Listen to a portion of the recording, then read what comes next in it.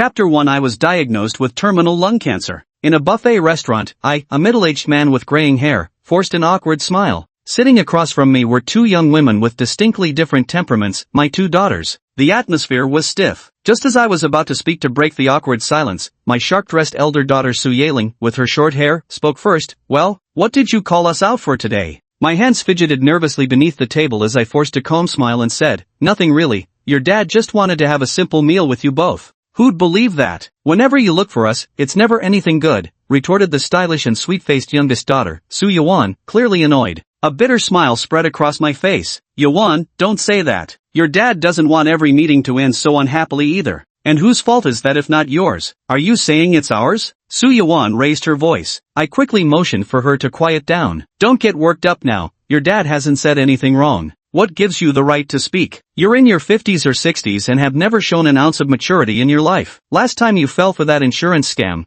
not only did you lose your own money, but you also tried to drag us down with you. You even pressured us on behalf of those scammers, forcing us to give you money. Su Yuan grew increasingly agitated as she spoke, finally spitting out with resentment, you're absolutely ridiculous. I forced a smile and said, alright, it's all Dad's fault. Don't be angry now. Let's just have a nice meal today without bringing anything up, okay? No. Su Yeling adjusted her glasses with a cold tone. As a lawyer, I must remind you that although we are your biological daughters and theoretically owe you filial support, according to the latest 2028 legislation, parents who fail to fulfill their duty of support cannot compel their children to support them. 20 years ago, you and Mom got divorced, and after that, you never paid a single cent in child support as stipulated in the divorce agreement. So we only owe you moral obligation when it comes to supporting you, certainly not a legal one. Over the years, the gambling debts Yuan and I have repaid for you add up to at least 100,000 yuan. Moreover, during holidays and on your birthdays, we'd send you red envelopes containing double the amount you once gave us. Before, when you were hospitalized due to illness, Yuan and I paid for your medical and hospitalization fees. I won't bother tallying up those few thousand yuan. Listening to my eldest daughter meticulously listing each accounting item,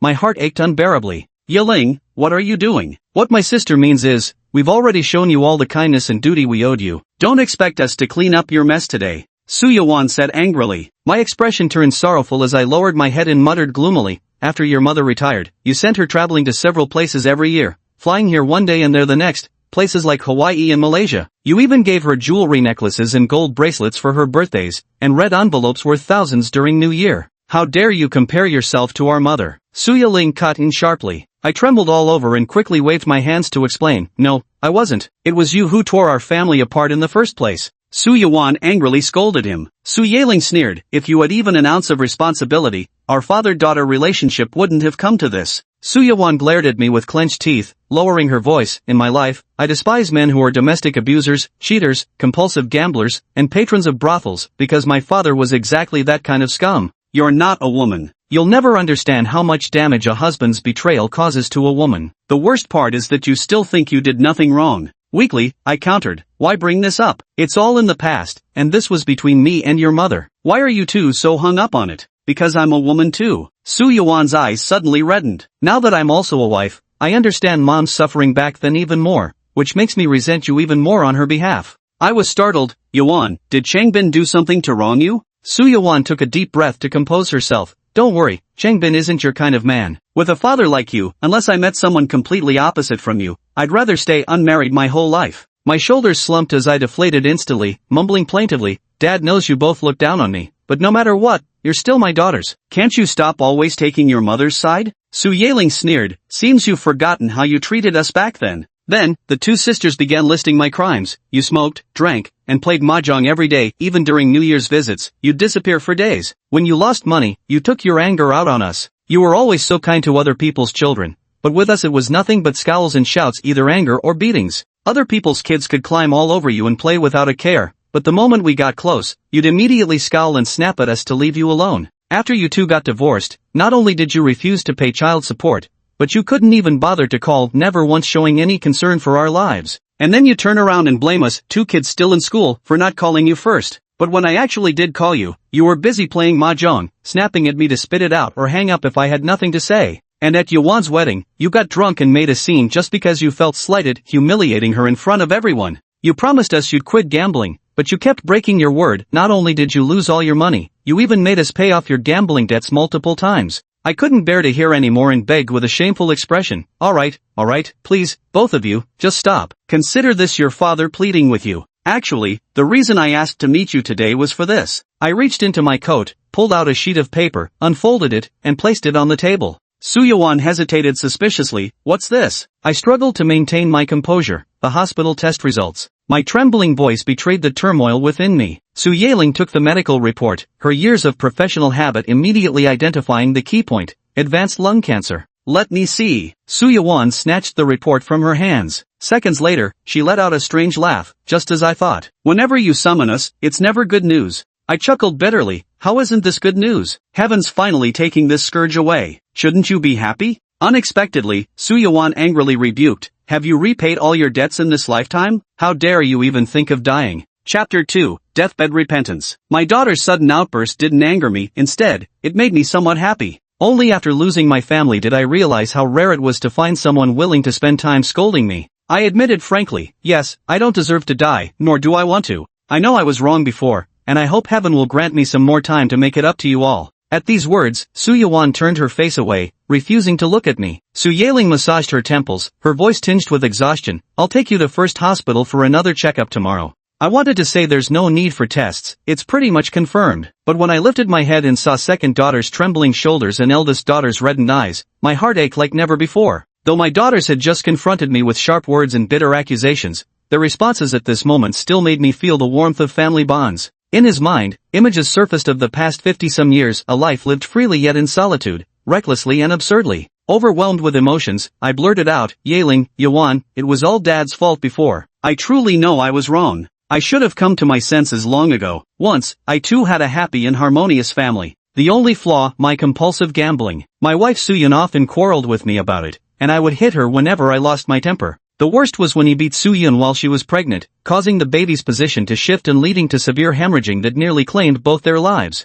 Moreover, like most men, I also enjoyed fooling around outside. Once I was caught cheating and mistaken for soliciting prostitutes. It was Soo-yeon who bailed me out with money. For the sake of our two daughters, Soo-yeon gave me chance after chance. 20 years ago, he told me, from now on, we each play our own games without interfering, and upon hearing that, I firmly insisted on divorce. After the divorce, I secured custody of our two daughters. At the time, I thought having no children would mean living carefree and happy ever after. Every day, aside from work, it's just playing mahjong. When loneliness strikes, I'd spend a little money to find a woman for relief, or seek comfort with lonely women from the factory. Occasionally, I manage to attract women with this face of mine. Too bad they all think I'm poor and refuse to marry me. Not that I care much. Back when I married Soo-yeon, I didn't spend a single cent, no wedding banquet, nothing, even got her pregnant first before registering the marriage. Didn't she still bear me 2 children? Ask me to spend big money on remarriage? Not a chance. Women demanding bride prices and endless requirements for marriage, isn't that just selling their daughters? It's not as if I couldn't find a woman. Why should I marry those materialistic types? That's the thinking that's kept me single all these years. Other men gain more advantages as they age, but I've only grown more destitute. Later, seeing my ex-wife Soo-yeon remaining single all this time, I thought there might still be a chance and proposed remarriage to her more than once. But she said she'd rather grow old alone than ever retrace her steps down that road again. All I could do was laugh awkwardly. Yes, Soo-yeon isn't as pathetic as I am. She was a single mother raising 2 children, yet she remained industrious, willing to endure hardship, and full of ambition. Right after the divorce, she took her 2 daughters back to her parents' home to live temporarily. The 3 of them were crammed into a tiny room less than 10 square meters in size. Her parents, already in their 70s, helped look after the 2 school-age children at home while she worked hard alone in the city, gradually climbing to the position of company supervisor. Within just 5 or 6 years, she managed to make a down payment on an apartment in the city and later even bought a car. Back then, I never gave my 2 daughters a single cent for their living expenses, only sending them 200 yuan red envelopes on their birthdays and during New Year as a token gesture. At that time, I still hadn't realized the importance of family bonds, remaining an irresponsible man. Time flew by quickly. Soo-yeon successively put both daughters through college. Then my daughters found love, got married, and had children one after another. By the time they'd all built their own little families, I remained utterly alone. In middle age, all the men around me show off their daughters and grandchildren, but I have nothing to boast about. When it comes to my 2 daughters' marriages, I don't even have the right to say a word. At the wedding banquet, my son-in-law politely called me dad upon seeing me, then immediately turned to greet someone else. I wanted to vent my anger, but the rage got stuck in my throat, forced back down. I could only drown my loneliness in alcohol, then make a drunken scene at my daughter's wedding. Afterwards, I was filled with such deep regret that it turned my guts green. Only when I was old and decrepit did I realize that the most important things in life are family bonds and companionship. Yet unfortunately, my epiphany came too late. I thought my 2 daughters would feel relieved knowing I was going to die, but to my utter astonishment, they insisted I be hospitalized for treatment. You should understand, cancer is an incurable disease with no hope of recovery. I didn't want to waste money and refused to go to the hospital. Su Yuan exploded with rage. You're a failure of a father. The rest of your life should be spent repaying the debts you owe us from your earlier years. I won't allow you to die now. I tried to use her husband to restrain her. Have you asked your husband for his opinion? Changbing wouldn't agree, but she said nonchalantly, don't worry about that. Both Changbing and I have our own careers. He's willing to support my decisions, just as I'm willing to support his. And so I was admitted for chemotherapy. What surprised me even more was that after hospitalization, Suyun actually started visiting me occasionally. During small talk, I mentioned not liking hospital food. Unexpectedly, the next day she brought home-cooked meals, claiming she'd made too much food for herself. The days passed, and my physical condition worsened. Finally, I could hold on no longer. Lying motionless on the hospital bed, my consciousness gradually faded. With great effort, I opened my mouth. I'm sorry. Beep, the sound of the heart monitor flatlining echoed in my ears. In that instant, I felt my entire body lighten, yet everything in the hospital grew strangely clearer. I saw that after my death, Suyun, who claimed not to care whether I lived or died, hid in the stairwell, crying and cursing me for never listening to her warnings about smoking. Yiling, usually indifferent toward me, stood in the hallway calling her husband to announce my passing, her voice breaking into sobs as she spoke. Holding my hand in the hospital room, Yuan murmured softly, Dad, ever since I was little, I loved clinging to you, but you never liked us. You were so harsh. I love you, but I also feared you.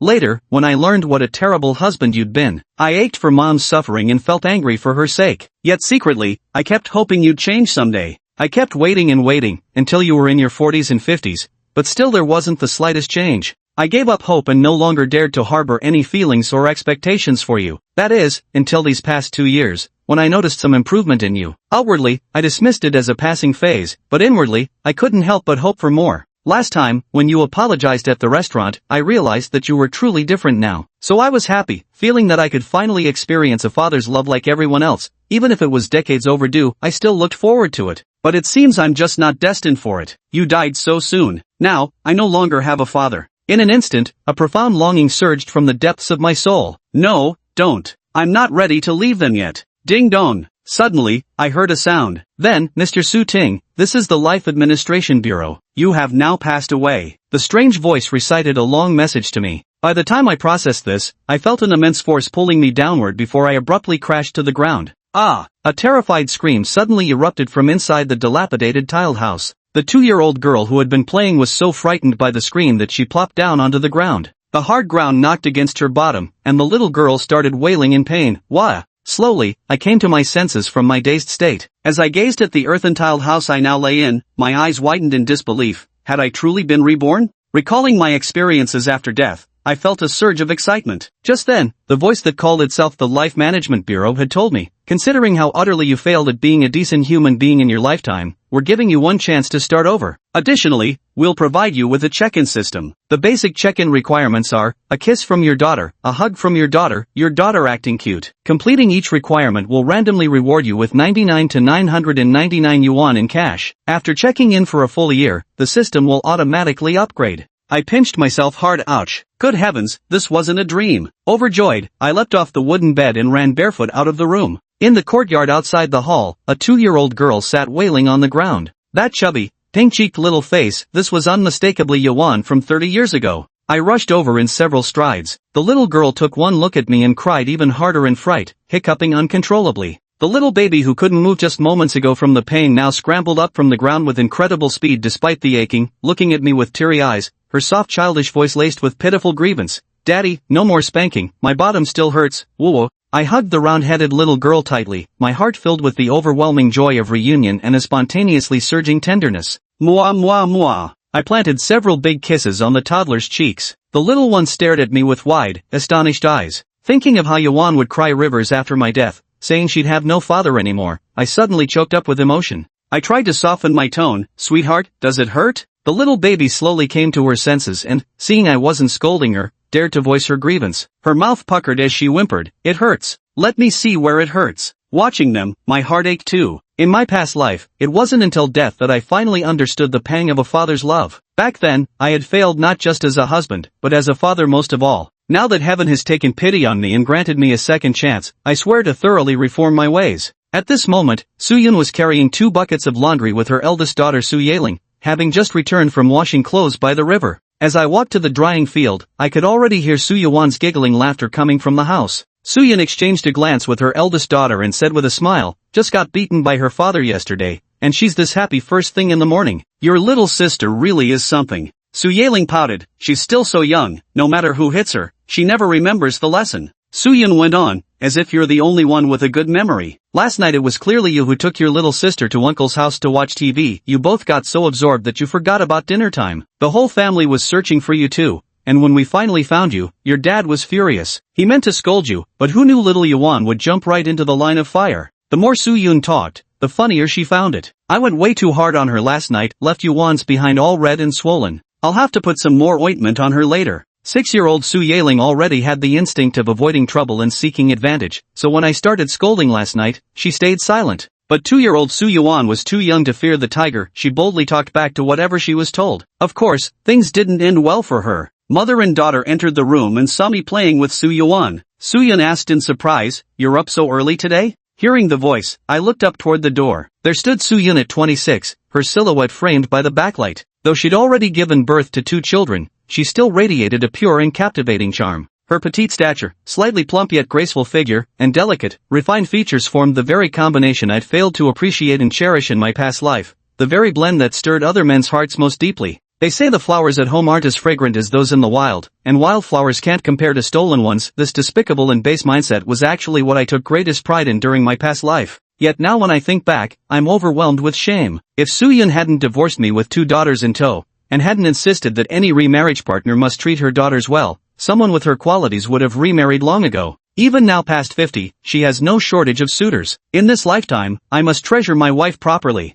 To hell with all this nonsense about home flowers and wildflowers. Xiao-yun, where did you go this morning? Waking up without seeing you made me feel uneasy. I shamelessly pressed close to my wife's side. Seeing my restless hands trying to embrace her right in front of the kids, Soo-yun's cheeks burned crimson. "What are you doing? Don't be ridiculous in broad daylight." She glanced sheepishly at our 2 children before coyly pushing me away. I chuckled slyly, deliberately leaning in closer and thrusting my hips forward twice with meaningful suggestion. "This isn't being ridiculous, this is called marital bonding." "Ugh, shameless." Soo-yun laughed while scolding, playfully swatting me before turning to hang the laundry outside. I eagerly caught up. "Let me help you." Behind us, the 2 little rascals tilted their heads in unison, staring at us dumbfounded. In my previous life, I died with deep regret for never remarrying Soo-yun. Now we're not even divorced yet, and she still has feelings for me. Of course I need to seize this opportunity. I came back too late last night and didn't fulfill my husbandly duties. Let's turn in early tonight. I practically whispered this into Soo-yun's ear. Her face flushed again as she shot me a reproachful sidelong glance. "I thought you loved mahjong more than your wife and children?" I blinked meaningfully. A loving wife and kids by the warm hearth, just thinking about it feels wonderful. "Is mahjong really that fun?" "Humph. I'd believe hell freezing over before trusting your words." "Unless you've had a complete personality overhaul, not a chance." Soo-yun went back inside carrying the empty bucket. Clearly, having been burned too many times before, she wasn't buying my act at all. I called after her retreating figure. "We'll see about that tonight." "What'll you see?" "Su-ting, are you quarreling with little Yun again?" "Grandpa, Grandma." The 2 little rascals dashed out and threw themselves into the arms of Su Zonghai and Zhang Xiufen. I looked at them with nostalgic eyes. "Uncle, Auntie, you're back?" Zhang Xiufen, carrying a manure bucket, was scolding the children to stay away from her so she wouldn't dirty her clothes, paying me no mind. Su Zonghai, holding a hoe, wiped the sweat from his forehead, just finished sowing some vegetable seeds. "Saw it was getting late, so I came back to cook." "How about you 2 rest, and I'll cook instead," I said, taking the fresh vegetables just picked from the fields out of Zhang Xiufen's urine bucket to wash them. In the countryside, we're not so particular. Though the bucket was meant for urine, it had been rinsed with stream water, carrying vegetables, and it was no issue.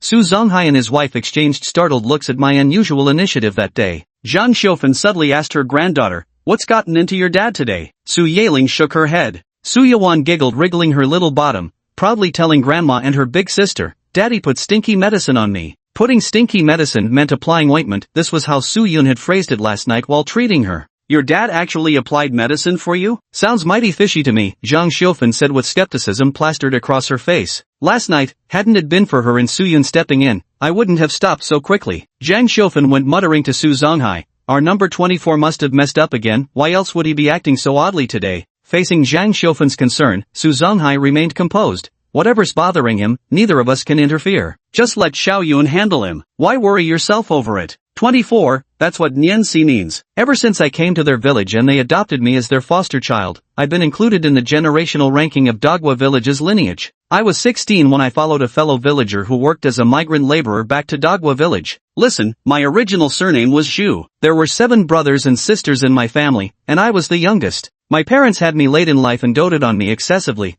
but unfortunately, they passed away one after another when I was 7. Without proper guidance, I was shuffled between my older siblings' homes, relying on them for meals, and dropped out of elementary school to start working as a child laborer. At 16, I befriended a boy from Dagwa village, and we became close companions. By then, Su Zonghai and Zhang Xiufen had been married for over a decade but still couldn't conceive. Su Zonghai was about 10 years older than Zhang Xiufen. When Zhang Xiufen married him at 19, he was already 30. The couple figured this age gap might be why they couldn't conceive a child of their own. So they began looking into adoption. And that's how, by sheer coincidence, I became their foster son. Due to my personal background and the lack of blood ties between us, they always treated me with cautious consideration during our interactions. In such circumstances, Su Zonghai and Zhang Xiufen wouldn't dare lecture me. Both feared upsetting me lest I abandon them and return to my hometown to seek out my elder brothers and sisters. Likewise, they worried that after marrying Su Yun, I might secretly return to Sichuan with her. After all, both Su Yun and I were from Sichuan. So the couple went out of their way to dote on their 2 granddaughters, always making sure our family of 4, the couple and their 2 granddaughters, got first pick of any delicacies in the household. Moreover, they stubbornly believed money only felt secure when clutched in their own hands, making them appear particularly stingy when it came to financial matters. The whole family thought I was harboring sinister intentions, but only I knew the truth. I had genuinely repented. The cooked dishes were served, just 1 plate of stir-fried vegetables without a trace of oil, and a bowl of dried radish strips. During busy farming seasons we eat solid food. In idle times we make do with watery porridge. With the new year approaching, we needed to save all the good food. Except for the day we first returned, when Su Zonghai killed a young rooster to welcome us. Yesterday and today we'd only had watery porridge with dried radish. Ultimately, it all came down to poverty. But no matter how poor we were, whenever I came home, Zhang Xiufen would have Su Zonghai slaughter a chicken for me. At the very least, they made sure my first meal back had meat. If not for that, in my past life I wouldn't have stayed in Dagwa village until both elders passed away peacefully. During the meal, Su Zonghai instructed, "This afternoon I'm going to help Aki slaughter pigs. Don't go playing mahjong this afternoon, daughter, you need to visit the Temple of Lords." I nodded, understood. Off to worship the Lords now. New Year's coming. Su Yaling, who had been quiet all along, suddenly exclaimed cheerfully. Su Yuan followed suit, wriggling on her stool and shouting, "Happy New Year. Time to eat. If you keep fooling around, your dad will spank you again." Zhang Xiufen hastily scolded. In the past, such antics would have truly made me lose my temper. But now, I smiled broadly, pulling the little one close and bending down to ask little Yuan, "How about you go with daddy to pay respects to the ancestors this afternoon?" Xiaowan giggled sweetly. Okay. Su Yaling, her mouth full of rice, watched her younger sister snuggling in my arms with evident envy. But in her memory, I wasn't like this, so she didn't dare approach me recklessly. I noticed the conflicted gaze of my 6-year-old eldest daughter, longing yet fearful, and inwardly sighed. It's all the consequences of my past misdeeds. No wonder Yaling grew distant from me as she got older. Yaling, are you coming? I asked my eldest daughter with a smile. Su Yaling hesitated as she glanced at me, then looked to her mother Su Yun for support. Su Yun encouraged her, "Go ahead. Both of you should go with your dad to worship the gods. Ask the deities to bless you too and help you grow up quickly." Su Yaling gave a bashful smile and said to me, "Okay, I'll go too." In the afternoon, I carried the offerings on a shoulder pole, balancing it with one hand while holding my eldest daughter's hand with the other. She, in turn, held her little sister's hand as the 3 of us cheerfully headed out to worship the gods. The so-called worshipping the gods is actually a traditional Thanksgiving ritual to the deities in this region. During these last few days of the year, people visit temples daily to offer thanks to the gods. Every household must pay homage to the deities once before New Year's Eve, with each family choosing their own specific day. On the afternoon of New Year's Eve and the morning of the first day of the new year, everyone goes to worship the ancestral lord, that is, to pay respects at the ancestral hall. The streets bustled with people coming and going. Xia Yawen, being spirited and energetic, would sweetly greet everyone she saw, acquaintances and strangers alike, with such cheerful smiles that even the busiest passerby couldn't resist stopping to play with her. "Nianxi, your 2 daughters are truly wonderful. One clever and sensible, the other lively and adorable, impossible not to love at first sight." Every time after teasing my child, those people would say such things to me. My heart swelled with pride at that moment. Damn it. Turns out this old man also had his shining moments to show off his daughters. Those old buddies from my past life who kept flaunting their daughters and granddaughters. How I wish you could see Su Ting's daughters now. Still basking in my good mood, I arrived at the temple to worship the ancestors when I ran straight into Dog 7 from our village. Dog 7 was just this guy's nickname. What his real name was, I never knew. Last night I played mahjong with him, and what's even more infuriating is that I lost 300 yuan to Go Chi. That's nearly a month's salary for me. Even now, I don't dare tell Su Yun. I'm afraid she'll scold me if she finds out. Oh, Su Ting's here. Thanks for last night, buddy. I can have a good new year this year. Go Chi said with a hearty laugh, his tone impossible to read, whether genuine gratitude or biting sarcasm. Either way, I couldn't feel happy about it. Su Yaling instinctively shrank behind me at the sight of Go Chi. Little Yuan, however, was bold enough to greet him sweetly. Hello, uncle. TSK, how adorable. Su Ting, your little daughter is absolutely delightful. Go Chi crouched down as he spoke, pinching Xiao Yuan's cheeks between both hands and tugging them forcefully sideways without any regard for the child's feelings. He chuckled gleefully while commenting, wow, what tender little cheeks. Ow ow ow, she cried. Xiao Yuan's eyes welled up with tears from the choking grip. My expression darkened instantly as I roughly shoved Go Chi's hand away and growled, let go. Watch your damn strength. Can't you see my kids crying in pain? Go Chi was the local troublemaker of Dogwa village, the kind who'd been raising hell since childhood. Normally people avoided provoking him, not unless they wanted trouble, because he had a notoriously foul temper and acted like he owned the place. The moment I intervened, Go Chi erupted. What the hell, Su Ting? Is your daughter made of fucking gold? I barely touched her and you're acting like this? Keeping my cool, I replied calmly. No hidden meaning here. You hurt my daughter. I don't want you touching her. That's all there is to it. Arguing with trash like Go Chi was pointless, win or lose. Besides, we were still inside the temple with plenty of worshippers around. Even an idiot like him wouldn't be stupid enough to start a fight here. After that, I simply went about my own business, lighting incense, offering prayers, burning paper money, letting Dog 7 rage and curse like a madman on his own. What's so great about an outsider like you? Su Zonghai and Zhang Shofen couldn't even have kids, and you're no better, you just popped out 2 worthless daughters. You'll end up with no heir to carry on your name either. I've been making a name for myself in Dogwa village since I was 8 years old. Who the hell do you think you are? The two of them slaved away working odd jobs all year just to scrape together a few bucks, but in the end, every penny still wound up in the old man's pocket. You two just earn money for your old man, don't you? Why don't you just hand it over to me directly from now on? Go Chi cursed left and right, insulting everyone from Su Zonghai and his wife down to my own wife and daughter without exception. My expression grew increasingly grim as I walked up to Su Yaling. Seeing my face, she shrank back in fear. Startled to see my daughter frightened, I forced a smile and handed her 50 cents. Eldest, take your little sister to the store up there and buy some sweets. Dad will come find you soon.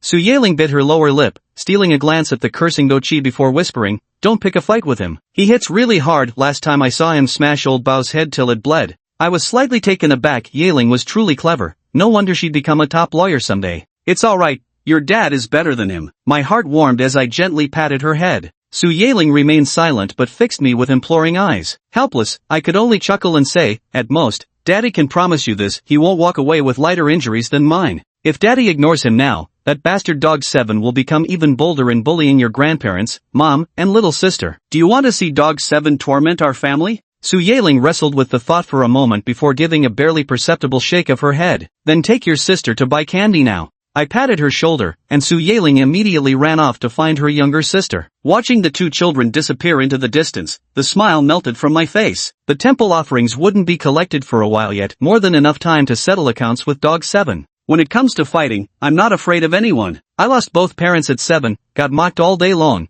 and practically fought 7 or 8 rounds daily. That's exactly why my older siblings despised me. They sent me off to work before I even finished elementary school. I joined society at just 11, following others into factories, drifting wherever they went. I've been a gang lieutenant and witnessed the bloodshed of real knife fights. I'm different from Dog 7, he fights by yelling. I fight by being ruthless. Stepping out of the temple, I turned to look at Dog 7, who was still hurling curses unabated, and said coldly, I heard your eldest son is disliked wherever he goes, your wife ran off with someone just after giving birth this year, and you're even planning to sell off your eldest daughter for money. Dog 7, have you heard your nickname so much that you've actually started to think you're a dog? As soon as the words left my mouth, Dog 7, humiliated and furious, roared and charged at me. As he rushed forward, I picked up a rock from the ground and smashed it into him the moment he got close. I hurled the rock aside and began throwing punches at Dog 7's vulnerable spots. Dog 7 tried to muster his strength to fight back, never expecting I'd block every single one of his attacks. In the end, he was beaten so badly he couldn't even retaliate. But unwilling to lose face, he kept defiantly shouting and taunting.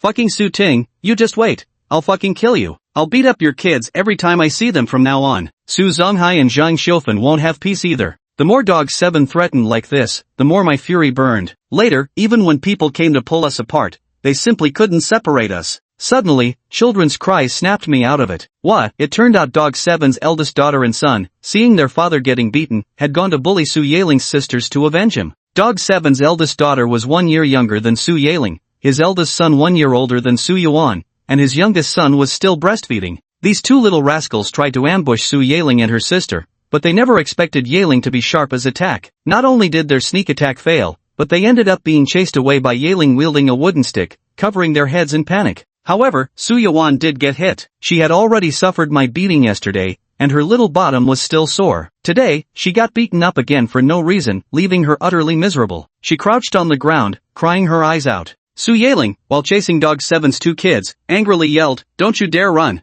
Bullying my little sister, I'll fight you to the end." The adults, seeing this, tried to intervene and persuade both me and Dog 7. "Look at you two fathers, you've led your children astray. If you don't stop now, you'll really become the laughingstock of the kids." I snorted and withdrew my fist. As long as Dog 7 keeps his mouth clean, I can't be bothered wasting time with him. Dog 7 looked thoroughly beaten, traces of blood lingering at the corners of his mouth. He spat indignantly. "All I did was curse at you a couple times. Look what you did to me, who's the real savage here?" I gave him a cold glance. "Then what's your point? Still want to fight? Fight my ass. It's obvious I was just getting pummeled." Dog 7 howled in humiliated fury. "If this keeps up, damn it, I'll be asking you for medical fees. What rotten luck during the New Year festival." I sneered. "If you know it's bad luck, why is your mouth still so foul?" Dog 7's face flushed crimson as he yelled, "Who knew you'd hit so damn hard?" My face darkened. "Who are you calling your mother?" Dog 7 immediately backed down. "Can't I just swear at myself then?" Humph, he was probably thinking to himself, couldn't even hold his ground in Dogwa village anymore,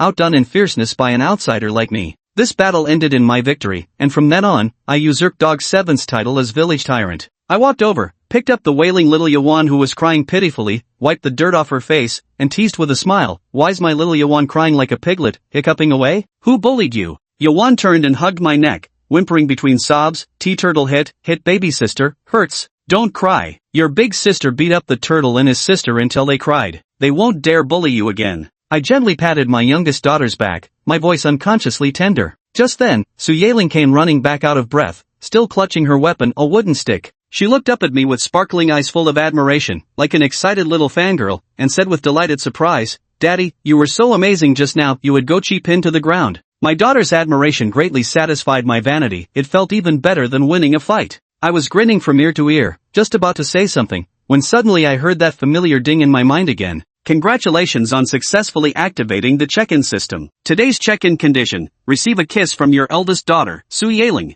Ah, right, I still have this check-in system. I'd been too excited after my rebirth and completely forgot about it. A kiss? Such a simple thing. I immediately squatted down and said cheerfully to the elder daughter, "Yailing, since Dad is so amazing, can you give me a little reward?" Su Yailing asked shyly, "What kind of reward do you want?" I leaned my face forward and said, "Give your dad a kiss." Giggle. Before Su Yailing could respond, the little crybaby in my arms erupted into laughter first, even blowing a snot bubble in her mirth, truly leaving me exasperated. "What are you laughing at? Quickly suck that snot back in." "Okay," little Yuan obediently sniffled. Su Yailing burst into laughter and planted a kiss on my cheek with a wide grin. Asterisk ding. Today's check-in condition completed. Random reward, 500 yuan in cash, asterisk. The next second, I felt something extra in my pocket. My heart skipped a beat as I hurriedly reached inside. Holy shit! Real money? That telltale texture made me sneak a peek into my pocket, and immediately, my eyes crinkled with joy. Seeing me so happy made Su Yailing delighted too. As long as I stayed away from Mahjong, I was the good dad who loved her and her sister in her eyes. "Let's go pack up and head home," I said cheerfully. "These 500 yuan will just cover the 300 I lost last night. That way my wife won't be mad at me, and I can have meat for dinner tonight." Just as we reached the village entrance, I saw Su Yun waiting under a tree. "Mommy! Mommy!" The two little rascals abandoned me the moment they saw their mother, sprinting toward Su Yun. Su Yun also stepped forward to take the two kids. As I approached, I noticed her brows were tightly furrowed. "What's wrong? Why are you here? I heard you got into a fight?" Su Yun asked while giving me a once-over. Seeing no injuries on my face, she pulled me closer and spun me around, asking, "Where did they hit you?" My wife's concern filled me with contentment, and I puffed out my chest proudly. "Your husband's no pushover. Dog 7's feeble punches were nothing, I was the one laying into him." Soo-yeon looked at me suspiciously. "Are you really alright?" I teased shamelessly. "If you don't believe me, I'll strip naked tonight so you can thoroughly inspect me." Soo-yeon quickly glanced around just as an uncle from the same village happened to pass by, causing her face to flush crimson. Meanwhile, I casually greeted him with complete composure. "Uncle Gong, heading back now?" "Ah, Ersi and Xiao-yun, your family finished paying respects?" Soo-yeon nodded shyly in response. "Yeah, I'm heading home to cook dinner," I replied cheerfully. "Gotcha, sounds good," came the warm response. After Gongshu had walked away, Soo-yeon chided him with a mix of annoyance and affection. "What's gotten into you today? You've been acting like such a rogue, it's so unlike you." I chuckled and asked, "Do you like it?" Soo-yeon ignored me and changed the subject. "Why were you fighting with Dog 7 at the temple? The kids were there, how bad does that look?" I was about to explain when Su Yeling's voice suddenly cut in. Mommy, Daddy was so amazing just now, he held Gochi down like this and beat him up." The two turned to look and saw Su Yeling talking while grabbing her younger sister, pushing her to the ground, mimicking the scene of me beating someone. "Stop, don't want." The little toddler forcibly pressed to the ground refused to cooperate, squirming in protest and voicing his objection incoherently. The path was made of yellowish mud. With Su Yeling's little stunt, the baby was now covered all over in the grimy yellow dirt, looking utterly filthy. Soo-yeon's face changed completely. I thought my wife was about to explode in anger, but she merely held back the agitated Yeling. "Mom knows now, Yeling, no need to keep pretending for my sake. You're hurting your sister like this, let her go." Soo-yeon spoke gently, her soothing tone gradually calming the agitated Yeling then obediently helped her sister up and brushed the dirt off her clothes. This scene moved me deeply. I realized my approach to parenting had always relied on shouting and physical punishment. Whenever my children displeased me, I would vent my emotions at will. For instance, last night when the two kids were just having fun and forgot to come home, I flew into a rage and beat them mercilessly. Even though one was just a 2-year-old toddler, I showed no mercy whatsoever. Of course, I didn't beat them to death, otherwise Yuan wouldn't be running around cheerfully today. Yet even so, it would leave psychological scars. The younger daughter won't remember, but the elder one certainly will. No wonder Yeling acted like an easily startled rabbit around me, only becoming more lively when with her grandparents and mother. Seems I'll need to learn from my wife in the future, must learn to restrain my temper. Lost in thought, I carried the shoulder pole while Soo-yeon led our two adorable daughters, chatting and laughing as we walked home. The setting sun's afterglow elongated our 4 silhouettes, painting a simple yet heartwarming tableau. After dinner, Su Yeling kept secretly watching my movements. I knew exactly what she was looking for, she just wanted to see if I would go play mahjong tonight. My family had long grown accustomed to this behavior of mine. Though everyone inwardly detested this habit of mine, no one could do anything about it. Every time Soo-yeon brought up this matter, I would lose my temper, and we'd end up in a heated argument. Having finally returned home, Soo-yeon didn't want to quarrel with me in front of the children, so she chose to turn a blind eye. Moreover, the new year was approaching, and Soo-yeon felt she ought to let me unwind a little. So, when Yeling asked her, "Mom, do you think Dad will still go play mahjong tonight?" "Let him come or not, I don't care," Soo-yeon said indifferently. When I stepped out after my shower, I saw the two of them huddled together, whispering. My instincts told me they were talking about me. "What are you two whispering about? Bad-mouthing me again?" Soo-yeon shot me a sidelong glance before replying, "Yeling's wondering if you'll go play mahjong later." I chuckled and said, "Well, you definitely won't guess right." "Yeah right, as if we even need to guess. If you could actually change that rotten habit of yours, I, Soo-yeon, would consider myself the luckiest woman who ever lived," Soo-yeon said mockingly to herself. I didn't respond, thinking silently, it's not that you burned rare incense in your past life, it's that I committed too many sins in mine, and heaven sent me back to repay you all. I went inside and gave Soo-yeon the entire 500 yuan reward I'd earned today, plus the remaining 200 yuan I had on me. Seeing so much money all at once, Soo-yeon stared at me in shock. My expression remained stern. "This is 2 months' wages. I spent 100 yuan on cigarettes and alcohol, the remaining 700 is all here. I'm giving you the money for no other reason than to show you that this time, I'm truly determined to quit gambling for good." Chapter 7, The First Step to Reform. Zhang Xiufen had just entered the living room when she saw Su Ting handing money to Soo-yeon. Unable to contain her surprise, she remarked, What a change today, even willing to part with money now, aren't we?" A faint smile of relief appeared on Soo-yeon's face as she replied in a lighter tone, "Then give the money to Aunt. Our house is too old, it nearly got flooded during the heavy rains the year before last. I want to save up enough to build a new one as soon as possible. Don't worry about the money for building the new house, I'll figure it out. Here, take this money." Su Ting insisted, pressing the money into her hand. Soo-yeon didn't take it seriously. I don't really have anything to spend money on anyway. Better give it to Aunt. This year Yaling just started primary school, and will have to pay tuition after New Year's. The reason she made Soo-ting hand over his earnings was simply to prevent him from losing all his hard-earned money at the mahjong table. As for whether this money was for herself or the family, Soo-yeon didn't mind either way. After all, ever since she got married, she had barely spent anything on herself. Every month, she would send home her measly wages to help with household expenses. Even if Soo-ting gave her money, it would still end up being used back home. But Soo-ting knew very well that no matter how much money they gave Aunt Siofan, when the time came to build the house, she wouldn't contribute a single cent. In their past life, Soo-yeon sent her salary home every year, yet after 7 or 8 years, the house still hadn't been built. Because whenever they asked if enough money had been saved, Aunt Siofan would always claim the family was broke, the children were frequently sick, always wanting snacks, and every penny sent home was spent on them. In the end, it was Aunt Siofan who made Soo-yeon borrow 2,000 yuan from her parents' side to finally get the house built. Later, they never returned that $2,000. It wasn't until they divorced and Soo-yeon moved back to her parents' home that she repaid the money herself. This incident became a lingering resentment in Soo-yeon's heart. Soo-ting didn't want history to repeat itself. But now with Aunt Siofan present, he couldn't speak plainly. He had no choice but to learn his lesson and give the money to his wife privately later. Is Uncle Nancy home? Just then, someone came looking for Soo-ting. Upon hearing the voice, Soo-yeon's smile faded slightly as she said to Zhang Siofan, Aunt, Brother Nancy's mahjong buddies are here. Quickly put the money away before he changes his mind on the spot. Zhang Siofan chuckled and nodded, sure thing. Soo-ting gave his wife a helpless glance. Why couldn't she believe he'd truly reformed? I'll deal with you tonight, he whispered, then went out to deal with the visitor. Su Yaling squatted beside Soo-yeon and asked innocently, Mom, is Daddy going to hit you tonight? Soo-yeon smiled awkwardly, how could that be? Then why did Daddy say he's going to teach you a lesson again? Su Yaling wore an expression that clearly said, don't try to fool me. Soo-yeon muttered, who knows what's gotten into him today? Even so, her face flushed crimson, the corners of her lips and eyes betraying an irrepressible sweetness. Uncle Nyansi, they're setting up at Keizai's place tonight, we're short one player and waiting for you.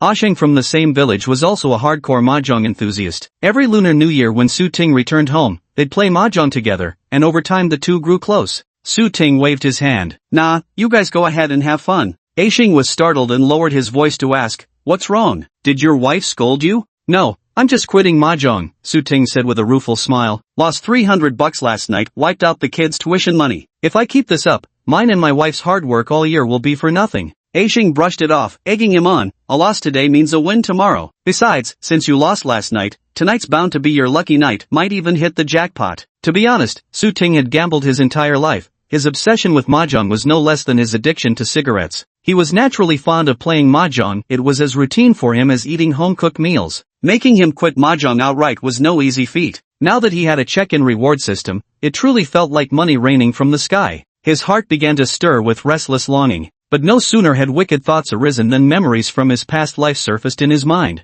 Daddy, Mommy says to come home for dinner. Stop nagging, can't you see I'm busy? Eat without me. Mom said we can't eat until you come home. The food's gone cold. Busted, ha ha ha, 24th uncle, you lost again. Cough up the money. Having lost at mahjong, he turned toward his little daughter who'd come to call him home for dinner with a face twisted in rage. The slap landed hard across her cheek as he vented his gambling fury. The youngest daughter was caught off guard by the slap and fell to the ground with a thud, bursting into loud sobs. You still dare to cry. It's all because you brought bad luck that made me keep losing money. Then the scene abruptly shifted to the moment of his death in his previous life. I'd given up hope. I didn't dare place any more affection or expectations on you. But these past 2 years, seeing you changing for the better, though I called it just a passing phase, secretly I couldn't help expecting more from you. Yuan's painful words struck his heart like a heavy hammer. Soo-ting's mind instantly cleared, and a cold sweat broke out on his back. I won't go. From now on, you don't need to call me for mahjong anymore, I've resolved to quit gambling.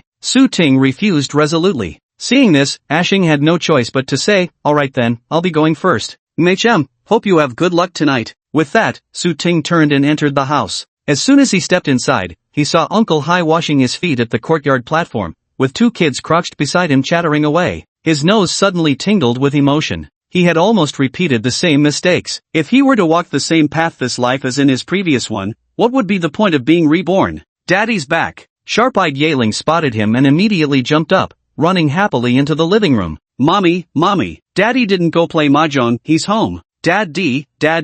Yuan, squealed the little girl in her milky voice, toddling unsteadily on her short legs before flinging herself toward him. She clung to his calf like a tiny koala cub. Su Ting grinned mischievously, swinging his leg playfully in midair, fully expecting to reduce her to tears. Who knew the little baby wasn't scared at all, just giggling away. Su Yeling pulled her mother out of the living room. Seeing them playing, she bit her finger and gazed longingly. Su Yun nudged her, "Why don't you go play with your dad?" Su Yeling looked hesitant. "Dad is sometimes good, sometimes bad. I don't dare go." "Silly girl, he's your father, what's there to fear?" Su Yun stroked her daughter's head, guiding patiently, "Just like how you correct mistakes you've made. If dad wants to change after being bad before, shouldn't we give him a chance?" Su Yeling wrinkled her little face, "But daddy never kept any promises he made to me." Su Yun gave a wry smile. The girl really did have a knack for remembering things. No matter what, she couldn't bear to see such a young child grow distant from their own father. So he earnestly told his daughter, "You heard it just now, dad said he won't play mahjong anymore from now on." Mom is willing to believe him, so can Yeling trust dad one more time too?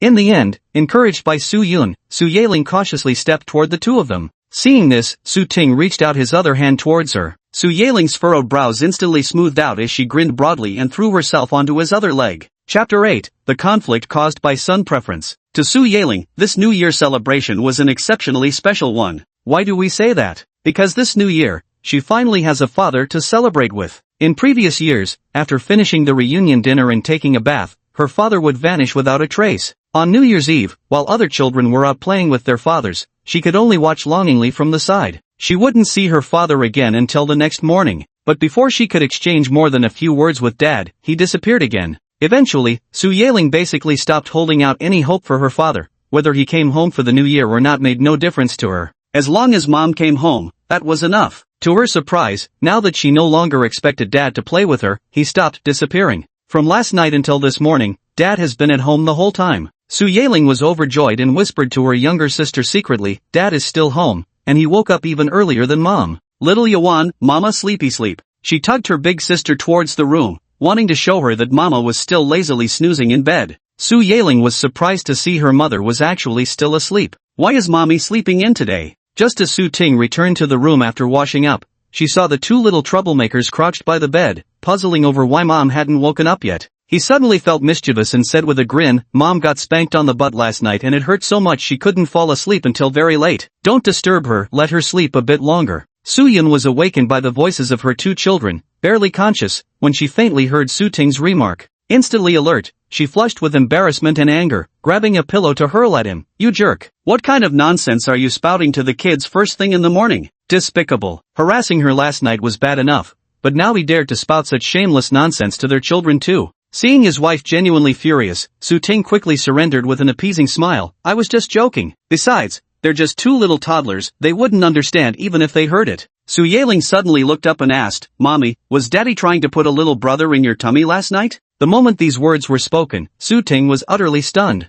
"Holy shit! Eldest, don't grow up so fast. Your father was wrong." Su Yun's face instantly turned tomato red as she glared furiously at her husband. "Su Ting." Su Ting raised his hands in haste, hurriedly clarifying, "I swear, I've never said those things to them. How could I be that disgusting?" "Shut up." Su Yun shot him a fierce glare. Su Ting quickly changed the subject with an awkward laugh. "Heh, honey, why don't you finish packing while I go cook for everyone?" If he didn't flee now, his own daughters would be the death of him. Su Yeling didn't understand why her parents were arguing. She timidly tugged at her mother's sleeve. Su Yun looked down to see Yeling's worried face as the girl asked, "Mom, did I say something wrong?" "No, it's nothing to do with Yeling. Your father is the bad one." No matter how awkward it was, he had to face his daughters. Su Yeling twisted her fingers anxiously and said, "I've heard from many people that if mom doesn't give birth to a little brother, dad will discard you and find a new mom for me and little sister. Is that true?" Hearing such words come from the mouth of a 6-year-old child made Su Yun's heart ache. At this moment, Su Ting, who had been eavesdropping outside, could no longer hold himself back. He walked in with a dark expression. "Who the hell has been talking nonsense in front of my daughter? Tell me, sweetheart, I'll go settle the score with them." Su Yun raised an eyebrow. "Weren't you supposed to be cooking?" Su Ting answered honestly, "I went to the kitchen, but Uncle Hai was already there. I couldn't help, so I came back." Su Yeling, seeing her father, seemed to gather courage and boldly told him, "It was those aunties talking to grandma, I overheard them." Su Ting's gaze darkened slightly. Su Yun's expression remained indifferent. "Uncle and aunt have always wanted me to bear a son. Yesterday when Yiling and I went to the river to wash clothes, someone even asked me when I planned to have another child." From her tone, Su Ting detected both anger and sorrow. Of course, he knew this because in his previous life, Soo-yun had personally told him how deeply resentful and helpless she had felt when pressured to conceive and bear children. He wasn't unaware of this fact. Before Yeon, Soo-yun had been pregnant before. When the ultrasound showed it was a girl, they terminated the pregnancy. Later with Yeon's pregnancy, because she had just had an abortion, they couldn't terminate again, which was why they kept her. Originally, Auntie had said they'd give the baby away to be raised by someone else after birth. When Yeon was born, she was so chubby and adorable that everyone who saw her instantly fell in love. They simply couldn't bear to give her away. In his previous life, Soo-ting hadn't cared about any of this. In reality, he was like most men. He believed having children was purely a woman's affair. A man just needs to sow the seed, without bothering with anything else. But now, he was immensely grateful he hadn't given Yeon away to be raised by others. Soo-ting sat on the edge of the bed and took his wife's hand. I promise you, from now on, no one will mock you for not bearing sons or pressure you to have sons. Our marital affairs are no concern of others. Whoever crosses the line shouldn't blame me for turning hostile. Soo-yun slowly raised her head, gazing at him calmly. She saw unprecedented sincerity on Soo-ting's face. The two little rascals were stunned as they watched from the side. Soo-yun grew embarrassed under his gaze, letting out a soft mmm as she withdrew her hand. Just as the atmosphere turned solemn, Soo-ting added, and according to biological research, a child's gender is determined solely by the father. So our inability to have a son isn't your fault, it's my inferior genes that doomed us to never have a boy. Soo-yun was stunned. You didn't even finish elementary school, how do you know about this? Soo-ting grinned, someone told me. This someone was his eldest daughter.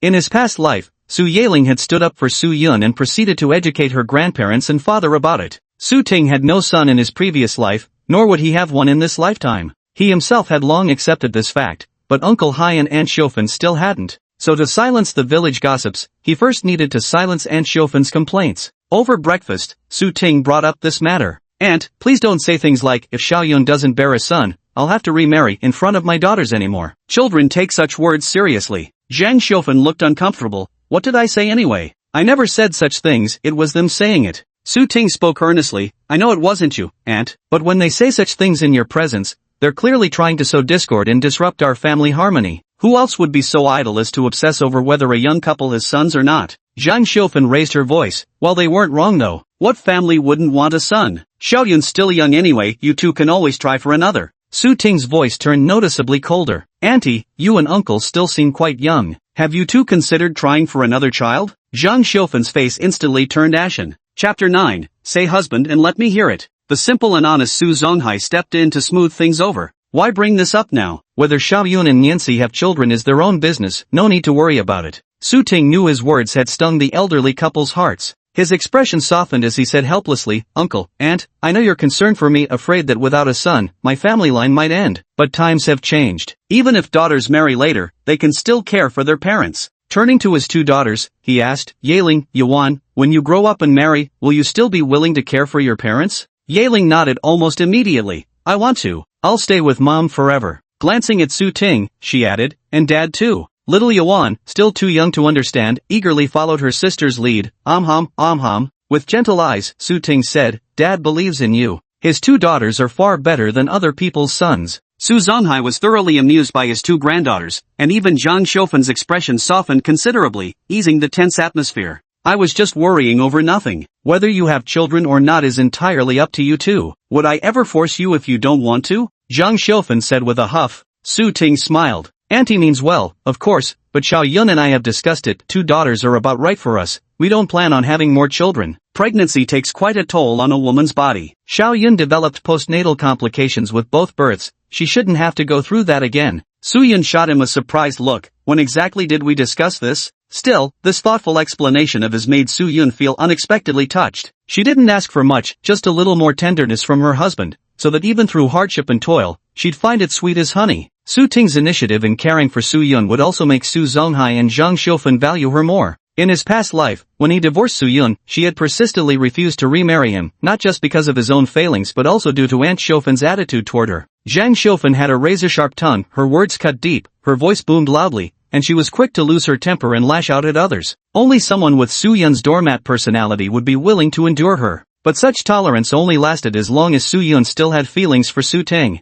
Once their relationship collapsed and they divorced, Soo-yun absolutely refused to turn back down that old path. Even though Zhang Shofan had finally realized Soo-yun's virtues, it was already far too late. Rather than regretting things after they happen, it's better to remind Zhang Shofan to stop while there's still time. In this lifetime, he could never divorce Su Yun. If Aunt Xiaofan went too far and Yun Su couldn't take it any longer, of course he would choose his wife and children. After breakfast, it was time to get busy. Today is New Year's Eve, time to slaughter the chicken, worship at the ancestral hall, paste spring couplets, and prepare the reunion dinner. Su Zonghai boiled rice and pork, all traditional offerings needed later for the ancestral worship ceremony. Two women busied themselves selecting vegetables, washing greens, and tending the stove fire, assisting in the kitchen. Su Ting was in charge of slaughtering the chicken. The chickens at home were all free-range native breeds. Su Tingguang struggled for ages just trying to catch one, while the two little rascals Su Yaling and Su Yuan watched the spectacle from the sidelines, giggling uncontrollably. Finally, Zhang Xiaofan gave him a tip: scatter some grain on the ground. When the chickens come to peck,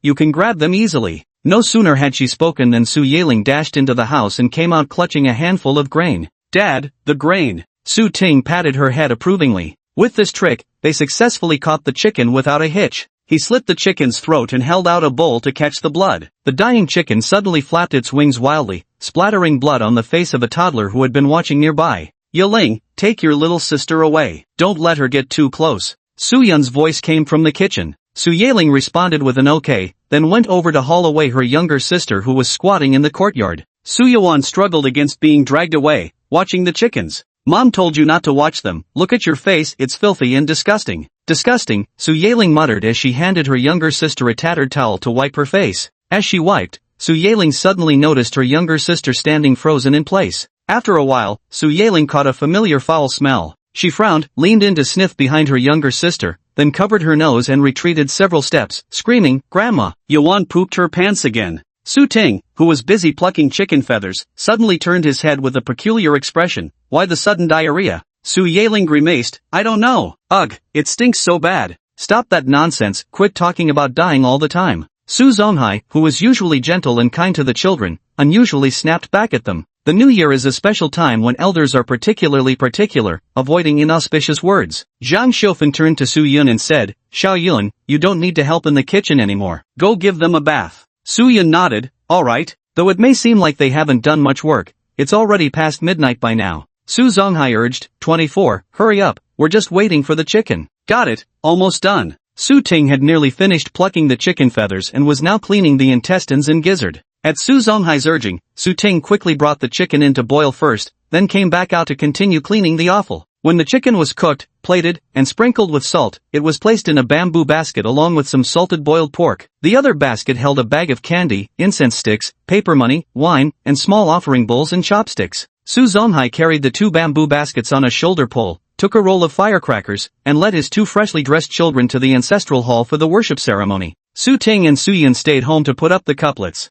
At this time, the small town had no fireworks for sale, otherwise, he would have had to go buy firecrackers and fireworks now. "Let's invite Auntie to play landlords with us tonight. Watching the Spring Festival Gala alone would be so boring." While working, Su Ting discussed the evening's plans with his wife. Su Yun, who was applying paste, smiled at his words. "So you're really not going to play mahjong anymore? Don't you trust me yet?" Su Ting gave her a pitiful look. "You keep doubting me. You're breaking my heart." "Ah." Su Yun, being naive, easily fell for it and hurriedly explained, "I do believe you, of course I do. It's just that it feels so unreal." Su Ting sighed, "I don't care. You've hurt my feelings, so you'll have to take responsibility." Su Yun, distressed and conflicted, asked softly, "Is it that serious? So you don't believe me again?" Su Ting pretended to be upset. Su Yun took one look and shook her head rapidly, denying it outright. "Nothing, nothing." "Then call me hubby properly." Su Ting made his demand with infuriating composure. Surprisingly compliant, Su Yun parroted, "Oh, hubby." This time Su Ting was genuinely irritated. "Are you humoring a child? That was completely emotionless. Was this how you moaned it in bed last night?" Su Yun glanced around guiltily. Fortunately, Aunt Xiaofan had gone to feed the chickens and wasn't around.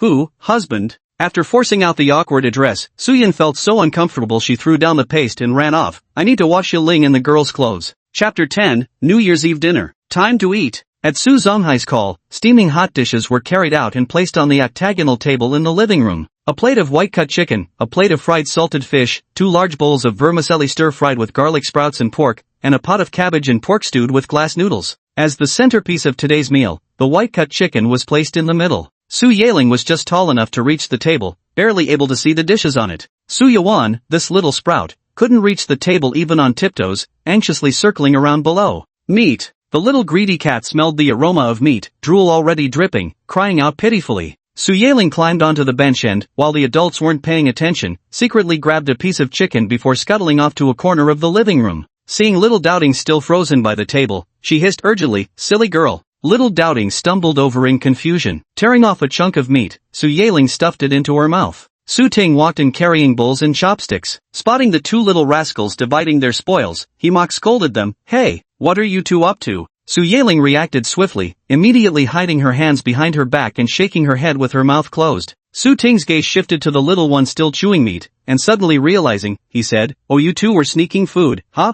"I didn't, sister was the one sneaking food." Seeing her little accomplice exposed, Su Yeling decisively abandoned the pawn to save the queen. But she underestimated little Peanut's intelligence. Yuan betrayed her on the spot, telling Dad, "Big sister stole snacks." "Silly girl, how could you?" Su Yeling panicked and said angrily, "I won't take you next time." Hearing this, would Big Sister really leave her out of future snack thefts? Absolutely not. Remembering that following Big Sister meant getting treats, she quickly changed her tune. Big Sister didn't steal snacks. Daddy stole them. Su Ting was utterly bewildered. What's that got to do with me? What happened? Who stole food? Just as Su Yun finished hanging the laundry and walked in, she heard Xiaoyaman accusing Dad of stealing food, so she asked curiously. The little pipsqueak, with her innocent and adorable face, once again threw dirty water at the victim Su Ting in his presence. "Mama, Daddy stole meat." Su Ting didn't know whether to laugh or cry, waving his hand dismissively. "Alright then, let's pretend I neither saw nor asked anything. And don't you go accusing me falsely, I'll leave now. How about that?" Honestly, two little female bandits, each more skilled than the other at framing people. Zhang Xiaofan arrived carrying a pot of rice and immediately scolded the two little rascals for sneaking food when she noticed the greasy stains around Su Yaoan's mouth. Zhang Xiaofan wasn't truly angry, she just wanted to prevent the children from developing bad habits, so while her voice was loud, there wasn't any real malice behind it. As long as there's no ill intent, little Yuan wasn't afraid. She was still young, only able to rely on instinct to seek advantage and avoid harm, with kindness and malice being her basis for distinguishing what she liked and disliked. But Su Yeling understood. When Grandma scolded her, she hunched her shoulders and skulked guiltily to the kitchen to find Grandpa. As soon as his eldest granddaughter entered, Su Zonghai smiled and asked, "Did you upset your grandma again?" Su Yeling stuck out her tongue. "I sneaked a piece of chicken." Ha ha ha. Su Zonghai didn't think a child sneaking a bite was any big deal. As he continued cutting chicken for the next day, he handed a piece of gizzard to his eldest granddaughter. "Granddad is the best." Su Yeling happily threw herself at her grandfather, planting a big kiss on his cheek. Su Zonghai's eyes crinkled into slits from smiling. Su Yeling took the chicken gizzards her grandfather gave her and sat to the side, eating while watching him cut up the chicken. One chicken was split into halves, only one half would be served at dinner tonight, with the other half saved for tomorrow morning. Knowing both granddaughters loved chicken legs, Su Zonghai managed to carve 4 drumsticks from one small rooster, 2 large chicken drumsticks, 2 small wingets. The dining table in the living room was set with dishes and utensils, waiting only for everyone to gather. Zhang Xiaofan picked out a piece of chicken for her little granddaughter and instructed the toddler, "Sweetie, go call Grandpa to dinner." Little Yuan happily took the chicken and obediently went to the kitchen to summon him. "Watch your step," Su Yun reminded her uneasily. Xiao Yuan acknowledged. Clad in a bulky padded jacket, the little tot walked very slowly. With Mom's warning ringing in her ears, little Peanut had to carefully watch her step to avoid slipping and dirtying her new clothes. Though her eyes were busy, little Peanut's mouth wasn't idle either. She was munching on meat while occasionally calling out for Grandpa between bites. "Grandpa!" The mumbled words reached Su Zonghai's ears, though he could barely make out that his little granddaughter was calling for him. Su Zonghai replied, "Oh." Little Doubting walked intently toward the kitchen, too preoccupied to glance at Su Ting nearby. Standing by the courtyard washing his hands, Su Ting had been watching little Doubting ever since she stepped out. The corners of his mouth never stopped curling upwards. Only when she safely reached the kitchen door did little Doubting dare to lift her gaze from the ground and call out, "Grandpa, time to eat." "I got it," Su Zonghai said, but he still stayed in the kitchen. The little bean urgently urged, "Eat, Grandpa." "What's the hurry? I haven't finished this bit of work yet." Su Zonghai still didn't move. The little bean made a troubled expression and struggled to lift his leg to step over the kitchen threshold. But being short with stubby legs and dressed thickly, he actually tripped over the threshold. Fortunately, Su Ting had followed closely behind and swiftly caught Xiao Yuan before she could hit the ground. "Uncle, don't fuss anymore, the food's getting cold," Su Ting said. Holding Xiao Yuan in his arms, Su Ting turned to Su Zonghai. Su Zonghai had also been startled, but upon hearing Su Ting's words, he put away his things, washed his hands, and went to eat. At around 4 in the afternoon, the 6 members of Su Ting's family sat around the octagonal table and began their New Year's Eve dinner. Before the meal, they set off a string of firecrackers. The crackling sound symbolized the family driving away all the bad luck from the past year. Before the New Year's Eve dinner was even finished, little Yuan was already nodding off. Curled up in Su Ting's arms with a piece of meat in her hand, her little head kept bobbing sleepily. Yuan is sleepy, I'll take her inside to sleep, Su Yan said as she reached to take the child. It's fine, she's just a little thing, I'll let her sleep in my arms. Su Ting dismissed the concern casually, motioning for her to sit back down and continue eating. Su Yan smiled warmly at him. You don't seem annoyed by children at all now, do you? Of course not, she's my daughter, Su Ting replied matter-of-factly. Zhang Xiufan couldn't help but chuckle from the sidelines. Hearing the laughter, Su Ting protested indignantly. Auntie, what's so funny? Zhang Xiufan said, that doesn't sound like you at all. Su Yan nodded in agreement. Exactly. You'd rather play with other people's children than spare time for yailing. And after Yuan was born, how many times did you even hold your own child? Their words left Su Ting thoroughly ashamed. I've realized my mistakes now. I'll make it up to them from now on. Then we'll just wait and see. Su Yan still wore a half-convinced expression. As the saying goes, it's easier to move mountains than change one's nature. She couldn't shake the feeling that Su Ting's recent unusual behavior meant he was preparing some big move against them.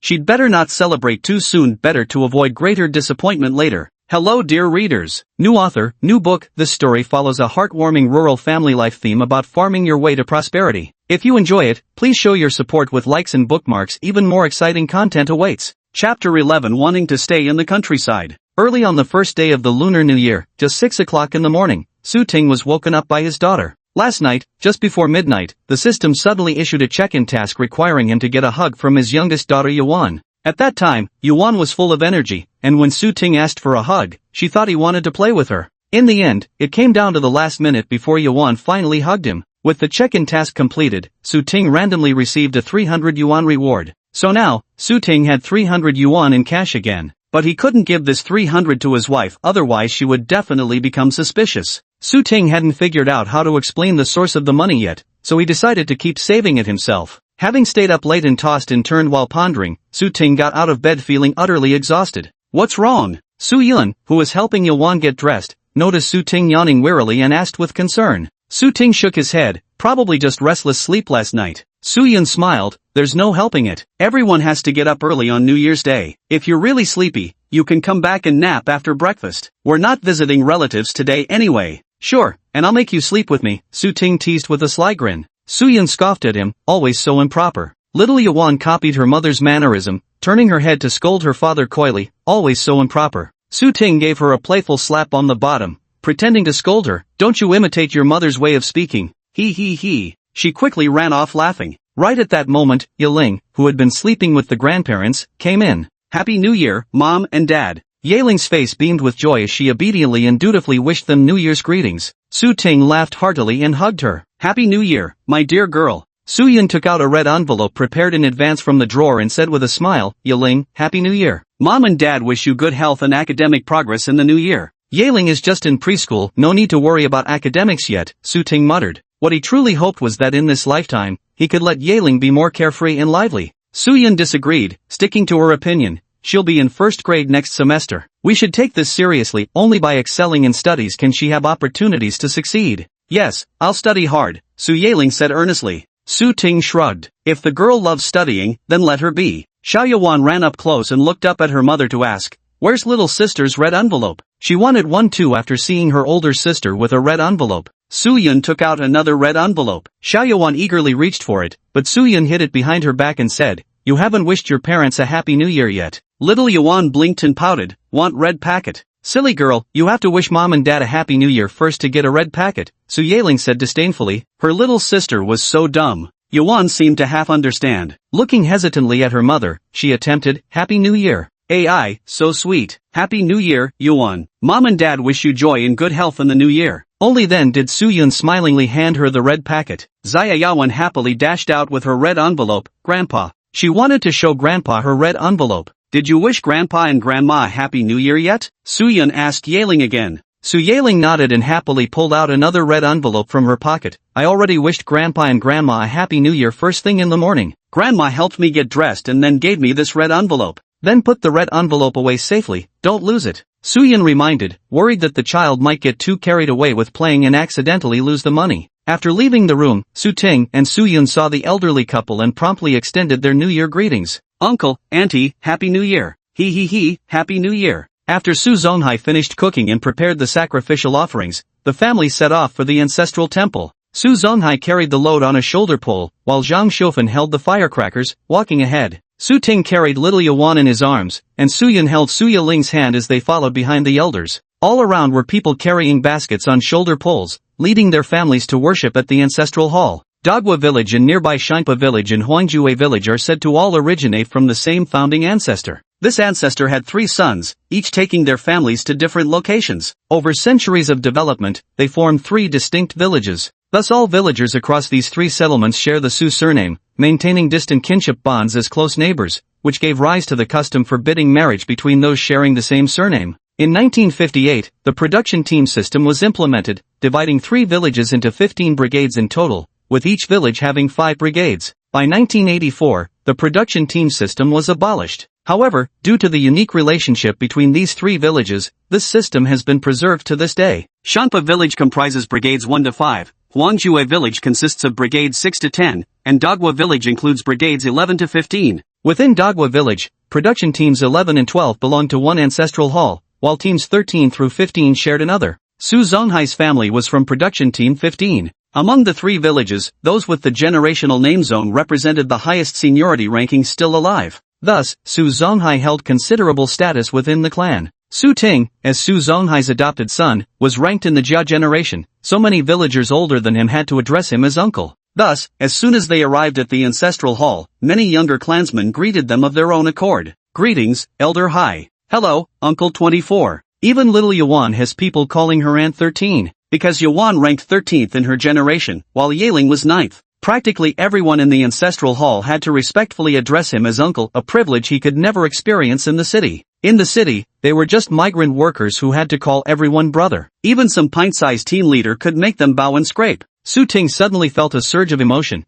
thinking it might be better to just stay in the countryside and farm. After all, there's this check-in system now, where he needs his daughter's kisses and hugs every day to complete the task. If he went back to work in the city, how would he check in? Bringing his daughter along wasn't practical either. If he worked, he couldn't take care of her, and if he took care of her, he couldn't work. City life was expensive too, with every meal and necessity costing money. What would be the point? The more he thought about it, the more he felt it would be better to stay in Dagwa village and farm the land. Su Ting pondered in his heart, planning to find time to discuss this matter with his wife. As long as he could persuade his wife, he could try living a completely different life from his previous incarnation. Of course, Su Ting wasn't overly confident at present that he could definitely make something of himself in the countryside. At least now he had a system allowing him to pick up money. Even if he couldn't make anything of himself this year, there would be no loss. The biggest problem now was how he would explain the origin of the money to his family in the future. Lost in thought, someone suddenly tugged at his clothes. Su Ting lowered his head and saw Yeling staring up at him with an anxious expression, her mouth opening and closing.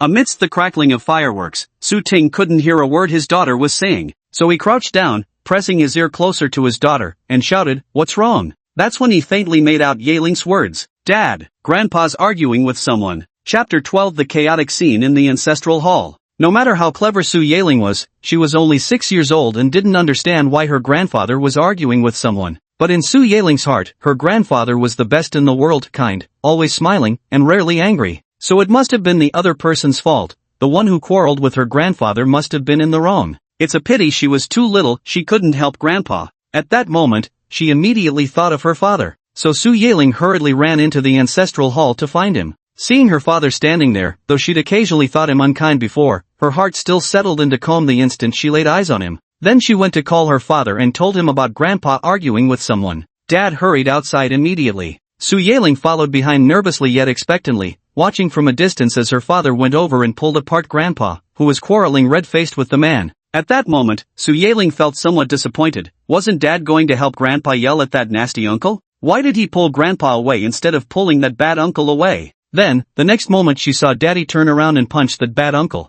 Wow! Su Yeling was both excited and scared, shrinking behind the pillar, nervously cheering for her father. Daddy is so awesome, Daddy is amazing. Unlike Su Yeling's naive thoughts. As Su Ting approached, she saw Dog 7's brother push Su Zonghai. Su Zonghai and Dog 7's brother began arguing. Even without asking why, he could guess it was because he had beaten Dog 7 in the temple on the 29th. so Dog 7's brother came to defend his younger brother. The moment he saw Su Zonghai in the ancestral hall, he immediately started hurling insults. Otherwise, given Su Zonghai's kind-natured temperament, it'd be impossible for him to be arguing with someone, crimson-faced, at this time and place. But amidst the booming fireworks, no matter how loudly one shouted, it made no difference. It served no purpose other than giving oneself a sore throat. So Su Ting stepped forward, pulled Su Zonghai away, and took direct action instead. Why waste time arguing when you could just fight? Don't be such a coward, act like a man. The moment he threw the first punch, Dog 7 and his brother immediately closed in. The two of them teamed up against Su Ting. Su Ting wasn't afraid for himself,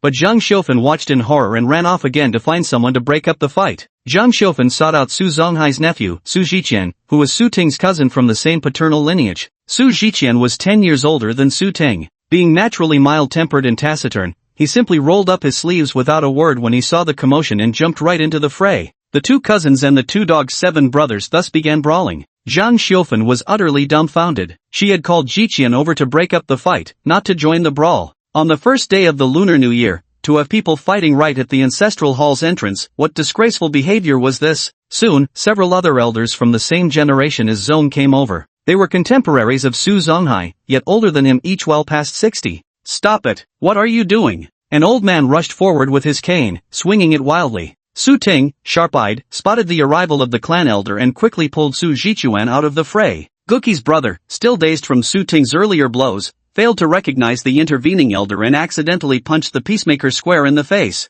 Ow! The clan elder let out a mournful cry. Seeing this, the young clansman who had been observing nearby instantly flew into a rage. Brother Dog 7 had stirred up a hornet's nest this time. Several middle-aged men surrounded them, pinning the Dog 7 brothers to the ground amidst much grappling, while others delivered a few furious blows for good measure. They beat them until they howled in pain. Damn bastards! How dare you hit even Uncle Zongchuan? Tie them up! It's been years since we enforced the clan rules, and everyone's forgotten what it means to respect elders. Right in front of all our ancestors in the ancestral hall, they dared lay hands on our clan elders. It was all Su Dog Egg and Su Dog Leftover, those brothers started it. They cursed Old Hai first, and Su Dog Leftover even shoved him. That's why Uncle Niancy rushed out to beat Su Dog Leftover. The 7 Go brothers who had stirred up a hornet's nest became the target of public criticism. Without Su Ting needing to lift a finger, there were already people ready to teach them a lesson. However, it was only through this commotion that Su Ting discovered the brothers' real names. The younger one was actually called Gooden, Dog Egg, and his elder brother was even named Goshing, Dog Leftovers. Compared to that, his own name seemed positively cultured. Even Ah Sheng's name, Su Xingli, Victory, sounded better than what those brothers had been saddled with. Su Zongchuan, having been punched by Su Gosheng, was boiling with rage. He ordered the brothers to be taken into the ancestral hall and made them kneel before everyone to apologize to their ancestors. Su Ting and Su Jichuan weren't really affected, since it was the Dog 7 brothers who offended Su Zonghai first, and Su Gosheng threw the first punch.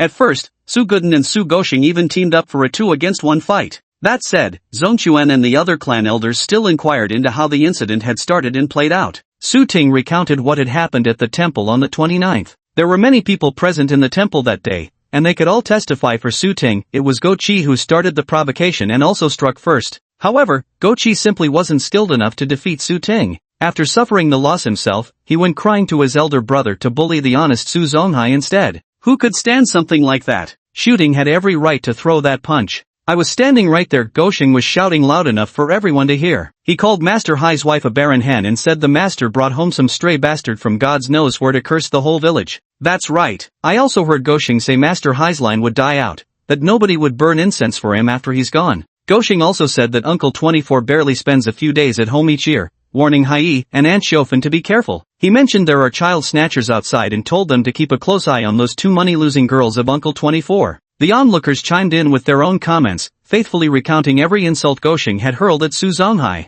Su Ting was fuming with anger. If Yin Yin hadn't been holding him back by his side, he probably would have rushed over to beat up Su Gosheng again. Su Zongchuan roared angrily, Gosheng, what do you mean by these words? If 24 really went out to work, were you planning to kidnap and sell Zonghai's 2 granddaughters? Su Zonghai's anger still hadn't subsided. That's exactly what he meant. Trying to scare me. Thinking I'm afraid of you. Just you 2 brats dare lay a finger on my granddaughter. Earlier, Zhang Xiufen had been chatting with Su Zhichuan's mother. When Su Gosheng cursed at Su Zonghai, she was too far away with too much noise from firecrackers to hear it clearly. Hearing these words now, she beat her chest in rage and wailed loudly, Heaven strike you dead. Are you trying to drive me to my grave? Not being able to bear children was the lifelong pain in her heart. If given the choice, what woman wouldn't want a child of her own? People just had to use this against her, making her feel life wasn't worth living at that moment. Zhang Xiufen cried and screamed about ending her life, frightening Su Yun and Su Jichuan's mother into desperately holding onto her. Wah! Witnessing such chaotic and noisy scenes, Su Yuan was terrified into uncontrollable sobbing. The moment her little sister started crying, Su Yaling, who had been struggling to hold back her own tears, also broke down weeping. Wah! The situation descended further into chaos. A vein pulsed visibly at Su Ting's temple, his forehead throbbing uncontrollably. He knew that as the family's pillar in this critical moment, he couldn't afford to remain passive and accommodating. Uncle Zongchuan, I have something to say. Su Ting stepped forward and spoke solemnly. Chapter 13, Don't Take It to Heart, Old Hai. Elder Zongchuan motioned to him, Go ahead, 24. Although Uncle Hai is my foster father and I never changed how I addressed him as dad, in my heart, Uncle Hai and Aunt Xiufen are the elders I respect and love the most. Su Ting's expression turned extremely stern. I don't care what others think, but I, Su Ting, swear that I will never abandon Uncle Hai and Aunt Xiufen in the future. In his past life, even when divorced from Su Yun, he never abandoned his foster parents. At that time, he was all alone. Had it not been for his gratitude and lingering affection towards Su Zonghai and Zhang Xiufen, he could very well have returned to his hometown in Sichuan to live out his days. Yet he didn't. He supported the elderly couple until their peaceful passing. Only then did he journey to the city where Su Yun and his daughters resided. As for Su Yaling and Su Yuan, though both found their father's conduct unbearable in countless ways, yet they continued to show filial devotion to their grandparents, sending them various gifts throughout the year. Before marriage, whenever possible, they would return to Dagwa village to visit the elderly couple. Su Yun never once prevented the children from expressing their filial affection toward the grandparents. Not only that, but regardless of how much Su Yun disapproved of Zhang Xiufen's actions, she persistently avoided open confrontation with her. Even after the divorce, she would still call them, and during the new year, she would buy clothes for both elders. But Zhang Xiufen said buying clothes was unnecessary, hinting at Su Yun giving them money instead, which later led Su Yun to stop buying them things. Thus, Su Ting believed that both he and his wife and children had lived up to the elders' wholehearted care and affection. The affairs of our family don't require the concern of fellow villagers. As Su Ting, perhaps I've failed as a husband and father, but I've certainly never wronged anyone else.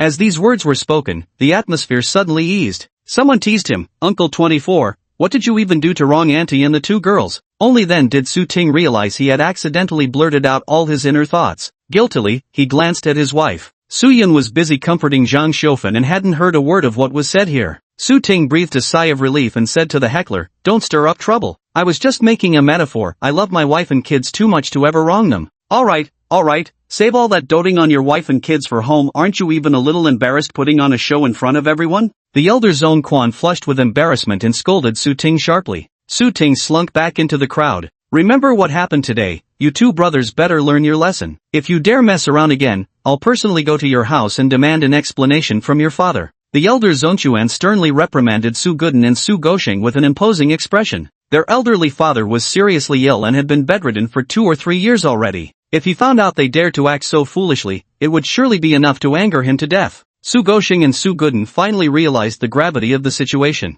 Master Quan, we won't dare again, the two men said with ash-streaked faces. I was just being mouthy, Master Hai, please don't take it to heart. Su Gosheng gave Su Zonghai an apologetic smile. Su Zonghai snorted in response. At that moment, the village party secretary Su Jiatsai arrived. What's going on here? Instead of properly burning incense on New Year's morning, you're all gathered here gawking at what? Upon closer inspection, Su Gosheng and Su Guden were still tied up and kneeling on the ground. Su Jiatsai scowled. Uncle Zongchuan, what era is this? Still tying people up, thinking of taking the law into your own hands, huh? Su Jiatsai, these two nephews of yours have no respect for their elders, insulting our clansmen and even punching me. Now you're getting soft-hearted just because they're kneeling to apologize? Su Zongchuan didn't back down an inch either, his face dark as he glared back at Su Jiatsai. Master Quan, you can't talk like that. Uncle Jiatsai is still our party branch secretary after all. The villagers trailing behind Su Jiatsai protested disapprovingly. Keep quiet when your elders are speaking, his father snapped sharply. Even his own father had to address Su Zongchuan as uncle, yet this brat figured that by tagging along with the party branch secretary, he'd somehow become a big shot too.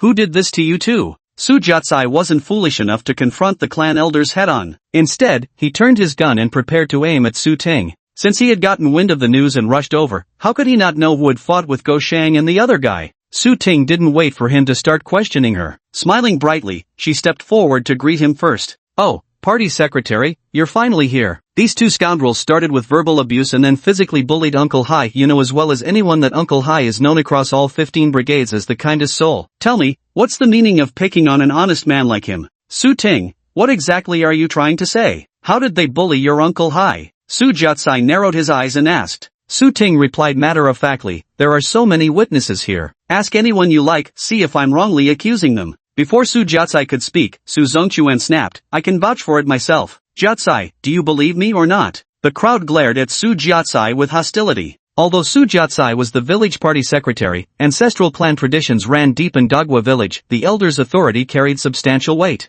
Besides, in today's matter, Su Goxing and his brothers were clearly in the wrong. Su Jiatsai saw that his two nephews had been beaten black and blue by Su Ting, and as the village party secretary, he found it too humiliating to bear. That's why he rushed from his home to the ancestral hall. To his surprise, everyone sided with Su Ting, leaving him feeling utterly aggrieved. After all, he was the one born and bred in Dogwa village, while Su Ting was merely the adopted son of Su Zonghai and Zhang Xiufan. Why on earth were the villagers supporting him instead of their own? Too perplexed to make sense of it, Su Jiatsai decided to put the matter aside for the time being. Of course I believe Uncle Zongquan's words, it was just a misunderstanding. Since it was Go Shang and his buddy who were at fault, I've got nothing more to say about it. Su Jiatsai turned his head and barked at the two men, the country has its laws, the village has its rules. Stirring up trouble for no reason, do you want to take a trip to the police station? Uncle, we were just fooling around, why'd you have to bring the police into this? Su Guden protested urgently. Su Zongquan knew full well that Su Jiatsai's actions were just for show, yet he still grew impatient and waved his hand dismissively. Fine, as long as they admit their mistakes, that's enough. Why send them to the police station? They'll just end up embarrassing you.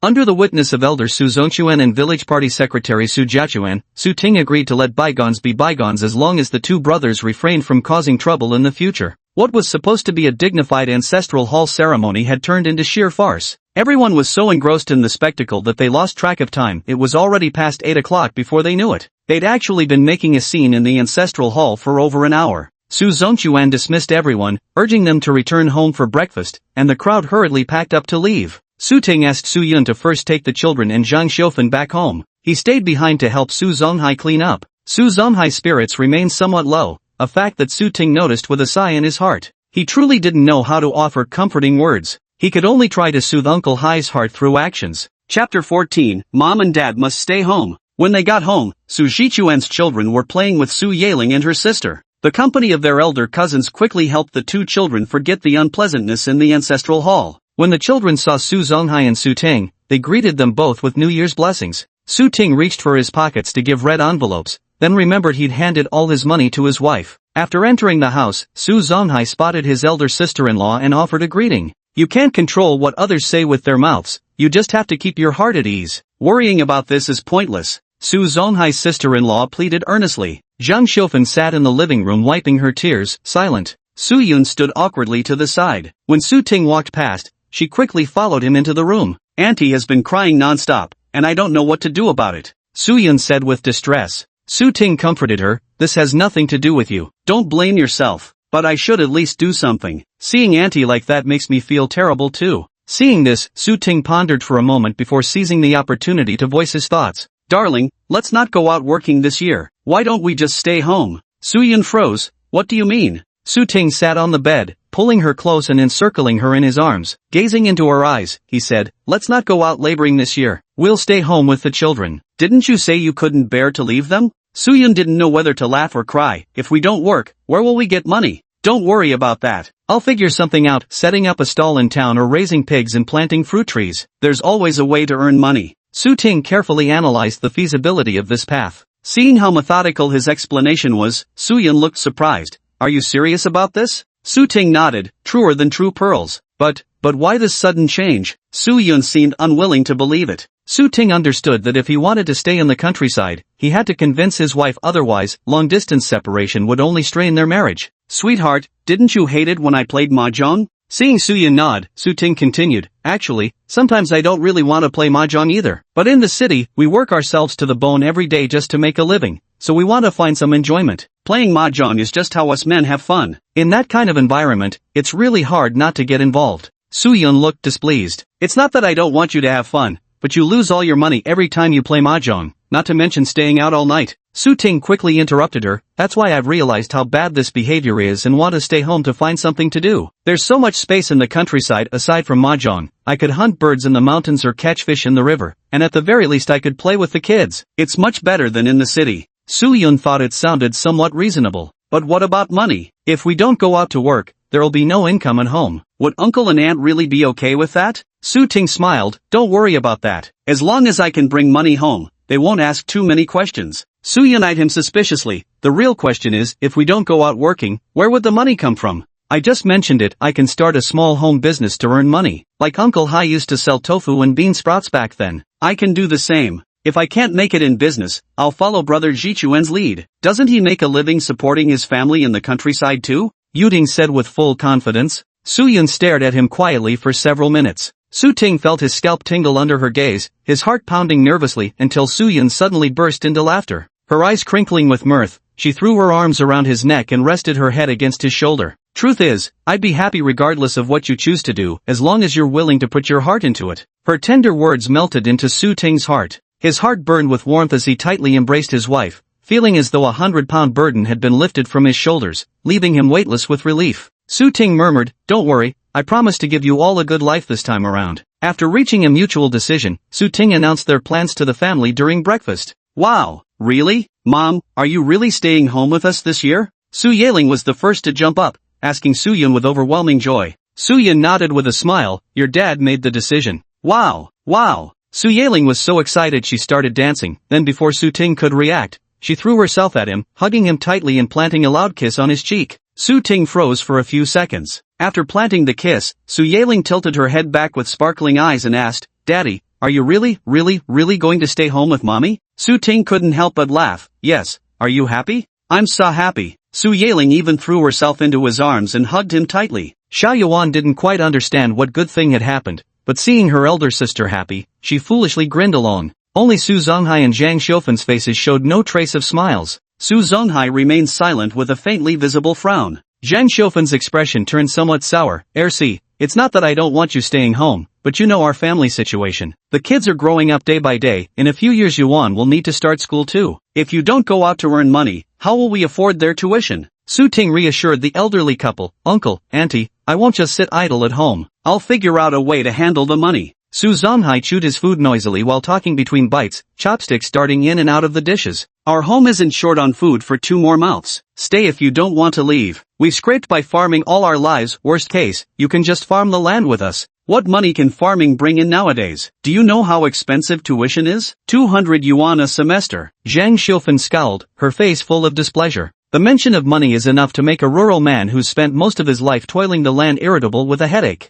"I ain't old yet, I can still earn money. Air says there's a boss hiring people to cut timber. I'll go with Air when the time comes." Su Zonghai was actually warming up to the idea, unlike Zhang Xiufan who was so worried. Su Ting hurriedly said, "Uncle, leave the money making to me. Even if we need to cut timber, I'll be the one to go. Then you come with me, more hands mean more earnings." Su Zonghai said with a hearty laugh. Su Tingkai didn't want to go. By just staying home with his daughter every day, he could earn at least 99 yuan. On lucky days, he'd make several hundred yuan in a single day, already surpassing his previous monthly salary. "Uncle, let's not talk about that now. Anyway, we won't be a burden at home. Spring plowing is coming in a little over 10 days, so I'll help plant the fields first." Su Ting swiftly changed the subject. Zhang Xiufan remained preoccupied with the idea that the family had lost its income source, so she discussed with Su Zonghai the possibility of buying more pigs and raising additional chickens and ducks this year, hoping to earn some money by year's end. Although neither of them quite approved of the Su Ting couple's decision not to seek migrant work, they didn't force them to go out and earn money. Perhaps this is what family truly means, a place where one can return to catch their breath when exhausted. Chapter 15, 5,000 yuan causes major trouble. On the first day of the Lunar New Year, we neither visited relatives nor swept the doorstep, the whole day was just for play. In previous years, Su Ting would spend this entire day at the mahjong table. This year, Su Ting stayed home, playing hide-and-seek with his 2 daughters. Their laughter drew many neighborhood children over. Among them were a few rough-and-tumble boys. In the past, Su Ting was influenced by the surrounding villagers and also held some patriarchal tendencies. He treated other people's boys much better than his own daughters. Those boys even dared to climb onto his shoulders and play around. So, the moment Su Yaling saw boys approaching, her smile instantly vanished. She watched her father with nervousness and wariness in her eyes. The next second, several little boys rushed toward Su Ting. Su Yaling suddenly felt her daddy might be snatched away, so she hurriedly dashed forward to shield him with her body. Go away! This is my daddy, not yours. The boys ignored her. Facing several opponents alone, even the bravest little girl couldn't hold her ground. Seeing her sister being bullied, Su Yawan came running on her short little legs to help. Go away! My dada! It's not dada, it's daddy. Su Ting helplessly corrected his youngest daughter before bending down with a chuckle, scooping up one girl in each arm as he turned to carry them inside. Su Yaling, dangling from her father's arm, noticed he hadn't paid any attention to the neighborhood boys and couldn't resist taunting them with a triumphant, humph. Much to everyone's surprise, the little rascals trailed right behind Su Ting into the house. Though it was the new year, families who weren't particularly close didn't customarily give children red envelopes. Among these boys was Su Jichuan's youngest son, a relative's child who warranted a red envelope. Su Ting went to ask Zhang Shoufan and Su Yun whether they'd prepared red envelopes for Su Jichuan's children. Both said no. Then Su Yun handed him 4 red envelopes. Go pay a visit to your uncle's house. Your cousin Jiqian helped you out this morning, so go thank him and hand out the red envelopes for the kids while you're at it. Deal. Coincidentally, Su Ting also wanted to discuss the matter of building a new house with Su Jichuan. Now both daughters had become Su Ting's shadows, following him wherever he went. Su Ting walked up the slope to Su Jichuan's house, swaying slightly with one child cradled in his arms and another clutching his hand. Just as Su Ting reached the back of the house, he heard the sound of an argument. From the voices, it sounded like Su Jichuan's mother and wife. Just as he was feeling puzzled, he suddenly saw Su Jichuan walk out. Happy New Year, Uncle! Little Yawan in his arms clapped her hands excitedly and cheered. Su Jichuan also spotted them, forcing a strained smile onto his troubled face. The more introverted Su Yaling waited until Su Jichuan came closer before saying, Happy New Year, Uncle. Brother Jichuan. Su Ting also greeted him. I was just coming to look for you. Oh, let's go to your place. My home is too noisy. Su Jichuan muttered gloomily. What's going on? Sounds like auntie and sister-in-law are arguing? Su Ting asked with concern. It's just that same old story, don't mention it. Can't even have peace during the new year, damned annoying. Su Jichuan deliberately avoided the topic. No wonder, mother-in-law and daughter-in-law conflicts give women headaches, but men suffer just as much from them. So Su Ting went back home, fetched 2 stools and sat with Su Jichuan in the sun-baked threshing yard outside their door, chatting while basking in the sunlight. Brother Jichuan, I heard you've been working in construction these past 2 years. You must know how much it costs to build a new house, right? Su Jichuan was straightforward and immediately gave Su Ting a detailed breakdown of the costs. In the end, they concluded that building a single-story house would cost at least 2,000 yuan. Su Ting wanted to build a 2-story house, thinking that with the country's rapid development in the coming years, most rural homes would be 2-story buildings anyway. Besides, money wasn't an issue for him, so he might as well go all out from the start. He shared his thoughts with Su Jichuan, who immediately countered, so are you planning to include renovation costs? If you build 2 floors, you'll generally need to decorate them. Yes, I want it renovated, Su Ting answered without hesitation. The 2,000 yuan I just quoted only covers the main construction for the first floor, not the renovation. If you build 2 floors plus the decorating, you'll need at least 5,000 yuan. Su Jichuan eyed him skeptically before asking, 24, did you strike it rich or something? $5,000 was a huge sum of money during that time. At that point, pork was only 2.5 yuan per pound, and even at that price, rural folks couldn't afford to eat pork more than a few times a year. If even 2.5 yuan was too much to spend, you can imagine how poor they were. 5,000 yuan was an unimaginable figure. In the past, Su Ting wouldn't have dared to think about it either. But what is he afraid of now? With the check-in system in place, even if he doesn't work a single day, he can still make easy money for nothing. Even if it's just 99 yuan a day, in less than 2 months, he can save up 5,000 yuan. It's not exactly striking it rich. Working odd jobs all these years, I've managed to save a bit. If I borrow some from my sisters and pool it together, I can come up with that amount. The money probably won't come in for another month or 2. Could you get the workers started in the meantime? Su Ting's words left Su Jichuan looking utterly astonished. Haven't you been losing all your money gambling at mahjong every day? Su Ting chuckled. Gambling goes both ways, you win some, you lose some. Can't always be on the losing end, right? Su Jichuan was completely baffled. So when you said you didn't have any money before, that was just a lie? Does Xiao Yun know about this? Xiao Yun doesn't know. I wanted to give her a surprise. Su Ting continued to bluff, steeling himself. Hearing this, Su Jichuan patted him on the shoulder with admiration. Bro, you really pulled it off. I underestimated you. But honestly, I don't think Xiao Yun will take this surprise too well. He jerked his chin toward Su Ting's back. Su Ting instantly had a foreboding feeling. Turning around, he saw Soo-yun holding little Yawan, standing behind them with a dark expression. A cold sweat broke out down Soo-ting's spine. Holy shit, when did she get here? I'll ask my construction team leader about it another day. Whether it works out or not, I'll let you know. I've got things to do now, so I'll be off. Seeing Soo-yun was clearly in a bad mood, Su Jichuan made a quick escape. He still had fires to put out at home, no need to get burned by Soo-ting's family drama too. Soo-ting cursed Su Jichuan in his heart for being disloyal, knowing full well his wife was listening behind him yet failing to give him a heads up. Next time he got the chance, he'd totally screw Su Jichuan over. Honey, what exactly did you hear? Soo-ting asked with a cheerful smile plastered on his face, though internally he was panicking like hell. Soo-ting, do you really have 5,000 yuan on you?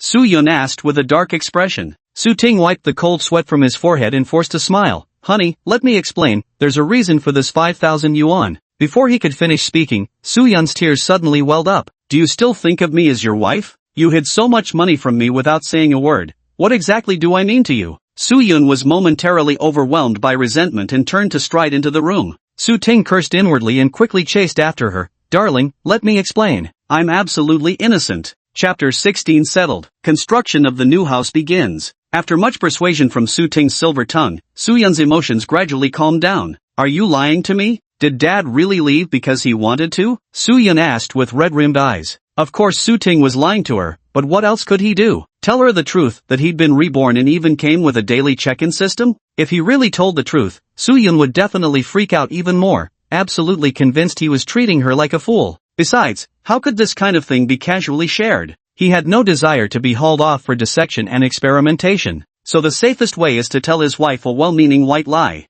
I wasn't lying to you, where else would I have gotten the money? Do you think I went out and robbed someone? Soo-ting responded with complete nonchalance. After all, there was no way Soo-yun could ever uncover the truth. Soo-yun wore a puzzled expression. But, how does this sound so unbelievable to me? Your brother actually started a business? And succeeded at it? Exactly, I never thought this day would come when I lent money to my brother. Soo-ting earnestly nodded in agreement. With a straight face, he said, when I first started working away from home, my luck at mahjong was fantastic. I had quite a bit of money saved up back then. My brother said he wanted to open a factory and asked me to give him the money as an investment. I didn't even know what shares meant back then, but my brother had retired from the military, he packed a mean punch and I didn't dare cross him, so I just handed the money over obediently. Several years flew by like that, and I'd long forgotten about the whole thing. Who knew my brother would suddenly send me a letter last year, saying his factory had finally turned a profit, and from then on, I get annual dividends. Later, I called the number he left me, and sure enough, it was true. He even said last year's dividend would be around 4,000 yuan for me, and the money would come through in a couple of months. Soo-ting spun the lie so smoothly that halfway through, he almost convinced himself it was true.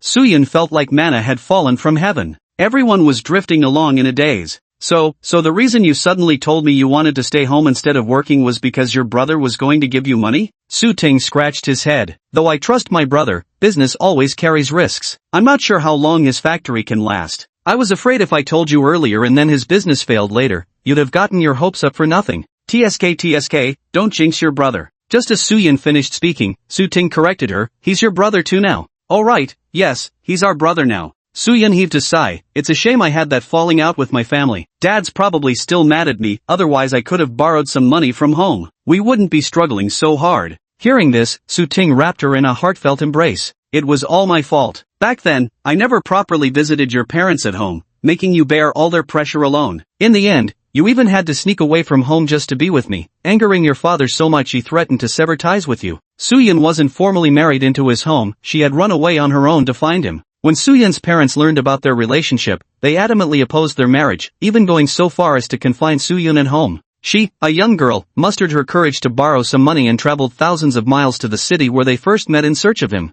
In the end, she followed him back to Dogwa village. That night, there was no marriage certificate, no wedding feast, not even a proper wedding night. Soo-yun wasn't even prepared. Just like that, she became his woman in a muddled daze. He was Soo-yun's first man, and her only man. Unfortunately, Soo-ting in his past life didn't know how to cherish her, making Soo-yun endure much suffering and grievance. Thus he became that kind of trash man people warn about, the type your parents forbid you to marry must never be married. It's alright. When we build a good life together later, we'll take Yaling and Yuan back to see your parents. For the sake of their two lovely granddaughters, they'll surely forgive us. Noticing Soo-ting's low spirits, Soo-yun tried to cheer him up with optimistic words. Only then did Soo-ting smile. Alright, I promise to make our life prosperous, so your parents will know you didn't choose the wrong man. Soo-yun corrected him in a soft voice. They're your parents now too. That's right, our parents, Soo-ting said, giving her a loud kiss on the cheek. The dispute over 5,000 yuan was thus put to rest. From the 2nd to the 9th day of the Lunar New Year, Soo-ting's family was either visiting relatives or hosting them. Every day was busy yet joyous. Originally, Soo-yun had thought Soo-ting wouldn't last more than a few days before inevitably returning to mahjong.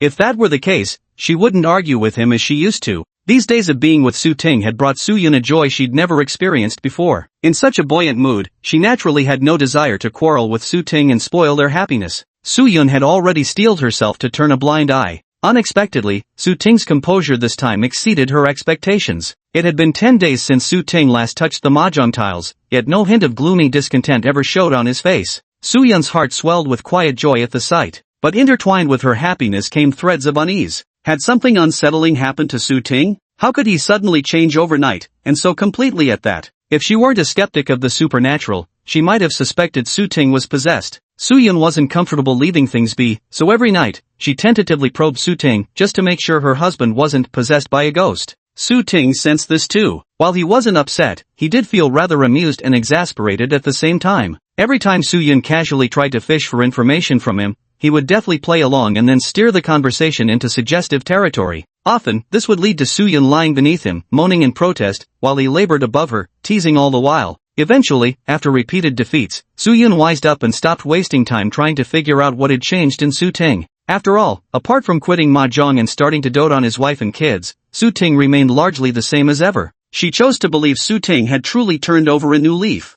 On the 10th day of the lunar month, Su Jichuan came to see Soo-ting. 24. I've spoken to the team leader about your matter. He says you should first buy cement, lime and other materials. Once everything's prepared, we'll pick an auspicious day for the groundbreaking ceremony, then construction can begin. Soo-ting's heart leaped with joy. How long do you estimate it'll take to finish building the house? Su Jichuan estimated, your house renovation happens to coincide with the spring plowing season when labor will be scarce. Plus, you're building a second floor and doing interior decoration. It'll take at least 6 months to complete everything. That long? Soo-ting frowned. Su Jichuan clicked his tongue. Yours is a big project. 6 months isn't actually a long time. Soo-ting looked worried. But we've got nowhere to live in the meantime. There's no need to worry about lodging. My family can shuffle things around and free up a room for you, Yun, and Yuan. As for Uncle Hai and Aunt Shofan, they can make do by borrowing a cowshed or storage hut somewhere in the village. Hearing Su Jichuan's words, Soo-ting grinned and replied cheerfully, then I'll trouble you, brother Jichuan. Back when their new house was being built in his previous life, the family of 6 had divided the rooms exactly like this too. Chapter 17, Building Materials Delivery. Soo-ting was quite lucky. Every day after completing the check-in tasks, he could earn at least 200 yuan in rewards. After 10 days, Soo-ting already had 3,000 yuan in hand. This gave Soo-ting confidence. After discussing the foundation-laying ceremony for the 15th with Su Jichuan,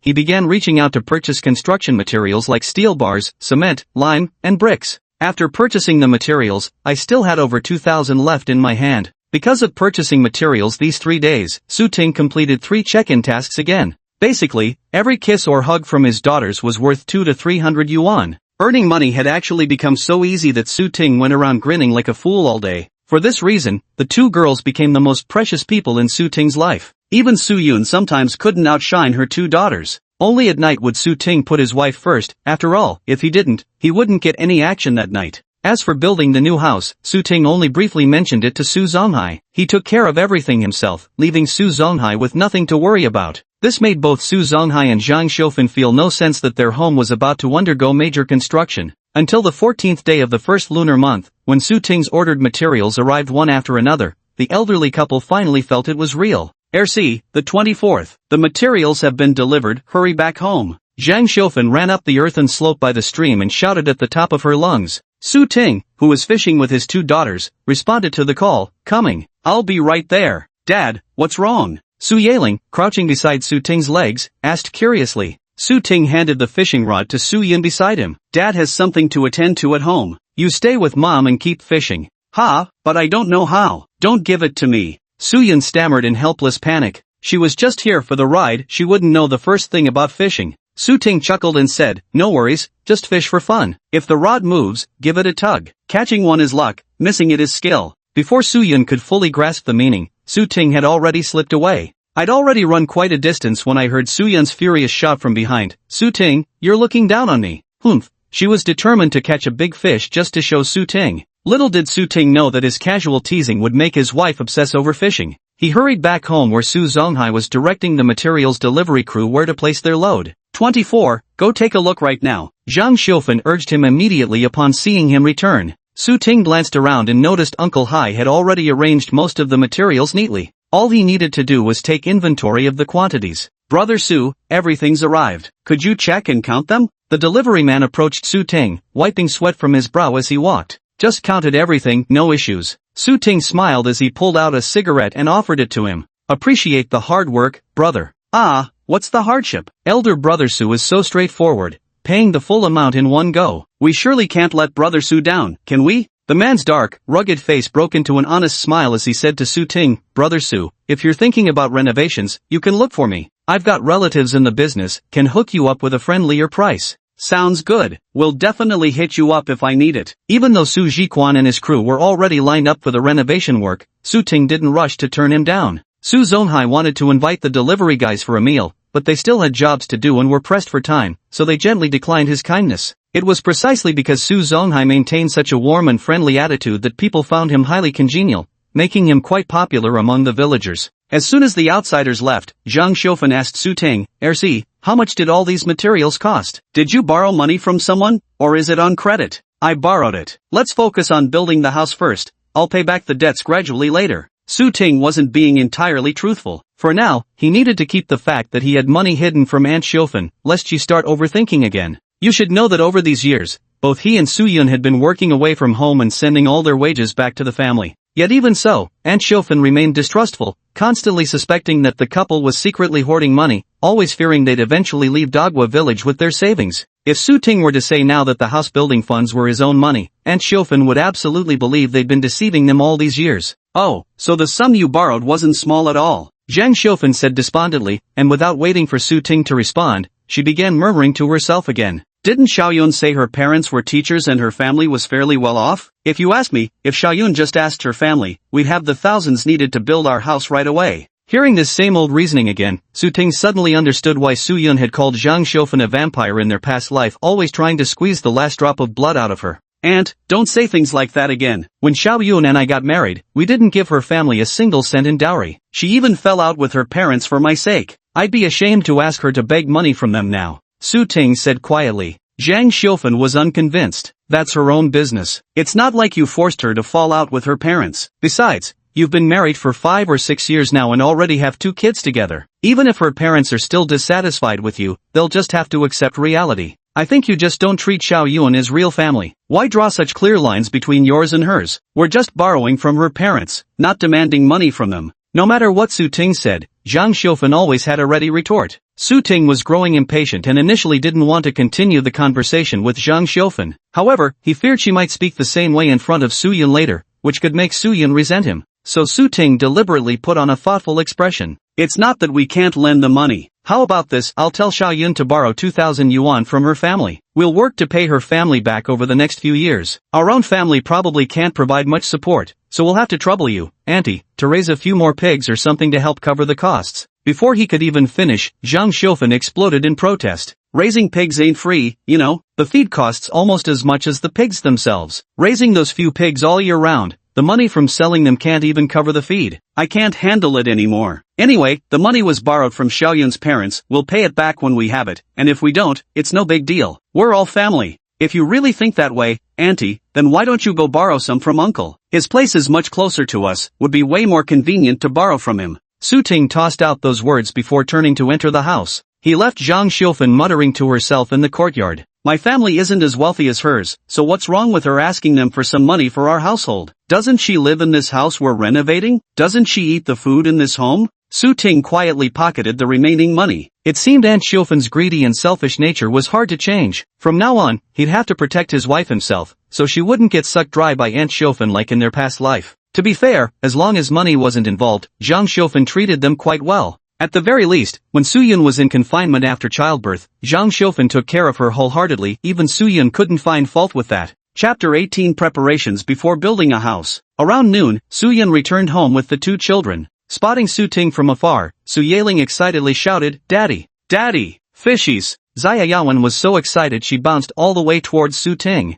"Fish? Don't tell me your mom actually caught some fish?" Su Ting had been preparing to soak rice for making sponge cake that afternoon when he heard this. Astonished, he lifted his head to look at Su Yun. The little toddler grabbed one of his fingers and tugged hard, pulling him forward with great effort. "See fishies." Seeing this, Su Ting had no choice but to put down the basin in his hands and slowly follow the toddler's footsteps. Su Yun turned toward him, her sun-baked face glistening with sweat as she flashed a triumphant grin. "Look at you gloating," Su Ting asked with a mix of amusement and exasperation. "What did you catch anyway?" "Mommy caught a snakehead, a huge one." Unable to resist showing off, Su Yaling eagerly answered first. Su Yun held the bucket out in front of Su Ting. He looked down and saw a catfish inside, roughly around 7 or 8 taels in weight. Native catfish are the most nutritious, but they're usually not very big. A 7 or 8 tail native catfish is indeed quite uncommon. "Not bad, I underestimated you. I thought you wouldn't catch anything at all." Su Ting didn't hesitate to praise his daughter-in-law. "What was it you said earlier?" Su Yun tilted her head proudly. "You mocked me for not being able to catch fish. Well, now I've caught such a huge catfish, it's my turn to laugh at you." Her words stirred Su Ting's competitive spirit. "Don't get cocky, little woman. One catfish is nothing. This afternoon I'll catch you a whole bunch," Su Ting declared. Determined not to let her gloat too much, it was time to show his true skills. Show this woman what it means to meet one's match. Su Yun, still exhilarated from catching her first fish, immediately responded, "Great, let's have a competition this afternoon to see who catches the bigger fish." She was clever enough not to compete with Su Ting in quantity, but rather in size. After all, as a novice, she'd surely lose to Su Ting if counting by sheer numbers. Su Ting saw right through her little scheme but said nothing, readily accepting the challenge. However, neither of them anticipated being completely tied up with work that afternoon, leaving no time for fishing. Since the foundation stone ceremony was scheduled for the next day, they needed to prepare steamed rice cakes that afternoon. Both Su Ting and Su Yun were summoned by Zhang Xiufan to help. "Grandma, candy." As soon as the brown sugar for making steamed cakes was brought out, little Yuan started drooling over it while begging Zhang Xiufan with pleading eyes. "Little glutton," Zhang Xiufan scolded affectionately,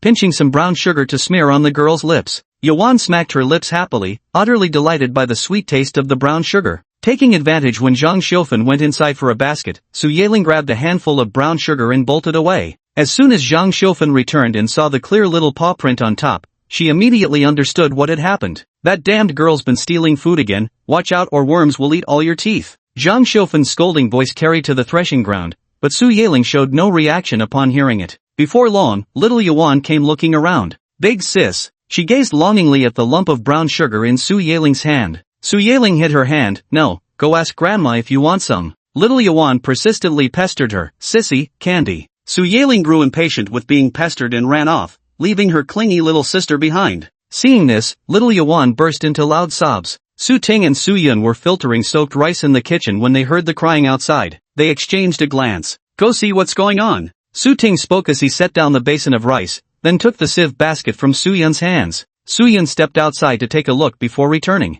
Su Ting was puzzled. "That quick?" Yaling made Yuan cry. "By the time I went out, she had already run back. Yuan probably won't keep crying for long." While speaking, Su Yuan had already successfully obtained half of the stolen brown sugar from her elder sister. "You're so annoying, crying at the drop of a hat. If Grandpa and Grandma hear you, they'll scold me again for bullying you." Su Yaling squatted in the corner, looking at the little toddler before her with resentment in her voice. Having gotten her tasty treat, the little toddler was in good spirits again. Hearing her sister's words, she responded with a silly grin. Su Yaling saw her laughing so hard that snot bubbles formed, making a disgusted face. "You, that's so gross." Little Yuan stuck out her tongue to lick. "Oh my god, you're even eating your snot? I can't take it anymore, my little sister's a complete snot monster. She's so disgusting." Su Yaling stormed home in tears to find her mother. She ran to tattle to Mom, complaining that her little sister was absolutely disgusting. She was actually eating her own boogers. To her surprise, Mom just handed her a washcloth and told her to go clean the snot off her sister's face. Her father chimed in with a teasing grin. "All kids go through their booger monster phase. You did the same when you were little. Did we ever call you disgusting?" Su Yaling instantly became even more distraught, her little face crumpling. "No way. I'm so clean, how could I possibly eat snot? Go help your sister wipe it off now, or I won't take either of you to get rice cakes later," Su Yun threatened.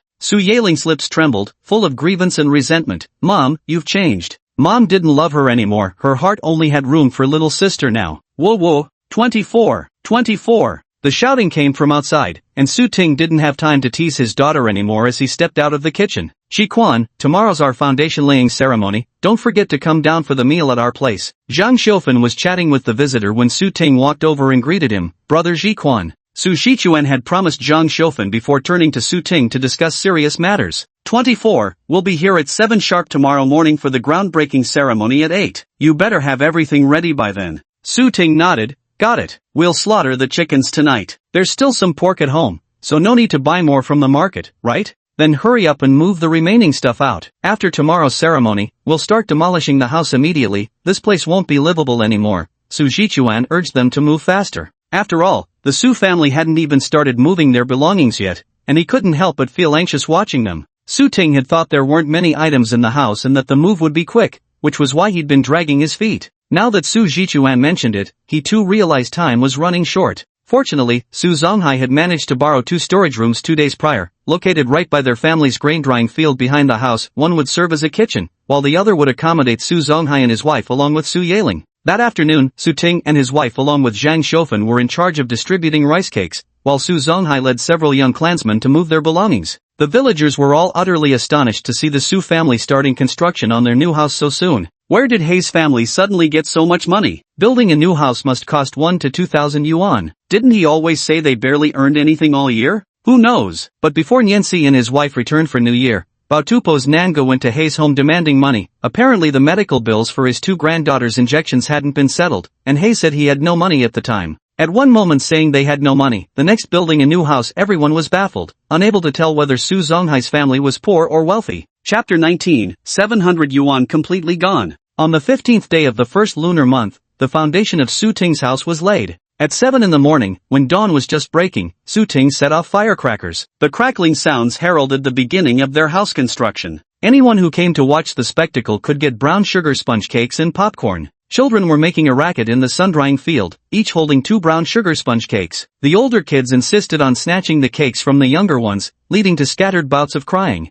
Zhang Xiufen stood at the entrance of the old house courtyard and shouted at the top of her voice, "What's all this grabbing about? Do you want a beating?" The moment the children heard her thunderous voice, they scattered in an instant, yelling, "The tiger woman's coming." Little Yuan followed blindly without understanding why, only to be yanked back by Su Yaling. "Silly girl, what are you shouting for? They're scolding Grandma for being fierce. Whose side are you on anyway?" Little Yuan declared righteously, "Grandma is fierce. Grandma is absolutely fierce." Su Yaling froze momentarily before admitting, "Well, I guess she is. But you can't go either, or when Dad can't find you at mealtime, your bottom will get another beating," she said sternly. Upon hearing about Dad's threat of a spanking, Xia Yuan obediently followed her older sister home with her tail between her legs. The bricklayers were also eating steamed sponge cakes. Su Zonghai and Su Ting were preparing the meal in the new kitchen hut. The sooner they cooked for the bricklayers, the sooner everyone could resume work. The Su Yaling sisters hadn't gotten used to moving yet. They ran back to the old kitchen, circled around but found no one, scratching their heads in bewilderment.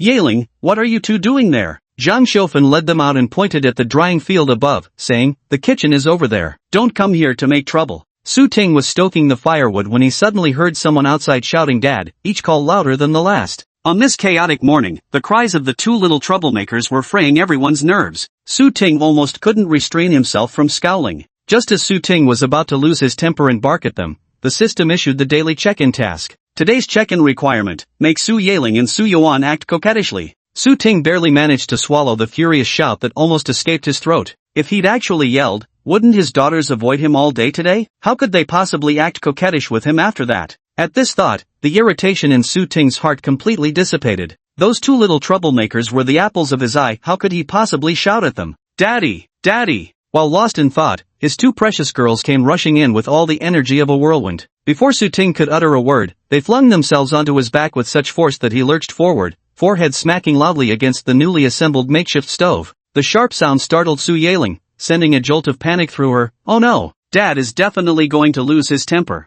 Su Yaling recalled how Dad looked when angry before, shivering with fear as she hid behind Grandpa. Little Yuan, oblivious to the danger, kept giggling foolishly, making Yaling break into a cold sweat for the silly girl. Su Ting slowly straightened up. "Su Yaling, coming, he's about to lose his temper." She nervously grabbed onto Grandpa's clothes, her tiny body trembling. Su Ting turned around, expressionlessly staring at the giggling toddler. Finally, the little one also sensed the danger in the air. Her instincts were already warning her, be careful of daddy. At that moment, the little toddler recalled the terror of being at the mercy of daddy's rattan cane, and her cheerful smile gradually faded. Tears welled up in her eyes instead. Daddy! The little toddler shivered pitifully, looking up at Su Ting with pleading eyes. Seeing this expression, Su Ting, who hadn't intended to scold her in the first place, felt completely disarmed. But discipline was still necessary. Daddy's making a fire right now. It's dangerous for you to rush over like that. If you accidentally knock daddy into the fire and burn all his hair off, you won't have a daddy anymore. To teach them a lesson, Su Ting deliberately exaggerated the severity to scare them a little. But he went too far. At the words no daddy, the already tearful toddler burst into full-blown sobs. Woo woo. Su Zonghai frowned at him for frightening his granddaughter. Why scare her? She doesn't understand anything, it wasn't on purpose. Su Ting muttered, don't even need to lose my temper to make kids cry. Being a dad sure isn't easy. Don't cry, daddy was just teasing you. Even if I got burned bald, you'd still have a dad. Su Ting still felt utterly unfamiliar with the art of coaxing children at this moment. He wanted to imitate his wife by reasoning with the toddler. But when he tried explaining things logically to a cranky 3-year-old, he realized everyone was looking at him like he was an idiot. Su Zonghai even laughed outright, showing no mercy. Su Yaling whispered, Dad, no matter how much you say, little silly won't understand. She'll just cry even harder. In the end, Su Ting was defeated by the unreasonable little milk-mouthed child, buying peace for just 10 cents. The toddler was overjoyed with her 10-cent coin, proudly showing off her triumphant battle to everyone she met. Su Yaling licked her lips enviously and muttered, crying gets you money. I really shouldn't have hidden earlier. Su Ting felt he might have set a bad example for the child again. After a hearty breakfast with chicken and meat, the workers began their day's labor. Now that spring plowing was about to begin, Su Zonghai needed to go irrigate the fields to prepare for the upcoming tilling.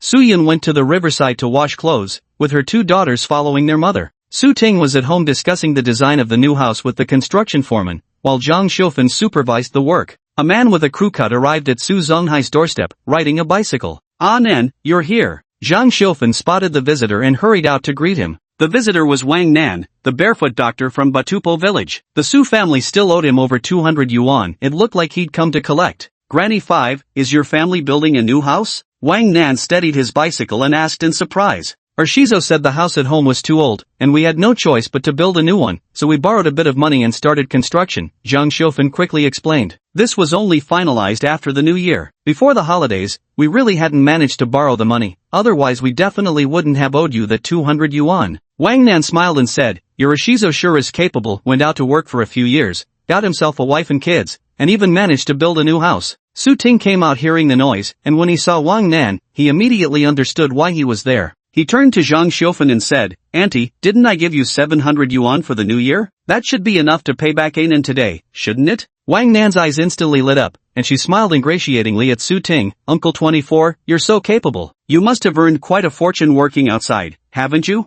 Just as Su Ting was about to respond, Zhang Xiufan interjected sharply, what money? That 700 yuan was used to pay off the pig feed debt, along with all sorts of other expenses, it's all gone. Su Ting immediately turned to her with a piercing glare. Auntie, how could the money be gone after just a few days? Zhang Xiufan began justifying herself confidently, laying out each expense one by one for Su Ting. 2 years ago, you each only gave the family 500 yuan. After paying off last year's fertilizer debt and covering the new year's expenses, that 500 wasn't nearly enough. After getting them 700 bucks, I went and paid back Wozio village, then settled the pig feed bill in town. Plus buying some piglets, rice seeds and fertilizer, them 700 yuan vanished without a trace. Chapter 20 Spring Plowing. The little one's quite the businesswoman. Su Ting didn't believe a word of it. Prices aren't that high these days, how could 700 yuan be spent so quickly? Although Su Ting already knew Aunt Xiufan's miserly nature, he never expected her to lie so brazenly right to his face. Wang Nan had been laughing just moments ago, but hearing there was no money left, his smile instantly vanished. The same Wang Nan who'd been praising Su Ting's capabilities just earlier now asked with a sardonic smile, Uncle 24, you two managed to earn enough for building a house. Surely you're not short on my little medical fee? Before Su Ting could answer, Zhang Xiufan jumped in, they're all borrowed, you think they actually had the means to earn that themselves? Wang Nan's gaze held a trace of mockery. Uncle 24, even a young man like you can't make money, yet you expect Grandpa 5 and Grandma 5, two old folks, to produce gold at home? These 200 yuan have been delayed from last year to now. When exactly are you paying up? Can you give a straight answer?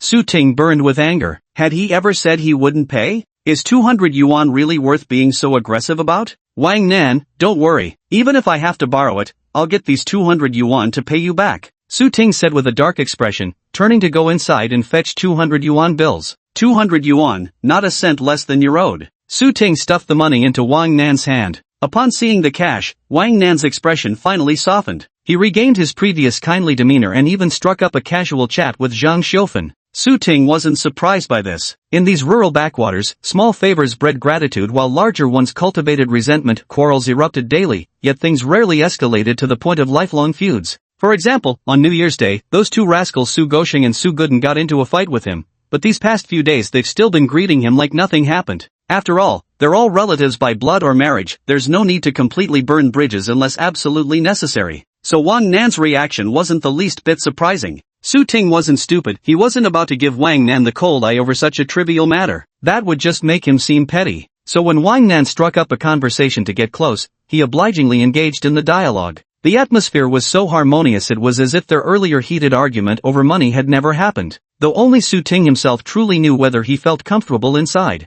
He excused himself, claiming to be busy, and walked away. After about 10 minutes, Zhang Xiufan came into the room and asked Su Ting with a cheerful smile where he still had money from. Su Ting snapped, "Why do you care where I got the money? If I couldn't come up with the cash today, wouldn't Wang Nan be stepping on my head to piss?" Zhang Xiufan, realizing she was in the wrong, didn't dare say another word. Su Ting couldn't be bothered with her and gave Aunt Xiufan the cold shoulder all day. In the following days, Aunt Xiufan became so cautious around Su Ting that she even spoke gingerly in his presence, making sure to offer him the best food first. Even her two granddaughters had to give up their chicken drumsticks for Su Ting. The more she acted this way, the more it revealed her guilty conscience. Of course, Su Ting was angry too. He felt it wasn't that he failed to treat Uncle Hai and Aunt Xiufan as family, but that Aunt Xiufan had never truly accepted him and his wife as such, always keeping them at arm's length. Even the greediest person should know where to draw the line, shouldn't they? Wang Nan came knocking for repayment, yet she openly insulted him to his face, not only complaining that Su Yun had only given her 500 yuan before the new year,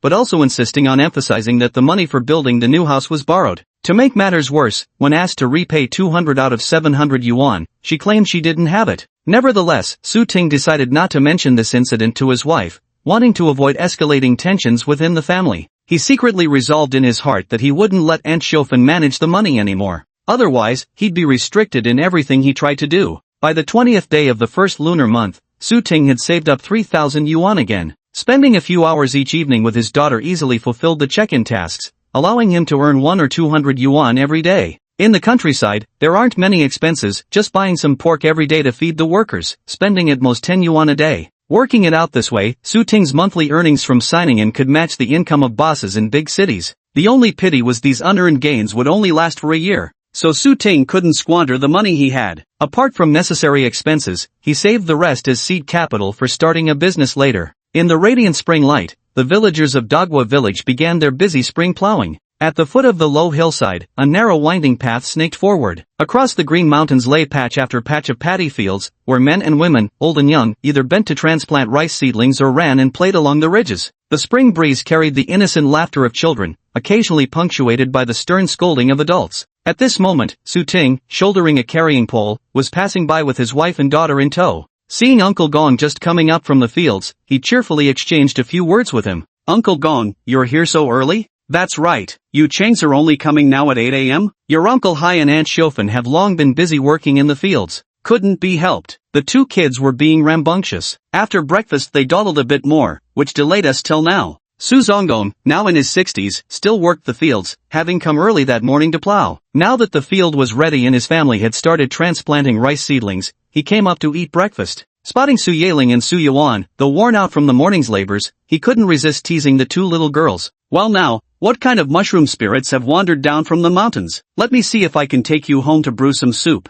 As he spoke, he reached out a hand towards Su Yuan. Working in the fields, all four members of the Su family wore straw hats. Little Su Yuan was so small that wearing her hat made her look like a walking mushroom. Hence Su Zonggong's teasing remark. Clueless Su Yuan didn't realize she was being laughed at. Seeing Su Zonggong reaching out, she thought he wanted to play with her. "Me go plant rice shoots, no play." She earnestly pushed Su Zonggong's hand away. Finding this even more amusing, Su Zonggong threw his head back with roaring laughter. Su Yawan had always been prone to smiling, and seeing others laugh made her involuntarily grin as well. After a moment's thought, Su Yawan fished out a candy from her little pocket. This was a reward Su Ting bought for his two daughters when he went shopping in town a couple of days ago. This morning when they went out, Su Yuan accidentally tripped and fell. To console her, Su Yun put 2 candies in her pocket. Now she was actually going to share one with Su Zonggong, which shocked both Su Ting and Su Yun. Wow, is the little chubby girl gonna give me candy? Su Zonggong accepted the candy with surprise and delight. Seeing Su Yuan nod, he turned back with a beaming smile and brought over a plastic bag. I spotted a few loaches and an eel while plowing the field this morning. Nian Si, take these back to make porridge for the little chubby girl. Su Ting looked inside the bag. There were at least 2 caddies of loaches and 4 or 5 tails of eel. That was quite a haul. His mouth slightly agape, he stared at his youngest daughter. Well done, little one. You struck quite the favorable barter deal. When parting ways with Su Zonggong, the toddler sweetly waved and said goodbye. Su Zonggong's aged face crinkled like orange peel with laughter, his mirthful chuckles trailing after them. Daddy, come quick, there's a bird running on the ground ahead. Suddenly, Su Yeling, who was leading the way, turned back, shouting excitedly. Chapter 21, Spring Plowing, Gathering Field Snails. It's a little francolin. Su Ting recognized the dark, chick-like creature at once. It was a bird called Little Millet Chicken, also known as the white-faced rail. Its back was dark gray, while its cheeks, throat, chest, and belly were white. These creatures usually hide in the grass during the day, rarely showing themselves. Only at dawn, dusk, or nighttime would they dare to venture out. During the busy farming season, one could often spot little millet chickens. A quick-handed person might even catch 1 or 2 to take home and cook into congee. Su Yeling's eager notification to her father was, in truth, a ploy to get him to hunt the elusive prey. Seeing that Su Ting seemed hesitant to act, the little girl gazed up at him expectantly and asked, Daddy, should we catch it? You'll never catch it, those little grain-fed chickens run too fast. Besides, we're in a hurry to find Grandpa and Grandma, we can't afford to waste time here. Su Yeling immediately pouted in disappointment, watching helplessly as that little millet chicken strutted defiantly into the thickets on the hillside. Yeling, don't be jealous now. Didn't your little sister get a whole bag of loaches from Grandpa Gong? I'll have Grandpa cook you fish congee tonight when we get home, Su Yun reassured with a warm smile. Su Yeling sighed with a sense of emptiness and said, alright, if we can't have little me chicken, small loaches will do just fine too. Maybe there are loaches and eels in our field too. Once we get there, you can search for them. If you find any, your dad will catch them for you. Su Yun made an excellent suggestion to her eldest daughter. Alright, Su Yeling suddenly brimmed with energy, striding forward with such vigor that she quickly surged ahead. As she ran too vigorously, a mountain breeze mischievously blew her straw hat off. Oh no, my hat! The little girl hurried to chase after the hat carried away by the wind. Su Ting and his family had set out from home at 8 o'clock, and by the time they reached their own fields, it was almost 9. During the busy farming season, Su Zonghai was undoubtedly the hardest worker in the household. He would rise before 4 every morning to stoke the fire and cook rice, finishing around 6 when he'd lead the oxen to plow the mountain fields. Next came Zhang Xiufen, who rose slightly later at around 5 o'clock. After Su Zonghai finished cooking, she'd feed the pigs and chickens. In earlier days, she also had to prepare dishes, help their 2 little girls wash up and dress, and couldn't set out until they'd finished eating. For the past few years since having a granddaughter, Su Zonghai and his wife have found the busiest farming seasons to be both the most stressful and the most exhausting. The work in their fields typically begins at the crack of dawn and drags on till late in the day before they can finish. In the first 2 years, when Su Yun stayed home for 7 months after giving birth to little Yuan, her presence allowed her to look after the 2 children, giving the couple slightly improved efficiency with their farm work. By the following year, Zhang Xiufen had to carry the little one on her back while transplanting rice seedlings in the fields, the hardships of which cannot be adequately conveyed in just a few words. Last year, Xiao Yuan was already running around on her own, so she didn't have to be carried to the fields anymore. Su Yeling would watch her younger sister by the shady ridge of the field, constantly worrying and checking on them throughout the day. Even so, Su Yuan still took a few tumbles, and Su Yeling, ignoring warnings, sneaked into the fields to gather snails, only to get bitten by a leech. Her terrified screams echoed through the air. This year, with Su Ting and his wife around, Su Zonghai and Zhang Xiufen felt much more at ease. The couple didn't expect Su Ting and Su Yun to do much work. Watching the children properly was already more than enough. Whatever extra help they could provide was just a bonus. So when Su Ting's party of 4 arrived late, Zhang Xiufen didn't voice any complaints. The 2 children spotted Su Zonghai and immediately sprinted toward their grandfather, shouting "Grandpa! Grandpa!" repeatedly as they ran. Su Zonghai had just finished his breakfast and was preparing to go help with transplanting rice seedlings in the fields, planning to plow another plot after noon. But when his 2 granddaughters arrived, he chuckled with delight and instantly forgot what he'd originally planned to do. Slow down, don't trip. Su Ting set down the burden from his shoulders and called out from the mountain path, Auntie Xiufen, I brought the noon meal, where should I put it? Since the rice paddies were far from home, they would pack lunches during the busy farming seasons to avoid the back-and-forth commute at noon. After eating, they could quickly return to the fields to continue transplanting seedlings. Old Wu, go put the porridge away properly. Zhang Xiufen walked straight up to Su Zonghai and shouted at him. Su Zonghai walked over and placed the tin lunch bucket Su Ting had brought into a shaded ditch to keep it cool. Though it was only spring, the weather had already turned warm. If the food wasn't stored in the cool ditch, it would likely spoil by noon. Su Ting went to help plant rice seedlings in the fields. Although he hadn't done much farm work in this lifetime, having spent decades in Dagwa village in his previous life, he had intermittently learned how to transplant seedlings. Now he could quickly get the hang of it again. Su Zonghai helped transplant rice seedlings in the field for a while, and seeing that Su Ting was doing it properly, he felt reassured and went to plow the second field. Su Yun had initially planned to go down to the field as well, but Zhang Xiufen told her not to, insisting she just keep an eye on the two kids from the ridge. Last year, you didn't see it, 13th sister ran around blindly and nearly tumbled headfirst into the creek. If you don't watch her carefully today, there's no telling where she might end up falling. Zhang Xiufen's words sent a shiver down Su Yun's spine. So bringing them along is actually such a dangerous affair? She had just checked that creek, the water level was quite high, but more crucially, numerous taro shoots and weeds grew thick along the ridges on both sides. If a child were to fall in, adults might easily overlook it, and the consequences would be unthinkable. However, there hadn't been any cases of children drowning in this ditch so far, so Zhang Xiufen didn't pay it much mind. She mainly wanted to prevent her kids from running around and getting hurt because washing soiled clothes was such a hassle. But Su Yun was thoroughly alarmed, transforming into an obsessive child-watching machine who didn't dare let the little ones out of her sight for a single second. Soon, the two restless little ones couldn't stay indoors any longer and wanted to go play in the fields. Su Yun couldn't dissuade them, so she repeatedly cautioned the girls not to wander off and to behave, then led them to the field's edge to gather river snails. Mom, so many river snails here, let's take them all home. River snail congee is so delicious, Grandpa used to cook it for me before. Su Yeling bounced excitedly in place as she wrapped herself around Su Yun coquettishly. Wait a moment, let's go fetch something to hold them. Su Yun picked up the younger child and held the older one's hand as they ran up the mountain path to find a container for the snails. In the end, they found a piece of torn cloth. Su Yun tied up the holes with some makeshift stuff, and the mother and daughters used this rag to gather the snails. Su Yun had her eldest daughter stay by the field's edge with her little sister while she mustered the courage to step into the field herself. Yeling would point out where the snails were, and before long Su Yun had collected a great number of them. Moreover, the snails were all quite large. Back then, pesticides were rarely used, so creatures like snails, loaches, and eels were still commonly seen. Of course, along with these delicacies, leeches were just as ubiquitous. Su Yeling was eagerly directing her mother to gather snails when suddenly her sharp eyes caught a small dark lump clinging to her mother's calf. The black unidentified object was as long as her finger, and upon closer inspection, Su Yeling screamed, "Ah, Mom, there's a leech on your leg." Chapter 22, Spring Plowing, Daddy Loves You. Su Ting was planting rice seedlings when he suddenly heard his eldest daughter's terrified scream. Utterly puzzled, he straightened his back and looked over, only to see his wife struggling to climb onto the ridge from a distant paddy field. She stood there spinning in place, hopping and stomping wildly while screaming "ah" at the top of her lungs. Su Ting tilted his head, completely baffled. Why did she suddenly start dancing?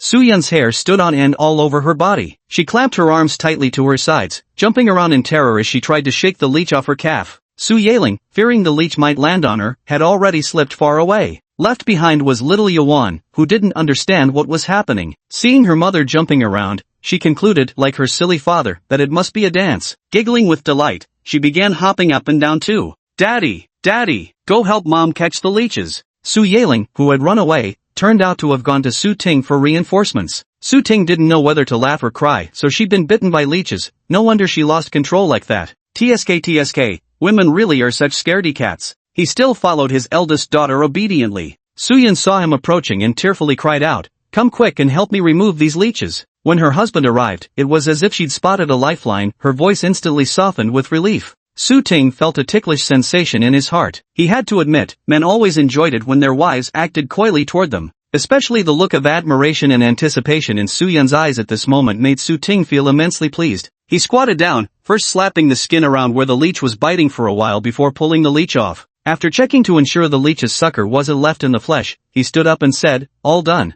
Given that Su Ting was still holding the leech, Su Yun picked up their little daughter and dashed away at full sprint speed, only then shouting from a distance for him to kill the leech. Leeches have incredibly tenacious vitality. Even if you stab through their bodies, they won't die. Generally, farmers deal with leeches by impaling them on a stick and thrusting it into the soil, letting the sun slowly bake them to death. Su Ting knew the quickest and most effective methods were either burning them or sprinkling salt or lime over their bodies, which killed them much faster. But right now, he didn't have time for that, so he opted for the stick and sun method instead. You shouldn't go into the fields if you're afraid of leeches, Su Ting said to his wife. Su-yun pouted, clearly still shaken from the earlier leech scare. Our daughter wants to eat field snails. Su Ting, after we finish transplanting the seedlings, I'll help you pick them up. In the end, he had no choice but to reluctantly make the promise. Su-yun's gloomy expression immediately brightened as she praised, "You're such a good father, dear. Yeling, hurry up and thank your dad." On another ridge of the field, Su Yeling shouted to Su Ting, "Thank you, Dad." Su Ting wanted to say, "Why are you all standing so far away from me? Do I have germs or something? If Dad's so great, then after I help you pick river snails later, you two better thank me properly," he said with a grin. Today's check-in conditions were different. Previously it always required his daughters to give him kisses, hugs, or act coquettishly. This morning, the system unexpectedly stated that today's check-in requirement was for both daughters to say "Daddy, I love you" to Su Ting. Su Ting thought the task shouldn't be too hard and wasn't in a hurry to complete it, but now seemed like the perfect opportunity to make the request. To be honest, ever since the divorce in his previous life, seeing Su-yun's posts of her conversations with their daughters in her WeChat moments had filled him with envy. Yeling, the more she grew up, the more introverted she became. It was just her nature, she couldn't bring herself to say something so mushy. Yuan is a sweet little princess, constantly sending her mom kissing and hugging emojis, always saying "Mommy, I love you." The more Su Ting saw, the more jealous he became. Thinking about how he'd never once heard his children say "Daddy, I love you" made his sense of defeat and loss grow even deeper. When the kids were little, every year when he and Su-yun first arrived home for New Year's, both children would cling to them, especially loving to rub against his stubble. No, wait, it was he who loved rubbing his stubble against them. Only at that time was he closest to his children. Yet he never heard them say "Dad, I love you," not even once in his memory. Perhaps the system assigned him this mission to make up for his regrets. For this reason, Su Ting was quite looking forward to this task. Now his two children do love him, but getting them to express that love would not only fulfill his own wishes but also earn system rewards, neat for the kids in the future. It's killing two birds with one stone. By noon, Su Ting and Zhang Xiufen had finished transplanting seedlings across a quarter-acre field and began their lunch break. Their meal consisted of plain congee with pickled cucumber skin, spiced up with some chili and soy sauce, a surprisingly tasty combination. Go back earlier to cook at 24 in the afternoon. The workers at home are waiting for dinner. They still have 2 more hours of work after eating, and they won't have the strength to work if they don't eat early, Zhang Xiufen instructed. Su Ting nodded, "I'll help transplant one more field and then head back." Remembering his promise to his daughter to gather river snails, Su Ting quickly finished 2 bowls of porridge and went down to collect them. It was the hottest time of day when the sun beat down mercilessly, so to avoid sunburn and heatstroke, the 2 little rascals weren't allowed to tag along. Forced to stay behind with Grandma and Mom, they could only watch their father gathering field snails from the mountain path above. "Go Daddy, pick lots of snails. Baba go go." The cries of his 2 daughters reached Su Ting's ears. He turned around and waved his arm before continuing with his work. While gathering field snails, Su Ting spotted loaches and eels. He wanted to catch them, but the loaches were too slippery, his peasant skills weren't quite up to the task. In the end, Su Ting spent 30 minutes collecting a sizable pile of field snails. By this time, Zhang Xiufen had rested enough and began packing up to move to the next paddy field. Seeing Su Ting wasn't ready yet, Zhang Xiufen told him the location and went ahead first. After all, that old man at home was still waiting for lunch. The sun's scorching hot. "Why don't you take the 2 girls home first?" Su Ting suggested to Su-yun while washing the mud off his legs. Su-yun also felt she wasn't much help here. "Then I'll head back first. I'll prepare the rice in the afternoon, you can come back later to stir-fry the dishes." "All right." Su Ting bundled up the field snails they had collected in a piece of torn cloth, tying it securely. He found a stick to use as a carrying pole, making it easier for Su-yun to shoulder their day's spoils back home. After finishing these tasks, Su Ting finally turned to his real business, getting his 2 daughters to say, "Daddy, I love you." Su Yeling felt a little embarrassed upon hearing this request. "I helped you gather so many river snails, don't you want to thank me?" Su Ting feigned disappointment as he spoke. "Or does it mean, you don't love your dad anymore?" Su Yeling mumbled softly, "Dad never said I love you, Yeling either." Su-yun burst into laughter beside them. Seeing her gloating, Su Ting said disapprovingly, "You've got it easy, hearing Mommy I love you from them every day." Su-yun raised her chin triumphantly, "That's what you get for not being close to your daughters before. I earned their love because I express my love for them every single day. Kids are like that, they love those who treat them well." He understood this truth well enough, but as a man, how could he bring himself to speak of love all day long? He intended to express it directly through his actions. Besides, Su Ting hadn't been a decent father in his previous life. He had never grasped the right way to interact with his children. Now, though he genuinely wished to change, his lack of practical experience left him groping forward in the dark. Yet his wife's words still stirred something within Su Ting. He tried to overcome his discomfort and express what was in his heart. First, he cleared his throat with a soft ahem. Su Ting didn't notice that his conflicted expression caused the hopeful light in his eldest daughter's eyes to gradually dim. Before Su Ting could finish his sentence, Su Yaling listlessly said, "Dad, I love you." With those words, she ran away from him. Su Ting sensed something was off about her mood, and it left him feeling unsettled too. Why does this sentence sound different from what I had imagined? But his daughter had already said I love you as he wished, so how could he possibly ask her to say it again? No matter, there's still the little one over here. Su Ting's hopes weren't dashed yet, his eyes shone bright, like a predator locking onto its prey. "Sweetheart, Daddy's already gathered all the river snails you wanted for you, lots and lots of them." The little toddler got all excited when she heard about the river snails, chirping, "Me wanna see snail again," turned around to flee. Su Ting quickly reached out and pulled her into his arms. "Don't be in such a hurry, stay and talk with Dad for a while. Tell me, do you love your daddy?" The little toddler blinked her moist, ink-black eyes, answering sweetly and sincerely, "Yes, I do." Su Ting's heart blossomed with joy upon hearing this. Oh dear, turns out receiving a little princess's confession could make someone so happy. Although the elder daughter's declaration seemed half-hearted, leaving Su Ting slightly disappointed. Still, he found solace in his little munchkin, half his wish now fulfilled. That should be enough. After all, he had never even uttered the word love to his daughters. Talk about getting something for nothing. Of course, from now on, Su Ting would prove this paternal love through concrete actions. He'd make sure his daughters felt absolutely cherished. When Su Ting came to his senses from his joy, he realized the system hadn't notified him of completing the sign-in condition. Upon closer reflection, the task required his daughters to say "Dad, I love you," but little doubting had only answered him with a single love. The problem probably lay right there. He pondered that it was just a matter of getting the little girl to say a few more words, nothing too difficult after all. So Su Ting smiled and said to the little baby, "Yuan, come on, say Daddy, I love you for me." The little baby's thinking was simple, whatever Daddy taught her to say, she'd say,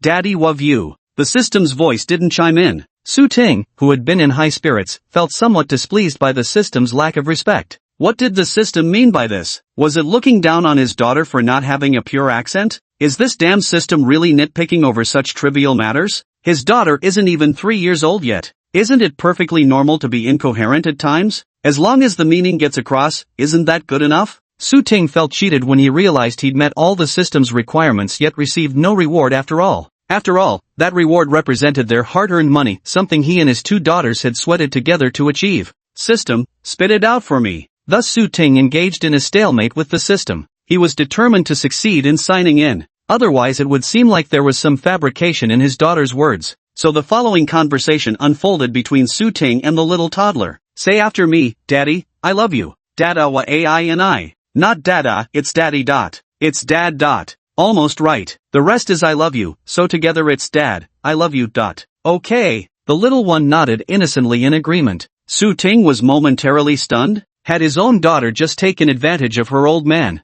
Chapter 23, Spring Plowing, Lochanil Kanji. After teaching for ages, the little tyke still couldn't get it right, and of course the system didn't give any notification about successfully checking in. Su Ting grew increasingly furious. The system was clearly nitpicking now. The more anxious he became, the worse the results turned out. The toddler was frightened utterly by Daddy's frantic expression and nearly burst into tears. Su Yun couldn't bear to watch and scooped the child into her arms. Displeased, she scolded Su Ting. "What's your problem? Didn't she just say she loves you? Even if the phrasing wasn't perfect, isn't her genuine affection enough? Must you pick on a child like this?" Su Ting couldn't voice his grievances, silently cursing the damned system in his heart. It swallowed the hard-earned wages of him and his 2 daughters. Both girls clearly said those words, yet the system played deaf. What a shameless freeloader. Yet Su Ting couldn't bring himself to explain his grievances to his wife. Facing his wife's scolding, he repeatedly hesitated on the verge of speaking, wanting to explain yet finding no way to articulate it. This resulted in Su Yun ignoring Su Ting altogether,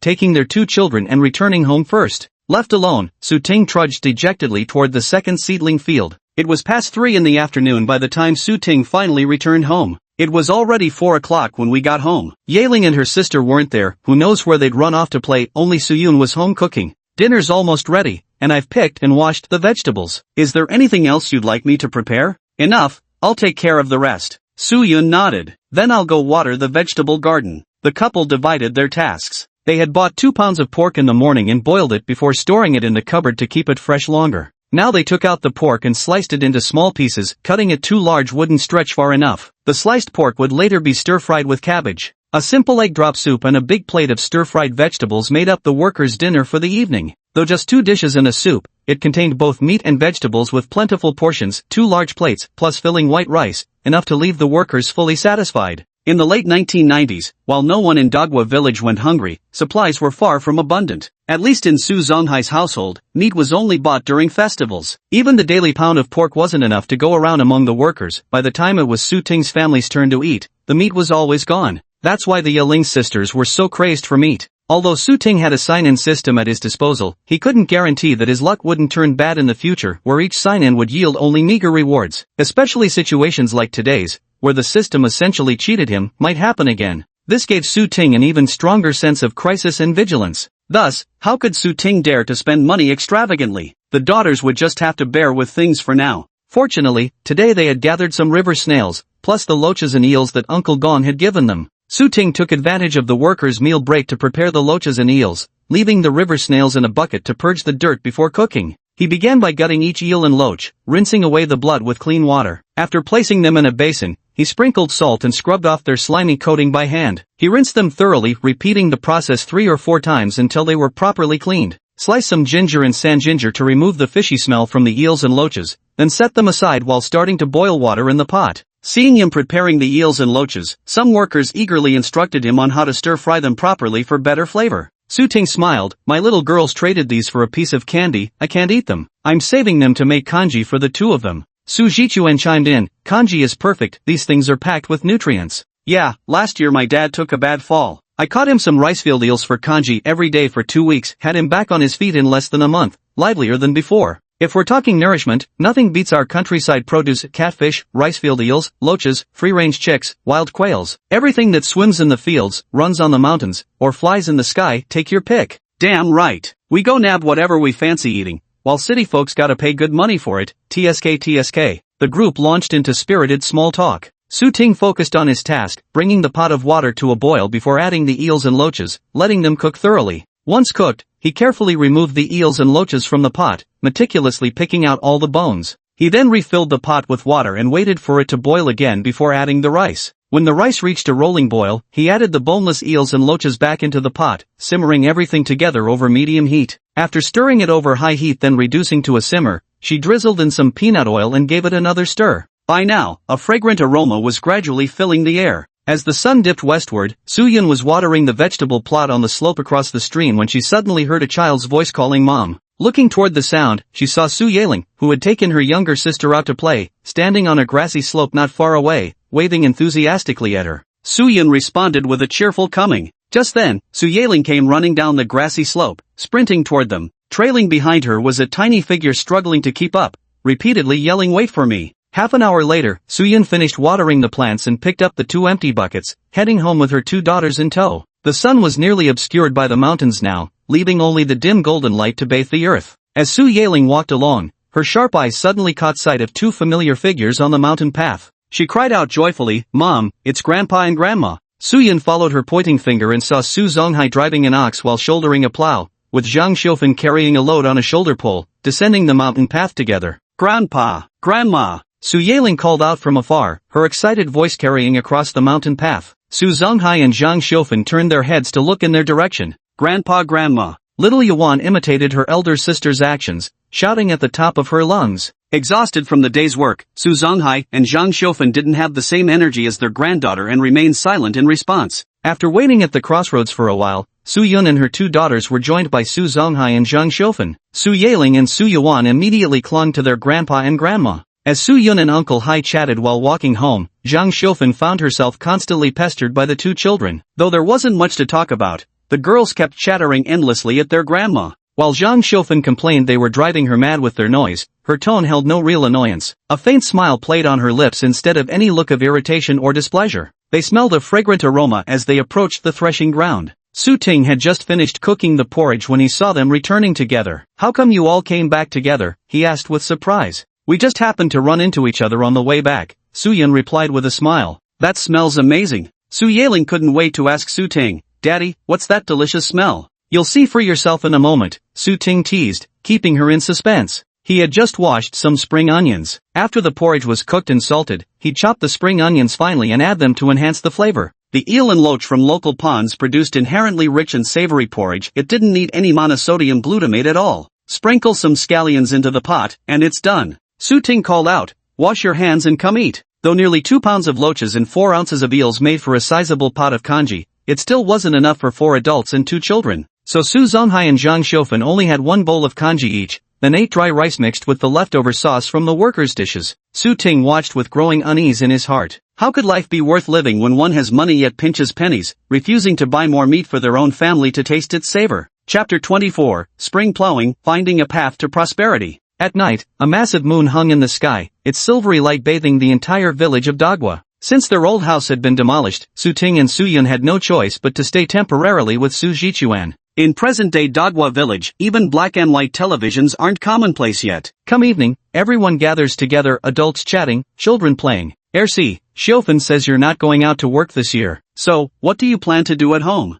In the living room of Su Jichuan's house, Su Zonghai's elder brother Su Zongchuan puffed away at his water pipe as he questioned Su Ting. Beside him, Su Ting sat on a wooden chair, holding a handful of peanuts, while little Yuan stood between his legs, intently picking peanuts to eat. "Uncle, I want to stay home and try my hand at running a small business." Su Zongchuan clicked his tongue disapprovingly. No business turns a profit these days. Zonghai tried selling tofu, bean sprouts, and fried tofu puffs for years, but eventually gave up when he simply couldn't make ends meet. Su Ting smiled faintly. "There are always ways to get by enough so my whole family won't starve. If things don't improve this year, I'll consider going out to find work again." Su Zongchuan listened quietly, continuing his smoking ritual. With thumb and forefinger, he twisted a pinch of tobacco into a ball before tucking it into the pipe. After the lighter clicked to ignite the tobacco, his lips pressed against the mouthpiece as the water pipe gurgled rhythmically, glug, glug, glug. The smoke curling from the mouthpiece flowed into his nose and mouth in alternating inhales and exhales, completing the smoking ritual. Since returning from his rebirth, Su Ting hadn't touched a single cigarette. After all, his previous life had ended with lung cancer, where cigarettes served as the primary culprit. Though water pipes were said to be less harmful than cigarettes, Su Ting from his past life had grown accustomed to cigarettes and never developed a taste for water pipes. So replacing cigarettes with water pipes was never part of his plans. No matter what, life is still precious.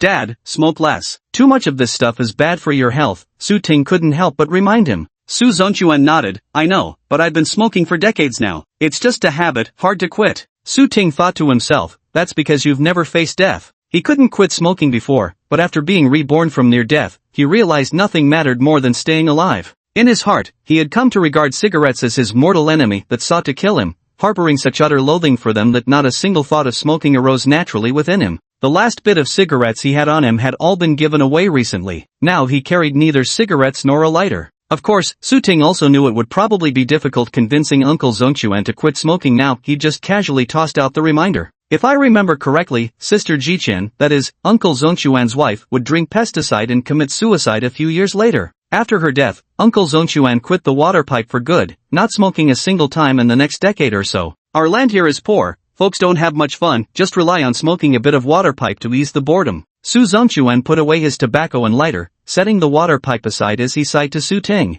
"Uncle, the days ahead will only get better. At least we won't have to worry about food or clothing," Su Ting comforted. Su Zongchuan shook his head. "It won't get better. Even our government officials here get no grease. This place won't prosper for at least several decades." These words drew a bitter smile from Su Ting. "Uncle, how do you know the officials get no grease? You're not one of them." "How wouldn't I know? If they had benefits to spare, would they lease out our mountains to make money?" They wanted to fatten their own purses by leasing the mountains, but never expected poor Dagwa village would have no one who could afford it. Su Zongchuan grumbled in a muffled tone, clearly not holding out much hope for the government's lease of mountain land rights. Su Ting was taken aback. "Mountain leasing?" After hearing Su Zongchuan's explanation, Su Ting suddenly recalled that indeed there had been such a thing in his past life. But just as Su Zongchuan had said, no one in Dagwa village could afford the mountain leasing fees at first. After a few months, the government actively reduced the rental price for mountain land use rights, making mountain leasing no longer expensive. However, many villagers in Dagwa village privately owned mountain land, including Su Zonghai, who held ownership rights to part of a hillside. Thus, no one rented the government's mountain land.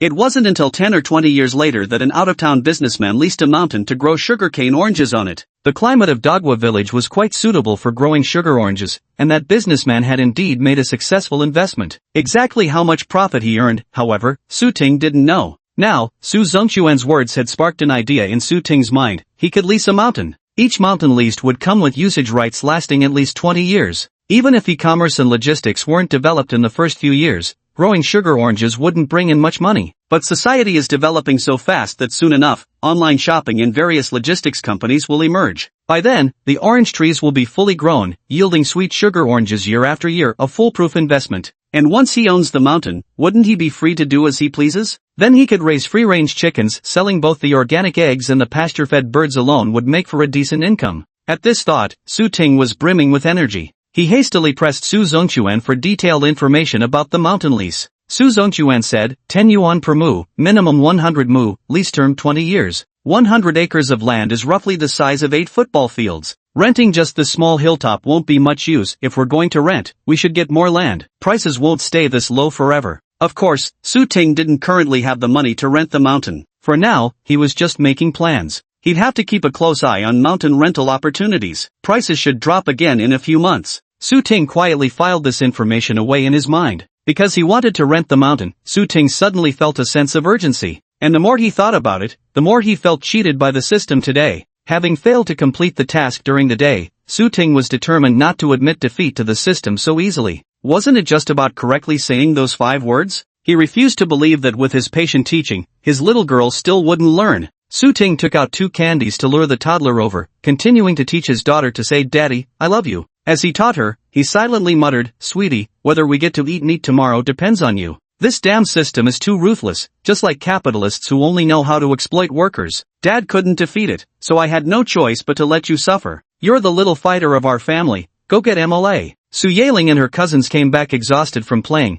only to find Dad still teaching little sister to say that phrase, leaving them utterly confused. "Mom, what's wrong with Dad?" Su Yaling asked her mother gloomily. Su Yun had just finished chatting with Sister Jichuan. Hearing this, she glanced in the direction of Su Ting and little Yuan. "Your dad is probably jealous," she said, unable to suppress a laugh. Su Yaling tilted her head in confusion. "What does being jealous mean?" Su Yun gently patted her head and explained with a smile, "That means Dad wants to be loved by you too, just like Mom. If you don't love him, he'll feel upset and sad." Su Yaling pouted and said defiantly, "Humph, he doesn't love me, so I won't love him either." "Silly girl, if Dad didn't love you, he wouldn't care whether you love him or not." Su Yun pinched her little cheek. Hearing this, Su Yaling's eyes gradually lit up. "Really?" Su Yun nodded with a smile. Su Yaling looked uneasy, fiddling with the hem of her clothes as she mumbled awkwardly, "Then I love Dad too. Go tell that to your father then." Su Yun gave her a gentle push. Chapter 25, Spring Plowing, Reward of 999 Yuan. Su Yaling shuffled her tiny steps over to her father and younger sister. Seeing her approach, Su Ting reached up to ruffle her short hair before leaning back into his chair with a resigned sigh. "Yaling," he said dejectedly, "Dad wronged you before. It turns out calling your sister silly girl was spot on after all." At this point, Su Ting had essentially accepted his fate. The little girl had tried so hard, yet the system stubbornly refused to acknowledge her check-in as completed. Su Ting reluctantly thought about giving up. He really didn't want to scare the little girl into crying again like he had during the day. Su Yaling rubbed the spot where her father's hand had touched and, recalling her mother's earlier words, couldn't help but crack a smile. Then she turned her head and said seriously to her younger sister, "Silly girl, watch and learn from me." The little baby was getting sleepy, rubbing her tiny eyes and responding in a milky voice, Su Yaling turned around, looked at her daddy, and smiled with crescent eyes. "Daddy, I love you. Daddy love you." As the 2 children expressed their genuine feelings, the familiar voice sounded again in Su Ting's mind. Ding! Today's check-in condition fulfilled. Random reward, 999 yuan in cash. 999. This marks the most bountiful reward Su Ting has received since signing up. Before this, the very first time I completed the check-in, I got 500 bucks, but after that, I never received a reward exceeding 300 again. Su Ting widened his eyes in disbelief. Not only did the damn system not deduct his service fee, it actually offered such a generous return. Why? A look of confusion surfaced in Su Ting's eyes. Glancing down absent-mindedly, he noticed his eldest daughter's crescent moon smile, then remembered how listless she'd appeared earlier that day. At this moment, Su Ting felt as if his heart had been struck a heavy blow. He understood. The reason why the task had failed during the day wasn't because his youngest daughter couldn't say those words properly. It was because when Yaling said, "Daddy, I love you," she did it with overwhelming reluctance. At that time, the elder daughter's words didn't come from her heart, it was more like he had forced them out of her. Just as Su Yun had told him, what does it matter if the words come out imperfectly, as long as the feelings behind them are real? Though the younger daughter didn't phrase it well, she spoke with unwavering sincerity, so on her side, there was never any problem.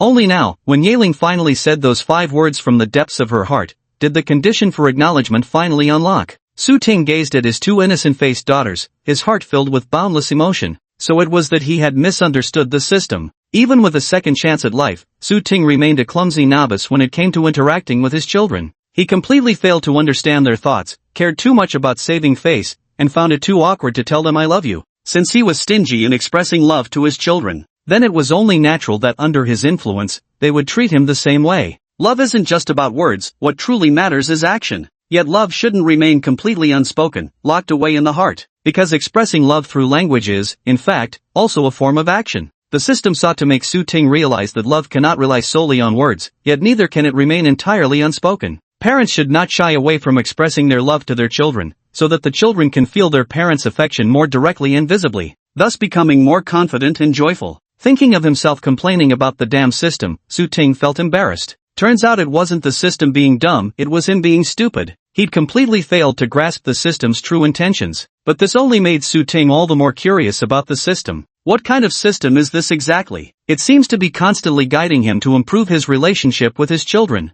Could it be that the check-in system's goal is to mold him into a responsible and dedicated father? Then it should be called the dad system. Why is it a check-in system? Regardless, Su Ting accepted the system's guidance. He resolved to cast aside his inner shame and become a father bold enough to express his feelings. So Su Ting opened his arms and pulled his 2 daughters into an embrace. My dear girls, Dad loves you too. Always have. The moment the words left his lips, Su Ting felt an inexplicable lightness wash over him. It was as if some invisible shackles had finally been broken. At the same time, my eyes grew a bit hot with emotion. So this is how simple and joyful it is to speak love aloud. Hearing these words, Su Yeling laughed even more brightly, wriggling in his embrace as she tried to dodge the prickly stubble on her father's chin. Too tickly, ha ha ha. When Zhang Xiufen arrived, she saw the father and his 2 daughters still fooling around. Grumbling, she said, "What time is it, Yeling? You still haven't come back to sleep? We have to get up early tomorrow. If you're not coming, we're shutting the door and going to bed. Yeling, hurry up and go to sleep with Grandma."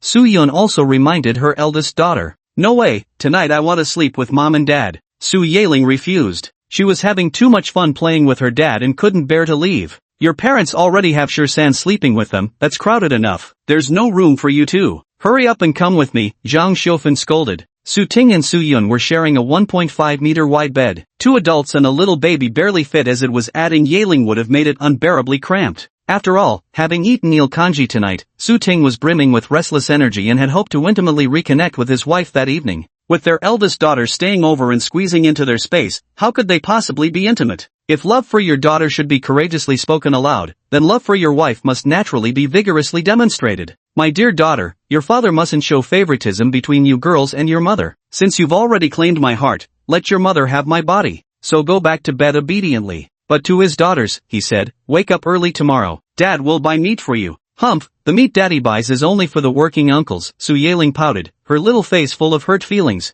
Su Ting smiled. Tomorrow's meat will definitely include your share. Meat, more meat. The drowsy little baby nestled in Su Ting's arms suddenly smacked her lips, leaving a string of glistening drool. Yawan is sleepy. I'll take her to bed, Su Yun said as she lifted the baby. Su Yeling was still thinking about tomorrow's meat. Daddy, will we really have meat to eat tomorrow? Su Ting nodded, I guarantee it. Alright, go get some sleep now. You must be exhausted after a busy day. Zhang Xiufen yawned and urged them. After Su Yeling followed Zhang Xiufen back to the warehouse at the threshing ground, Su Ting also entered the room and closed the door. Su Yun had just managed to get their youngest daughter to sleep when she heard the sound. Turning her head, she asked, has Yeling left? Let's go to bed early too. We need to get up at 6 tomorrow morning to buy meat for our daughter, Su Ting said with a grin. He walked to the window, closed both panels, and lowered the bamboo curtain to block the view inside. Why are you closing the window? It's quite hot, leaving it open would be much cooler. Su Yun complained discontentedly. Leaving the window open will just give the kid a cold, Su Ting said dismissively as he began undressing.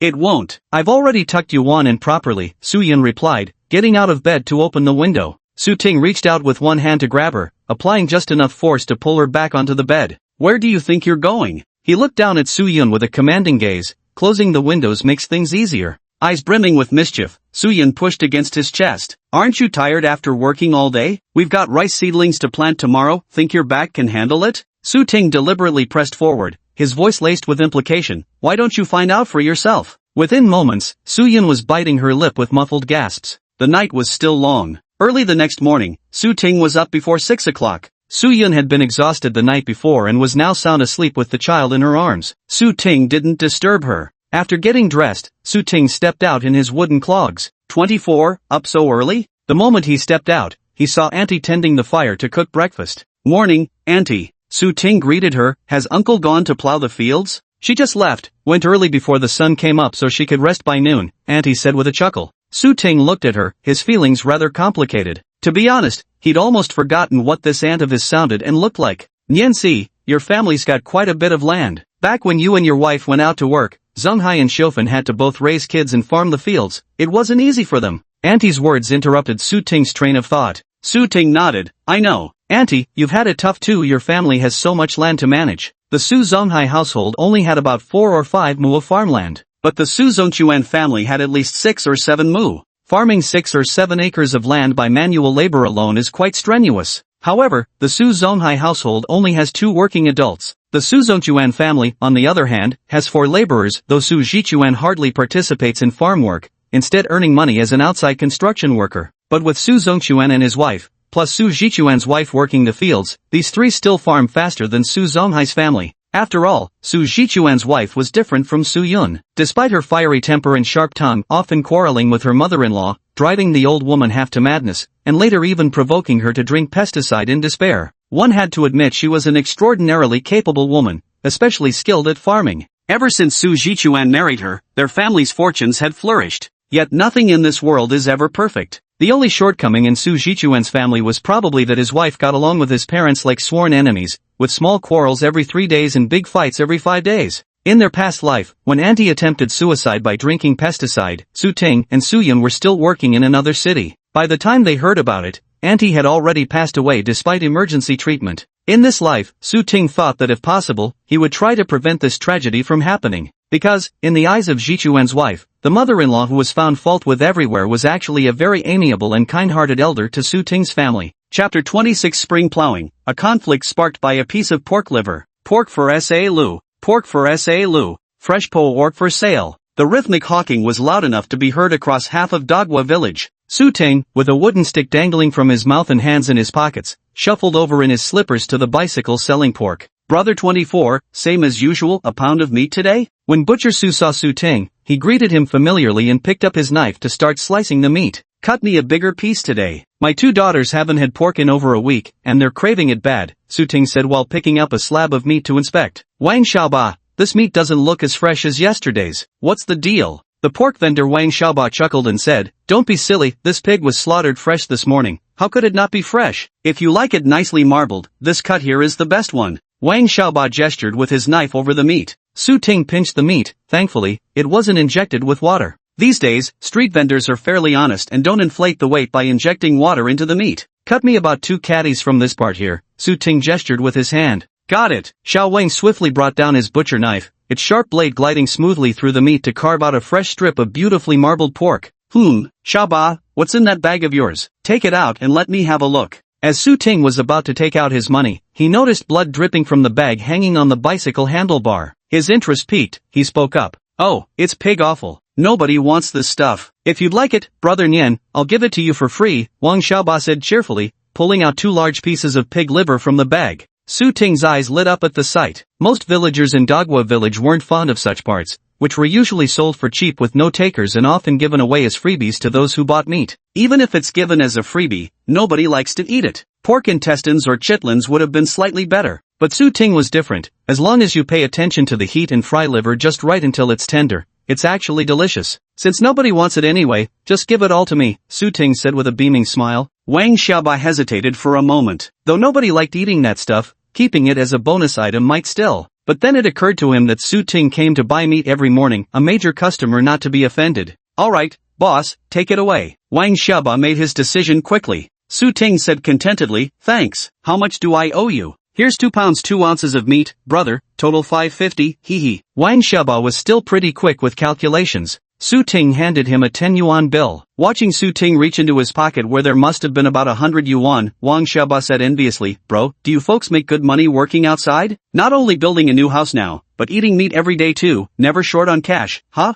Nowhere near as much as you earn selling pork. You sell over 100 pounds a day, pulling in more than 200 daily wages. Us migrant workers only make 400 a month. Su Ting chuckled, deliberately keeping it modest. Taking the 450 in change from Wang Xiaoba, he headed home with his bag of meat. Wang Xiaoba muttered to himself as he watched his leisurely figure. Doesn't look like someone who only earns 400 bucks a month as a laborer. Plus, selling meat wasn't as lucrative as Su Ting made it out to be. There weren't many folks like Su Ting who could afford to buy meat every single day. Auntie, I'll cook breakfast this morning. Returning to the storeroom near the threshing ground, Su Ting said to Aunt Shofen. Zhang Shofen nodded, then fry up a couple of dishes while you're at it. I'll go feed the pigs. Su Ting first washed the pork clean, then boiled it in the pot. This was for dinner later in the evening. The 2 pieces of pork liver couldn't be kept. Boiling would make them tough and unpalatable. So Su Ting decided to slice them all up for stir-frying. To stir-fry pork liver well, the slicing is crucial. Each piece must be evenly thick or thin. After slicing, sprinkle some salt to marinate the liver.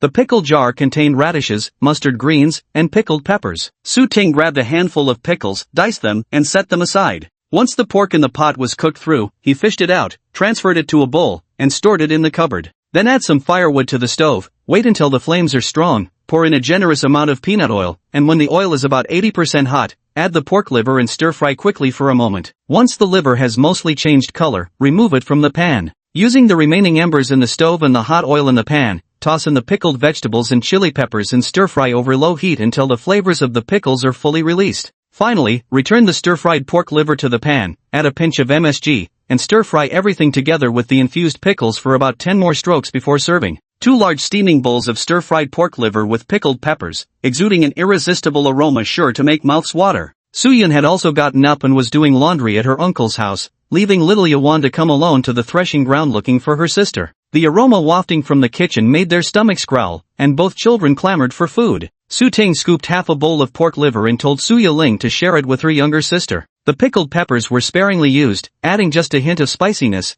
but these girls had Sichuan blood in their veins, so this mild heat was nothing. They ate with relish. Dad, this is liver, not meat. The liver was delicious. Su Yiling still remembered her father's promise from last night about letting them eat meat. While cleaning the big pot, Su Ting responded helplessly, eat liver first, we'll have meat in the evening. Su Yiling gave an "oh" in reply, then continued competing with her younger sister for pieces of liver. That silly girl was such a glutton. Before anyone noticed, she'd already eaten so much. How infuriating. She needed to step up her game. How could she lose to a 3-year-old? Yiling, aren't you supposed to pay your tuition tomorrow? Su Ting suddenly remembered Huangjue Village Elementary School was starting these 2 days. Su Yiling was too busy wrestling her little sister for the last piece of pork liver in the bowl to hear what her father said. You just ate so much, this piece is mine. The eldest sister, Su Yiling, refused to yield an inch. The younger sister, Yuan, whimpered, mine. Having eaten 4 more years of rice than her little sister, Su Yiling naturally wouldn't lose to this 3-year-old toddler. With a forceful jerk, the last piece of pork liver became her trophy. Su Yiling proudly showed off to her younger sister with her eyes, while the latter stomped her little feet and desperately stretched out her hand to grab the liver. Just won't give it to you. Su Yiling stuck out her tongue and stuffed the liver into her mouth. Seeing this, the little toddler froze for a few seconds. Immediately, her expression collapsed as she plopped down on the ground with a wail. What now? Can't you two just give it a rest? Causing such a ruckus first thing in the morning. Zhang Shofen happened to be returning from feeding the pigs, carrying buckets on a shoulder pole, when she heard Su Yuan's cries from the threshing ground. She immediately raised her loud voice in reprimand. Su Yiling, taking advantage of her quick tongue, was the first to complain. That silly girl ate loads of pig liver. I only took the last piece and she threw a fit. She's the one being unreasonable. Wah, sister, meanie, sister, hick, meanie. The little toddler bawled with grievances, hiccuping between sobs while still managing to accuse her sister. Quite the busy little thing. Su Ting walked over and flicked the older girl's forehead with a snap of his fingers. There's plenty of pig liver left. Whatever possessed you to make this little crybaby weep? Now you've earned yourself a scolding. Chapter 27, Suyun's Motherly Guidance. Su Yiling rubbed her forehead and muttered discontentedly, she's the one who insisted on fighting with me. Anyway, you're the one who made little sister cry, so you're responsible for comforting her. After saying this, Su Ting went about his business without any intention of soothing his daughter. This sort of thing really wasn't his forte, because he simply didn't know how. Su Yiling asked with a gloomy face, do I really have to coax him? Su Ting didn't even turn his head. You can skip the coaxing if you don't mind your grandma scolding you. Hearing this, Su Yiling shrank her neck slightly. Seeing her grandmother getting closer, she resigned herself and fetched a piece of pork liver. Here, have this. She angrily handed the pig liver to the little crybaby. Seeing the pig liver, the tiny tot sniffled, reached out to grab it tight, and stopped crying. Every day it's either quarrels or fights. Jiome, can't you give in to your little sister sometimes? Zhang Xiaofan nagged Su Yaling with endless lecturing. It's silly girl being greedy. She'd already eaten so much, yet she insisted on snatching the last piece from me. Why couldn't she let me have it? The little girl, not even 7 years old, retorted defiantly. Zhang Xiaofan scolded even more vehemently. You talk back the moment I say anything. You're the elder sister. How old is she? How could she possibly yield to you?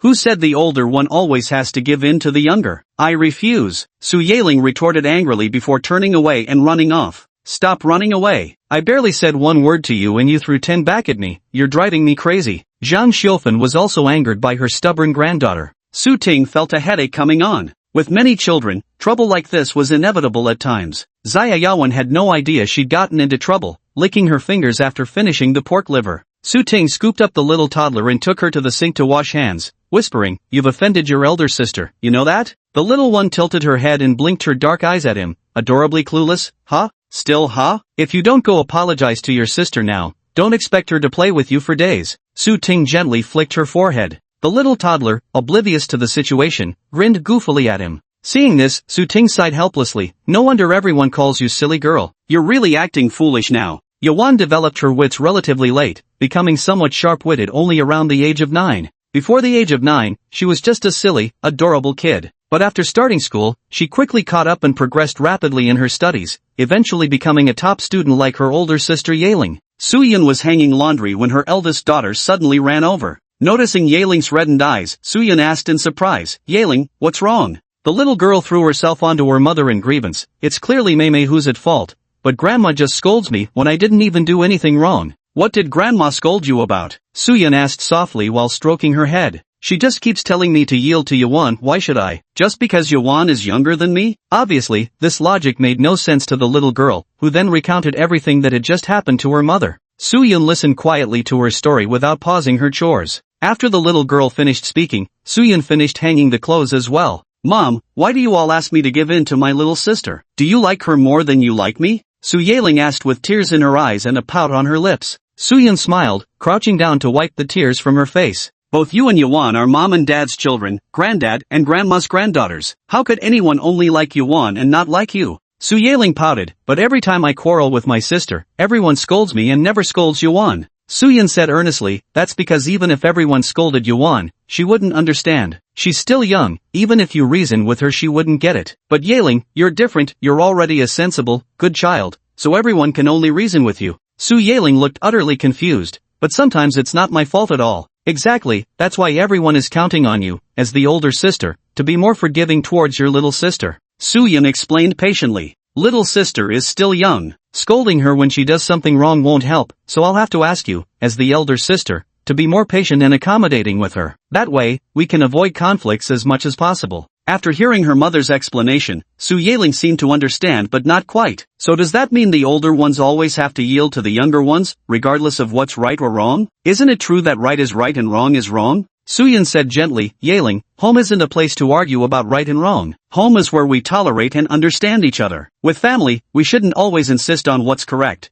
or we'll easily hurt each other and wear away our affection. For example, sometimes when you hit grandpa and grandma because you didn't know better, or when you spoke disrespectfully to them and made dad so angry he wanted to spank you, didn't grandpa and grandma say, she's still young, why take it so seriously with her? The little girl thought carefully, then nodded with a conflicted expression, If it were as you say right is right and wrong is wrong, then wouldn't grandpa and grandma have to hit you back when you hit them? Su Yun tried her best to make the child understand her point, but that's not how things actually work. Even if you make mistakes in the future and upset mommy, daddy, grandpa, or grandma, everyone will still love you the same. That's what family is, no matter right or wrong, they're willing to forgive you. But you can't take advantage of that forgiveness to keep repeating your mistakes, or you'll break everyone's hearts. Su Yun paused, realizing she might have spoken too profoundly for the child to understand. So she circled back to the conflict between the two sisters. You and Yuan are siblings. I know you love Yuan too. Didn't you protect her when she got bitten by the turtle last time? Su Yaling lowered her head and murmured, but sometimes Yuan's so annoying. She not only snatches my things but always gets me scolded. Since she came along, everyone doesn't dote on me like before. Su Yun drew her into an embrace, gently patting the little girl's back.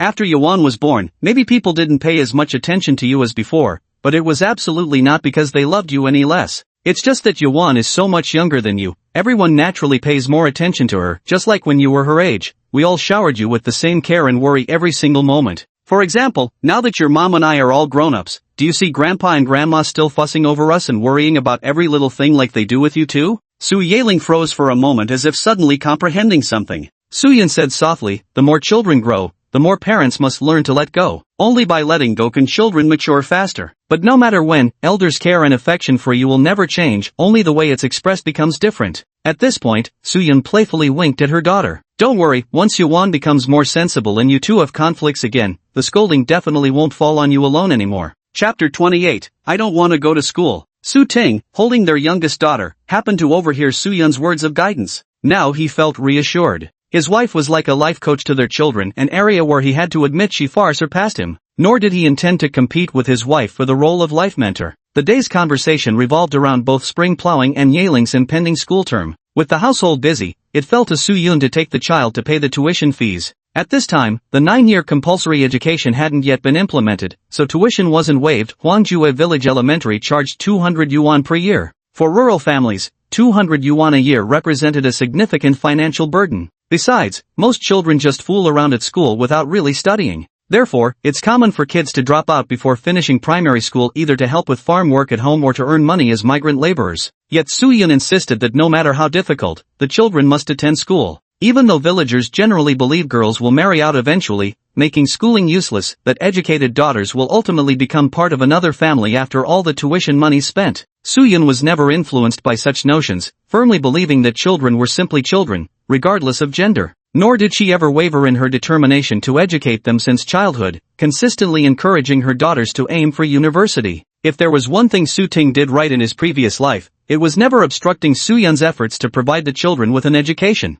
Of course, this was also because both children proved exceptionally diligent. Su Yaling had always been a top student from the start, while Su Yuan remained academically slow until 3rd grade. Su Ting occasionally tutored his younger daughter, each session leaving him thoroughly exasperated. Seeing his little girl's abysmal grades, he once snapped that if her performance didn't improve, she'd be pulled from school to tend cattle in the fields rather than waste money on education. Yet beginning in 3rd grade, Su Yuan's score skyrocketed, consistently ranking among the class's top performers thereafter, with each semester earning her a spot in grade-level competitions. Although Yaling always won first prize in grade-level competitions while Yuan only managed second prize, it was still better than winning nothing at all. But at this point, Su Yaling clearly hadn't yet discovered the joy of studying. January 24, 1999, a Thursday. The time was 5:30 in the morning. Wah, I don't want to go to school. The not yet 7-year-old girl was dragged out of bed and stood at the kitchen door, rubbing her sleepy eyes with tears in her voice as she cried out. The tuition's already been paid and now you say you won't go to school? Why didn't you refuse when your mother took you to pay the fees the other day? Zhang Xiufen scolded sharply. Su Zonghai shouldered the plow and drove the ox, ready to plow the fields. From the 20th day of the first lunar month until now, spring plowing had already lasted 4 days and was nearing its end. Su Yaling noticed her grandfather was about to leave, making her feel even more insecure. If her grandmother scolded her later, there'd be no one to speak up for her. Grandpa, I don't want to go to school, I still need to gather field snails. The little girl tugged pitifully at her grandfather's clothes hem as she pleaded. Su Zonghai chuckled and said, Grandpa will fetch it for you. No, I want to get it myself. I can even help Grandpa herd the cows. Su Yaling pouted, clinging stubbornly to her grandpa. Zhang Xiufen came out carrying a whip, grumbling curses. Hurry up and brush your teeth for school. Your grandpa still needs to plow the fields. Wasting so much time, are you asking for a beating? The little girl immediately let go in fright, allowing Su Zonghai to seize the moment and drive the cattle away. Su Ting had just yawned his way to the threshing ground when he spotted a little girl dragging her school bag along, weeping as she walked. Whoa whoa, I don't want to go to school, woo woo. Hurry up! Morning reading starts at 6:30. If you're late, the teacher will make you stand as punishment. Zhang Xiufen stood by the storeroom door with a rattan cane in hand,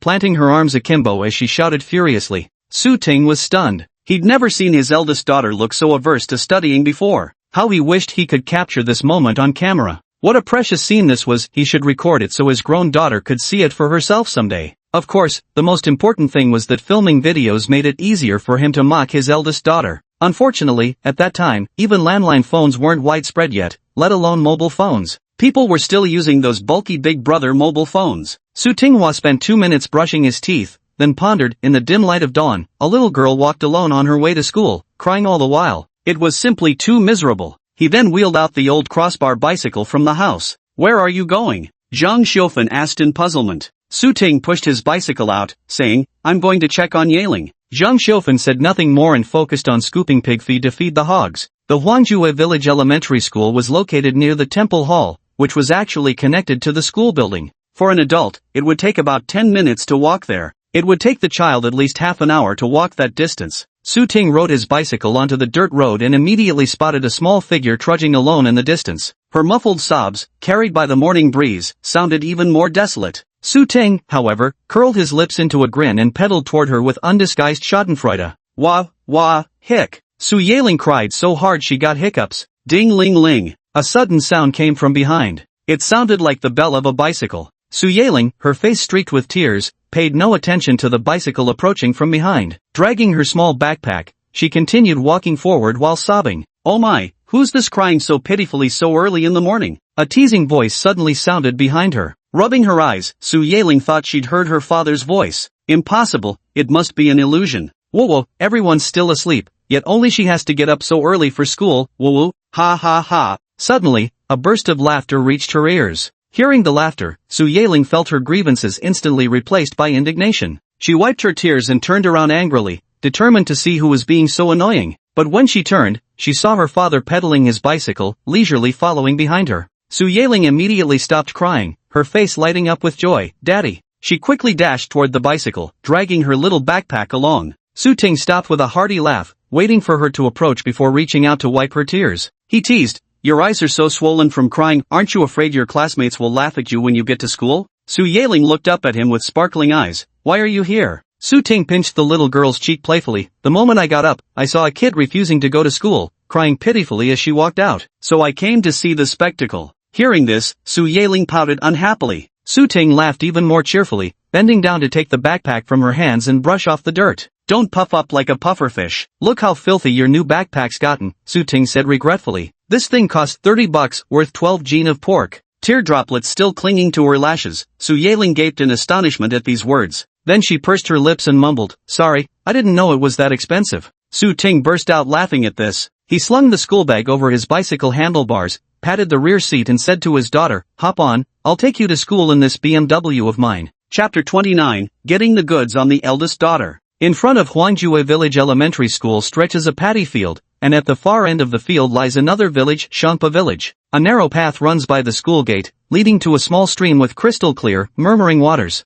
Beyond the stream, after walking a short distance, stands a mountain covered in lush, verdant trees. When Su Ting brought his daughter to school, it was likely only around 6 o'clock, still early before morning reading began. Not even the school gate was open, which meant Su Yaling was the first person to arrive on campus, even earlier than the teacher responsible for unlocking the gates. Dad, there's no one here. Sitting on the back of her father's bicycle with her arms around his waist, Su Yaling refused to dismount upon seeing the tightly shut school gates. Then I'll wait here with you for a while. Su Tingdao. In his past life, aside from offering sacrifices to the gods during the new year, Su Ting had never set foot here. In other words, Su Ting had never once entered Huangjue Village Elementary School before. Today marked the very first time in both his lifetimes that he had escorted his daughter to school. You never know until you try, and the outcome can be startling. If this had happened 20 years later, when human traffickers were rampant, even in rural areas like this, no one would dare let a child come here alone so early in the morning. It's truly remarkable that his two daughters managed to grow up safely.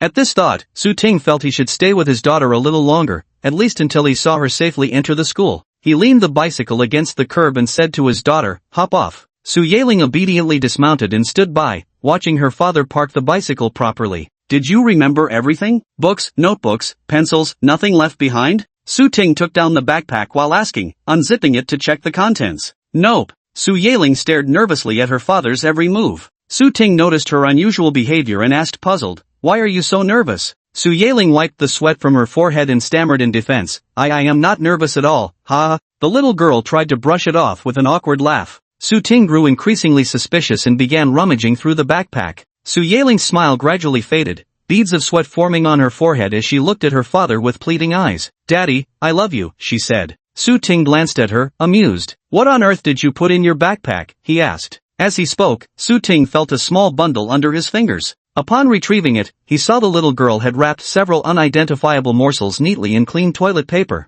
Unfolding the paper, Su Ting discovered pieces of stir-fried pork, each still clinging to remnants of cabbage leaves. In that instant, Su Ting stood utterly dumbstruck. Su Yeling, seeing her loot had been discovered, quickly darted behind a tree to hide. She cautiously peeked out from behind the trunk to gauge her father's expression. Xu Ting held up a packet of pork wrapped in toilet paper, torn between amusement and exasperation as he asked, Su Yeling, what's the meaning of this? Where did you get this pork? From her hiding spot behind the tree, Su Yeling said in a small voice, Uncle gave it to me during their meal yesterday. I secretly saved it. Xu Ting, pfft. Su Yeling said angrily, if I didn't hide it, Yuan would try to snatch it from me again. That meat was given to me by Uncle, I won't let her eat it. Su Ting rubbed his forehead, so you hid it in your school bag? Su Yeling was about to answer when she suddenly felt something odd crawling onto her hand. She turned her head and saw a caterpillar slowly crawling across the back of her hand. Mommy! Su Yeling instantly went into a panic, wildly shaking her tiny hands as she shrieked, Daddy Daddy, it's a hairy caterpillar, a hairy caterpillar. The little girl burst into tears and dashed toward her father in terror. Su Ting was startled by her piercing scream. Realizing what had happened, his heart also skipped a beat. Touching a stinging caterpillar was no joke, it would cause swelling, intense pain, and a burning sensation. He quickly restrained the panicking little girl, soothing her, don't be scared, let Daddy check. Su Yeling trembled as she allowed her father to take her hand for inspection. Su Ting just glanced at it and let out a relieved sigh. It's just an ordinary caterpillar. At worst, it'll make you a bit itchy, not a venomous one. Don't worry. Despite his reassurance, Su Yeling continued to sob uncontrollably. Su Ting dabbed a bit of his spit onto the patch of skin where the caterpillar had crawled, scolding while massaging her daughter's hand. Who told you to touch the tree without looking properly? Once the weather gets warm, all the caterpillars hatch. If you're not careful, you'll end up grabbing one. Su Yeling's eye sockets and little nose were flushed red from crying, her lips constantly trembling as tears welled up in her eyes. Still shaken by the scare, she couldn't speak at all, only sniffling uncontrollably. Well, look who's here so early. Suddenly, a voice came through. Su Yeling turned toward the sound. Upon seeing who it was, she quickly wiped away her tears and stopped crying. Hello, Teacher Jiawang. She greeted him obediently and politely. Su Ting now realized that the visitor was a teacher. He quickly greeted, hello, teacher, I'm from the Su family of Dogwa village. Oh, so you're Su Yeling's father? Teacher Jiawang said with a beaming smile. Su Ting nodded slightly. That's right, I'm here to drop Yaoling off at school today. You came quite early indeed. Heh. Teacher Jiawang took out his keys. I'll open the door for you right away. Thank you, Teacher Jiawang. Su Yeling seemed to transform into a different person in an instant, displaying such politeness and maturity that it felt unreal. This was a completely different image from the little girl who had been frightened to tears by a caterpillar just moments ago, and who had previously cried saying she didn't want to go to school. Su Ting was completely dumbfounded by what he saw as a father. Could this girl have a split personality disorder? She's like two completely different people in front of teachers versus at home with family. Su Ting found himself sinking into deep bewilderment. Over there, Teacher Jiawang left the door open, while here Su Yeling turned her head back. The moment she faced her father again, her eyes welled up with tears. She whispered, Dad, none of my teachers or classmates have ever seen me cry. You mustn't tell anyone that I got scared and cried over a caterpillar. Su Ting's eyes lit up with surprise. Oh, Daddy, pinky promise. Su Yeling stretched out her little finger. Su Ting gave a sly grin, winking mischievously before saying, trying to get your old man to keep your secret, huh? Su Yeling's little face showed wariness. Dad, what are you trying to do? Su Ting raised her chin triumphantly. If you don't want everyone to know what happened this morning, you'll have to obey Dad obediently from now on.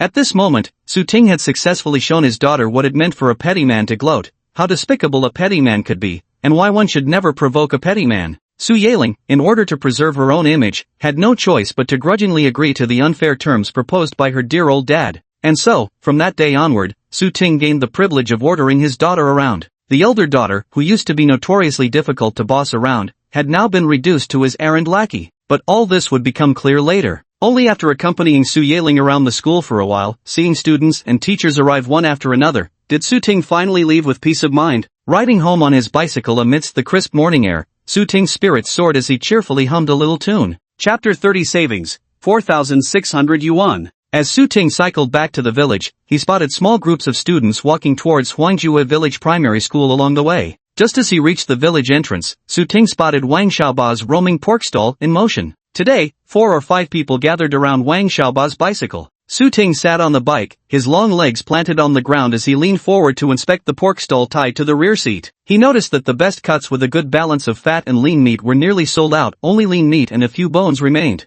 24th, where did you come back from so early this morning? An uncle greeted Su Ting cheerfully. Su Ting replied with a smile, school started today, you see? My little Jiumei refused to go, so I had to escort her there. You're lying. Your Jiumei's such a good girl, she'd never refuse to go to school, an auntie retorted, disbelief coloring her voice. The uncle who'd greeted them earlier jutted his chin and said, hey, 24, look over there. That's what a kid who really doesn't want to go to school looks like. Su Ting followed his gaze. Across the street, Su Pang's son was also crying and throwing a tantrum about not wanting to go to school. His mother was behind him, wielding a whip and herding him along like a duck. After taking 2 lashes, he immediately collapsed to the ground, rolling around and wailing pitifully. Su Ting broke out in a cold sweat. Compared to Su Pang's son, his own eldest daughter was indeed much more well-behaved. The uncles and aunties nearby had already bought their meat and left. Now it was Su Ting's turn. A glance showed only about 5 or 6 caddies of lean meat left, along with a few caddies of marrow bones. Wang Xiaoba wiped the sweat from his forehead and said honestly, Brother Nianci, there's no more streaky pork today. How about taking some lean meat? I'll throw in a marrow bone for you. Given how poor Dagwa village was, everyone was craving fatty foods at this time, so lean meat wasn't as popular as streaky pork or fatty cuts. Pure fat could still be rendered into lard when bought home,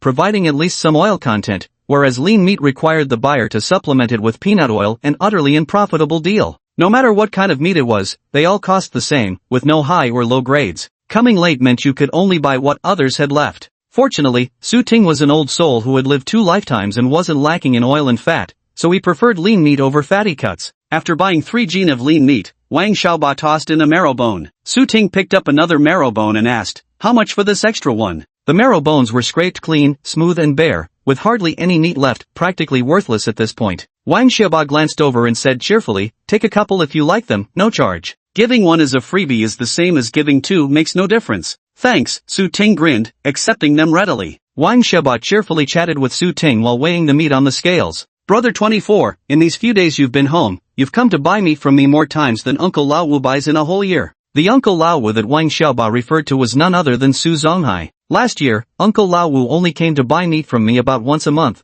and each time on credit. He didn't settle the meat bill until the year's end. Su Ting felt an indescribable bitterness upon hearing these words. In his past life when he died, society was universally obsessed with thinness and dieting. Suddenly reborn into an era where people barely had enough to eat, he hadn't even adjusted his mentality yet. Switching to plain kanji and simple dishes actually felt quite pleasant to him. But in reality, everyone longed for meat, yearned for an era where they could afford to eat it. He couldn't make time move faster. However, he felt he might be able to work hard to bring about such an era for the villagers sooner. Right now he was taking the first step, letting his family eat their fill of meat. Currently, aside from loose change, he had already saved 46 10 yuan bills. This 4,600 yuan was more than enough to cover the cost of building the new house. After all, Su Ting had already purchased construction materials twice before, the first time spending 600 yuan on foundation materials like steel rebar and cement. The second purchase was on the 18th day of the first lunar month when he bought 1,000 yuan's worth of red bricks, expected to arrive today. From the 15th to the 23rd of the first lunar month, tearing down the old house and digging the foundation had been nearly completed. The next step was to purchase large quantities of red bricks in preparation for building the new house. There wasn't much farmland left at home anyway, so Su Ting decided not to go there anymore. Starting today, he had to focus on the house construction. He brought pork home, but no one was there. Zhang Xiaofan should be feeding the pigs in the pen, Su Yan was probably washing clothes,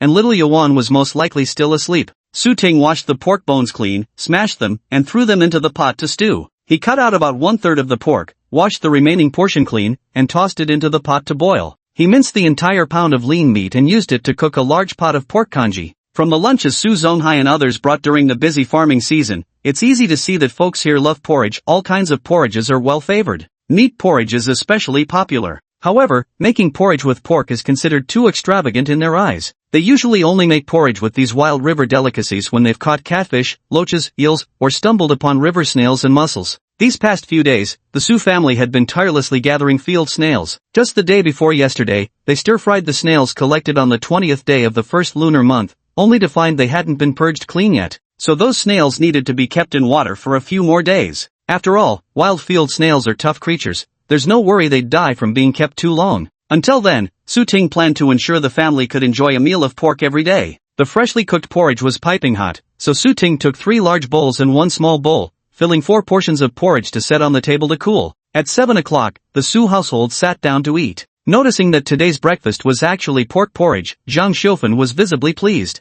Still, Zhang Xiaofan didn't show her delight in words. Instead, he replied with deep concern, "Old 24, our family isn't like the wealthy landlords of the past. We don't need to feed meat to the hired hands every day. We don't even need to eat meat daily ourselves. Just think how much money that would waste." Yeah, this morning they even had pork congee, and there was so much meat in it. Just how much pork did they put in there? Soo-yun also exclaimed in surprise. "It's nothing. It won't cost much. Man is iron and food is steel. We shouldn't skimp on treating ourselves well when it comes to eating," Su Ting said cheerfully. Shawan had already buried her head in the bowl. While the adults were talking, this little rice devouring machine had finished the entire bowl of pork congee that Su Ting had set aside for her. After finishing, she licked her lips and turned to gaze expectantly at her father, asking, "Daddy, is there more?" Before Su Ting could respond, Zhang Xiufan scooped some from her own bowl to give to the child. Su Ting quickly intervened, "Auntie, there's still more in the pot. I'll scoop her another serving." "I can't eat that much," Zhang Xiufan said stubbornly. Actually, she thought there couldn't be much left in the pot. Yeling had gone to school and wouldn't be back to eat breakfast until 8 o'clock. She wanted to save some for her. Su Ting also guessed her thoughts and said helplessly, "Aunt, there really is plenty left in the pot. I cooked 2 whole measures of rice. 1 tube of rice equals 1 catty, approximately 500 grams. For every catty of pork, Su Ting added 2 catties of rice. No wonder this cooked up into such a massive pot." Chapter 31, Spring Plowing. The bees are buzzing around your backside. At around 8 in the morning, Su Zonghai had just finished plowing 2 fields and was hauling the plow up the ridge. The ox, exhausted from a morning's work, was chewing on roadside weeds as Su Zonghai's stomach growled with hunger, forcing him to gulp down cold water from his bottle in big mouthfuls. While drinking, Su Zonghai spotted a few familiar figures on the distant mountain path, one of them so small it was nearly invisible. He cracked a smile, washed his feet clean in a ditch, and ascended the mountain path from the rice paddies. Before long, Su Zonghai heard the clamor of voices. "Grandpa!" Before he could arrive, the shrill cry of the little pisspants kid rang out first. Su Zonghai flashed a toothy grin. "Hey!" Then, at a bend in the mountain path, a toddler not yet 3 years old came rushing out. The little toddler wore a cloth hat, long sleeves, and pants, with a pair of yellow plastic sandals on her feet, darting headlong toward Su Zonghai. Zhang Xiufan, trailing behind the toddler, kept scolding her, "Slow down." But the little one paid no heed, giggling as she dashed forward.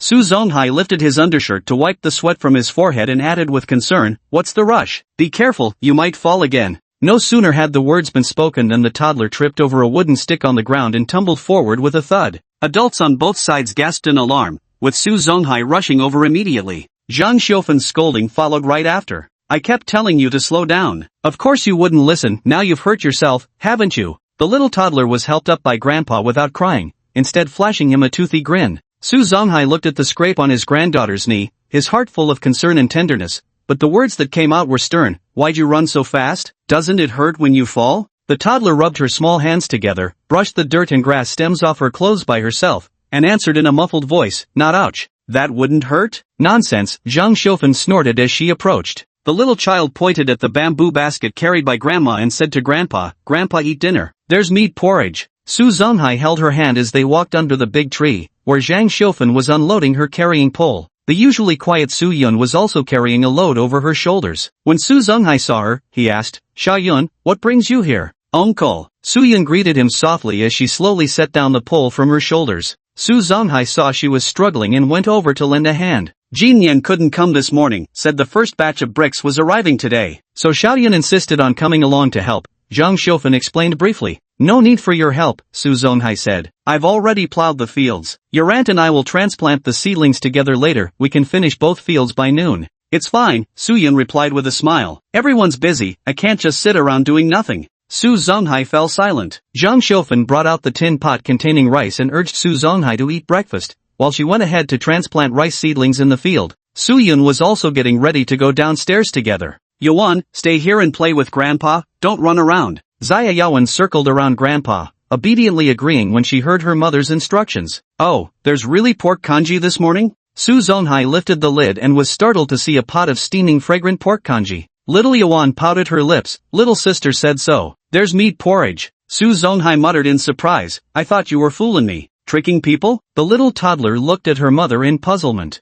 Su Yun couldn't help laughing. "Grandpa thought you were teasing him." Zaya Yawan pointed at the tin pot and slowly reiterated, "Jiarienpa, meat, porridge." Su Zonghai fetched bowls and chopsticks to serve the porridge while responding to his granddaughter. "Got it, you weren't fooling me. Have you eaten yet?" 24 bought meat again this morning, though I've no idea how much. He sliced quite a bit and cooked a big pot of congee. We all ate our fill at home before coming. Su Yun replied cheerfully on her daughter's behalf. Su Zonghai nodded in acknowledgement, then scooped himself a bowl of congee and sat on a felled log to eat. Little Yuan, who had supposedly already eaten her fill, squatted before her grandfather watching his bowl with starry-eyed longing. Su Zonghai slurped down over half the bowl in one go. Only when his stomach had something in it and the pangs of hunger slightly eased did he find the leisure to address the little glutton eyeing him covetously from across the way. Su Zonghai scooped out a rather large piece of pork from the bowl and handed it to her. To his surprise, little Yuan shook her head. "Eat it," urged Su Zonghai. Like a little duckling, Yuan squatted on the ground and scooted backward, keeping her distance from the tempting meat on Grandpa's chopsticks. "I'm full," she mumbled. "Don't want to fight Grandpa for food."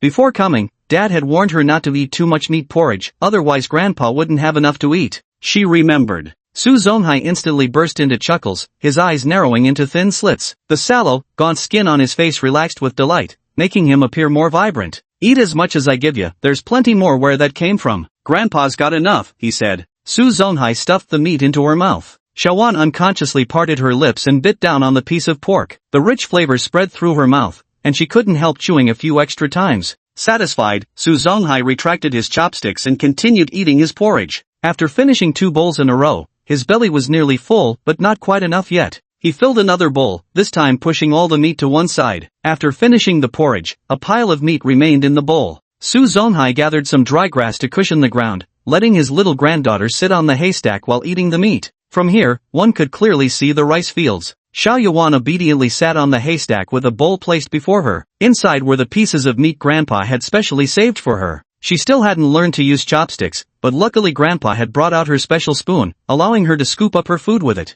In the rice paddies, 3 adults were transplanting seedlings while a little toddler sat under a big tree on the mountain path above, munching on meat and chatting with the grown-ups. "Grandpa, oh, got any leeches biting you? Oh yes, you mustn't come down, absolutely not. Oh, Grandma, what are you doing? I need to pee. Don't pee under the tree, go farther away. Oh, wow, Mama, what's wrong, Yuan? There's a bee, a huge bee. Don't provoke it, and it won't bite you. Whoa whoa." The 3 adults tensed up, straightening their backs and lifting their gazes toward the mountain path. "What's wrong?" The little toddler burst into tears, wailing, "Wah, a bee flew up my butt." Su Zonghai and Zhang Xiufen didn't know whether to laugh or cry. Su Yun was frantic with worry. "Did the bee sting you?" After a while, the toddler's shrill reply came. "The bees flew away." Judging by her tone, she probably hadn't been stung. Zhang Xiufen said with amusement, "Always yapping away non-stop, can't even take a piss without attracting bees. If one stings you right on the behind, you'll be sleeping face down all night." Perhaps envisioning the scene Zhang Xiufen described, Su Zonghai chuckled quietly to himself. Chapter 32, Yaling, the Little Miser. Around 8:30 p.m., Su Yaling returned with her eldest uncle's 8th sister to find the house empty. "Little Jiao, there's nobody at your place, come have some porridge at ours," 8th sister Su Jinxiu said. She was a year older than Su Yaling and would turn 8 soon, currently in 1st grade. Su Yaling shook her head. "That can't be. Mom must be home. I'll go check," Su Jinxiu said, "then I'll head home first. If you can't find Auntie, come to my place."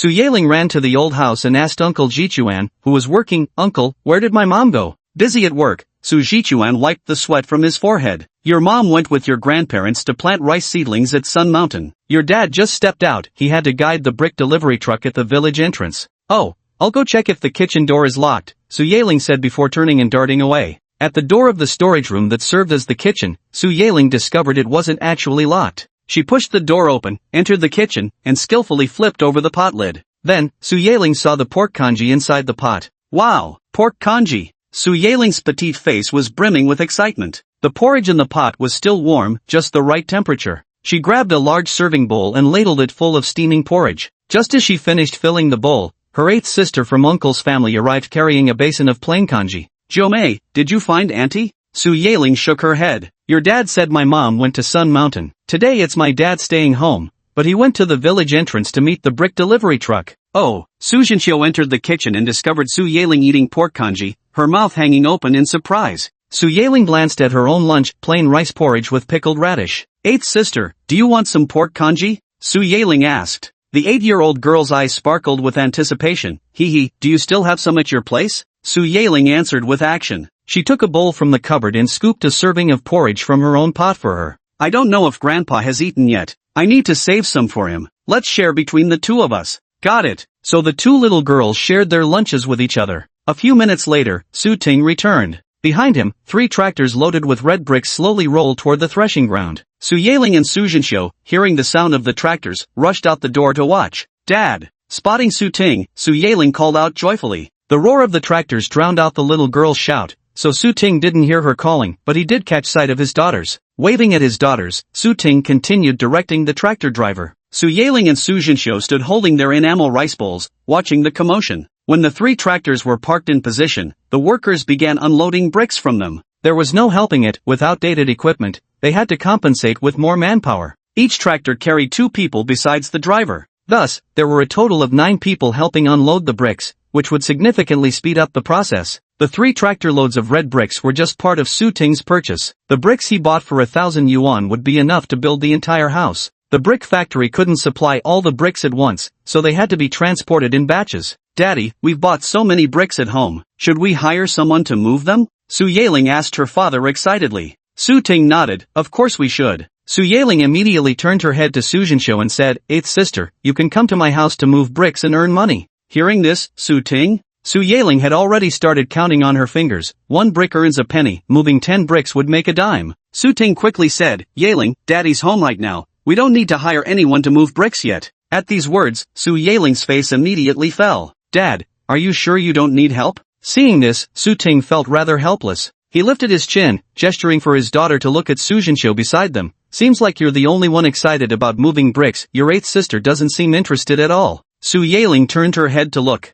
Holding her enamel rice bowl, Su Jinsho pouted and said, these bricks are too heavy. Moving them is exhausting, and we only get 1 fun per brick. No way am I doing this. Su Yaling was utterly puzzled. But it's money, better than scavenging. When I pick through trash, it takes forever to make 10 fun. Su Jinsho replied without hesitation, I don't scavenge either. 9th sister, you shouldn't pick through garbage anymore, it's filthy. Su Yaling shook her head decisively, no, I'm going to keep doing it. I need to earn money. Hearing this, Su Ting could no longer hold back his emotions. Yaling, why do you want to earn money? Su Yaling shot him a glance. Dad, you're so silly. Why would you ask such a silly question? Of course earning money is good. With money, we can build a new house, buy pork to eat, pay for school fees, and buy me new pencils and notebooks. Her innocent words struck Su Ting deeply. How could Yaling, still so young, have thoughts like these? Just how irresponsible and unreliable had he been as a father, for a little girl of just a few years to already entertain such notions, burdening herself with the weight of the family? Su Ting felt the torment and regret within him surge once more. Su Yaling had already started calculating how many bricks she could haul each day and how much money she could earn. Su Jinsho interrupted skeptically, 9th sister, these are your family's bricks. Do you even charge for moving bricks for your own household? At these words, Su Yaling instantly turned to stone. Her face went blank as she stared fixedly at her father, looking utterly devastated. I forgot. Su Yaling said this with a mournful face. These are bricks from my own home. Moving them won't earn me any money. As she spoke, Su Yaling's expression grew resolute. She said seriously to 8th sister, I've decided I won't move bricks anymore. Forget what I just said. This time it was Su Ting's turn to be stunned. What the hell? So we're just skipping moving our own bricks now? Su Ting felt like she couldn't keep up with her daughter's train of thought. Why won't you move the bricks in your own home? Su Ting asked with mingled amusement and exasperation. Su Yaling scratched her head. I helped Grandpa herd the cows. I helped Grandma carry water to the vegetables. Neither of them ever praised me. They said it's just what I should do. If I work for my own family, I shouldn't take money for it. Might as well spend the time hauling bricks for someone else's house and earn their money instead. Much better that way. After hearing their daughter's explanation, Su Ting was even more torn between laughter and exasperation. What kind of twisted logic is this? Su Yaling didn't think there was anything wrong with her reasoning at all. Putting on a shrewd expression, she declared confidently, Dad just said it yourself, you're at home, so there's no need to hire help moving bricks. So I won't be moving any, okay?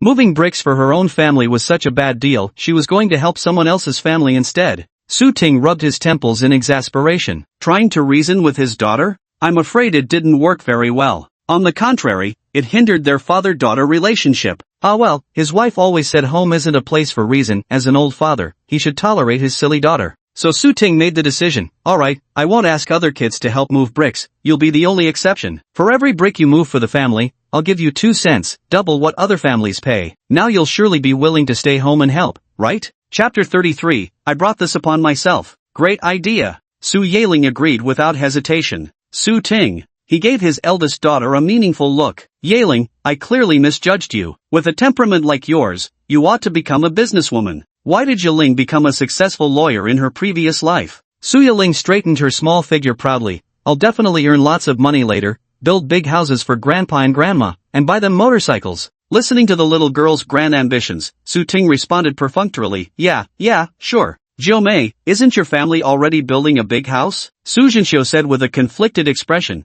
why do you still want to build another big house later? Su Yiling was momentarily stunned. Seeing her dumbfounded expression, Su Ting gave her forehead a light flick. Your eighth sister asked you a question, why'd you suddenly go mute? The little girl lifted her head, her small face glistening with sweat and flushed red under the sunlight. She said earnestly, Dad, only when eighth sister mentioned it did I really feel it's happening. We're actually going to build a new house. From the initial discussion to breaking ground, the entire process took less than a month. Because everything happened so quickly, Su Yiling never felt it was real. Deep down, she still believed the family needed money to build a new house, so she had to work hard to earn money. In reality, only Su Ting fully grasped the truth. Their family was about to move into a brand new home. The others hadn't completely accepted this fact yet. Su Ting understood too, such a rapid change simply needed time for everyone to process. Facing the little girl's sparkling eyes, Su Ting felt a surge of satisfaction rising within him. He grinned and said, by the time your summer vacation comes around, the new house will be finished. You can start thinking about which room you want to live in then. Our family will have 2 whole floors. Wow!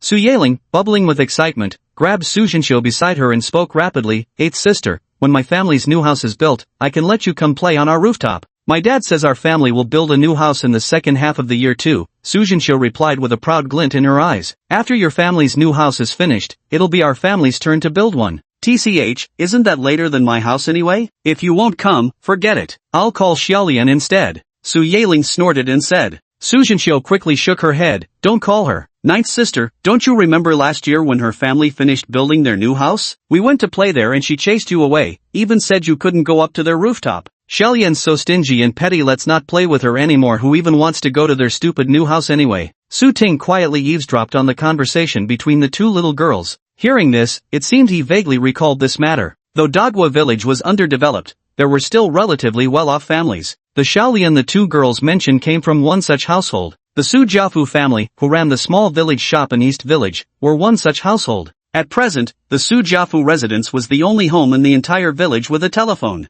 Migrant workers wanting to contact their families had no choice but to call Su Jiafu's number. Each answered call cost 50 cents paid to Su Jiafu. He and Su Yun were often away from home. Su Yun missed their children dearly, so she would call home every week. Each time, Su Yun would talk with the children for a long time, continuing until the entire 20-yen phone card was completely used up. In the past, Su Ting saw this as a complete waste of money. Only later, when the children grew up and he heard the accounts from Su Yiling and Su Yuan, did he come to understand Su Yun's profound care back in those days. It was precisely because Su Yun was willing to spend that 20 yuan every month on phone calls. Thus, even though their parents weren't physically present, Yiling and Yuan could still feel their companionship and their mother's love. Divorce inflicts immeasurable pain on children. In her past life, Yuan had personally told him that after he and Su Yun divorced, she had suffered from depression, though at the time, she hadn't realized she was ill. For a long time, she felt no attachment to life or the world, believing death would be a good thing. Fortunately, she always remembered what her mother told her as a child, to learn to put herself in others' shoes. Whenever suicidal thoughts crossed her mind, she would try to empathize by thinking of the soldiers and police officers who sacrificed themselves for their country. Then, she would conclude that rather than dying for nothing, it would be better to do something meaningful, otherwise, it would be a waste. When she felt negative emotions, she would think of those people in poor and underdeveloped countries who didn't even have enough to eat. This made her feel that there were far more miserable people in the world than her, and she had no right to say she was miserable. At that time, Su Ting was both terrified and ashamed. Could the concept of empathy actually be used like this? Su Ting didn't quite understand. After all, Su Ting had never in his life tried to see things from others' perspectives. Yet regardless, the lessons Yuan received from her mother during childhood ultimately saved her life. The wisdom Su Yun imparted to her children over the phone would profoundly shape the course of their futures. Therefore, Su Ting felt deeply ashamed. When it comes to caring for and educating children, mothers are indeed more patient and attentive than fathers. Not to mention, he had been such an irresponsible father. Take the incident the 2 girls were now recounting, for instance. Su Ting remembered that last year, during one of Su Yun's phone calls home, Yiling had mentioned it too. That day, the moment Yiling answered the phone, she couldn't stop crying. Under Su Yun's persistent questioning, she tearfully spilled what had happened. Xiaolian's new house is finished, it's 2 whole stories tall. I wanted to go up to her rooftop to play for a while, but Xiaolian said I'm filthy from picking through trash, and that I bring along a little sister who keeps pooping everywhere. She said we're too dirty and smelly to come inside. When will our family have a multi-story house too, Mom? Upon hearing this, Soo-yeon's first reaction was heartache. She immediately told Soo-ting they must save up quickly to build a new home. Yet Soo-ting's response was no response. He kept playing mahjong like always, smoking as usual, drinking without a care. It was as if the new house had nothing to do with him. Let Soo-yeon worry about such matters. After all, it wasn't his idea to build the new house in the first place. At this recollection, Soo-ting still broke into a cold sweat. No wonder his daughters had blamed him in their past lives. This truly wasn't anyone else's fault. He'd brought utter ruin upon himself. Had he shown even an ounce of responsibility and backbone, his daughters would never have suffered such disgrace. Don't forget, by family hierarchy, Su Xiaolian should have been calling his Jia Yaling aunt. After all, he and Su Xiaolian's grandfather Su Jiasho were of the same generation. Though of equal seniority, Su Ting fell far short in both age and family background. Su Jiasho was even older than Su Zhonghai and had 3 sons and 4 daughters. 2 of his 3 sons were doing quite well, and 3 of his 4 daughters were already married into decent families. The 3rd daughter was even a primary school teacher. The unmarried youngest daughter worked away from home all year round, sending money back whenever she earned. As a result, the living conditions in Su Jiasho's household were naturally better than those at Su Ting's place, so building a new house wasn't too difficult for them. In rural villages, everyone knows exactly which families are doing well and which are struggling. It's all out in the open. Su Zhonghai and his wife had no biological children, and their adopted son Su Ting was a hopeless gambler who couldn't be helped up even with support. Although everyone addressed Su Zhonghai respectfully as Uncle Hai or Fifth Uncle due to his seniority in the family hierarchy, who knew what they really said behind his back? Influenced by the adults, the children would also instinctively ostracize that family's youngsters. Chapter 34, even pocket money from 3-year-olds gets squeezed. This year, the changes in Su Ting caught the villagers' attention. Everyone noticed his family building a new house and eating meat every day. Though puzzled about where Su Ting got the money, the villagers' attitude toward him clearly shifted. Their demeanor toward Su Zhonghai and his wife, as well as the 2 children Yaling and Yuan, became noticeably warmer. The aunties no longer greeted Zhang Shofen with questions like, when will your Xiaoyun give birth to a son? Instead, they asked, your Nian Si must be making big money out there, right? How'd he do it? In the past, Su Ting would pretend to be prosperous to save face in front of villagers while his own family suffered hardships. Now he no longer put on airs knowingly, focusing entirely on improving their family's living conditions. Life actually became more flavorful than before. Laughter in the house increased while tears decreased. There was more warmth and less oppression. This proves Su Ting has taken the right path. Life is lived for oneself, not for show. Live well, and admiration will naturally follow. Even if there's no admiration, only envy, it's still no loss, for at least one's own household remains harmonious. Therefore, in the future, Su Ting will continue to devote himself wholeheartedly to his family.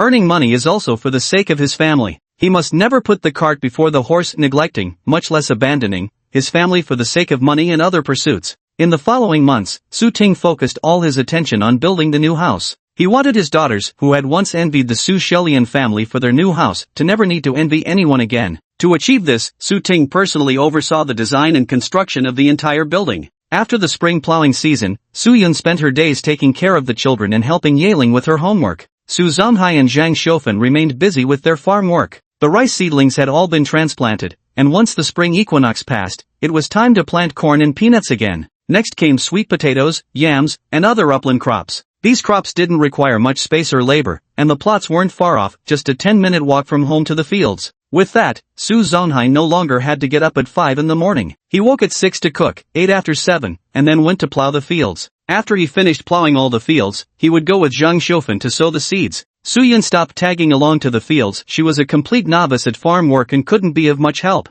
She simply stayed home and moved bricks with Su Ting instead. However, Su Ting didn't want his wife's fair and delicate hands to become rough from labor, so he deliberately assigned only light tasks to his wife. At noon, everyone returned for lunch. After the meal, the whole family, except little Yuan who couldn't lift bricks, pitched in to move the bricks. Su Yaling even earned money for moving those bricks. This is treatment no one else gets to enjoy. As the new buildings grew taller behind them, the stacks of delivered red bricks rose ever higher, so more and more children came to move those bricks. Old 24, I moved 100 bricks today, quick, tell me how much money I've earned? Master 24, mine was 150 blocks. Master 24, I've moved 200 bricks. As the sun set in the west, a group of children crowded around Su Ting, clamoring noisily. Among them, the eldest child was 12 or 13 years old, while the youngest was 6 or 7. Su Ting held a notebook and a pencil in his hand, jotting down notes as he calculated the wages for the children. Once the calculations were done, he bellowed, "Step back, everyone. When I call your name, come forward to collect your money." The children immediately retreated, clearing the space in front of them. "Bakhair, $2. A 10-year-old boy rushed out drenched in sweat, and Suyun handed him a 2 yuan bill. Clutching the money, he cheered excitedly, "Wow, I've got 2 whole yuan. That's enough to buy so many spicy chips." "Bosi, 3 yuan. 12-year-old Subo exclaimed with excitement, "That can buy a whole gene of pork." Suyun handed him 3 yuan, smiling with praise, "Well done, moving so many bricks in a single day." "Jima, 4 yuan. As Su Ting finished announcing the amount, the children gasped with admiration. "Jima's amazing. Only 11 years old, and a girl at that, yet she earned 4 yuan in just one day. Sesame has her younger siblings helping to carry things. It's not like she's doing it alone." "What's so impressive about that?" 11-year-old Su Jima, with her hair braided into 2 pigtails, led her 8-year-old younger brother and 5-year-old younger sister forward. "Jima's done well," Suyun said with a gentle smile. Su Jima gave a simple, honest laugh and asked, "Grandma Nyensi, could you give me 2 50-cent bills?" Suyun immediately took back a 2 yuan bill and exchanged it for 1 yuan bill and 2 50-cent coins. Su Jima, upon receiving his wages, first gave his younger siblings 50 cents each, kept 1 yuan for himself, and took the remaining 2 yuan bill home to his mother. Su Ting proceeded to call out the names of over a dozen more children in succession. Su Jinxiu listened intently for a long while, yet her team's captain was still not called, leaving her growing increasingly restless with worry. "Ninth sister, why isn't your name here yet? Doesn't uncle want to give you the money?" Su Yaling shook her head resolutely. "No way. Before, I moved 25 bricks every day and earned 50 cents, Dad gave it all to me. I've already saved up so many 50-cent notes. But Uncle only asked you to move bricks. You've brought so many people today, Uncle's upset now, and he might not give you the money after all." Yu Jinxiu said worriedly. She hadn't planned on moving bricks, but when all the little kids showed up, even her older brothers and sisters, she couldn't resist joining in. Still, she wasn't as strong as Jiumei, so hauling bricks alone proved too slow. In the end, she teamed up with Jiumei. Whatever bricks they moved together, they'd split the earnings equally. "Dad and Grandpa said we were short-handed, that's why I called them over. You can't dock my pay for that." Su Yaling's voice trailed off into a mumble. Yeah.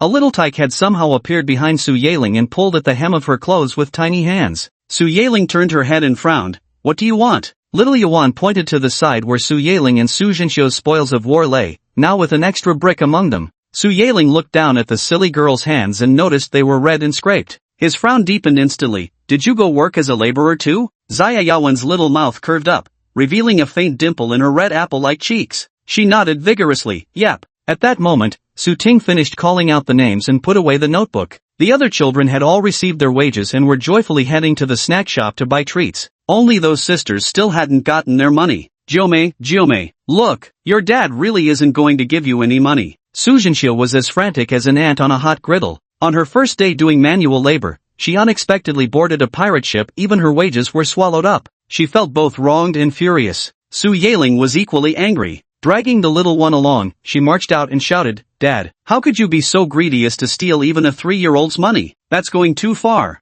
Hearing this voice, everyone turned their heads in unison. Su Ting and Su Yun also looked at their daughter with surprise. Seeing the little girl's indignant expression, Su Ting found himself torn between laughter and tears. "When did I ever cheat a 3-year-old out of money?" he asked. Su Yaling immediately grabbed her younger sister Yuan's hand to show everyone, protesting indignantly, "My sister worked so hard all day, finally moving 1 brick. How could you not pay her wages?" Chapter 35. The little terror nearly scared me to death. Seeing the bruises on the toddler's hands, Su Ting's face darkened as he walked over and scooped her up. Su Yun also admonished little Yuan reproachfully, "Didn't I tell you not to touch those bricks? If they had fallen on your feet, it wouldn't have been funny. Don't expect payment when you're this disobedient. Consider yourself lucky I'm not spanking your bottom," Su Ting scolded with feigned sternness, keeping a straight face. With so many kids pushing and shoving around, little Yuan, barely 2 or 3 years old, could easily get knocked over. Moreover, she had no sense of danger at all and would often end up bruised and battered from careless bumps, or get her hands and feet hurt by falling bricks. That's why the adults wouldn't let her near the pile of red bricks. "Eighth sister, ninth sister, you two moved 40 bricks in total, that's 8 mao. But ninth sister, you said yesterday you wanted to keep a tab first until you earned 5 yuan, then you'll get a 5 yuan bill all at once. Don't you remember?" Su Ting said. "It's just a few cents we're talking about." He'd never welsh on that. If it weren't for little penny pincher Su Yaling saying she wanted a bigger bill, 5 yuan or more, and asking him to change the wage payment from daily to every 10 days. Yet just one night later, Su Yaling had already forgotten her own words. Now reminded by Su Ting, Su Yeling recalled the matter and giggled sheepishly. Eighth sister, I remember now, I was the one who asked Dad to keep a tally of the bricks I moved each day. Once I'd earned 5 yuan, he'd give me a whole 5 yuan bill, so I could take it to town for the market and buy rice noodles. Su Yeling added, getting 50 cents a day in my hands would just tempt me to buy spicy strips and sunflower seeds. There's no way I could save up 5 yuan in 10 days. Hearing her suggestion, Su Jinsho thought it sounded quite good and said, then I'll do the same. Ba Mei, if you're planning to keep separate accounts too, then you and Jiao Mei should split the bills from the start. Otherwise, if one of you shows up one day without the other, it'll be messy to divide the payments later, Su Ting suggested with a cheerful smile. The two girls discussed it and decided it would be better to calculate their shares separately later. So Su Ting first settled their wages for the day. To be honest, as someone who had been reborn, Su Ting was reluctant to employ child labor. That's why he had told his daughters from the start that he wouldn't hire other children. But in the social context of this era, especially in rural areas, there are very few ways to make money. Thus, everyone is very enthusiastic about earning money. Even children are willing to put in labor just to earn a bit of pocket money. Adults are quite pleased with this. The kids could earn about $1 or so for a day's work hauling bricks, enough to buy some snacks. The luckier ones might make 2 or 3 yuan, even 4, enough to buy a pound of pork and give the family meals a little upgrade. Safety? What could go wrong carrying bricks? A few bumps and scrapes, you call those injuries? What country kid hasn't had their share of knocks? Not some spoiled city kid, no need to be so precious about it. Even if you don't make the kids haul bricks, children can still get themselves covered in cuts and bruises just from playing. So when parents saw their children going to earn money by doing manual labor, not a single one said they felt bad for their kids or stopped them from going. Most were quite pleased, thinking their children were incredibly sensible. When others saw it, they would even praise a few words like, "This kid is so sensible and capable, already making money at such a young age." No one would criticize Su Ting for employing child labor. On the contrary, they thought he was generous. What could easily be done by adults in their own families with a bit of effort, he was willing to pay the kids to do instead, just so they could earn some pocket money for snacks by hauling bricks. It was practically a good deed.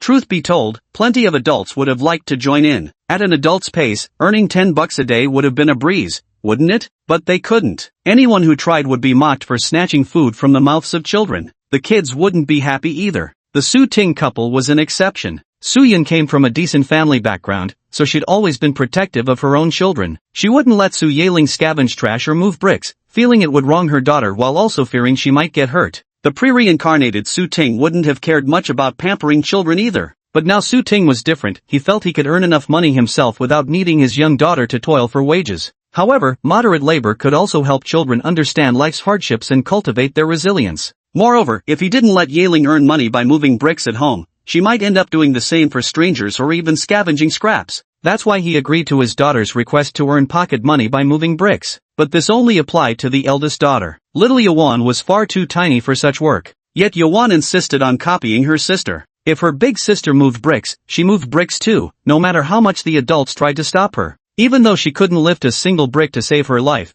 she'd spend half a day dragging or pushing one brick to its destination. She took great delight in this, persistently defying the adults' prohibitions, and would trail behind Su Yeling to work the moment their backs were turned. Finally, on this day, little Yuan grew tired of such inefficient working methods. Thus, she began experimenting with new tricks, gathering broken bricks she could actually carry. At first, little Yuan successfully picked up a broken brick without trouble. She was overjoyed. At long last, she could move bricks just like her elder sister and the others. She struggled forward with the broken brick in her arms, a tiny toddler demonstrating an unexpectedly diligent work ethic. Su Ting caught sight of this out of the corner of his eye and immediately thought, bloody hell. He didn't dare call out to the little tyke, afraid the sudden noise might startle them into dropping the brick on their own foot. So he hurried over instead. Before Su Ting could get close, he saw Boss and Bakr, those two furry monkeys, chasing and roughhousing as they charged straight toward Xiao Yuan. Su Ting's heart leaped into his throat as he urgently shouted, Boss, Bakr, watch where you're going, don't crash into my 13th. Boss, who was running in front, instinctively turned his head at the sound of Su Ting's voice, then followed his gaze to spot the little milk baby carrying bricks. Boss managed to brake just in time, narrowly avoiding a collision with Xiao Yuan. The 8th sparrow behind him couldn't brake in time and slammed hard into Bo Si's back. The impact sent Bo Si stumbling uncontrollably forward. It looked like he was about to crash into Xiao Yuan in the next second. That little bean would definitely end up with broken bricks smashing her feet. Su Ting, F***CK. He's too far away to help now. You little fool, asking for trouble. Can't you just stay put while the adults are running around like headless chickens? This is it. We're done for. Might even break a bone this time. At the critical moment, a young boy reached out from the side and picked up Xiao Yuan. The broken brick slid from Xiao Yuan's arms and crashed to the ground with a loud clang. Seeing this, Su Ting's breathing gradually steadied. Damn it! That scared me to death. His tightly clenched heart relaxed as Su Ting immediately strode toward them with a dark expression. This time, he was absolutely going to teach these disobedient little brats a proper lesson. The teenager who had promptly picked up little Yuan noticed Su Ting's thunderous expression and immediately turned to call for Su Yaling. Ninth sister, uncle is about to hit someone, come quick. Chapter 36, the little one gets spanked. Hearing this, Su Yaling blurted out without hesitation, if dad's hitting someone, why call me over? To take the beating for someone else? Uncle's going to spank 13th sister. The boy added another sentence. Su Yaling saw that her father was indeed walking towards silly girl with an unpleasant expression. Before her father could get closer, she trotted forward and asked, 16th brother, what did silly girl do? The boy was Su Jichuan's eldest son, ranked 16th in the family hierarchy, named Su Changlong. He was 14 years old this year and already in middle school. Su Changlong said, 13 almost dropped a brick on her foot just now. Big sis, it hurts. At this moment, the dazed Xiaowan gradually regained her senses and piteously stretched out both her little hands. The falling debris had grazed her hands earlier. Su Yaling immediately scowled and scolded fiercely, you know it hurts now. Didn't mom and dad forbid you from moving bricks? Why won't you listen? I think you're itching for another beating. At the first scolding, the toddler couldn't hold back her tears anymore and burst into loud sobs. Su Yaling yanked her down roughly, snarling, how dare you cry? The harsher she got, the harder the little girl wailed. The little girl was so angry that she slapped the baby's bottom several times with a smacking sound. Instantly, the entire threshing ground was filled with Su Yaling's fierce scolding and Su Yuan's crying. By the time Su Ting approached and saw this scene, his anger had mostly dissipated. Watching his elder daughter beating up his younger daughter single-handedly, Su Ting hardly had the heart to intervene. If he hits her again, that poor little girl will be miserable. The tiny tot wailed louder and louder, hitting her older sister with one hand while gripping her sister's clothes with the other, the very picture of love-hate. The other kids gathered around to watch the spectacle, cheering it on. Su Changlong stole a glance at his uncle's expression and, seeing the anger had somewhat subsided, whispered to Su Yaling, little nine, your dad seems to have cooled down. Hearing this, Su Yaling's hand, which had been about to smack her silly little sister's bottom, landed on her back instead, as she hauled the wriggling toddler up from the floor with a firm yank. Go ahead and tattle to mom if you dare, I'm not scared of you. Still talking, she dragged the little munchkin around Su Ting, heading straight for Su Yun. From start to finish, Su Yaling never once glanced at her father, as if completely unaware that he was furious and about to discipline her sister. The two of them left in tears and fuss, and Su Ting gradually calmed down, his anger completely gone. After cooling off, Su Ting also breathed a sigh of relief. Alright, it seemed that everyone in the family was better at handling kids than he was. If Su Yaling hadn't caused that scene just now, he probably wouldn't have been able to resist publicly spanking the little troublemaker. Though he only meant to teach little Peanut a lesson, he was after all a grown man. No matter how carefully he tried to hold back, his strikes would undoubtedly land heavier than Su Yaling's. Even if little Peanut didn't get seriously injured from being thrown, his backside would definitely be bruised black and blue from the beating. And it had only been little over a month since the last time he'd punished little Peanut so severely. After all the effort it took to mend his relationship with his daughters during this period, would losing his temper today undo all that progress? Over there, Su Yaling led her crying little sister to find their mother. Noticing their father hadn't followed, she muttered under her breath, having a silly sister like you is such a headache. You know dad has a terrible temper, how scary he gets when angry, how hard he hits. Why would you go and provoke him? Whoa, alright, enough already. I only hit you hard those first couple of times. It wouldn't have sounded convincing without some real slap noises. After that, didn't I just tap you lightly? Whoa, stop crying. If you keep crying, I'll ignore you. What, hick? The little toddler bit her lips to hold back tears, looking pitifully at her elder sister. Su Yaling said sternly to her, don't go moving bricks anymore, understand? When I was your age, I couldn't move bricks either. Wah, age ya is mean. The little baby's focus wasn't on the same thing as her big sister's. Su Yaling grew impatient. I am fierce, and if you don't like it, then stop following me. If you weren't my sister, I wouldn't even play with you, all you do is poop everywhere. Hearing that her big sister wouldn't play with her, the little baby wailed even harder. Wah! Su Yaling planted her hands on her hips and warned, stop crying right now. Little Yuan reached out to tug at her sister's clothes, stomping her feet as she cried, I want you to play with me. I want. Wah! Then you must stop crying, Su Yaling said. Little Yuan started biting her lips again. Though she continued sniffling, she no longer opened her mouth to wail loudly. From now on, go play at Mama's place. Don't come here to move bricks anymore. When I earn money, I'll give you 1 yuan of it. Su Yaling was seriously discussing with her little sister. 1 yuan is a lot of money. You can buy so many spicy strips. Little Yuan pouted and nodded. Su Yaling extended her finger to Pinky. Swear with her sister. Pinky promise, no changing for 100 years. Once you've hooked pinkies, there's no going back. After sending her little sister away, Su Yaling returned to the threshing ground with satisfaction. Grandpa and Grandma, Mom and Dad had all told her to keep an eye on her sister. If that silly girl stayed here and something happened, she'd be the one to blame. Being the eldest sister is just too hard. Things got better when the younger sister grew up. She could actually help out then instead of just getting in the way and causing trouble. Look at Sujima's siblings, they're amazing. They helped her move so many bricks. I just wish her little sister could grow up sooner. In the following days, Yawan behaved more quietly and no longer ventured to do dangerous things at the threshing ground. She found a new pastime, chasing chicks or ducklings. As the Qingming festival approached, the adults had another task added to their list, preparing for the tomb sweeping rituals. Things like incense sticks, joss paper, and firecrackers all had to be ready in advance. The day before grave sweeping, pork must also be purchased. On Qingming festival, the Su Ting family suspended work. The Su Zonghai and Su Zongquan families joined together to sweep the graves. According to tradition, in addition to offering cooked pork, rice balls must also be presented at the gravesite. So early in the morning, Zhang Xiufan went to Su Zongquan's house to help make rice balls. The freshly cooked rice was piping hot. After mixing it well with salt, they shaped it into fist-sized rice balls. Each grave required several rice balls for offering. Once offered, these rice balls were recycled for people to eat and couldn't be reused for another grave. Therefore, to ensure there were enough rice balls, they had to prepare a whole basinful. The ancestral graves were scattered in different locations, some beyond the Sun Mountain, others on the nearby hills. The grave sweeping began with the most distant sites first, as over a dozen people marched in grand procession towards Sun Mountain. Locally, grave sweeping is also called mountain clearing, as the name suggests. This was the day for uprooting weeds and tidying the tombs. Su Zongquan and Su Zonghai, two brothers, each carried a pole across their shoulders with loads hanging from both ends. Su Jiqiang and Su Ting each carried a shovel and a hoe. The two grandmothers and two daughters-in-law were responsible for taking care of the children.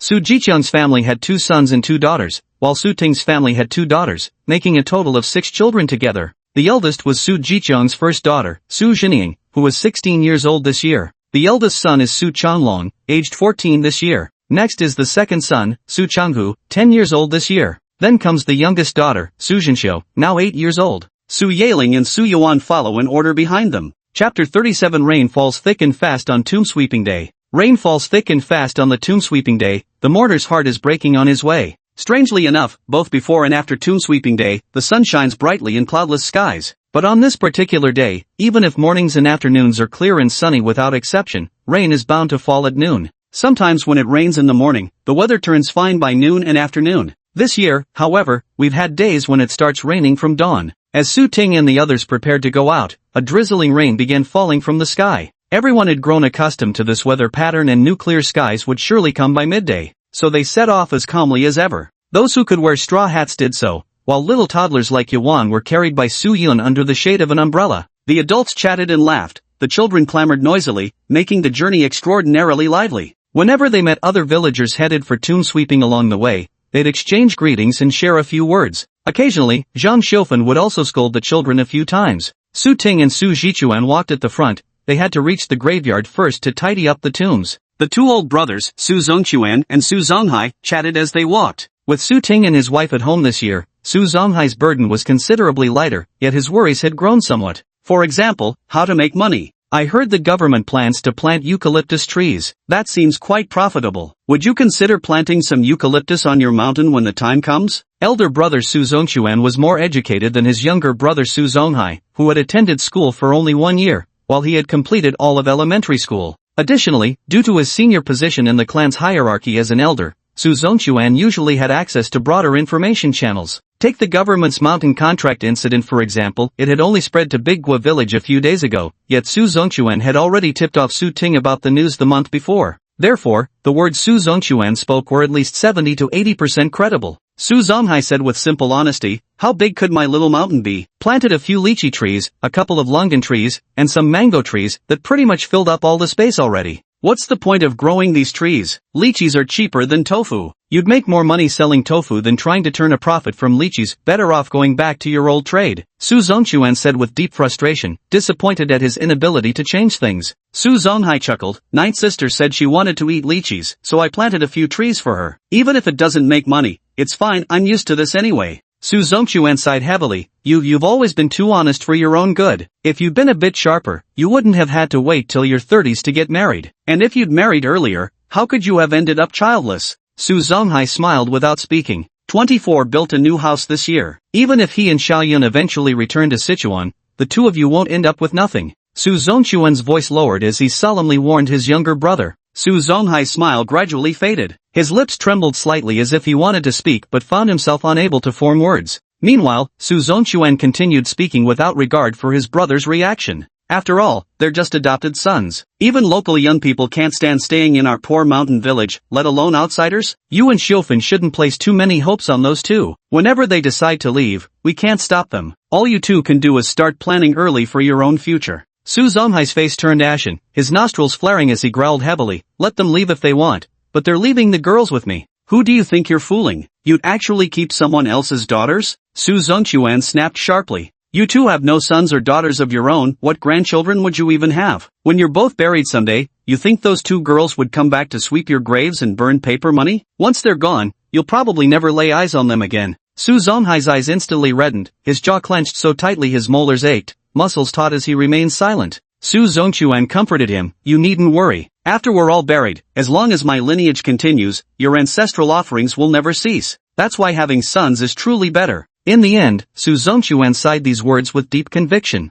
The preference for sons over daughters, these 4 words have ruined countless women's lives and persecuted innumerable women to their deaths. Year after year, countless women die on the delivery bed, driven by their in-laws' demands for a male heir. And after her death, to continue the family line, the in-laws simply move on to the next woman, rendering her demise laughable and meaningless, underscoring just how cheap a woman's life is considered. Yet in the eyes of people like Su Zongchuan, all this is perfectly normal. Just because they wanted someone to burn paper offerings and sweep their graves after death. That's why a man must have sons when marrying a wife. A woman who can't bear sons is a worthless woman, and the husbands of such worthless women also face ridicule, becoming the objects of hushed whispers behind their backs. So the man poured all his resentment onto his wife. Beating his wife, verbally abusing her, and fooling around outside became routine occurrences. The man saw no wrong in it either. This warped way of thinking spreads throughout most backward rural areas of the country. In reality, the significance of Qingming Festival doesn't lie in people desperately wanting to have a son just so there will be descendants to burn incense and sweep tombs for them after death. During this festival, as people gather to honor ancestors, they should understand how to cherish living family members even more. Tomb sweeping during Qingming cleanses the impurities in people's hearts and sweeps away worldly dust. Only the living would obsess over matters after death. The world beyond death remains unseen by the living, yet people torment themselves endlessly over this invisible realm, shackling their own spirits while disturbing those around them. Su Zonghai was a simple man with neither eloquence nor sharp wits. After hearing his elder brother's words, it took him a long while to finally voice a single muffled sentence. As long as we can eat our fill and live well while alive, I don't care whether anyone burns paper offerings after I die. Jiumei and Shisanmai will always be my granddaughters. Even if they don't burn spirit money for me after I'm gone, I'll still watch over them. Su Zongchuan snorted. You're only saying that because you can't have children. He refused to believe any man could disregard the importance of carrying on the family line. The older generation always said, there are 3 forms of unfilial conduct, of which the worst is to have no descendants. Though he'd only produced one son himself, at least he hadn't cut off the family line entirely.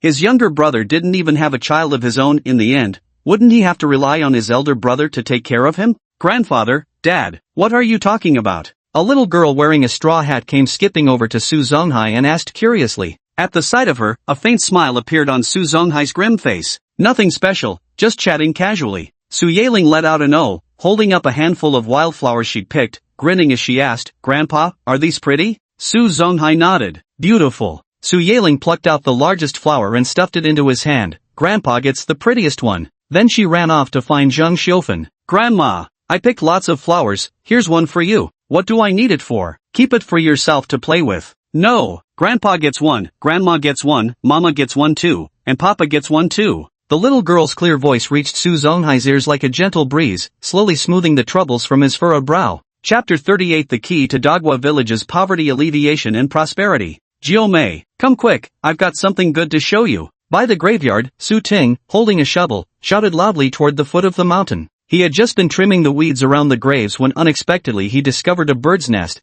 and was about to knock it down for his daughter. Su Yaling responded loudly and swiftly ran up the hill. Su Yuan, seeing this, excitedly tried to follow, but Suyin refused to let go of her hand. The little toddler, disobedient and fussing, was chastised by Zhang Xiufen, who turned her head. Why are you foolishly running around dripping wet? Do you want to get soaked through? The grandma's imposing demeanor successfully subdued the restless little toddler. Su Changhu and Su Jinxiu both hurried up the hill, asking eagerly, Uncle, what's the good stuff? It's a bird's nest. There's a bird's nest in this tree, Su Jichuan answered cheerfully, revealing the secret. By now, Su Yaling had already reached her father's side. Dad, where's the bird's nest? Where's the bird's nest? The excited little girl asked twice in a row. Su Ting picked her up and pointed to the shaded area in the treetops ahead, right there. Su Yaling examined it carefully before turning back excitedly and calling out, Mom, it really is a bird's nest. Let's knock it down, there must be eggs inside. The mischievous and spirited Su Changhu immediately declared with eager enthusiasm. Su Ting had the same idea. He was just about to act when he suddenly heard a stern shout. No one touches this fine bird's nest. Su Zongquan, carrying a load on his shoulder pole, had also come up the mountain and authoritatively stopped them. Su Changhu retorted unwillingly, Grandpa, why can't we take the bird's nest? I say don't move it means don't move it. Birds nesting in the big tree by the grave means our ancestors are blessing their descendants. Someone from our family is going to become an official soon. Su Ting was taken aback. Uncle, is there really such a saying? Su Zonghai's voice also came through. That's how the older generation puts it. Auntie beamed as she said, Nianci asterisk, the birds choosing to nest here means they share a connection with our ancestors. Just let them be. Seeing all three elders say so, Su Ting shrugged. He looked at his eldest daughter whose eyes shone brightly. Sweetie, looks like you won't be having bird eggs today. It's okay. Daddy brings meat home every day now. As long as I get to eat meat, I don't mind skipping bird eggs, Su Yaling said playfully, slipping out of her father's arms. The little girl ran straight to Uncle Su Zongquan. Uncle, why does having a bird's nest in the big tree beside the grave mean someone in our family will become an official later? Su Zongquan kept busy with his work while answering the little girl's questions. It's an old tradition passed down by our ancestors. They say if the feng shui of the ancestral grave is good enough to attract birds to nest there, then the descendants will receive the ancestors' blessings and rise to high positions or make fortunes. Su Yaling still didn't understand and kept pressing with endless questions, like a walking 100,000 wise machine. Seeing this scene, Su Ting scratched his head in confusion. What exactly went wrong? He remembered such a noisy little child, it should be Yawan. Yaling was always quiet and introverted. Could his memory be playing tricks on him? After clearing the weeds and tidying the grave, they placed rice balls and pork offerings, lit incense sticks, burned joss paper, and set off firecrackers. The two families stood before the tomb, bowing in reverence to their ancestors. Su Zongquan, as the family elder, spoke on behalf of everyone, murmuring prayers like bless the children to pass their university exams and grow into accomplished adults. Then each family member took turns to address the ancestors. When it was Su Yaling's turn, she earnestly said, please bless Grandpa and Grandma with good health, let Mom and Dad earn lots of money, and help me and my younger sister grow tall quickly. Zhang Xiufen chuckled, you sure have a lot of demands. Su Yaling kowtowed 3 times with utmost sincerity before standing up, grinning at Granny. I know I'm being greedy, but isn't our ancestor powerful? He surely wouldn't mind. Little Yuan was still too young to have any role at this moment. Su Ting gazed at the endless rolling hills, his desire to lease the mountain growing ever stronger. He had an intuition that the key to Digui village's poverty alleviation and prosperity lay within these very mountains. Yet in his previous life, even up until the day he left Digui village, no one had truly led the village out of poverty to prosperity. Even when outside investors came to Digui village, their ventures failed to make any significant impact. Even planting sugar oranges couldn't lift the entire Digui village out of poverty, due to transportation difficulties and various other reasons. After all, those bosses weren't from Dogwa village, and they couldn't care less whether the villagers would benefit or not. If Su Ting wanted to carve out a domain for himself in these mountains of Dogwa village, the challenges would be immense. But deep down, he harbored little fear of this. Decades later, people weary of the city's fast-paced life would yearn to return to pastoral simplicity. He had no reason to abandon his current opportunity to drift off to the city for work again, only to scramble back to the countryside decades later with the shifting tides. With the check-in system in place, as long as he doesn't remain as reckless and lazy as in his past life, but works diligently instead. Even if he couldn't soar to great heights, at least his life wouldn't be worse than his previous existence. Once his resolve was firm again, Su Ting tentatively asked Su Jichuan, Brother Jichuan, what do you think about that mountain contracting matter the village secretary mentioned the other day? Su Jichuan was a native villager of Dogwa village, and his thoughts were representative of the majority of villagers his age. Squatting on the ground, Su Jichuan said bluntly, what's there to think about? If such a large mountain could make money, our Dogwa village would have been prosperous long ago. If even the government can't figure out how to get rich off these mountains, What hope do we bunch of country bumpkins have? Who'd be foolish enough to spend money leasing mountains? Su Ting also squatted down and pondered aloud. Actually, I've never understood why is Dogwa village, with so many hills, still poor. Can't we plant trees for profit? Su Shichuan said helplessly, the valuable trees won't grow on our mountains, and the trees that do grow aren't worth anything, they're only good for firewood. Over time, people stopped bothering with the mountains and just focused on farming their fields. At least they can sell the rice. What about fruit trees? Su Ting suggested. Fruit trees bear fruit that you can eat or sell. Su Shichuan scoffed. You think fruit trees just magically produce fruit after planting? They need fertilizing and pest control, plus several years to mature. Who has that kind of time to spare? Besides, once the fruit appears, everyone around will pick or steal them. Even if you manage to gather enough to sell, what profit could you make? Sell them cheap and you won't recoup costs, price them high and nobody will buy. People can't even afford meat these days, who'd spend extra money on fruit? After hearing Su Shichuan's analysis, Su Ting's heart sank even deeper. There's no denying this is the harsh reality. Local fruits can't fetch high prices here, but it's a different story in other regions. Take fruits like lychees and longans, their prices are considerably higher in other provinces. If listed earlier or delayed, it could even fetch an unbelievably high price. It seems he still needs to carefully plan how to make the most of the contracted mountains. The system mentioned it would automatically upgrade after a full year of check-ins. Who knows what rewards the upgraded system might offer? Hope is something that will be of great use to him. Chapter 39, Dog 7 Who Wants to Cling to a Powerful Patron. After Qingming Festival, the Su family once again focused their energy on building their new house. During this period, Su Ting completed daily check-in tasks, earning his daughter's kisses and hugs, or making his daughter so happy that she would act coquettishly. In short, without even realizing it, Su Ting had grown much closer to his two daughters. As the father-daughter relationship warmed, Su Ting's wallet also swelled rapidly. Building the new house required about 5,000 yuan, which Su Ting had earned by the end of the Lunar New Year. After deducting the 5,000 yuan construction cost and daily expenses, Su Ting still had 1,900 yuan left by the end of the Lunar New Year. In February, Su Ting's rewards increased once again, reaching as high as 9,000 yuan. His check-in income for March decreased slightly to 7,500 yuan. In April, Su Ting's daily check-in rewards averaged 400 yuan per day, so his monthly income broke 5 figures, reaching a whopping 12,000 yuan. His check-in income in May dropped by half, falling to 6,000 yuan. Even 6,000 yuan is quite impressive in this era. Even in big cities, few white-collar workers earn over 5,000 yuan a month. From February to May, Su Ting received a total reward of 34,500 yuan. Su Ting hadn't touched the money from these past 4 months, saving it all as startup capital for his future business venture. For daily expenses, they drew from the remaining 1,900 yuan left over from the new year. This sum of nearly 2,000 yuan sufficed for their family's annual needs, food, clothing, and all. By the time June arrived, the weather had grown intensely hot. The arrival of scorching summer signaled the imminent onset of the busy farming season. Moreover, Su Ting's new house was nearly completed. Next comes the renovation. After renovations are finished, it still needs to sit vacant for a month or two before moving in. With weighty matters on his mind, Su Ting knew he had to put another plan on the schedule. In May, rumors began circulating from the town government that the price for mountain land leases would be reduced. The new policy reached every village committee within half a month. Su Ting felt the time was ripe to lease the mountain and didn't delay. On the morning of the first day of the 6th lunar month, right after breakfast, he went to see village party secretary Su Jiatsai. Although there was an unpleasant incident between Su Ting and Su Jiatsai's two nephews, Su Goxing and Su Guqi, in the ancestral hall on the first day of the Lunar New Year, but months passed, and no one dwelled on the conflict any longer. After all, they belonged to the same clan, it wasn't so easy to cut ties completely.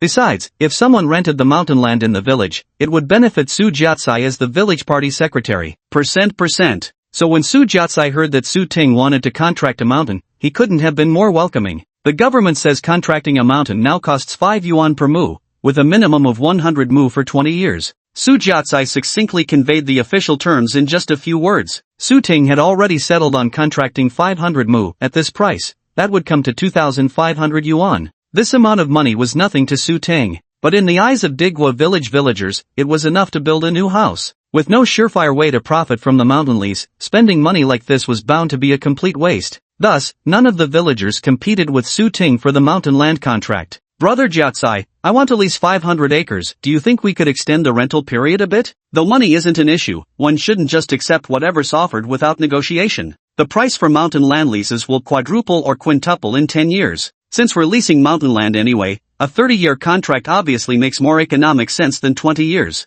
Su Jiatsai was taken aback. He had considered that Su Ting might bring up conditions, but never expected him to haggle over time. And here I thought Su Ting was going to bargain over the price. But even if he tried to haggle, it would be useless. This price was set by the government. There's no possibility of making exceptions for Su Ting. As for the time issue, Su Jiatsai said, I reckon 20 years ain't much different from 30, except the government folks might not be too keen on it. Tomorrow I'll go to town and ask around for you again. Thank you for your trouble, brother Jiatsai. If you could extend the deadline for me, I'd definitely take on 500 acres. Su Ting said with a smile. Su Jiatsai nodded. Su Guki stood by smoking a cigarette. Seeing that the two had finished discussing serious matters, he sidled up to join them. Brother Niancy, how on earth did you earn your money? Your family just built a 2-story new house, plus spent money on renovations, and now you can casually fork out over 2,000 yuan to lease the mountain without even blinking. Su Guki's tone was full of admiration. Though Guki was a reckless sort, at his core he still had the simple honesty of a countryman. When someone is truly capable, they won't make sarcastic remarks or think about tripping others up. Instead, they'd hope the other person would share their secret recipe and bring them along for the ride. At this moment, Su Guki's plan was precisely to latch onto Su Ting's big, sturdy leg. He was desperately eager to follow Su Ting in making big money. As a result, Su Guki's attempt to flatter backfired spectacularly. His inappropriate form of address immediately earned him a sharp rap on the head. Su Jiatsai took his water pipe and gave Su Guki a solid whack on the shin. Grumbling irritably, he scolded, 24 calls me brother, and you call 24 brother, you trying to make yourself brothers with your own uncle? Taking a drag from his cigarette, Su Guki seemed utterly unfazed by his uncle's blow. With a roguish grin, he said, Uncle, you even know how to use 4-character idioms, no wonder you qualify to be secretary. Damn brat! Su Jiatsai grabbed the water pipe again and hurled it at his nephew. Su Guki dodged with a hop, complaining with disgust, watch it, uncle, you're spilling water all over the place, and these pants are brand new. While they quarreled, they suddenly noticed that Su Ting had sneaked away unnoticed during their uncle-nephew spat. In an instant, Su Guki abandoned his quarrel with his uncle and sprinted off to chase Su Ting. Brother 24, wait up, I ain't finished talking yet. Su Ting didn't turn back. Passing by Su Jiafu's little shop, he turned his foot and went in. Su Jiafu was actually a 60-year-old man, but because of clan seniority, he had to address Su Ting, younger than his own son, as an equal brother. 24, what brings you to our upper village today for fun? Su Jiafu greeted him warmly. Su Ting grinned and said, I came to discuss something with brother Jiatsai. Oh, looking for Jiatsai? Could it be about the mountain contract? The experienced and knowledgeable Su Jiafu immediately guessed Su Ting's purpose. Su Ting didn't deny it either. That's right, he said. TSK tisk. Su Jiafu wore an expression of disapproval. 5 yuan per mu of land, that's not cheap, you know. I'll just rent a bit. If I don't give it a try, I won't feel satisfied. Su Ting said with a smile. He picked out a bag of candy sticks and grabbed a pack of spicy strips, then asked, Brother Jiafu, how much for these? Su Jiafu glanced at the items in his hands, 50 cents for the spicy strips, 10 cents for the candy sticks. Such cheap prices, Su Ting couldn't help but marvel upon hearing this. Su Jiafu chuckled, looks like you've really made big money over these past 24 years away from home. Your Uncle Hai and Aunt Shofen keep complaining about being poor all day long, borrowing money everywhere. We've all been tricked by them. Chapter 40, Are you jealous? Su Ting immediately denied it. We were indeed poor before, but last year I made a modest fortune. Taking out 1 yuan, Su Ting also grabbed 2 packs of wafer biscuits. Each pack of wafer biscuits cost only 20 cents. Leaving the small shop, Su Ting was surprised to see Su Guki still waiting at the door and asked, Why haven't you left yet? As soon as Su Guki spotted him coming out, he eagerly rushed forward. With a sheepish grin, he said, Brother 24, from now on I'm tagging along with you. Don't you go chasing me away, alright? Su Ting frowned, he really didn't want anything to do with Su Guki. Don't put it so harshly, I'm not some delinquent. He said lightly, if you want to make money, I suggest you leave the village, go to the city, find a decent job and work hard for a few years. The money will come naturally. Su Guki curled his lip. Working in a factory only earns 300 or 400 a month, not even enough for 1 round of mahjong. Hearing this, Su Ting stepped right past Su Guki and walked away. He no longer wanted anything to do with gambling, so naturally, he couldn't be friends with gamblers either. As the saying goes, one takes on the color of their company. Spending too much time with someone like Su Guki, he could easily relapse into his old ways. Brother Niancy, what's wrong with you? Puzzled, Su Guki followed after him. Su Jiafu's voice came from behind, Gochi, stop clowning around all day, you should be calling him Uncle 24. Su Ting and Gochi, like most young people, didn't pay much attention to family seniority, but the elderly villagers took such matters very seriously. With no other choice, Gochi finally corrected himself. He followed Su Ting all the way to his house. Daddy, little Yuan, playing in the sun-baked threshing yard in front of the house, spotted her father from afar and called out to him sweetly. At the sight of the little girl, Su Ting couldn't help but break into a smile. He lifted the snacks in his hand and gave them a shake. Though she didn't speak, little Yawan's sharp eyes spotted the snacks in his hand, instantly making her so excited that she started jogging in place. Her adorable little mouth formed an O shape, her eyes squinting with laughter as both tiny hands swung by her sides. Candy! Candy! Yawan's delighted shouts alerted Su Yeling, who was playing cat's cradle with her mother nearby. Su Yeling turned her head and immediately spotted what her father was holding in his hand. She let out a sharp scream, abandoning her mother, who was still waiting for her to play cat's cradle, and dashed toward her father. The abandoned Su Yun. Helplessly putting away her knitting yarn, Su Yun also walked toward Su Ting. Wah wah wah! Su Yeling jumped up and down with joy, grabbing for the snacks in her father's hands. Unfortunately, Su Ting was much taller than her and deliberately kept raising his hand, making it impossible for the little girl to reach no matter how high she jumped. Su Yun smiled as she watched the scene and asked her husband, "What did you buy for them?" Su Ting extended his free hand to calm his emotionally distraught daughter before turning to his wife to respond. "I bought sugar sticks, spicy strips, and wafer biscuits." "Daddy, I want to eat spicy strips. I want sugar sticks. I want biscuits. Papa eat. No matter how hard Xiaoya jumped around, it was useless. In the end, she simply clung to her father's leg, tilting her head up with a pitiful plea. "You're going to eat it all by yourself without sharing any with Grandpa, Grandma, or Mom?" Su Ting put on a stern face pretending to be displeased. Su Yeling felt as though a bucket of ice-cold water had been dumped over her head. The little girl wore a conflicted expression as she said, "Then you decide. I'll eat whatever." Little Yawan didn't understand the meaning of compromise and kept chirping "Ci." Instead, Su Ting patted her eldest daughter's head contentedly and gave her 2 packets of wafer biscuits. "These 2 packets are for Grandpa and Grandma, you take them over." Su Yeling quickly took the biscuits and ran off to find her grandparents. Seeing the cookies, Zhang Xiufen first asked, "Where did you get these?" "Dad bought them. These are for you and Grandpa," Su Yeling said, pushing the cookies toward her grandma. Zhang Xiufen refused and pushed them back. "You and Shisan might share them between yourselves," she said. "No can do. Dad said they're for you to eat. Grandpa and Grandma don't like spicy sticks, so let's give them the most delicious cookies instead." Although she really wanted to eat waffle cakes too, Dad still had a whole pack of spicy sticks and candy strips over there. When Zhang Xiufen refused to take them, the little girl stuffed the cookies into her pocket. Seeing his eldest daughter successfully complete the mission, Su Ting handed the spicy sticks and candy strips to his wife with satisfaction. "Darling, you divide these for the girls." Su Yun, clutching a pack of spicy strips and a pack of candy sticks, felt momentarily bewildered. Su Yeling had already learned to behave, no longer bouncing around like a monkey. Instead, she stood before her mother, conveying her longing through eager eyes, patiently awaiting her mother's reward. He handed the snacks to his wife and washed his hands of the matter. He headed toward the kitchen. Su Guki realized Su Ting wasn't easy to approach, so he turned to chat with Su Yun and her 2 daughters instead. "Aunt 24, these 2 girls of yours are real fine ones. Sharp as tacks and darling to boot," puts a smile on folks' faces just looking at him. Su Yun had no fondness for Su Guki. The smile on her face faded slightly as she ignored him. Undeterred by the cold shoulder, Su Guki squatted in front of the little baby girl and reached out to pinch Yawan's chubby cheeks. But just before his fingers touched the infant's skin, Su Guki suddenly remembered his earlier fight with Su Ting had started precisely because he'd pinched the little girl's cheeks. With a shiver of alarm, Su Guki hastily withdrew his claw-like hand. With an awkward grin,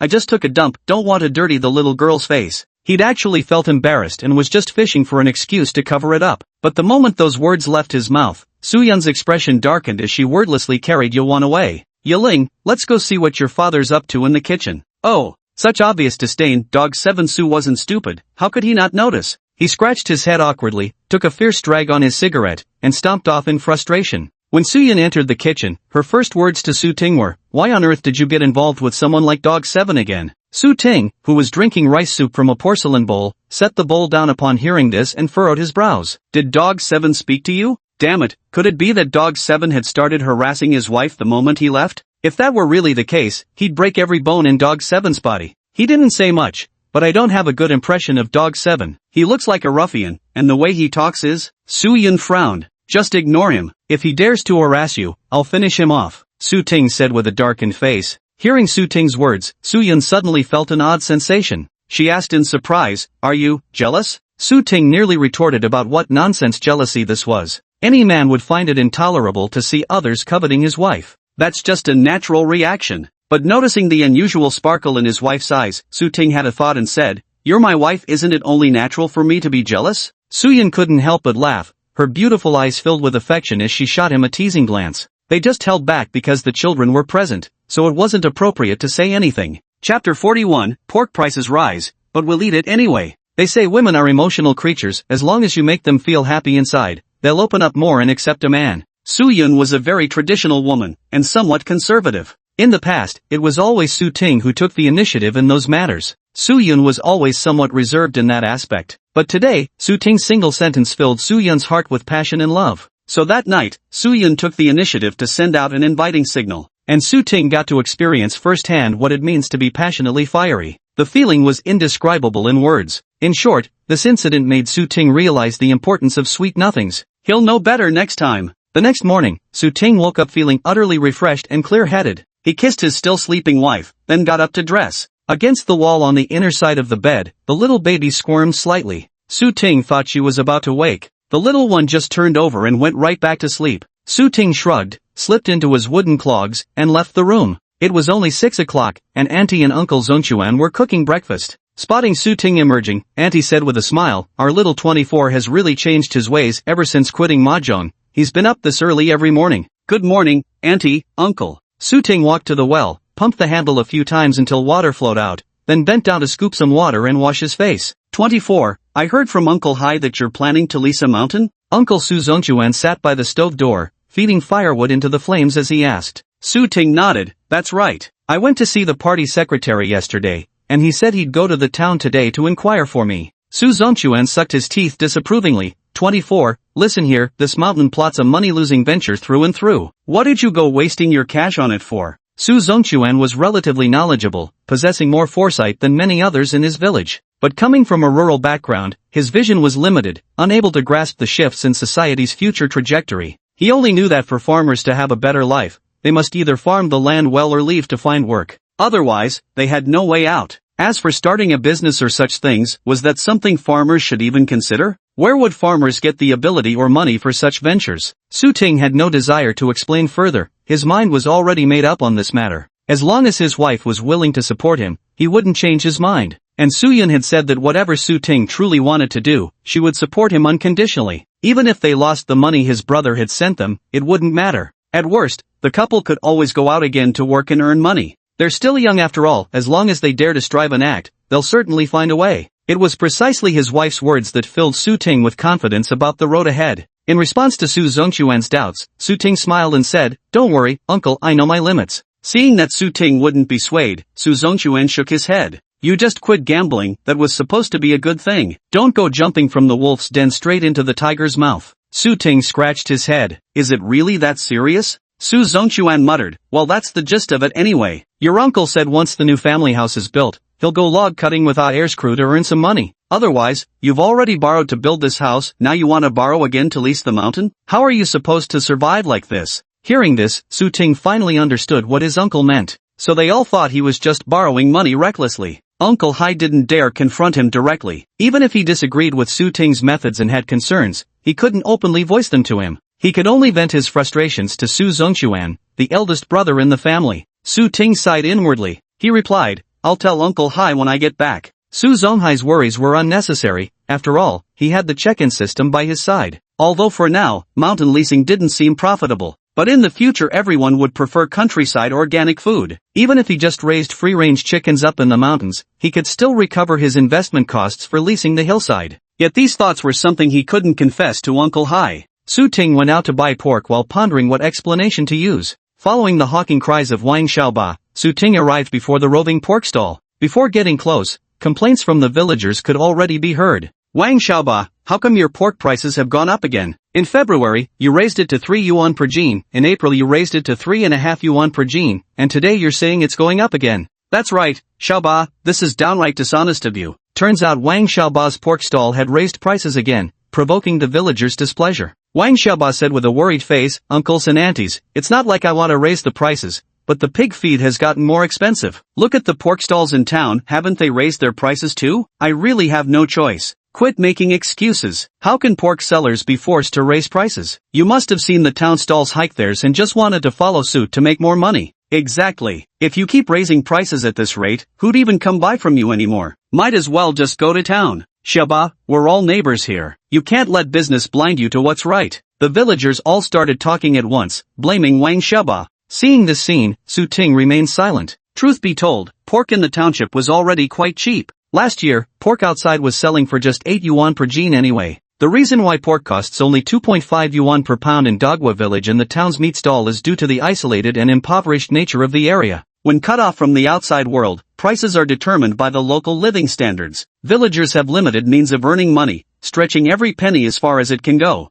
Even at 2.5 yuan per pound, most villagers still can't bear to spend on pork. Not to mention rising to 7 or 8 yuan per jin that would simply drive customers away from doing business. So the meat prices here are much cheaper than in the city. But no matter how poor a place is, it will still move forward with development. This year's pork price increase is an inevitable trend. The locals found it hard to accept at first, but as time passed, they had no choice but to face reality and adapt to the price increases. Because of Wang Shaba's price hike, the grandpas and grandmas who came to buy meat left in a huff. The pork stall quickly became much less crowded. Su Ting stepped forward. Seeing him, Wang Shaba's troubled face finally showed a hint of a smile. Brother 24, are you here for the streaky pork again today? As he asked, Wang Shaba deftly picked up his knife, as if afraid Su Ting might change his mind upon learning about the recent price increase. 2 pounds of pork belly, please. Su Ting responded while scanning the pork stall with his eyes. Su Ting's eyes suddenly lit up. He reached out and took the bag hanging from the bicycle handlebars, opening it to take a look. Inside, apart from 2 pieces of pork liver, there was also a portion of chitlins and a portion of pig uterus. The chitlins were the most straightforward to understand, they're simply pig intestines. As for the pig uterus, few are likely to have heard of it. This thing is unique to sows, being part of the female pig's reproductive system rather than its digestive tract. The pig's intestine has an extremely crisp texture, and nearly everyone who has tried it falls in love with its mouthfeel. Yet simply knowing which part of the pig flower intestines refers to can make many people feel queasy. However, in rural areas, pork sausage is actually a scarce commodity that's hard to come by. Wang Shaba hid the pork sausage in his bag, likely because someone had placed an order. Nevertheless, Su Ting couldn't resist asking, who are you saving that pork sausage for? Chapter 42, the elderly couple worry about money, while Su Ting spends like water. Discovering that the goodies he'd hidden away had been dug out by Su Ting, Shaba couldn't decide whether to laugh or cry. Brother 24, you've got quite the sharp eye. Su Ting curled her lips. Cut the crap. If you don't speak up, I'm taking it away. Hey, not today. These sausages are for my wife, I saved them specially for her. Wang Shaba hurriedly begged for mercy. Su Ting suddenly understood, oh, so it's my sister-in-law who wants to eat the flour sausage. Since it wasn't reserved by someone else, Su Ting became even more tempted. With a raised eyebrow, he said, Shaba, I'm your regular customer at this pork stall every day, even when you raised prices. Doesn't that make me your VIP client? Though Wang Shaba was just a country lad, he had a quick wit about him, otherwise, he wouldn't have been able to make a living as a trader. Hearing Su Ting's words, he immediately guessed what was coming next. Wang Shaba pleaded on the spot, Brother 24, next time I swear I'll get you some sausage. But if you take today's batch, I'll be sleeping on the floor tonight. Su Ting was tempted by the sausage too, but he wasn't some bandit chief after all. He let go of those flour intestines but took the pork tripe and 2 pieces of pork liver. Then he said to Wang Shaba with earnest sincerity, as fellow men, I understand you, won't fight you for these flour intestines, but I won't hold back with the rest. Though Wang Shaba craved the pork tripe, at this moment he had no choice but to nod in agreement. His wife wanted the flour intestines, he wanted the pork tripe, yet only one could be chosen between the two. To sleep with his wife at night, to hold his wife while sleeping. Wang Shaba decided to give up his beloved intestines. Take it, 24th brother, he said with evident reluctance. Su Ting grinned, I won't take your stuff for free, I don't want people saying Su Ting takes advantage. How much for this pig intestine? I'll pay full price. Well, big bro, today's pork price rose to 4 yuan per jin. Wang Shaba hesitated with a troubled expression. Su Ting cut him off, I heard that already. I asked about the price of the intestines. Seeing Su Ting's indifferent manner, Wang Shaba relaxed and immediately smiled. Since big bro doesn't mind the pork price going up again, I'll be straight with you, same old price for intestines, 2 yuan a set. Perfect. Su Ting was satisfied. Since nobody wants the liver anyway, I'll take it, alright? Wang Shaba waved his hand cheerfully. Take it. The liver was just meant as a bonus anyway, who would fuss over such small things? 2 pounds of pork belly for 8 yuan, 1 set of intestines for 2 yuan, that's exactly 10 yuan. Su Ting pulled out a 10 yuan bill and handed it to him. Yo, 24's buying meat again, eh? You're really splurging there. Su Jiatsai walked over with his hands behind his back. Spotting Su Ting, he chuckled and sighed. Holding the meat, Su Ting greeted him. Morning, brother Jiatsai, getting some meat for yourself today too? Yeah. Su Jiatsai's gaze lingered around Su Ting's hands. You even bought pig intestines. That's tricky to prepare, if not done right, it can be awfully gamey. Su Ting replied confidently, no problem, I'm quite skilled in the kitchen. And if all else fails, there's always Uncle Hai at home. Uncle Hai is a master at cooking. Fifth uncle's cooking is really tasty. Su Jiatsai nodded in agreement. Alright, enough chatting, I need to hurry and finish slicing this meat so I can go home to cook breakfast. After eating, I've still got to head to town to ask about your matter. Su Ting said politely, sorry to trouble you for the trip, old brother. Su Jiatsai waved his hand dismissively, signaling him to hurry home,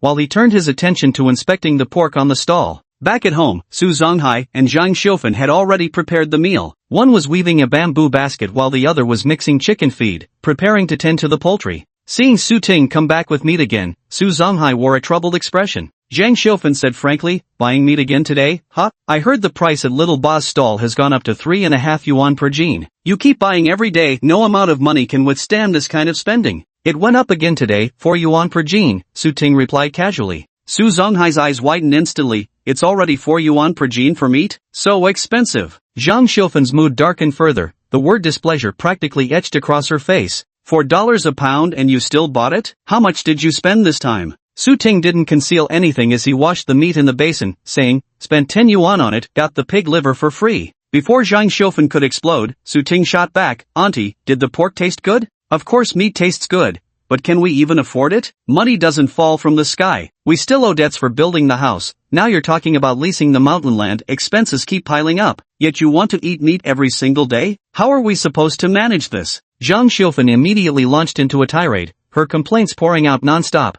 Though it might sound like nagging, from Zhang Xiufen and Su Zonghai's perspective, their anger was completely justified. Money doesn't come easy, and country folks know the value of thrift. These days aren't yet times when rural folks can freely eat, drink, and indulge. With too many places to spend money, one must save where possible, especially on food and clothing. Su Ting fully understood their concerns. He reassured them, Uncle, Aunt, don't worry, I know my limits. I'll find my own way to repay the debt and won't cause you any trouble. With that, she carried the washed pork into the kitchen. Su Zonghai's muffled voice came through. What kind of talk is that? How can a family keep such strict accounts? Your debts make our lives harder too. But not eating meat is no big deal, money's easier spent than earned. Hearing this, Su Ting frowned. It seems I need to come up with a legitimate reason to put the money I need to use out in the open. Su Zonghai used to sell tofu, bean sprouts, and fried tofu puffs. Why not take some time to learn how to make them, then ride a bicycle to sell tofu every day? That way he could openly take money out to use. Having made up his mind secretly, Su Ting pretended not to hear.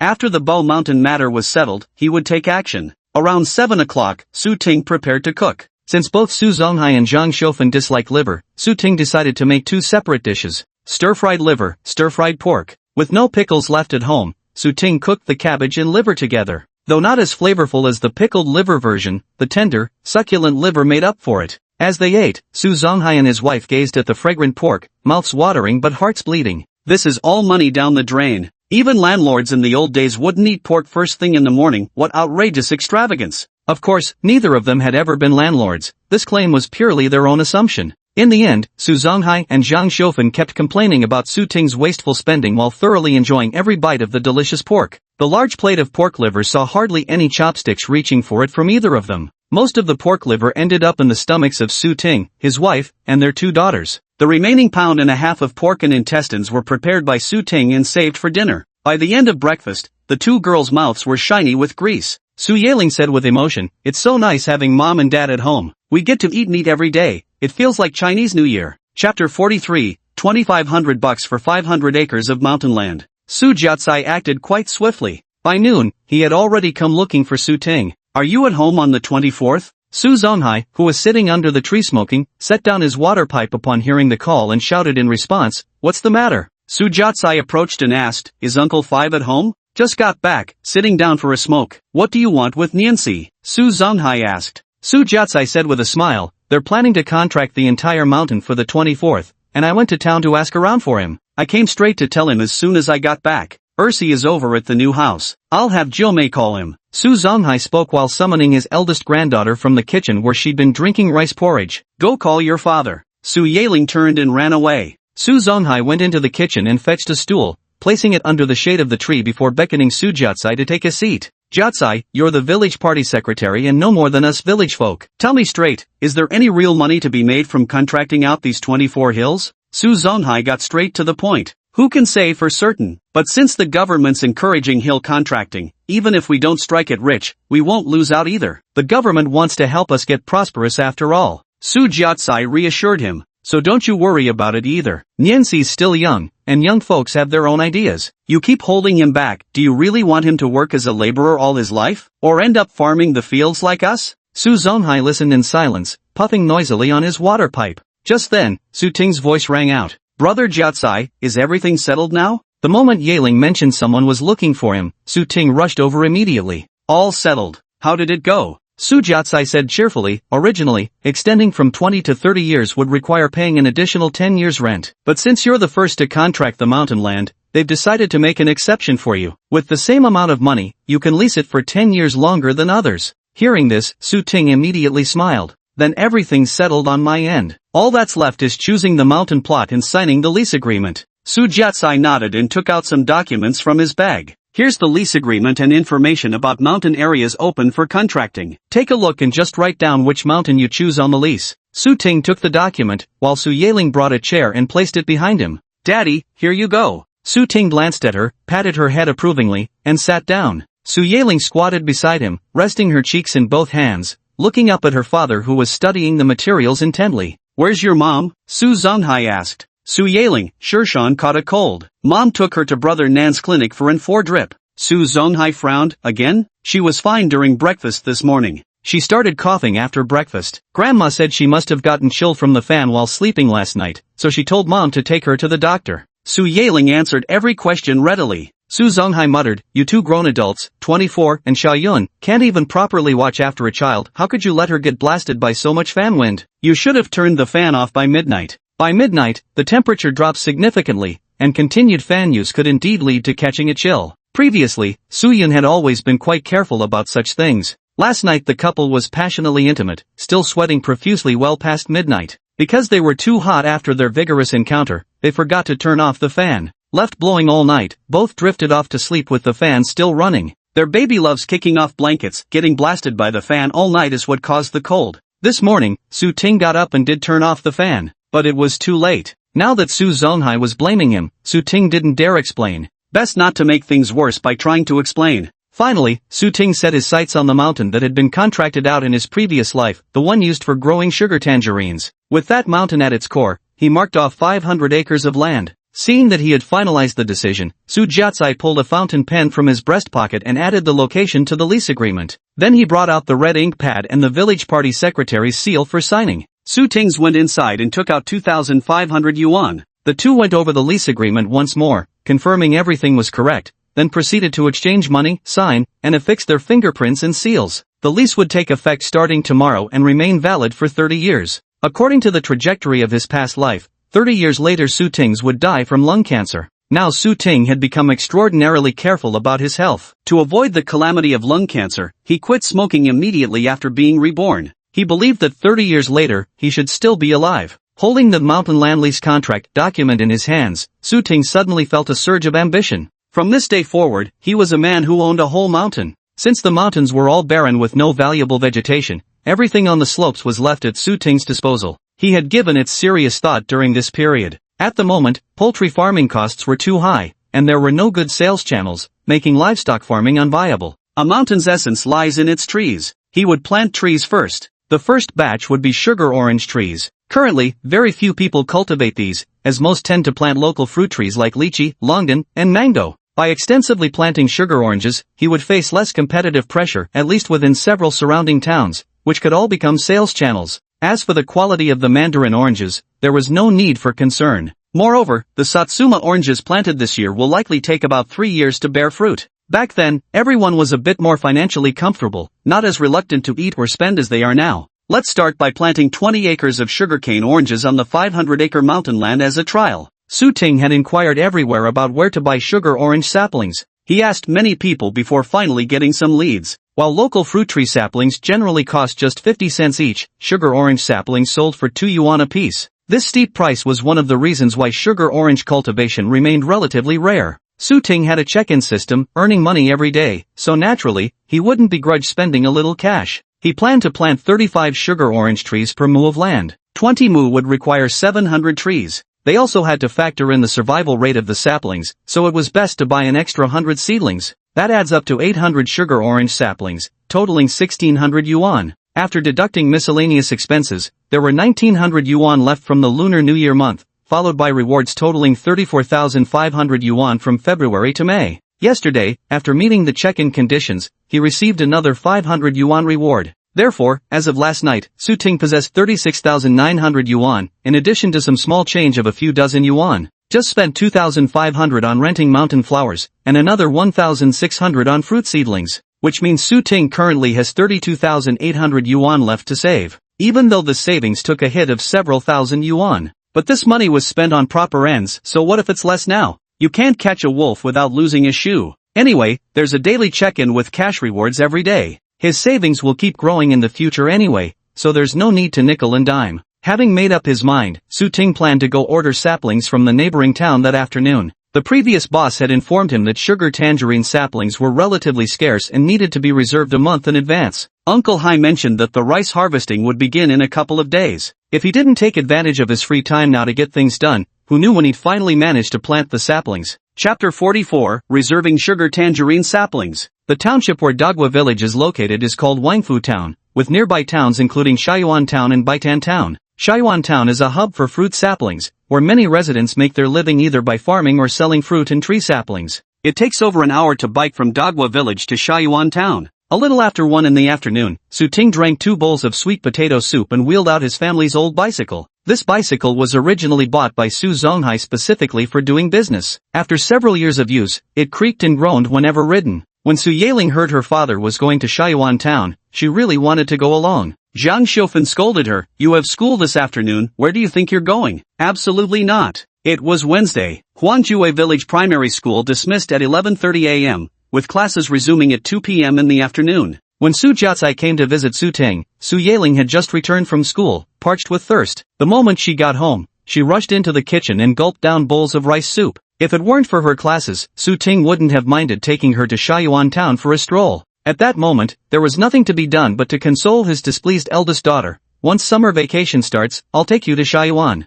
Su Yaling dragged her feet reluctantly, pressing her lips together in silent protest. "It's already 1:20, why aren't you hurrying to school yet?" Zhang Xiufan nagged incessantly. "Day after day you don't even want to go to school, how do you expect to get an education like this?" Under Grandma's urging, Su Yaling left home and headed to school with a heart full of melancholy. The way to Shaiyuan Town and Huangjue Village Primary School weren't in the same direction, otherwise Su Ting could have given his daughter a ride to school on his way. Pedaling his bicycle out of the village, Su Ting headed north. This was the road leading to Bada Slope and Wangfu Town. There's a river at the village entrance where the women often come to wash clothes. Su Ting had just crossed the river via the bridge when he spotted Su Yun returning from Bada Slope, carrying Shaiyuan on her back while holding an umbrella. "Wife!" Su Ting hastily stopped his vehicle. Su Yun wiped the sweat from her forehead and asked him, "Where are you going?" "The village secretary brought the lease agreement at noon today. I've already contracted the mountain. It's hard to buy sugar orange saplings, so I'm heading to Shaiyuan Town first to reserve some." Su Ting looked at her glistening with sweat. "You must be exhausted. Why didn't you let Yuan walk by herself?" Yuan got a shot and cried from the pain until she eventually fell asleep, Su Yun replied, revealing her daughter's face from where she was carrying her on her back. Su Ting looked over and saw the little baby sleeping soundly, with teardrops still clinging to her eyelashes. He turned his bicycle around and said to his wife, "Hop on, I'll take you two home first."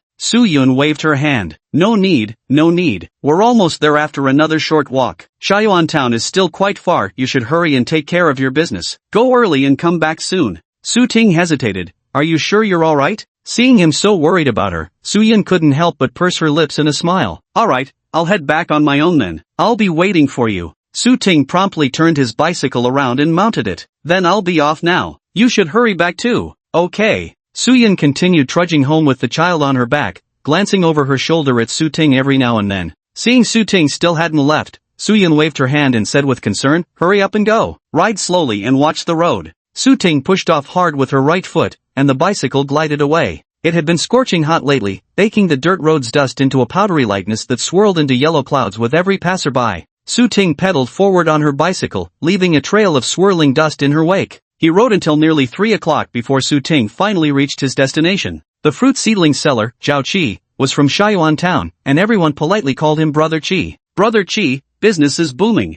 Su Ting was the first to greet him. Zhao Qi seemed a bit unfamiliar with Su Ting, but that didn't stop him from responding warmly. Yes, thanks for stopping by. What can I get for you today? Su Ting parked his bicycle and walked into the shop, glancing around. Do you have any mandarin orange saplings in stock right now? Hearing Su Ting mention the mandarin oranges, Zhao Qi began to vaguely recall him. Oh, you're that fellow from Wangfu town you came by last time asking about mandarin orange saplings. Su Ting nodded. That's right, my name is Su Ting. You can call me Shou Si too. Brother Shou Si, no one usually buys mandarin orange saplings, I haven't stocked them recently. Zhao Qi smoothly switched to the nickname. Even if you want them now, I wouldn't have any to give you. Su Ting replied straightforwardly. I know, you mentioned that last time, Brother Qi. But aren't you connected enough to get mandarin orange saplings? I came today to place an advance order. Hearing that he wasn't asking for immediate delivery, Zhao Qi grinned. Sure thing. Mandarin orange saplings go for 2 yuan each. How many do you want? Su Ting calmly stated a number with a faint smile. 800 trees.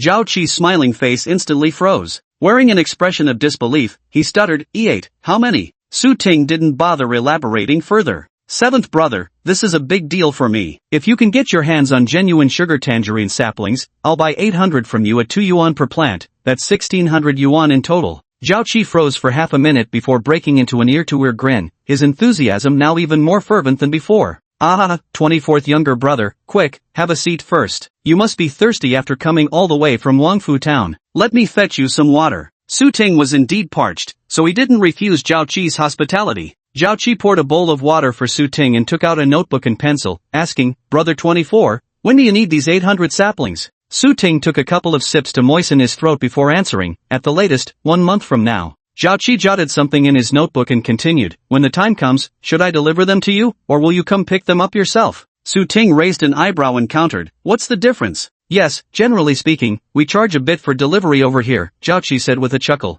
Su Ting pursed her lips and spoke deliberately, Brother Qi, I don't suppose you often get customers purchasing thousands of yuan's worth of saplings in one go, do you? Zhao Qi didn't hesitate before shaking his head, never seen a case like that before. In that case, Brother Qi, shouldn't you show some goodwill or something? Su Ting smiled slightly, speaking unhurriedly. Although I currently only know you have connections for obtaining Shitangju saplings, there are so many nursery sellers in Shaiyuan town. If I casually spread the word that I need 800 Shitangju saplings, even if others don't have the means, they'll find a way to get them. Hearing this, Zhao Qi hastily said, Brother 24, if you buy the saplings from me, I guarantee free delivery to your doorstep. Su Ting wasn't in a rush to respond. Instead, he asked further, what about the price then? Zhao Qi forced a bitter smile, Brother, transporting these 800 saplings isn't an easy task either. Just the tractor fuel alone would cost who knows how much. Besides, sugar tangerine saplings are inherently difficult to cultivate. While 2 yuan might seem expensive, I can guarantee each and every one I sell you is a genuine sugar tangerine sapling. Chapter 45, The Breakdown-Prone Old Bicycle. Su Ting didn't want to be taken for a fool, but he also understood that doing business required mutual concessions on profits. A seller solely focused on profits easily loses repeat customers. A buyer solely focused on bargains easily obtains counterfeit goods. 2 yuan is the market price for tangerine saplings here. If he insists on haggling below this price, sellers can't make sufficient profit and might resort to passing off inferior products as genuine. With 800 saplings, he surely can't inspect and authenticate each one individually, can he? So Su Ting didn't hold much hope for bargaining, he just wanted to secure a few more benefits. Brother Qi, it's not that I don't want you to make a profit. How about this, throw in some other saplings, like wampi and mango saplings. I'm not asking for much, just a few dozen of each will do. These two types of saplings, like lychee and longan trees, all cost 50 cents apiece. Giving Su Ting a few dozen of each would only add up to a few dozen yuan. Zhao Qi wasn't the kind to begrudge such a modest investment. No problem. Apart from this, Su Ting also managed to secure some fertilizer for fruit trees, and Zhao Qi even gave him a free copy of the fruit tree cultivation manual. Give it a go, it's still a proper book after all. Once the pricing and benefits were agreed upon, Su Ting provided his address, which Zhao Qi meticulously noted down. Then Zhao Qi kindly advised Su Ting, Brother Nyansi, if all 800 saplings are delivered at once, you probably won't be able to handle them properly. Since you're not experienced in raising seedlings, having so many piled together could easily lead to large-scale die-offs. Honestly, it'd be better to divide the shipment into 4 batches, 200 saplings per batch. That way, the chances of spoilage and death would be greatly reduced, and you'd have time to plant them properly before the next batch arrives. What do you think? Su Ting nodded repeatedly. When Zhao Qi finished speaking, he couldn't help suggesting, then why not divide it into 8 batches? Good heavens, 8 batches? Just think of the fuel costs. Brother, I only recommended 4 batches for your own good. Zhao Qi quickly stopped his delusional thinking, both amused and exasperated. I could have easily said nothing, hauled all 800 saplings in one go, and left you to eat the cost of fuel and losses. Don't bite the hand that feeds you. Su Ting forced a dry laugh. Brother Qi, you're in business. If you weren't decent, you'd never have grown this big. Zhao Qi remained unmoved. 4 batches. Not a single one more. Su Ting pondered for a moment, then Brother 7, you'll have to teach me how to care for these 200 saplings properly so they'll live longer. That's doable, Zhao 7 also compromised. Only then did Su Ting hand over the 400 yuan deposit with satisfaction. This was the payment for the first batch of seedlings. For every subsequent batch of saplings delivered without issues, Su Ting would pay for the next batch. As he left, Su Ting offered Zhao Qi a suggestion. Brother Qi, why don't you get a telephone installed? If you had a phone and were willing to work hard, your opportunities would expand greatly. Zhao Qi dismissed the idea, saying, installing a phone costs 200 yuan. Almost nobody would call me anyway, hardly worth it. Hearing this, Su Ting didn't press the matter further. Zhao Qi hadn't realized how crucial a communication device was for a businessman. Those with broad vision never begrudge minor investments in the present. Even if there are no substantial gains in the short term, over time, as one's reputation spreads, business will practically come knocking at one's doorstep. After handling official matters, Su Ting took another stroll around Shaoyuan town. At a trinket stall, Su Ting took a fancy to a hair clip adorned with plastic diamonds and a pair of earrings. Thinking that Su Yun was also a fashionable woman who loved dressing up, he decided to buy both items. However, apart from the grown woman at home, there were also 2 little girls. Su Ting dared not favor one over the others, lest the 2 daughters give him trouble. So he took 2 more pairs of flower-adorned hair clips. The clips were of the same design, just in different colors. Truth be told, he wanted to buy identical pairs to avoid any squabbling between the 2 little ones. Unfortunately, these pretty clips with flowers were the last 2 pairs left in stock. What was even more absurd was discovering at checkout that the girls' tiny clips cost more than Su Yun's hairpins and earrings combined. Su Ting couldn't help muttering, why would such a tiny thing cost more than hair clips and earrings? The street vendor heard this and said unabashedly, all my business comes from women. Mothers are willing to spend on their kids, but they skimp on themselves. Of course the prices can't be too high. Su Ting couldn't help but chuckle. Seriously, sis, is it okay to just blurt that out? What's wrong with saying it? If we don't speak up, how would you men ever understand how hard it is for us women to run a household and raise kids? You men never know how to show some care for your own wives, always thinking just because you earn money outside, you're the only ones working hard. But taking care of children and managing a home isn't easy for us either. This stall owner was clearly someone who'd been venting her husband-induced frustrations at home. Once she started talking, she just couldn't stop. Su Ting just wanted to get his change and leave as quickly as possible, so he replied dismissively, in my household, it's my wife who earns and manages the money. The stall owner was completely absorbed in her own world, rummaging for change with her head down while muttering complaints under her breath. Can't go out to earn money, so of course I had to ask my own man when times were tight, yet he'd pull a sour face the moment I mentioned needing cash, acting like I was spending it all on myself. With the retrieved change in hand, Su Ting fled from the grudge-filled stall. Having nothing left to buy, Su Ting prepared to head home. Little did he know, the moment his foot landed on the pedal, the decrepit bicycle pedal broke apart with a loud clang. For a moment, Su Ting stood dumbfounded. Is he really that strong? Did he actually break the pedal by stepping on it?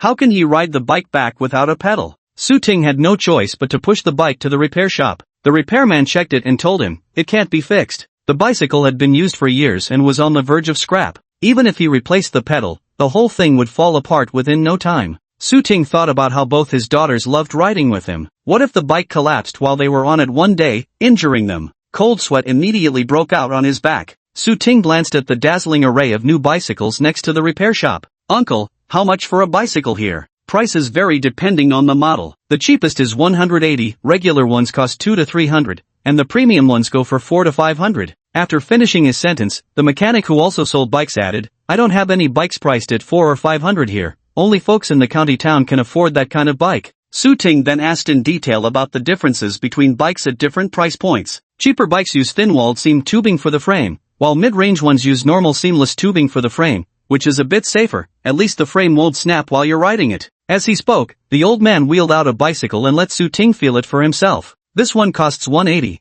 and uses about the same materials as your old bike. Then he took Su Ting to see bicycles priced around 250 and 300. After looking around, Su Ting finally settled on one. This is the one. Chapter 46, Proud Su Yaling. Su Ting selected a 300 yuan black luxury bike, still the classic crossbar model with a square iron basket at the front. The overall frame was sturdy and robust, featuring a reliable drive system and spacious rear seating. The crossbar model was an old-fashioned bicycle that looked somewhat outdated, but its practicality made up for it. Only such a big bike could carry his wife and 2 daughters all at once. With this new bicycle, the old one became obsolete. The uncle who repairs and sells bicycles bought back this old bike for 20 yuan, so in the end, Su Ting paid a total of 280 yuan. After buying the new bike, it was already 5 in the afternoon. At this time, with the sun setting and the temperature dropping, Su Ting leisurely pedaled home on his bicycle, enjoying the gentle breeze against his face. Occasionally encountering other cyclists or pedestrians along the way, passers-by couldn't help but cast envious glances at Su Ting riding his stylish new bicycle.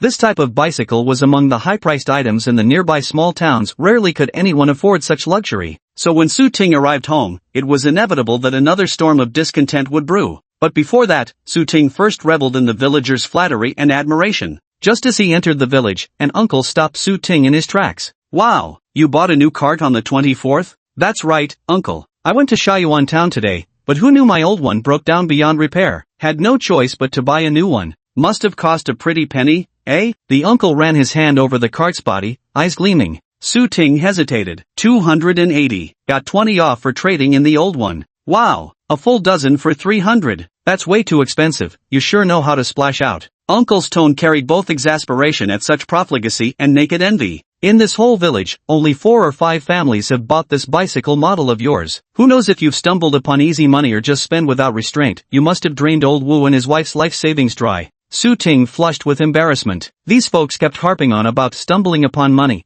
and damn if they hadn't hit the nail right on the head. Ha, as if there's such luck as picking up money on the streets. I just leased a mountain plot to start an orchard at home, so I borrowed some startup capital from my elder brothers and sisters back in Sichuan. Yes, exactly, it's borrowed from my siblings. Su Ting casually fabricated an excuse, unexpectedly mentioning his siblings in the slip of his tongue, so he simply decided to use them as his perpetual shield going forward. Everyone in Dagwa village knew Su Ting was an outsider who'd been taken in by adoptive parents Su Zonghai and Zhang Xiufen. He'd never hidden from the villagers that he still had blood brothers and sisters of his own. Thus, when Su Ting invoked his elder brother and sister, no one found it the least bit abrupt. The uncle suddenly realized, "Oh, I see. So your older brother and sister have actually been quite good to you." Yes, they knew I've met good people here, so they're at ease. When they heard I was determined to turn over a new leaf, they were willing to lend me a hand. Su Ting's lies grew more elaborate, rolling off his tongue with increasing fluency. Although adults often tell children that lying is bad behavior. But honestly,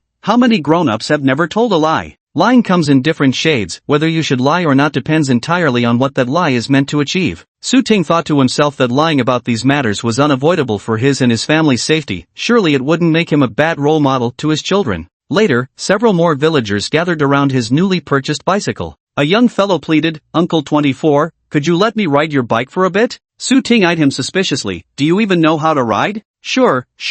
I'm really good at biking. If you don't trust me, Uncle 24, you can sit on the back and watch me ride," the young man eagerly assured him. Su Ting generously dismounted. "Then give it a try." The young man's face lit up with wild joy as he eagerly grabbed the bike and immediately hopped on. Su Ting watched from the side and noticed his riding skills were indeed decent. There'd be no risk of him crashing. "Ride it to my place later," Su Ting called out loudly. "Be careful not to bump it. That's a brand new bike I just bought today." "Got it, boss," the young man responded cheerfully. Su Ting then continued chatting with several elderly people. Logically speaking, these people were all in their 40s or 50s and should be his elders. Yet among them, only one was of the same generation as Su Ting. The others had to call him uncle. This made Su Ting feel emotional. In a place that values generational seniority, having a high rank is truly wonderful. Everywhere you go, you meet nephews and grandnephews. By the roadside, Su Yaling led little Yuan out of Su Xiaolian's house. Ever since her family also started building a new house, Xiaolian no longer minded her scavenging dirty clothes nor her poop-loving little sister. Because not only was her family building a 2-story house,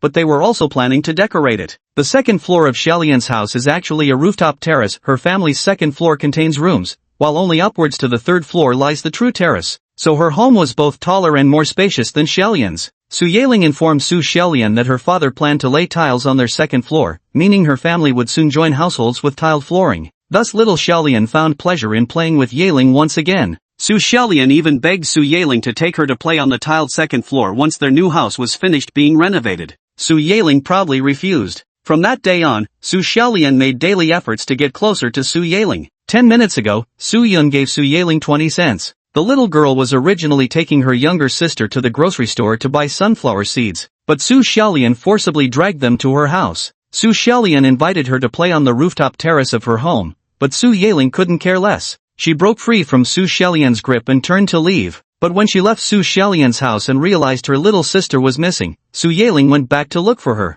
Upstairs, she saw Su Xiaolian holding her sister, looking like they were getting along famously. Su Yeling instantly became unhappy. That silly girl. Xiaolian used to dislike her so much, yet now she's won over so quickly. Su Yeling stomped over angrily, snatching her little sister back from Su Xiaolian's arms. She's my sister. You're not allowed to play with her. Su Xiaolian giggled. 13th sister likes playing with me. Why don't you join us too, 9th sister? Su Yeling forcibly dragged little Yuan away. We don't like playing here. We're going home. Little Yuan refused to go home with her big sister, still wanting to play on the rooftop. Su Yeling carried her to the stairwell, but couldn't continue holding her while descending, so she angrily shouted, "If you won't come with me, don't call me big sister anymore." With that, she stomped down the stairs in a huff. Seeing this, little Yuan cried as she clutched the wall and painstakingly descended the steps with her tiny legs. Su Xiaolian tried to comfort her, but the little toddler brushed her hand away. The toddler continued whimpering and calling out elder sister between sobs. Seeing this, Su Yeling reluctantly forgave her younger sister and turned back to take her hand. With a stern expression, she scolded, "Mom told us to buy sunflower seeds and go straight home. Daddy will be back soon, don't you want to go play with him?" Xia Yuan wiped her tears with muffled sobs and nodded miserably. I do miss you. Chapter 47, Don't make it sound like I'm living off you. Su Yeling held her younger sister's hand as they left Su Xiaolian's house, with little Yuan still crying. A young man rode past on his bicycle, propped one foot against the longan tree trunk outside Su Xiaolian's door, and came to a stop. What's Aunt 13 crying about? Su Yeling looked up, and the first thing that caught her eye was the bicycle gleaming like new. Wow, this bike is really cool. It looks much better than Grandpa's old bicycle, and it even has a basket in the front. Su Yeling, her eyes gleaming at the sight of the bicycle, answered for her younger sister, "She's just a crybaby, nothing serious." Hearing this, little Yuan started crying even harder. Wah! She was clearly crying because big sister scolded her. She's not a crybaby at all. Seeing this, the young man said to Su Yeling, "9th auntie, you hold 13th auntie and come up.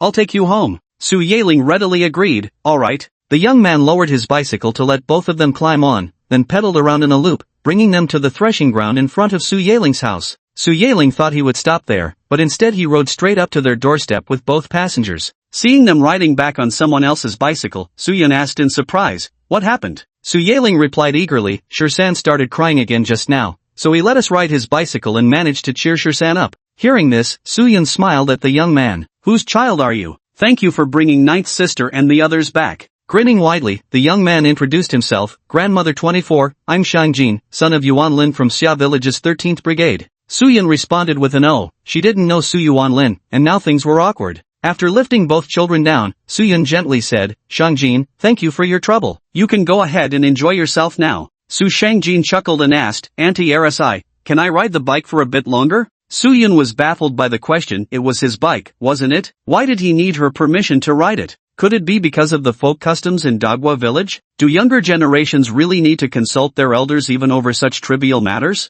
The more Su Yun thought about it, the more confused she became, her face showing a bewildered expression as she instinctively turned to ask Aunt Shofen, "Auntie, he wants to ride the bike, can he or can't he?" The reason for asking Aunt Shofen was because she wasn't yet familiar with the local customs of Dagwa village. Who knows if this village has any absurd superstitions like elders mustn't let younger generations ride bicycles at dusk, lest they get sent off to the afterlife. Su Yun truly had an overactive imagination. Zhang Shofen felt the question was utterly ridiculous and snapped irritably, "What's that got to do with me?" Su Yun shared the same thought, grumbling inwardly, "What does this have to do with me?" Hearing the sharp edge in Zhang Shofen's tone, Su Shangjin hastily got out of the car. "I ain't riding no more, just leaving the bike here, alright?" With that, Su Shangjin made himself scarce. Su Yun was even more baffled and called after Su Shangjin's retreating figure, "Hey, your car." Su Shangjin was running too fast. Zhang Shofen was fierce-tempered and known throughout Dagwa village as the notorious shrew. Su Shangjin was genuinely terrified of her. Scratching her head in confusion, Su Yun asked, "Auntie, why did that young man named Shangjin leave his car here?" Zhang Xiufen was equally puzzled. Who knows what's going on in that young man's head? Maybe he urgently needed to pee?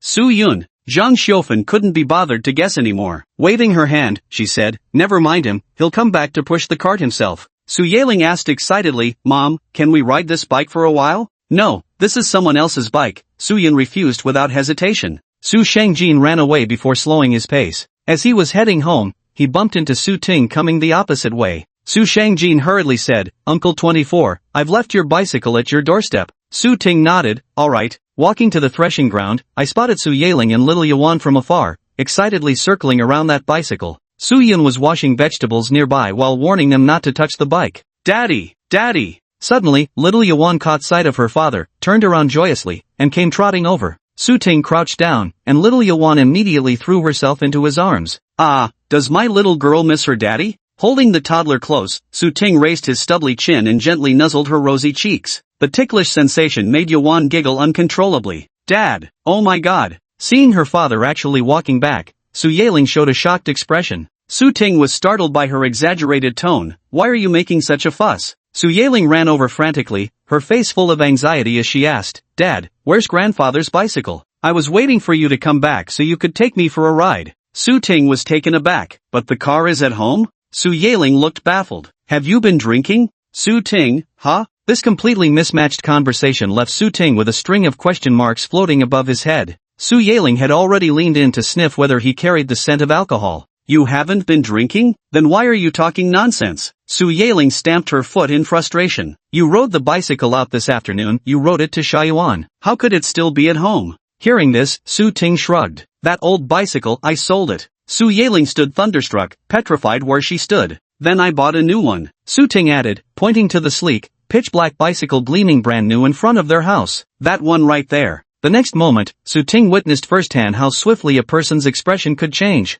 The little girl who had looked dazed and utterly crestfallen just a second ago was now grinning from ear to ear, her eyebrows dancing as she jumped with joy. Su Yaling sprinted home in ecstasy, shouting as she ran, Mom, this isn't someone else's bike, it's our family's bike. What? Su Yun peered out from the kitchen. Su Zonghai happened to be returning at that moment, driving his ox while carrying 2 bundles of firewood on a shoulder pole. Seeing her grandfather, Su Yaling immediately turned and ran toward him. Grandpa! Grandpa! Dad bought a new bicycle, that one over there. Isn't it super cool? The little girl was as excited as if she'd just been given the whole world. Su Ting carried Xiaoyuan home, and hearing the commotion, Zhang Xiufen emerged from her room. Who bought a new bicycle? She couldn't believe her ears. With no income source left for the household and debts piling up, how could Nianxi possibly buy a bicycle? Su Ting said frankly, the bicycle uncle bought a few years ago broke down after I rode it to Shaiyuan town today, so I had to buy a new one. Zhang Xiufen's face immediately showed a pained expression as she gritted her teeth and asked, how much did it cost?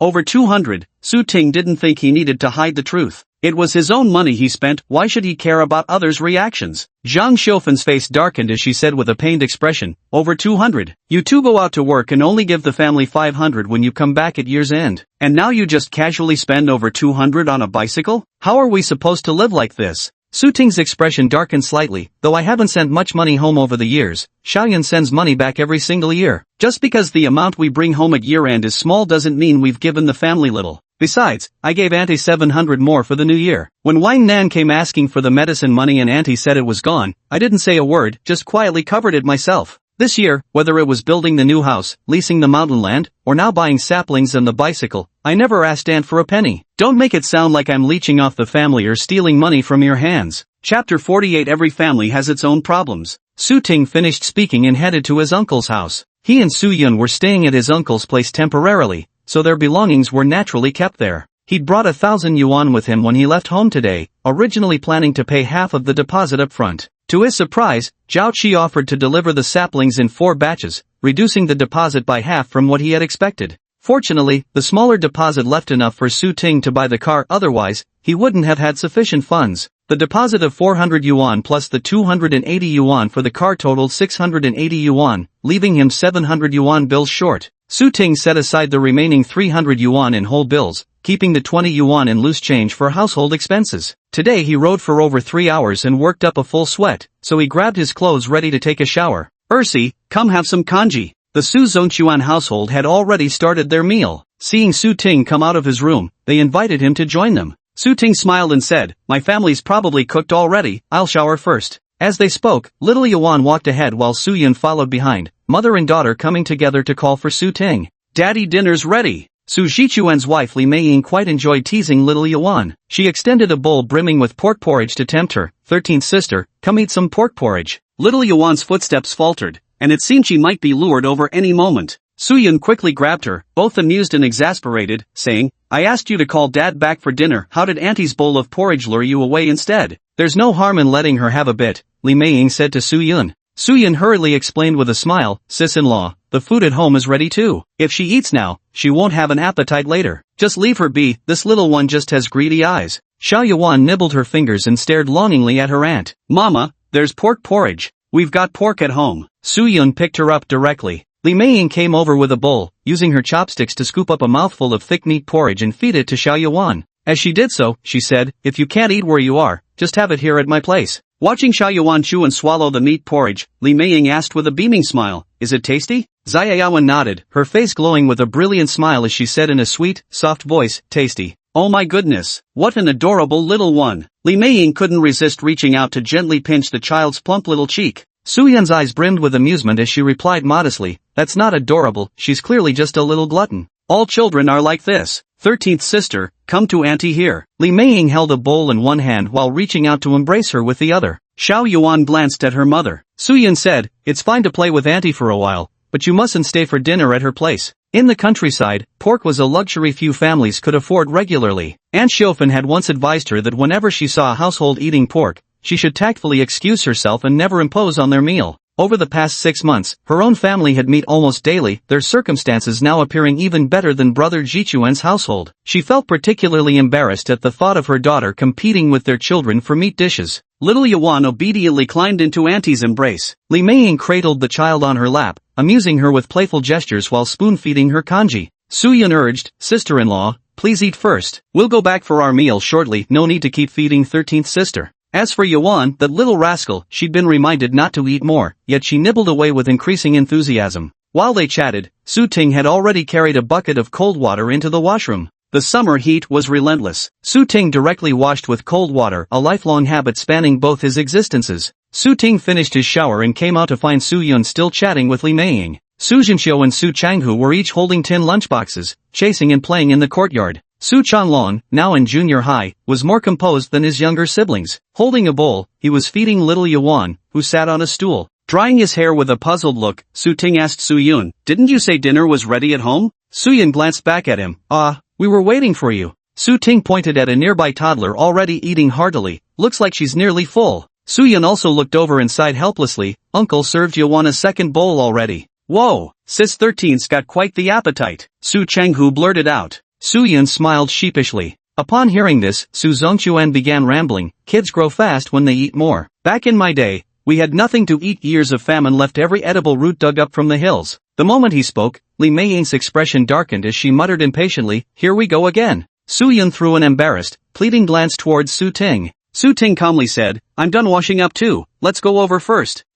Alright. Su Yun walked over and picked up little Yuan. Su Changlong raised the bowl. Aunt, little 13 hasn't finished her porridge yet. Su Ting reached out his hand and said, I'll feed her. We'll wash the bowl clean and return it after she's finished eating. Su Changlong placed the bowl in his hands. The little Yuan, who was being carried away, still waved obediently at Su Changlong, bye-bye, Gidge. Once outside Uncle's house, Su Yun couldn't help murmuring softly, sister-in-law's relationship with uncle and aunt seems to be getting worse. Just now, sister-in-law kept hinting at blaming them in her words. I didn't even know how to respond. Su Ting was well aware that things would take a turn for the worse, but there was nothing they could do about it now. He could only say, every family has its troubles, doesn't ours have its own share of conflicts? Speaking of that, back then when you talked to Aunt Xiaofan like that, I was really scared. I thought Aunt Xiaofan would make a huge scene, but after you left, she didn't say a word, just had this awful look on her face. Su Yun grew increasingly flustered as she spoke. To be honest, she had always held an honor the elderly and cherish the young attitude toward Uncle Hai and Aunt Xiaofan.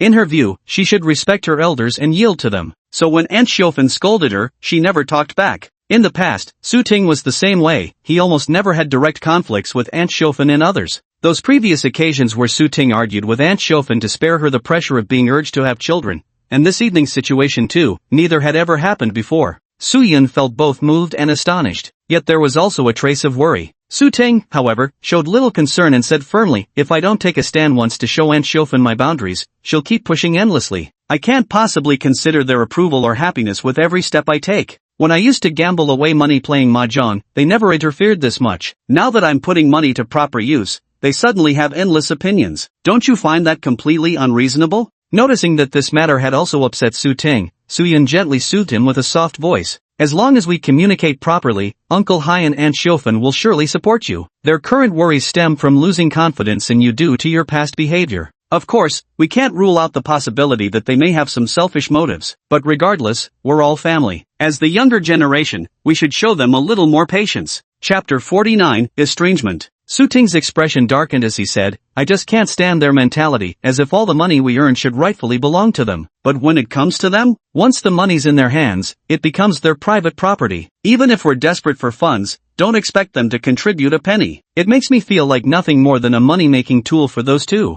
This was exactly the sentiment Su-yun had shared with Su-ting after their divorce in their previous lives. Back then, Su-ting hadn't given it much thought nor paid proper attention. But now that he genuinely wanted to accomplish something, he realized Su-yun hadn't been wrong after all. But Su-yun hadn't yet developed such thoughts during this period. She hesitated and said, maybe, it's because you're not related by blood, so Uncle Hai and Aunt Xiaofan are wary of us? Or perhaps the family is genuinely short on money? Su-ting shook his head. Given how frugal they are, I don't believe they don't have some savings. It's probably as you said, because we're not related by blood, they're guarding against us. In that case, I won't stay blindly naive anymore. If Uncle Hai and Aunt Xiaofan still want to be considered family, they'll have to change their mentality. Otherwise, they can't blame me for planning my own future. Su-yun remained silent. She loved Su-ting, married Su-ting, and naturally stood firmly by Su-ting's side. Because of this little incident with the new bicycle, the atmosphere at dinner was somewhat subdued. Su Yaling also sensed the adult's low spirits and didn't dare to make a sound.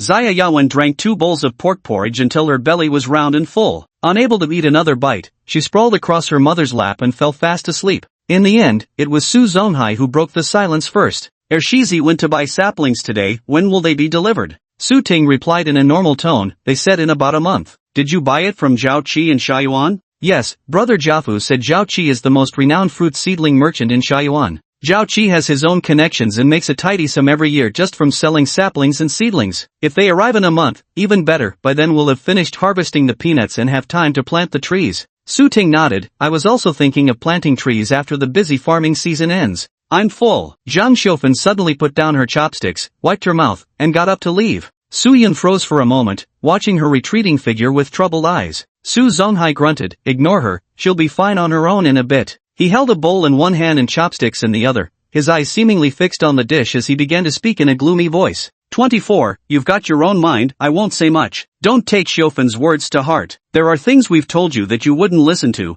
and we can't do anything about it. We're happy to see you haven't touched mahjong this year, it's a relief. But watching you borrow money to suddenly make our lives so prosperous, we can't help but feel uneasy, afraid this good fortune won't last and hardship will come crashing down. After decades of suffering, at our age we just want enough food to get by, we dare not hope for more. But 24, if you truly have the skill to turn things around, that'd be a blessing for us all. To put it bluntly, Zhang Xiaofan and Su Zonghai were so accustomed to hardship that the sudden change to prosperity left them anxious. They couldn't shake the feeling this was all just a pipe dream. Su Ting carried a secret he couldn't disclose to anyone, which created this distance between them. After a moment's thought, Su Ting said, Uncle, the money I've been spending these days actually came from my brother. Hearing this, Su-yun glanced at him with faint surprise. Hadn't Su Ting said that the money-splitting matter shouldn't be told to their parents? Before I went home last year, I told my elder brother that I wanted to spend more time with my daughter, and he suggested I start farming or livestock raising at home. He said the country is developing better and better, and people's demand for food will only grow in the future. Growing crops or raising pigs and chickens could make good money. In my hometown, several villagers have gotten rich by growing sugar oranges and raising free-range chickens. Su Zonghai finally looked up at him and listened attentively. Su Ting continued, after carefully examining our mountain soil upon my return, I discovered it closely resembles the soil from my hometown, indicating our land is also suitable for growing sugar tangerines. In our region, sugar tangerines are quite rare fruits, about as uncommon as apples. Their price can be 5 to 10 times higher than local fruits like lychees, longans, or mangoes. So even with the worst-case scenario, I couldn't possibly lose money by growing sugar tangerines. Su Zonghai listened with such intensity that the vegetables on his chopsticks fell back into the serving dish. Building a new house was meant to improve our family's living conditions. After all, everyone's been longing for a new home for ages. The old place is truly worn out, even a moderate wind can loosen tiles from the roof. It would be terrible if one fell and hit a child. The mountain lease was for farming and livestock. Buying the car was for convenience. Every single expense was justified and necessary. Having said this, Su Ting let out a long sigh of relief. At least he'd managed to smooth things over. He silently shoveled rice into his mouth, waiting for Uncle Hai's reaction. Su Zonghai probably needed some time to digest this information. By the time Su Ting had finished eating, Su Zonghai was still mechanically eating with a pensive look on his face. After the meal, he washed the dishes while continuing to process and understand what Su Ting had meant. There's no helping it, who asked Su Zonghai to be so simple-minded. As for Zhang Xiufen, when Su Ting and Su Zonghai were explaining, she was smoking outside the kitchen, secretly listening in on their conversation. She processed all this information even faster than Su Zonghai did. Seizing the moment when Su Yun was helping Su Yaling bathe, she came to find Su Ting. 24. How much money did your eldest brother lend you? Su Ting had already settled on the amount, 8,000 yuan. After a pause, he added, this money was pooled together by my eldest brother and 4 sisters. My eldest brother served in the military, he gave me all his veterans benefits just to help me turn my life around and live decently. That's how we scraped together 8,000. I also promised them I'd quit gambling and pay them back within 5 years. When Su Ting mentioned 8,000 yuan, Zhang Xiufen's head began to spin. She had never seen so much money in her entire life. His 24 elder brothers and sisters had actually lent him the enormous sum of 8,000 yuan. Zhang Xiufen's heart was in turmoil, and for the first time, she felt truly tormented. Just as Su Ting had guessed, Zhang Xiufen had been secretly saving money all these years. Though she clearly had money, Zhang Xiufen persistently complained about being poor, constantly pressuring Su Ting and Su Yun to send money home. Zhang Xiufen was afraid that Su Ting and his wife might return to their hometown with their whole family in the future, so she had already planned a backup strategy. But now, Su Ting's older brother and sister supported his decision to settle down in Dogwa village and even gave him 8,000 yuan. Zhang Xiufen suddenly felt reassured, convinced that Su Ting and his wife wouldn't abandon them to return to their hometown. At this moment, Su Ting deliberately furrowed his brow, pretending to be in a difficult position. Now that this 8,000 yuan is also spent, when Brother Chi from Shaiyuan delivers the saplings, I'll have to owe him the money first. Zhang Xiufen had now calmed down and understood that Su Ting's purchase of the bicycle was necessary. So when she heard Su Ting's words, she didn't bring up the bicycle matter again, but smoked with a heavy heart. After finishing his cigarette, Zhang Xiufen suddenly stood up and entered the room. When she came out again, she was holding a passbook in her hand. Chapter 50, Words that Cut Like a Knife. Su Ting saw Aunt Xiufen take out the passbook, and the heavy stone in his heart finally eased. That's right, he had deliberately lied about not having enough money. If Uncle Hai and Aunt Xiufen were worried he wouldn't support them in their old age, then his words and actions would prove he wasn't a heartless man. At this point, if Uncle Hai and Aunt Xiufen still had to guard against him, this family truly couldn't go on any longer. So Su Ting lied about needing money to test them. He'd already guessed most of the truth, convinced they still had savings, otherwise the household finances just wouldn't add up. And today that uncle also said something about emptying out old Wu and his wife's life savings. If Aunt Xiufen were willing to offer some money, no matter how much, just showing her willingness to support him would be enough to satisfy him, and he'd continue preserving the family's harmony. Otherwise, he might just do as they wished, after the daughters married, leaving some money for the elderly couple before taking his wife and leaving Dogwa village for good. Now that Aunt Xiufen directly handed over the savings passbook, it actually exceeded Su Ting's expectations. Zhang Xiufen brushed her fingers over the passbook repeatedly, her eyes brimming with reluctance. Yet she still handed the passbook to Su Ting. There's 3,000 yuan in here. We saved it up bit by bit over these years. Zhang Xiufen sat down, spreading her legs slightly as she propped her elbows on her knees, gazing blankly into the distance. Su Ting took the passbook and flipped through it. This was a passbook he didn't know existed, containing only deposit records with no withdrawals. The account had been opened 3 years ago. Every deposit was made in scattered amounts, sometimes over 100 yuan at once, other times merely 200. The latest deposit record shows 700 yuan was saved on the second day of the Lunar New Year. Su Ting remembered that day when Uncle Hai took Aunt Xiufen and little Yuan to visit Su Yun's eldest aunt's family by bicycle. Su Yun's eldest aunt is Uncle Hai's full sister, while he also has a younger half-sister from the same mother who married far away. He hasn't met her yet. Normally, only Uncle Hai's family and theirs maintain contact with Aunt Yun's family, having virtually no connection with that younger aunt. Aunt Su Yun was married into a village near Wangfu town, so one had to pass through Wangfu town to visit her. Presumably this was how Aunt Xiufen conveniently stopped to deposit the money along the way. Zhang Xiufen took out the passbook, clearly realizing her earlier lie was about to be exposed. Her expression tightened as she waited for Su Ting to confront her. After reading it, Su Ting handed her the bank book again. "Auntie, this is our family's savings. Don't touch it unless absolutely necessary. Please keep it safe for now." Su Ting spoke with complete openness. Zhang Xiufan's expression relaxed slightly. She said firmly, "Use it if I'm giving it to you. Your brother and sister know to give you money. I'd feel embarrassed keeping it hidden any longer." Su Ting joked, "I'm afraid if I take this money, I'll have even less freedom with my spending later." This hinted at his reluctance to accept money with strings attached. Besides, he was merely testing Aunt Xiufan's intentions. Having achieved his goal, there was no need to accept the money. "Take it, you're 24 now." Su Zonghai, having finally processed all the information, walked out of the kitchen and murmured, "We don't understand these things you're talking about. As long as the money's in your hands and you don't squander it foolishly, but use it properly for those plans you mentioned, we'll rest easy. Even Uncle Hai said so." Su Ting pondered and realized that only by pooling financial and physical resources from the entire family could they work together in unity when building their business. "Alright, I'll hold on to these 3,000 yuan first and only use it when absolutely necessary." Su Ting put the savings book away. Compared to the capital he needed to start his business, 3,000 yuan was merely a drop in the bucket. If it weren't for the check-in system, he wouldn't even have 1,000 yuan on him, let alone 3,000. Because of his memories from his previous life, Su Ting had long been mentally prepared for the fact that the elderly couple had saved up quite a bit of private savings. However, Su Yun thought that Zhang Xiufan would have at most a few hundred yuan on hand. Who would have thought there would be as much as 3,000? The moment she heard that number, Su Yun's face darkened. After they finished speaking, Su Yun turned away with a grim expression and left without a word. Seeing this, Su Zonghai and Zhang Xiufan exchanged uneasy glances.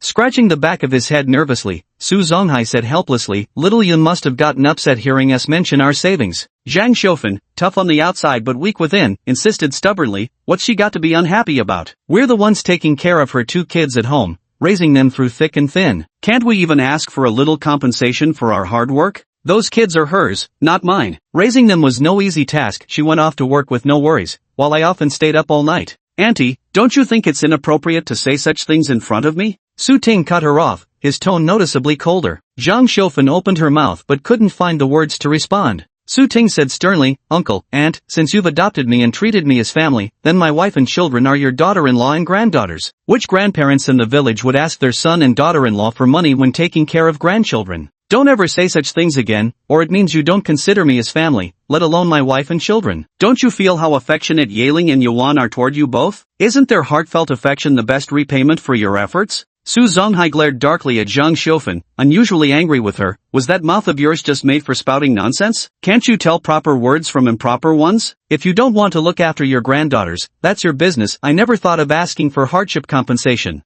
Zhang Xiufan looked up and saw her eldest granddaughter biting her lip as she gazed back at her. The girl's innocent face seemed to carry a trace of hurt in her expression. Su Yaling couldn't fully grasp the complexities of the adult world. Yet somehow, Grandma's words felt like a knife piercing straight through her heart. The pain made her eyes grow moist and uncomfortable. Seeing the little girl's eyes redden, Zhang Xiufan's heart ached instantly. Regretfully, she said, "I just spoke without thinking, letting my tongue run away with me. If it weren't already in your heart, such words wouldn't have come out," Su Ting remarked coolly. He stood up, walked over, and took his eldest daughter's hand. "Let's go find your mom and sister." Su Yaling usually slept with her grandfather and grandmother. But today, after overhearing those words, it didn't feel appropriate for Su Yaling to keep sleeping with them. Su Yaling didn't resist either, silently following her father as they left. After the two had gone, Su Zonghai grew even angrier, loudly rebuking Zhang Xiufan. Zhang Xiufan, who was usually sharp-tongued, now took after Su Zonghai's usual demeanor and silently endured the scolding without a word. Su Yaling heard her grandpa scolding her grandma and asked worriedly, "Dad, won't grandpa hit grandma?"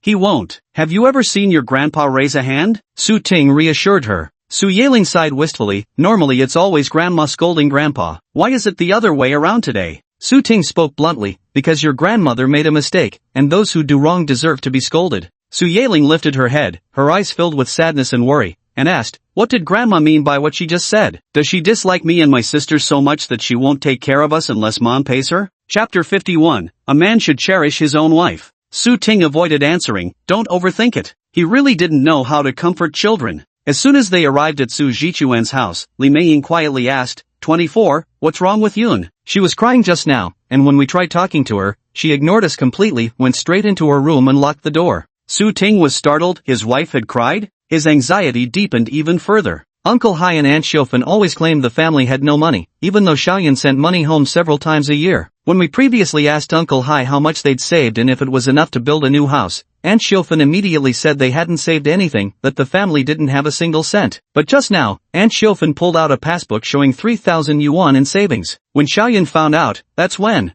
3,000 yuan? That much? Whoa! Upon hearing Su Ting's explanation, Li Meiying was astonished. No wonder Xiaoyun is furious. Sis, I'll go talk to Xiaoyun about this. Could you keep an eye on Jiu Mei and her sister for me? Li Meiying nodded. Go quickly. I totally understand how Xiaoyun feels. If this isn't handled properly, you two are definitely headed for divorce. Su Ting's heart skipped a beat as he hurried to explain, this has nothing to do with me, I had no idea they'd secretly stashed money away either. Li Meiying pondered this before nodding. True enough. You're different from 22, you're not their birth son after all. It's possible they'd hide money from you. 22 was Su Jichuan. Clearly, Li Meiying had long suspected her in-laws and husband were colluding to secretly hoard money behind her back. Su Ting had no interest in getting involved in their family matters. He stepped forward and knocked on the door. Wife, open the door and let me in, will you? Hearing Su Ting's voice, Su Yun opened the door. Su Ting entered and locked the door behind him. The room was pitch black. Su Yun had walked back to sit on the bed after opening the door. Su Ting walked over. Why aren't the lights on? He turned on the light and looked back to see his wife with red eyes, tears still wet on her face. Su Ting moved beside the bed and crouched down, looking up at her, crying.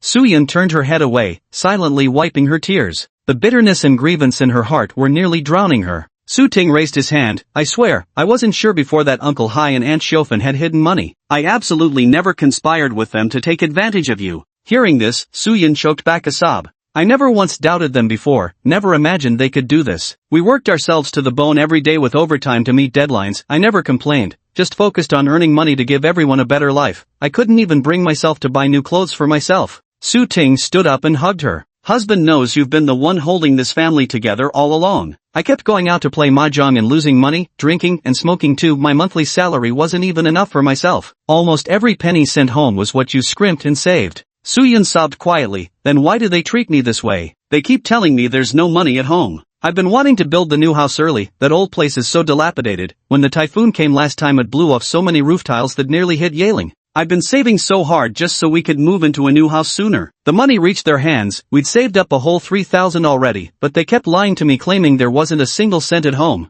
Aunt Xiaofan kept telling me to borrow money from my parents to build a new house for the family. She knows full well I fell out with them because of you. After all these years of not having the face to go back, how could I possibly bring myself to ask my family for money? By the end, Su Yun was sobbing uncontrollably. Su Ting instinctively tightened his arms around her petite frame, murmuring guiltily, I'm sorry. It's all because of me that you've suffered so much. Were it not for him, Su Yun would never have severed ties with her parents, leaving her with nowhere to turn. Now she had come to regard this place as her home, only to suddenly realize that the people in this household had been deceiving her all along, treating her as an outsider, nothing more than a money-making tool. In her past life, Su Yun suffered even more bitterly, for even he, her husband, had cared nothing for her nor shown her any concern. All Su Ting could do in this life was to treat his wife doubly well and compensate as best he could for the harm he had caused Su Yun in their previous existence. From now on, you won't have to endure such injustices again. Uncle Hai and Aunt Xiaofan will eventually realize their mistakes. If they refuse to apologize to you, you're under no obligation to forgive them. Should they have any complaints, let them direct them at me. I won't let them target you.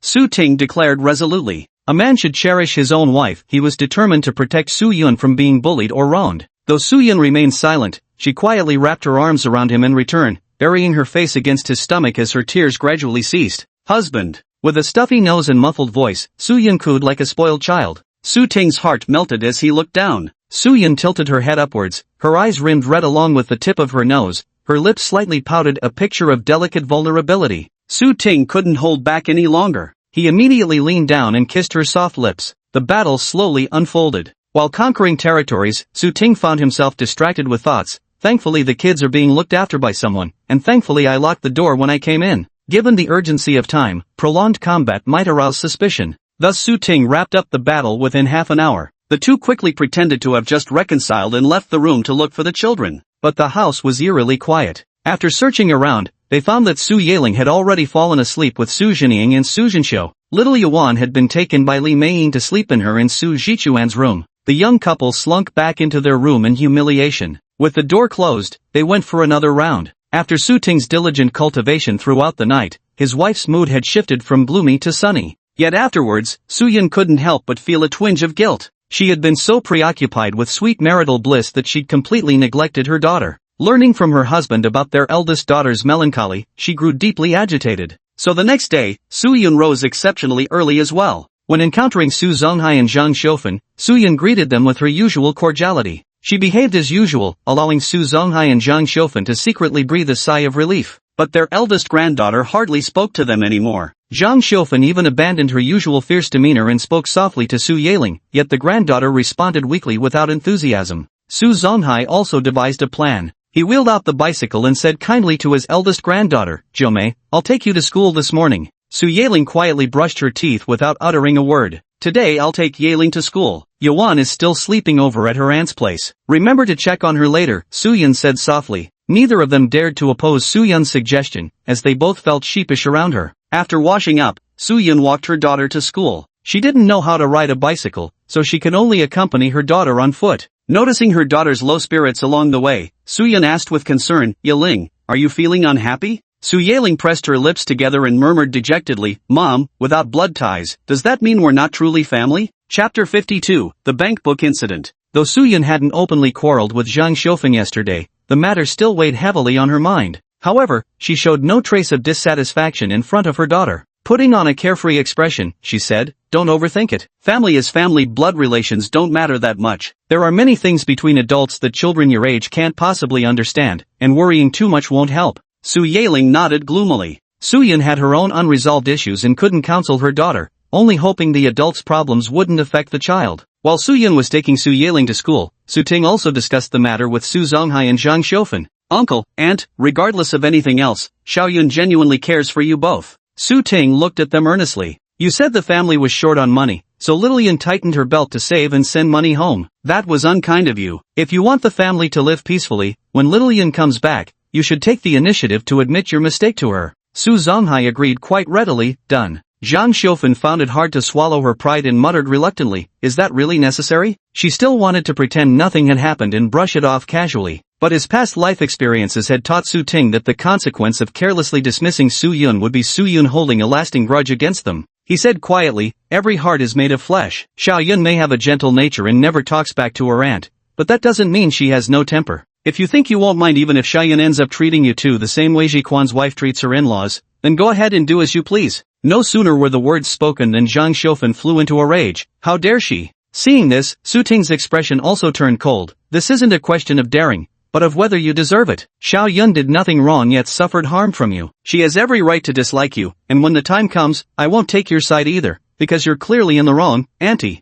With that, Su-ting turned and walked out the front door, leaving Jang Shofan behind wailing and carrying on, muttering stuff like, "If this were my own son, he'd never say such things," and so forth. This time even Soo Zong-hai wouldn't take her side. Fuming with anger, Soo Zong-hai said, "Keep making scenes then. When Nyen-si takes Xiaoyun and the two granddaughters back to Sichuan, I'm going with them. You can live alone for all I care." How dare she carry on like this knowing full well Nyen-si isn't their biological son? She's practically driving them away. He simply couldn't forgive anyone who forced his granddaughters to leave. Since his old woman refused to back down, he'd truly wash his hands of her. With both men in the household having made their stance clear, Jang Shofan had no choice but to compromise, however unwilling she was in her heart. The moment Soo-yeon returned, Soo Zong-hai immediately brought up the matter of secretly saving money behind her back. "Little Yun, it was wrong of me not to tell you the truth. I don't know what else to say. Maybe you could scold me a bit to vent your anger?" The words might have been crude, but the reasoning wasn't. For Soo Zong-hai, this simple, honest old farmer, managing to squeeze out this apology was no small feat.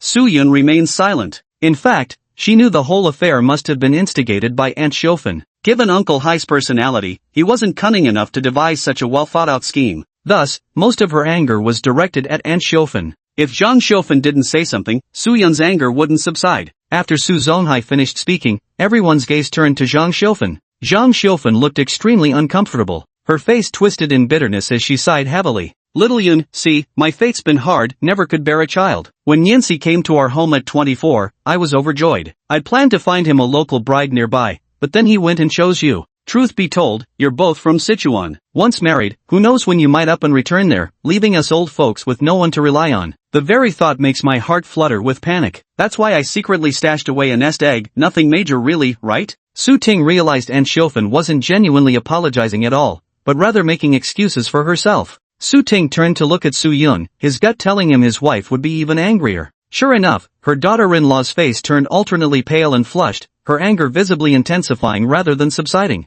Su Yun had never talked back to Aunt Xiaofan before. Even basic disagreements were rare occurrences. But this time, she simply couldn't hold it in anymore. For the first time, Su Yun emotionally retorted against Zhang Xiaofan. Auntie, the fact that you have no children isn't my fault. This wasn't caused by me, nor by 24. You may consider yourself unfortunate, but you have no right to make us pay for your misfortune. 24 was already 16 when he came to Dogwa village to recognize you and uncle as his adoptive parents. You never raised him from infancy. Why do you take for granted that he should be responsible for your future? If you had shown 24 genuine care and sincerity, he would naturally have developed feelings for you and willingly supported you in your old age. But from the very beginning, you held the wrong idea, trying to trap 24 here. This is wrong, you have no right to do this. I owe you nothing. The only reason I came to this place was because of my bond with 24. Since he considers you family, that's why I chose to stay. I truly felt you were good to me, so I wholeheartedly regarded you as elders and family, devoting myself to building this home without a single shred of conscience. But your actions, they chill my heart to the core.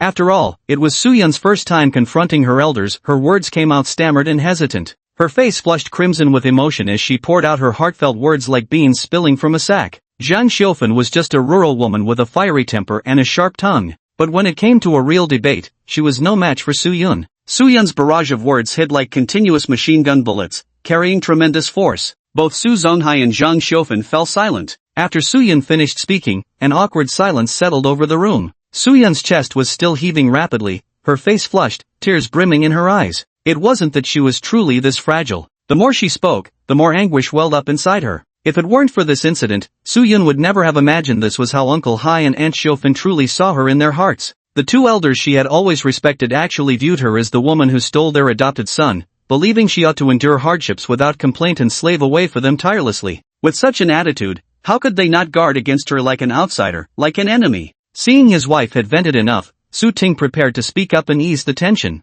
Aunt Xiaofan suddenly asked in a very soft voice, "Little Yun, I've already given that 3,000 yuan to Nian Si as well. Could you be magnanimous and let this go, please?" Compared to earlier, Zhang Xiaofan's tone had lost its edge and now carried a cautious hesitation. After speaking, she looked at Su Yun with an anxious face, her eyes betraying a trace of plea. Before this moment, Su Yun had never seen Aunt Xiaofan adopt such a submissive posture. Seeing this, an inexplicable ache welled up in Su Yun's heart. Chapter 53, Speaking Frankly and Openly. Taking a deep breath, Su Yun gradually calmed her emotions. She made every effort to speak in a composed voice. "Uncle, Auntie, regardless of how you feel about me and Nianxi, you've truly been good to Yiling and Yuan. For that, I'm very grateful to you. Yiling was in a bad mood this morning precisely because of our unpleasantness last night. I feel for the child too. She cares deeply about her grandparents, and I don't want to break her heart. As long as similar incidents don't happen again, let's put this matter behind us for now." Su Yun didn't want to dwell on this issue. Su Ting's stance was clear. He didn't want this to escalate to the point of damaging their relationship with the elderly couple. And Yiling and Yuan truly do love their grandparents. More importantly, aside from this incident, Uncle Hai and Aunt Xiaofan had always treated her and the children well otherwise. Although the matter itself was somewhat beyond her emotional capacity to handle. But it didn't seem quite right to leave Dogwa village with the children over this either. If everyone could open their hearts today and be sincere with each other going forward, she was willing to give it a chance. Hearing Su Yun say this, the elderly couple visibly relaxed. Su Zonghai immediately broke into a wide grin. "Don't you worry, little Yun, from now on we'll discuss everything with you too." "Absolutely. I've already taken out the passbook, no more secret savings behind your backs," Zhang Xiaofan chimed in urgently. "They say that gentle souls are most terrifying when roused." How true that proved to be. Her fifth uncle was already quite a character, but who would have thought little Yun could be even more frightening? "Alright, since we've all spoken our minds, let's consider this matter closed. We mustn't show even a trace of displeasure in front of the children, lest we scare the two little ones." Su Ting had the final say. Su Zonghai quickly added, "There's nothing to be displeased about anymore. I'm going to feed the pigs. Old fifth, hurry up and cook. Ninth sister will be back for breakfast soon." Zhang Xiaofan headed toward the kitchen as she spoke. Su Yun planned to wash her face first, then go to Uncle's house to check if little Yuan was awake yet. "Wife, are you feeling better now?" While she was washing her face, Su Ting sidled up and asked in a whisper. Su Yun let out a sigh. "That's less suffocating. You were really fierce just now, even I was shaken by your presence," Su Ting said with a grin. Su Yun shot him a disdainful look. "You're just enjoying the show while ignoring the trouble." Su Ting glanced around, no one was there. So he quickly shamelessly pressed closer, turning Su Yun's face to plant a kiss on her lips. Bursting into laughter under Su Yun's flustered and indignant gaze, Su Ting walked away. His wife's outburst just now had truly stunned him. It wasn't that he'd never quarreled with Su Yun before, often over his mahjong habits. Whenever she criticized him, he would fly into a rage. You know what they say? The onlooker sees most of the game. When Su Yun used to rage at him before, as the target of her fury, he'd only feel resentment and suffocation. But today, as a mere spectator watching Su Yun's outburst, he experienced an oddly cathartic sense of exhilaration. After all, he could be considered his wife's ally, and some of her words truly resonated with him. But if it were Su Ting himself, he definitely couldn't have articulated the key points so clearly and smoothly. It seems those extra years of education his wife had really made a difference. With the family conflict resolved, Su Ting could once again focus wholeheartedly on his career. 500 acres of mountainous land, it truly required careful planning on how to utilize it. Apart from fruit trees, what else could be planted? This had been a question that plagued Su Ting for quite some time. He hadn't forgotten Su Jichuan's words, the valuable trees couldn't survive in these mountains, and the trees that could survive weren't worth much. So Su Ting couldn't figure out a solution right away. Fortunately, Su Ting wasn't in a hurry, he could take his time to think it through. In the days that followed, aside from clocking in and collecting money, Su Ting enjoyed a contented life with a warm wife and children by the fireside. After that passbook incident at home, the atmosphere had changed somewhat. For example, Zhang Xiufen wasn't as hot-tempered as before, and her scolding had decreased significantly. Even when she did scold someone, it was never directed at Su Ting or Su Yun, but rather just everyday bickering with Su Zonghai. As for Su Yun, she acted as if nothing had happened at all, going about her usual business. Li Meiying privately said that Su Yun was too weak and didn't know how to fight for her own rights. But Su Yun felt there was nothing worth fighting over. She disliked constant family conflicts and preferred harmony at home. Under the scorching sun, the summer harvest season finally arrived. In the valley of Sun Mountain, golden rice fields stretched endlessly, with harvesting figures visible everywhere. Along the mountain path halfway up the slope, rows of trees cast cooling shadows. Spread under the shade was a cloth, upon which a 3-year-old toddler lay fast asleep. Occasionally, a few flies would land on her face. She'd stretch out her plump little hand to scratch, smack her rosy little lips, then remain peacefully undisturbed in slumber. Su Yaling, how many times do I have to tell you to dress properly? A furious roar from Su Ting echoed across the fields. 6 months ago, such a shout from Su Ting would have made the two kids tremble with fear. But now, no, it's so hot, I'm melting. The little girl wasn't afraid at all. Instead, she answered righteously. Su Ting's temples throbbed as he nearly gritted his teeth to say, with the sun so strong, are you trying to get roasted like a red shrimp? What's a red shrimp? The little girl asked innocently. Su Ting massaged his forehead, inwardly repeating to himself, she's my own flesh and blood, my own flesh and blood. Yaling, listen to your dad and put your clothes on properly. Otherwise, when the sunburned patches start hurting tonight, you'll regret it. Even the usually gentle Su Yun adopted a stern tone. Unlike them, Zhang Xiufen advocated a hands-off approach and said in an almost frightening manner, leave her be. When she gets sunburned badly enough to peel, she'll learn her lesson. Seeing that Su Yaling remained unmoved and insisted on not wearing the long-sleeved jacket, Su Zonghai said, if she won't wear it, then forget it. Go up and join Shisanmai under the shade of that tree, stop running around under this scorching sun. In the end, under the pressure of the 4 adults at home, the little girl reluctantly put on her long gown, lowered her rolled-up pant legs, and adjusted her straw sun hat properly. The adults toiled under the scorching sun in the rice fields, wishing they could take a break in the shade. Fully outfitted, Su Yaling eagerly rushed to the field ridge instead, squatting by the edge to search for field snails, eels, and loaches. School had given a 7-day farming vacation, and she was determined to make the most of this hard-won holiday to thoroughly enjoy herself. It's just a shame that when harvesting rice, most fields are dry, and there are hardly any river snails or eels left. Su Yaling searched for a long time and only managed to gather a small bag of river snails after much effort. She carried her meager harvest to show the adults. Complaining, she asked, Grandpa, why are there so few river snails? Su Ting wiped his sweat and interjected, too many snails will spoil the crops, then the rice harvest won't be good. At that moment, Su Yun suddenly let out a gasp.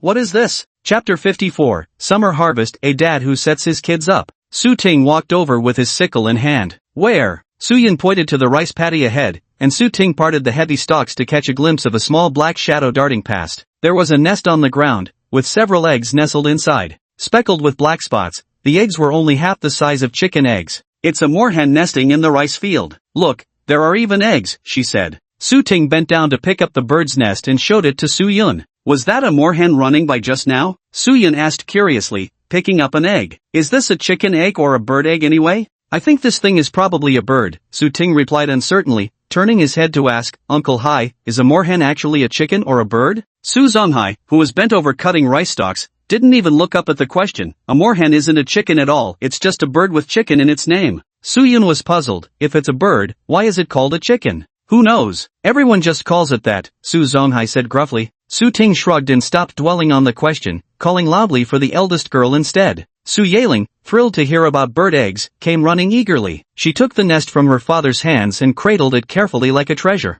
Daddy, can I hatch baby birds from these eggs? I want to raise little birds. Su Ting grinned. Don't you want to eat the bird eggs instead? The little girl shook her head. Now that we have meat to eat, I don't need the eggs. I think raising little birds would be more fun. Zhang Xiufen overheard and scolded. A scholar's mind shouldn't be occupied with such distractions all day long instead of focusing on studies. Su Ting gave a helpless expression and lowered her voice. You heard it yourself, I'm afraid I can't help you. The little girl walked away sulkily with the bird's nest in her arms. I'll hatch the baby birds myself. With these few bird eggs, Su Yaling became much more well-behaved, guarding her eggs without running around wildly. The 4 adults harvested the rice ears quickly, finishing cutting all the rice in one paddy field in no time. The harvested rice sheaves were loaded into carrying poles, which Su Zonghai and Su Ting carried home bundle by bundle. The rice fields nestled in the valley made mechanized farming difficult even if desired. More importantly, mechanization hadn't yet become widespread during this period, leaving people to rely entirely on manual labor. Farmers weeded noon, sweating drips down beneath crops. Who realizes each grain in our bowls comes from bitter toil? This poem, Sympathy for the Farmers, truly captures how every grain of food comes not easily. After harvesting 2 rice fields in succession, Zhang Xiufen and Su Yun took their midday rest under the trees halfway up the mountainside. Su Zonghai and Su Ting had just carried bundles of rice stalks home and hadn't yet returned with lunch. Su Yaling had somehow wandered up the hillside, with little Yuan toddling sleepily behind her after waking from her nap.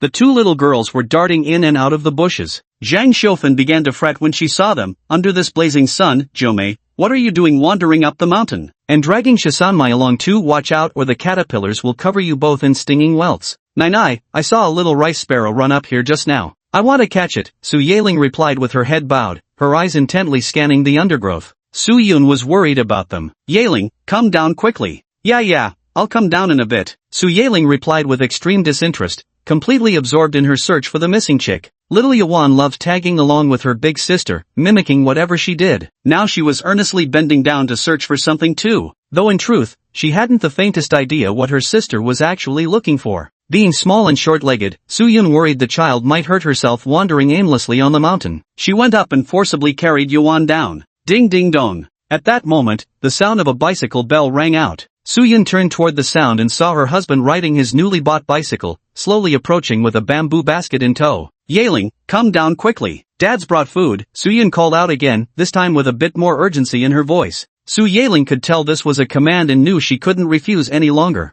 So the little girl let out a wistful "oh" and reluctantly descended the hillside. Daddy, I want to ride in the car. As soon as Su Ting arrived, the toddler stretched out his little arms toward him. Wait, let me take this basket off first. Su Ting gradually brought the bicycle to a stop, planting both feet firmly on the ground to steady the entire bike. Zhang Xiufen came over to lend a hand, lifting the bamboo basket containing their meal from the rear bicycle rack while asking, what's old Wu Tu doing at home? Why hasn't he come to plow the fields yet? Uncle went to fetch the ox from the hillside, he'll be here soon, Su Ting replied as he simultaneously lifted the child onto the front bicycle bar. Dad, I want to ride the bike too. Su Yaling looked at her father pleadingly. Aren't you hungry? Eat some porridge first, Su Ting said. Su Yaling scratched her head. What about you? I've already eaten. I'll take your sister for a ride first, then come back for you when you finish eating. As he spoke, Su Ting stepped on the pedals, and the bicycle shot forward. The little toddler sat on the bike's front bar, clutching the handlebars with both hands, squealing with delight. Warm summer wind rushed against their faces as the bicycle wheels whirred, picking up speed with every rotation. When the bike reached full speed, the wind seemed to grow stronger too, finally bringing a hint of refreshing coolness. On both sides of this mountain road, many villagers were still harvesting rice. Seeing Su Ting riding his new bicycle with his daughter for leisure, some purposely teased Xiao Yuan. 13th sister, is your dad taking you away to sell you? Little Yuan, leaning over the handlebars, shook her head wildly like a rattle drum. Not selling. Where are you going? Xiaoya chirped excitedly, playing. Su Ting's attention was drawn to their conversation and he didn't watch the road carefully. The bicycle wheels rolled quickly over a wooden stick, making the bike jolt. The little toddler sitting on the front crossbar had a rough time of it. Her tiny body was jolted off the hard iron bar and came crashing back down. Instantly, the little toddler's bottom painfully collided with the metal rail. Little Yawan's previously joyful face instantly twisted into a bitter melon expression, her eyes welling up with tears. The baby girl wriggled her bottom and turned back pitifully, whimpering, "Daddy, my butt hurts." Su Ting could tell what had happened with just one glance at her. After all, that piece of wood was quite thick, even he had nearly been jolted off his seat. "Does it hurt badly?" Su Ting pressed further, ready to pull over if she was in serious pain. The little girl said tearfully, "It hurts so bad I could split in two." Su Ting chuckled helplessly, "Silly girl, your bottom is already in two halves by nature." Nevertheless, he turned the car around and headed back the way they'd come. This time, the toddler watched the road ahead with wide-eyed vigilance. The moment she spotted the offending wooden bump that had jolted her little bottom earlier, the baby immediately cried in her milky voice, "Daddy, Daddy would bump." The elderly father Su Ting now wore a mischievous grin as he chuckled, "He, I'm determined to ride straight over that log." With that, Su Ting made a feinting motion with the handlebars. The terrified toddler clung to the bike's front for dear life, straining with all her might to lift her bottom. New. Chapter 55 Humph. I'm so angry. Compared to spring plowing, the summer harvest is more time-sensitive. After the summer harvest, seedlings must be quickly cultivated to meet the mid-June sowing deadline. This is called summer planting. Doing so allows for another rice harvest from late October to early November. So after harvesting each rice field, Su Zonghai would release water to plow the land again, preparing for the summer planting in a few days. The processes of summer harvesting and summer planting seamlessly connected. The tight schedule left no room for the leisurely pace of spring plowing. Fortunately, with 2 extra pairs of hands at home this year, the work became somewhat easier no matter what. In the afternoon, Su Zonghai gathered fallen rice heads in the freshly harvested field. After collecting them, he began plowing. This plot needed to be prepared early as it would be used for seedling cultivation. The others went to another rice field to continue harvesting the remaining grains. Su Yaling was ordered to watch her little sister on the mountain path. To keep the toddler obedient, the young girl had to share a moorhen's egg with her. The greedy toddler wanted even more. Su Yaling declared domineeringly, "The remaining bird eggs are all mine. If you want any, go get Dad to find more for you." Little Yawan crossed her chubby arms in front of her chest, pouting angrily, "Humph, I'm super mad." Yet it was completely useless. Su Yaling raised her head with a triumphant expression, "Serves you right for falling asleep." The two little troublemakers were making a ruckus upstairs, which actually made the adults feel more at ease. Because whenever children suddenly go quiet, you can be sure something fishy is going on. By 5 in the afternoon, Zhang Xiufan told Su Ting to take his wife and kids home.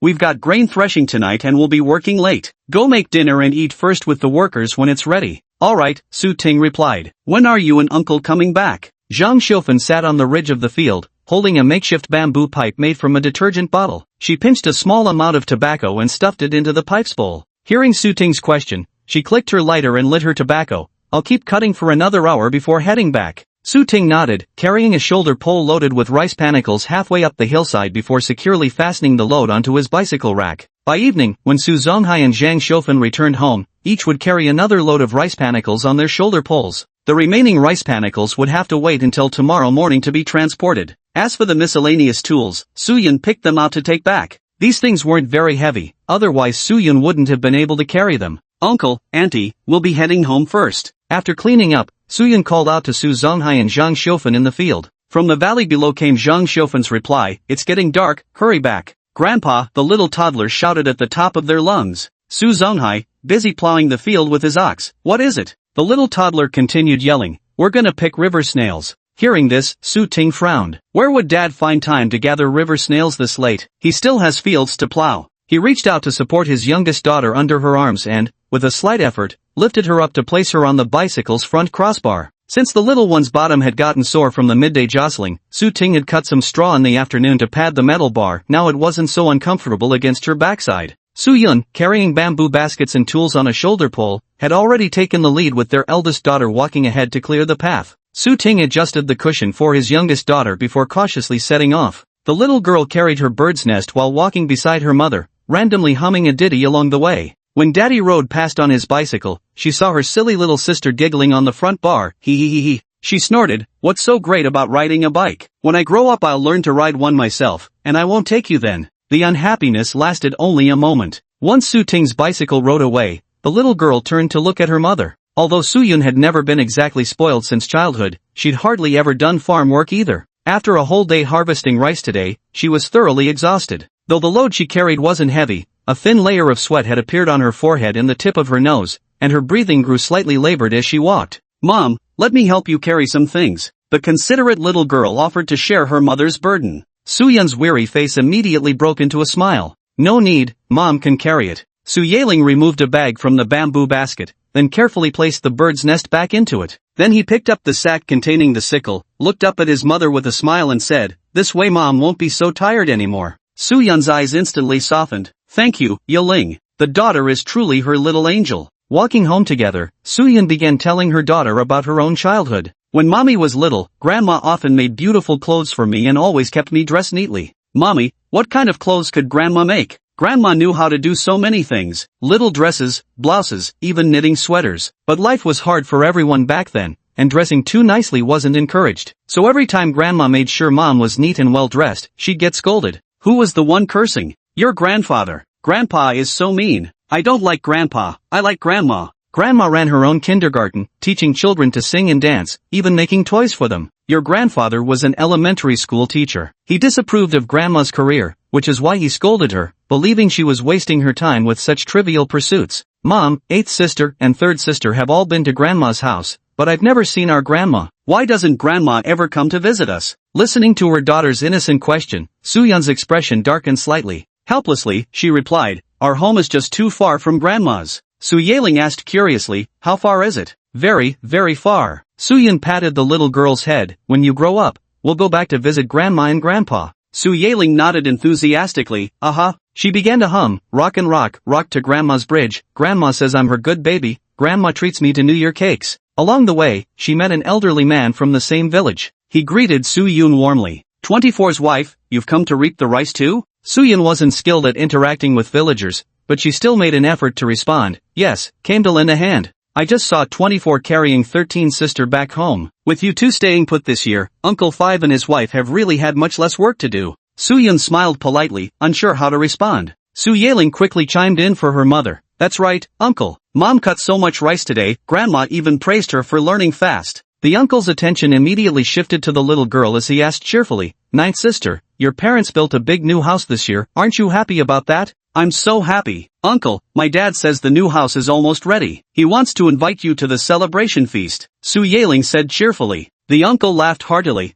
Wonderful. I'll be looking forward to attending your housewarming banquet." Soo-yeon continued walking with her daughter, faintly hearing the uncle chatting with someone else. Fifth uncle and his wife are truly blessed. Now they have both grandchildren and a brand new house, eating meat every day, their life is flourishing. Right now, the young couple just lacks a son. I heard the family planning policy is cracking down on pregnant women again. They already have 2 daughters. If they have another child, they'll probably face hefty fines. The conversation drifted on the wind into Soo-yeon's ears, casting a faint shadow over her bright mood. Chapter 56, July, completion of the new house. June slipped away quickly amid the busy summer harvest and planting season. A new month begins. On the first day of July, Su-ting's new house was successfully completed. The renovated house emitted a pungent odor. Su-ting covered his nose as he stepped out, giving the construction crew a thumbs up. Inspection complete, no issues. The construction workers all broke into smiles. Su-ting handed the final payment to the crew leader. This money had been set aside in advance, already budgeted within the 5,000 yuan allocated for building the new house, so it wasn't an additional expense. The crew leader took the stack of bills, moistened his fingertip on his tongue, and carefully counted out the amount. When he finished counting, he said with a beaming smile, "The amount's correct." Then he distributed money to each member of the crew one by one. Everyone counted the bills in their hands with beaming smiles, unable to hide their delight. Su-ting waved his hand grandly and announced, "Alright, since the house is officially completed today, my family's treating everyone to a proper feast. Follow me." The newly built house had its main entrance facing a different direction. While the old house had faced south with its back to the north, the main hall of the new residence now faced north with its rear to the south. The kitchen and the main house form an L shape, with the vertical stroke of the L facing east and west. The open area outside the front entrance of the old house has been converted into a vegetable garden. There is a large open space in the middle of the L shape of the new house, paved with cement to create a spacious and impressive courtyard. The courtyard slopes down to the threshing ground, with the warehouse currently being used by Su-ting and others situated directly across. At this moment, 2 octagonal tables were set up on the drying field in front of the warehouse, where Zhang Xiufan and Su-yeon were bringing out dishes one after another. Su-ting and the construction crew only had to walk a short distance before arriving. "Ninth sister, After seating everyone, Su Ting called out loudly to his eldest daughter, who was playing jump rope with her friends in the distance. Su Yaling, who was playing happily, turned her head at the call and responded, "Coming. Come here, I need to talk to you." Su Ting beckoned. Su Yaling said a quick goodbye to her friends, dropped the jump rope and ran over. "What's up?" Su Ting pulled out a 5 yuan bill and handed it to her. "Go buy 2 bottles of gaochang." Gaochang was an orange-flavored drink, costing just 1 yuan per 1.25-liter bottle. In Dagwa village, whether during festivals or when hosting guests, people loved buying gaochang to serve. The children adored drinking gaochang too, so the moment Su Yaling heard they were buying some, she eagerly snatched the money and ran toward the shop. The little friends quickly asked her where she was going, and the little girl proudly replied in a loud voice, "To buy gaochang, orange soda." Hearing this, those little girls stopped jumping rope and followed Su Yaling's lead, running straight to the little shop. "Antio, are you having gaochang at your place tonight? Antio, how much money did your dad give you? Can you still buy spicy strips after getting gaochang?" The little girls were all greedy, hoping Su Yaling would buy snacks and share a portion with them. But Su Yaling earnestly told her little friends, "Dad gave me 5 yuan to buy 2 bottles of gao orange soda. The remaining 3 yuan must be returned to him." Oh, the girls sighed in disappointment, immediately losing interest in following her. Only Su Jinxia was still willing to stay behind and help Su Yaling carry the drinks home. "Little ba, go call your grandpa and grandma down for dinner." As soon as the 2 girls returned, Su Ting issued another order. Su Jinxia grinned broadly. "Got it." She set down the orange crush soda she was carrying in her arms and dashed toward the house. Su Yaling brought the 3 yuan change to her father and said, "Dad, here's the remaining money." Su Ting glanced at it and averted his gaze. "Keep it." "Ha!" The sudden surprise left Su Yaling momentarily stunned. But Su Ting had already turned away to attend to other matters. The kitchen was empty except for Su Zonghai cooking alone, so he had to go in and help. Su Yaling clutched the 3 yuan in her hand, her heart bursting with joy, eager to find someone to share her excitement with. Seeing her mother leading her younger sister, who for some reason was crying again, toward the new house, she immediately dashed over. "Mom, look quick, Dad gave me 3 yuan. Take it if it's given to you, just don't waste money," Su Yun said without turning her head. Little Yuan had just fallen into cow dung and was completely filthy and stinking, so she needed to clean her daughter up immediately.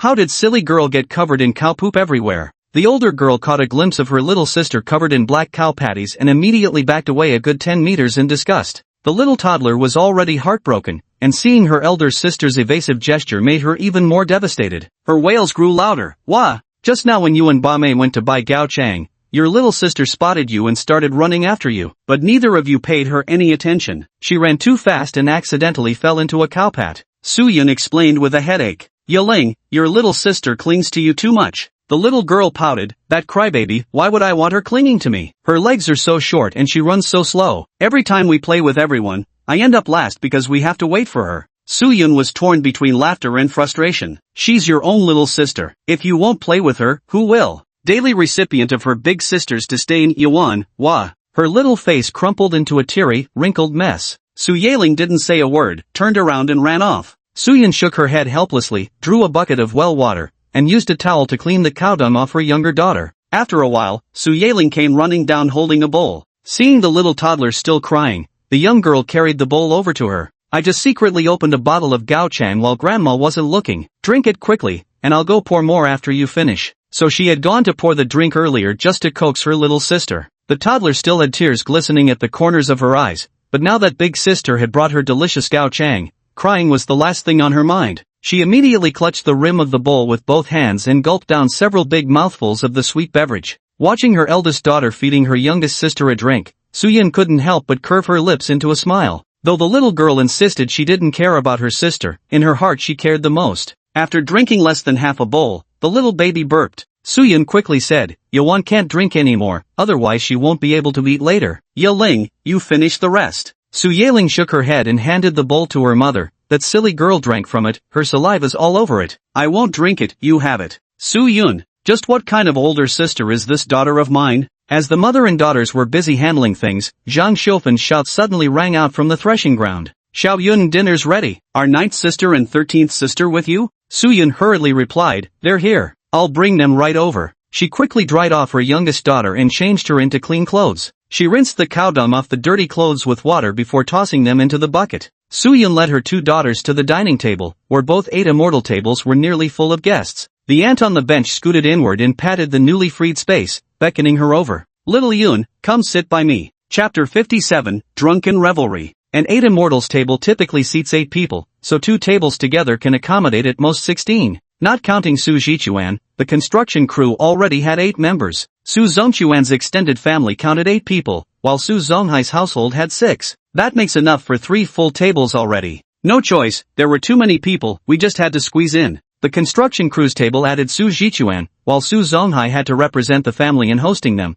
so he squeezed in at their table too. Everyone else crammed into one table, 3 people per bench, holding the children on laps where they wouldn't fit. Finally, the elderly couple Su Zongchuan and his wife sat on one bench with Su Changhu. Su Ting and his wife Su Yun sat on a bench with their daughter Su Yaling. Li Meiying sat together with her eldest son Su Changlong and younger daughter Su Zhenxiu. Zhang Xiufen held little Yuan while sitting beside Su Zhenying. Each table had 1 bottle of Gaocheng orange soda, and pouring a bowlful for each person would be just about right. Su Shichuan picked up the orange high C to pour some, only to find the bottle had already been opened. Which greedy little rascal sneaked a drink of this high C? The little girl beside Su Ting shrank her neck slightly. Noticing Su Yaling's guilty reaction, Su Ting immediately understood. A fierce glare from him made the little girl cringe even more. This was bought to serve guests, you. Su Ting still wanted to lecture her, but Su Yun suddenly interjected. Yaling didn't open it for herself to drink. Yuan had been crying just now, so Yaling opened the drink to pour a bowl of Gaocheng orange soda for her little sister to comfort her.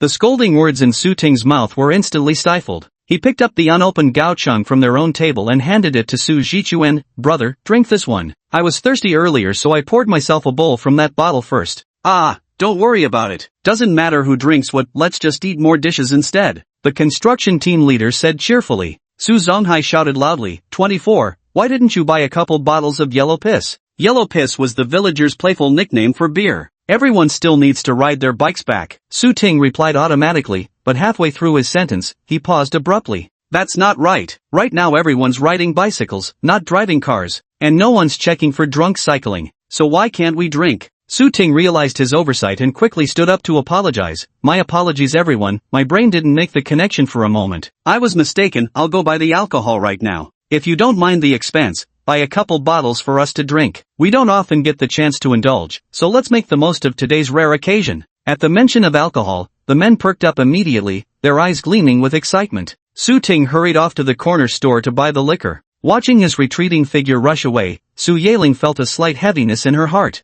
Su Yun patted her shoulder and comforted her in a low voice. It's alright, you meant well. It's no big deal within our own family, but we can't do this when visiting others. Su Yaling nodded gloomily. Alright, it's just a small matter, don't worry about it. Let's eat now. Su Yun rubbed her head. After a while, Su Ting returned carrying a case of beer. The construction workers saw this and immediately responded politely. There's no need to buy so much liquor. That's too extravagant, this crate of liquor must have cost at least $20. Su Ting replied readily, everyone has worked hard for half a year, it's only right we reward ourselves with some drinks. If there's not enough, I'll go buy more. Enough, enough, Uncle 24 is truly generous. As he spoke these words, a simple smile bloomed across the team leader's face. Had it been any normal situation, Zhang Xiufen would surely have thought Su Ting was just keeping up appearances beyond his means. Though she'd never say anything in front of guests, her expression probably wouldn't be very pleasant to look at. Afterwards, she'd definitely nag a bit more, saying things like buying a whole case of beer is just wasting money. But right now, Zhang Xiufen showed no reaction at all, her expression still perfectly normal.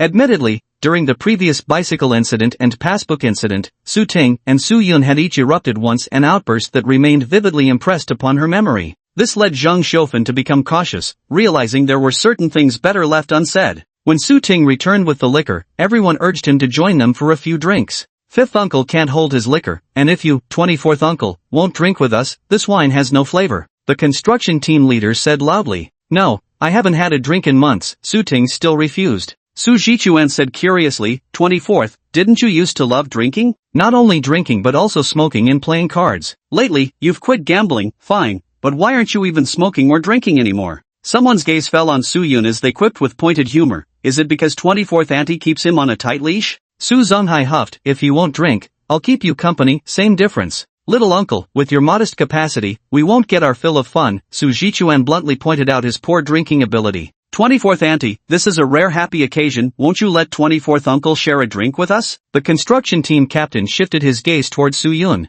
Zhang Xiufen chimed in, we've never been able to control whether 24 drinks or not. What's the use talking to Xiao Yun about it? If he wants to drink, he'll drink. Suyin smiled at everyone. 24 finally quit smoking and drinking. Though I didn't force him, I still hope he can stick to it. Please don't encourage him, just make yourselves at home and drink freely however you please. With the experience of an extra lifetime, Su Ting had thoroughly grasped his wife's thoughts, which was why he'd firmly maintained his stance. Truth be told, being able to voluntarily refuse alcohol already pushed his willpower to its limits. If Suyin nodded, all his previous efforts would be wasted. Knowing his temperament well, Suyin deliberately played the villain this time, stepping in to shield Su Ting from those urging him to drink. None of the family wanted Su Ting to drink, and the construction crew took the hint, no longer pressing him to join them. Su Zonghai reluctantly took his place at the drinking table, where every pour filled his bowl to the brim. After just 3 bowls, he couldn't handle it anymore. No wonder then. When others couldn't drink anymore, they would pretend to accidentally spill the liquor, spilling about a third each time until the bowl was empty after 2 or 3 spills. But Su Zonghai was different, he'd drink every drop poured for him. Su Ting kept glancing at Uncle Hai while eating, shaking his head at the man's unreserved honesty.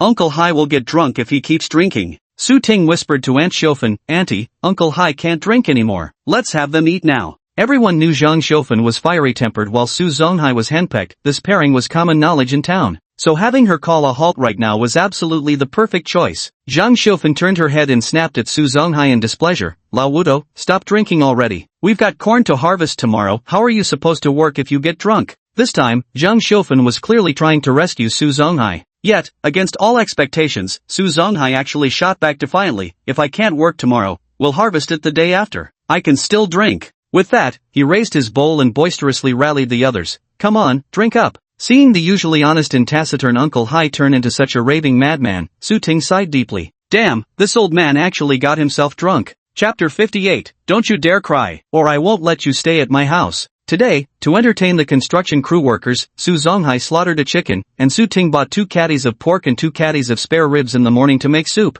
So the meal left everyone's mouths dripping with grease. By 7 or 8 in the evening, the group had drunk and eaten their fill, and one by one they set off for home. Among the 8 of them, they already had 5 bicycles. After all, they were in the construction trade. To make it easier to pick up jobs, everyone had to buy themselves a means of transport. The cheapest and most common mode of transportation now is the bicycle. If several people live close together, they can pool money to buy a bicycle. Currently, there are no large vehicles on the roads, and everyone rides safely home under the bright moonlight, with accidents being practically non-existent. As soon as the construction team left, Uncle and Aunt immediately helped Aunt Xiaofan clear the dishes. Normally, cooking and washing dishes were all taken care of by Uncle Hai. But tonight, Uncle Hai got drunk, his face flushed red as he stumbled into the bedroom to sleep, snoring like thunder. Zhang Xiaofan muttered complaints while clearing the table. You refused to listen when I told you not to drink, reeking of alcohol and unbearable. Suyin helped by wiping down the table and such. Both bottles of Gaocheng still had a little left. Su Changhu took one, while the other was tightly clutched in little Yuan's arms, refusing to let go. Su Yiling had drunk enough soda during the meal and didn't fight with her sister over it, otherwise,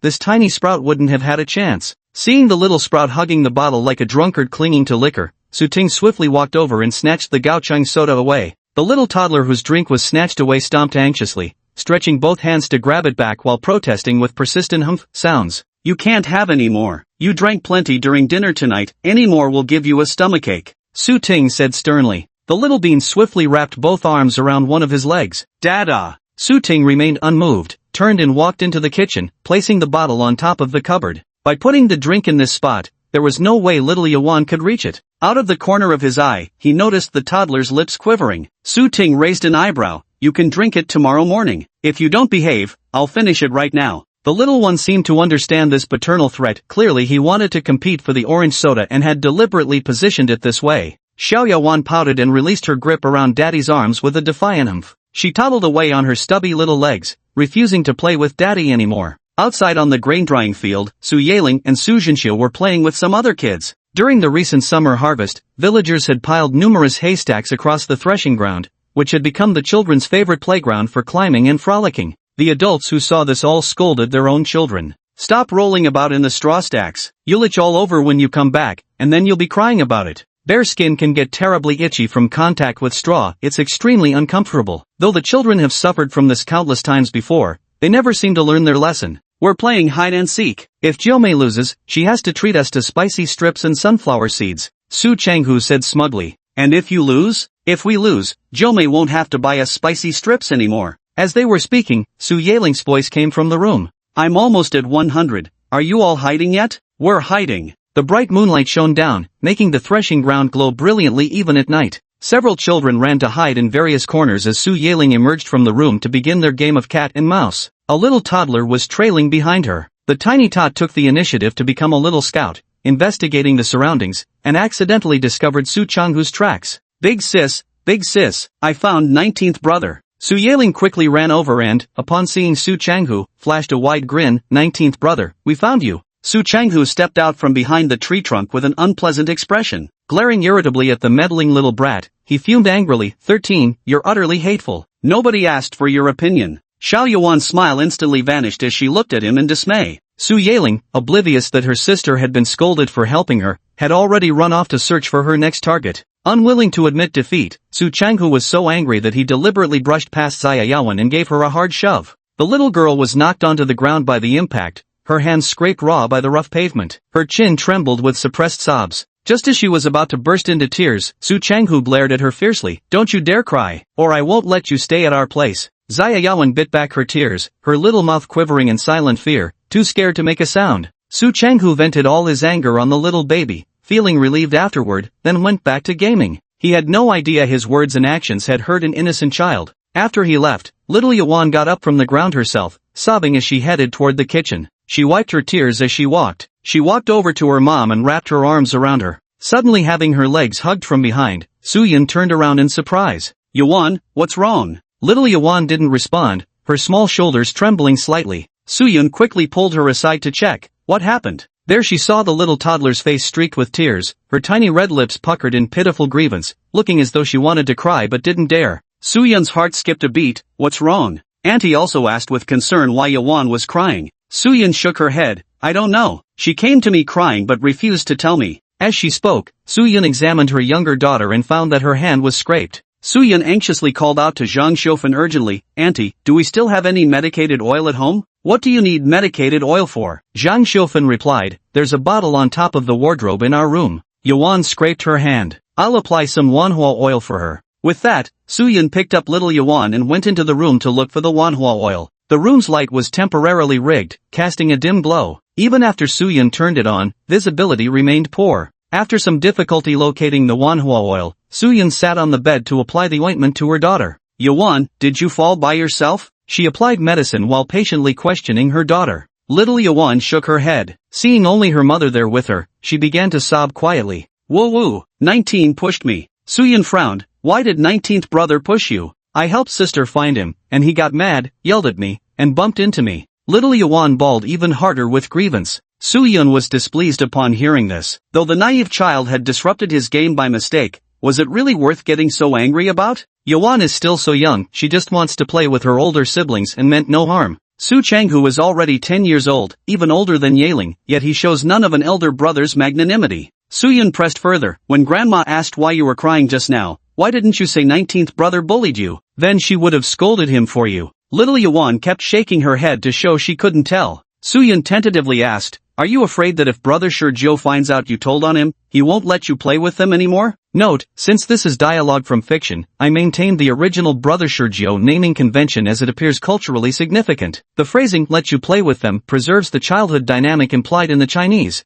where exclusion from playgroups is a genuine fear. The question's hesitant tone is conveyed through tentatively asked. Xia Yawen sniffled and mumbled in a nasal voice, 19th brother wouldn't let me cry, said if I cried he wouldn't let me stay at his place. Chapter 59, Underestimating That Yaling Girl. If Su Yun had been angry before, now she felt mostly heartache upon hearing this. Uncle's family was actually quite decent, willing to let them stay as guests, a stay that lasted half a year. Who would have thought such a young child would learn to use this situation as leverage? Little Yuan's reaction also proved she didn't feel completely secure living at her uncle's house. Perhaps Su Changhu hadn't said such things to little Yuan for the first time. Su Yun hugged her daughter, gently patting her back. Yuan, don't be afraid. Our own house is built now. Even if your 19th brother won't let us stay at his place, we'll still have somewhere to live. Meanwhile, Su Yaling had just finished rounding up all the hidden people when her father called her away. Su Yaling ran up to her father, wiping her sweat as she asked, what did you call me for? Su Ting glanced at the 4 children nearby. Yaling, didn't you see your 19th brother bullying your younger sister just now? When Su Changhu knocked little Yuan over, Su Ting happened to be moving the 8 immortals table and caught sight of the incident. That moment, a flicker of anger rose in his heart. But as an adult, if he rashly intervened in children's affairs, it might embarrass both families involved. So he suppressed his temper and decided to approach the situation discreetly. Yet unexpectedly, Su Changhu scolded Xiaowan harshly before running away. Su Ting couldn't very well pick a fight with some little boy either. To Su Ting's surprise, little Yuan managed to pick herself up. Watching the toddler wipe her tears while walking away, her tiny figure looked so pitiful that it broke the old father's heart. Just then, Su Jichuan called him over to help move a table. Seeing his youngest daughter head to the kitchen, Su Ting temporarily went to attend to the task. When he returned from finishing his work, Su Yun had already carried the child into the room. Su Ting then called for his eldest daughter. Su Yeling clearly had no idea what had happened. Hearing her father say that 19th brother had bullied Yuan, she was utterly confused. I didn't see anything. Why would 19th brother pick on silly girl? Su Ting tapped her forehead with his finger, his expression one of exasperation at her failure to meet expectations. You call your little sister a silly girl, but you're not exactly a genius either. Look how united those 4 siblings are against you, they team up 4 against 1. When they win, they take advantage of you. When they lose, they don't suffer any consequences. And here you are, still too slow to catch on. Su Yeling dodged his finger and glared at her father indignantly. I'm not stupid at all. They just knew I had money and kept pestering me to buy them spicy sticks. Mom said people should be generous and not stingy. You were always buying snacks for brother 19 before. How could I refuse? What if brother 19 went running to you to buy spicy strips after I turned him down? Don't let the little girl's age fool you. She's not even 7 but sharp as a tack, with strikingly clear logic. Su Ting was baffled. So now it's my fault? What's wrong with calling her silly girl? The little girl tilted her head and retorted. Su Ting said irritably, all because I helped you find your 19th brother, and Yuan offended him. You'd better not go playing hide and seek with them either. Before he could finish, the little girl spun around and vanished. Su Ting nearly choked on his anger. This damn kid, has she stopped being afraid of me completely in just half a year? So blatantly ignoring him as their father, it seemed he needed to find an opportunity to reassert the authority of an old patriarch. Just then, Su Yeling's voice rang out. I found all of you earlier, but brother 19 was found by my sister, so that doesn't count. Now, I'll give brother 19 another chance. Brother 19, go hide. I'll count to 100. If I can't find you tonight, then you win, and I'll treat you alone to spicy sticks. Upon hearing this, Su Ting thought, damn, this daughter of his just had to contradict him. He didn't want her playing hide and seek with those kids precisely because he couldn't stand how the older ones bullied his younger daughter. Especially that little brat Sergio, the kid was practically begging for a beating. And now his eldest daughter insisted on playing hide and seek with that brat again. Didn't his younger daughter's suffering count for anything? Just as he was thinking this, Su Ting heard Su Yeling add once more, 19 bro, hide farther away this time. Otherwise, finding you would be too easy. Su Changhu grew excited at once. Can we hide down in the slopes? The little girl nodded, sure. The slopes, or even your orchard, both work. The more Su Ting listened, the more something felt off. Do 2 people really need such a big area to play hide and seek? Lost in thought, Su Yeling had already covered her eyes and started counting. 1, 2, 3. What about us, 9th sister? Su Jinxiu scratched her head and asked. Su Yeling paused her counting and said, 8th sister, you guys should go back and take your baths first. Auntie just called for you all, didn't sound too happy about it. You'll get scolded if you don't hurry back. Su Jinying and Su Changlong both felt a sudden jolt hearing this. The 2 immediately turned and dashed toward home. Su Jinxiu waved at Su Yeling. Alright then, I'm heading home first. MHM. After sending her 3 older siblings away, the little girl resumed counting. 15, 16, 17. Meanwhile, in his determination to win, Su Changhu ran to their family orchard and hid by climbing up a tree. Su Changhu waited and waited on that tree. After nearly an hour had passed, Su Yeling still hadn't come looking for him. At first, Su Changhu secretly rejoiced, thinking that 9th sister must have failed to find him. Victory was surely his. Gradually, Su Changhu began to yawn, and his body started itching. There were too many mosquitoes here biting him. When all the adults had tidied up and were ready for bed, they noticed Su Changhu still hadn't returned home. Li Meiying came out with a whip to look for her son. Her tone was sharp as she shouted, 19 eggs. 19 eggs. Where the devil has that brat run off to? Su Changhu crouched trembling in the tree, not daring to utter a sound. Finally, hearing his mother's voice grow louder and fiercer, Su Changhu could bear it no longer. If I don't answer mom right now, my ass is definitely gonna get tan tonight. Su Changhu quickly jumped down and shouted, I'm in the orchard. As soon as the words faded, Li Meiying stormed over with a whip, her face twisted in anger. Su Changhu saw the situation turning sour and turned to flee. Li Meiying strode after him, grabbing the back of his collar like catching a chick, and lashed out with the whip in her right hand with loud cracks. Little brat, how late is it and you're still fooling around outside? I've been calling you for ages without a single response, seems you're itching for a beating. Su Changhu yelled from the whipping. I was just playing hide-and-seek with ninth sister. Stop hitting me, stop hitting me. Hide-and-seek my foot. Ninth sister went to bed ages ago, who'd still be playing hide-and-seek with you. Li Meiying dragged her youngest son home by the ear, and if Su Changhu dared to struggle, the whip in her hand would lash out at him. That night, Su Changhu paid a painful price for his competitive nature. The Su Ting couple had just settled down to sleep at Su Jichuan's house with their youngest daughter. Hearing Li Meiying's angry scolding at her son, the couple exchanged uneasy glances. Unaware of the situation, Su Yun looked puzzled. What's going on? Su Ting, however, seemed to have realized something, his eyes flashing with sudden surprise and admiration.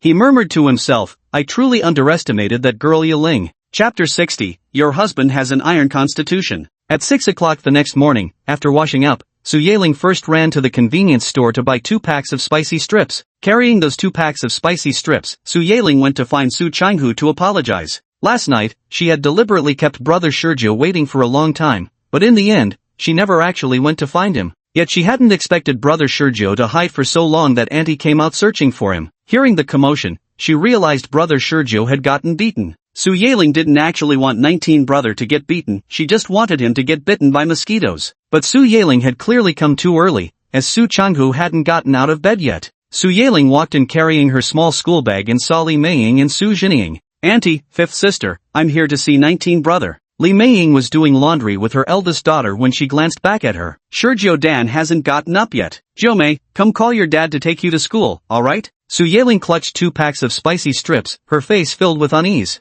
Auntie, I was wrong last night. I never went to find Shurjiu afterward. I didn't know he kept waiting for me to look for him. I thought he'd just go home on his own if I didn't show up after a while. Put, that Shurjiu of yours is always fooling around and getting beaten every single day. He's used to it, actually feels uncomfortable if he goes a day without a whipping. Li Meiying said dismissively. 16-year-old Su Jinying had a gentle and sweet appearance, with a rather serene temperament. If 8th sister hadn't insisted on dragging her along last night, she would have been too shy to play hide-and-seek. Noticing Su Yiling had brought spicy strips, Su Jinying said softly, Little ninth sister, you bought spicy strips? Didn't you win last night? Both Su Yiling and her sister greatly adored their elder sister Su Jinying. She immediately handed a packet of spicy strips to Su Jinying. 5th sister, I want to share these spicy strips with you. Su Jinying shook her head. I don't eat spicy strips, you have them. At 16 years old, she'd long outgrown the age for enjoying spicy snacks. Who's eating spicy sticks? A door suddenly swung open as Su Jinshiu emerged, rubbing her sleep-filled eyes. The moment she woke up, the word spicy sticks had jolted her fully awake.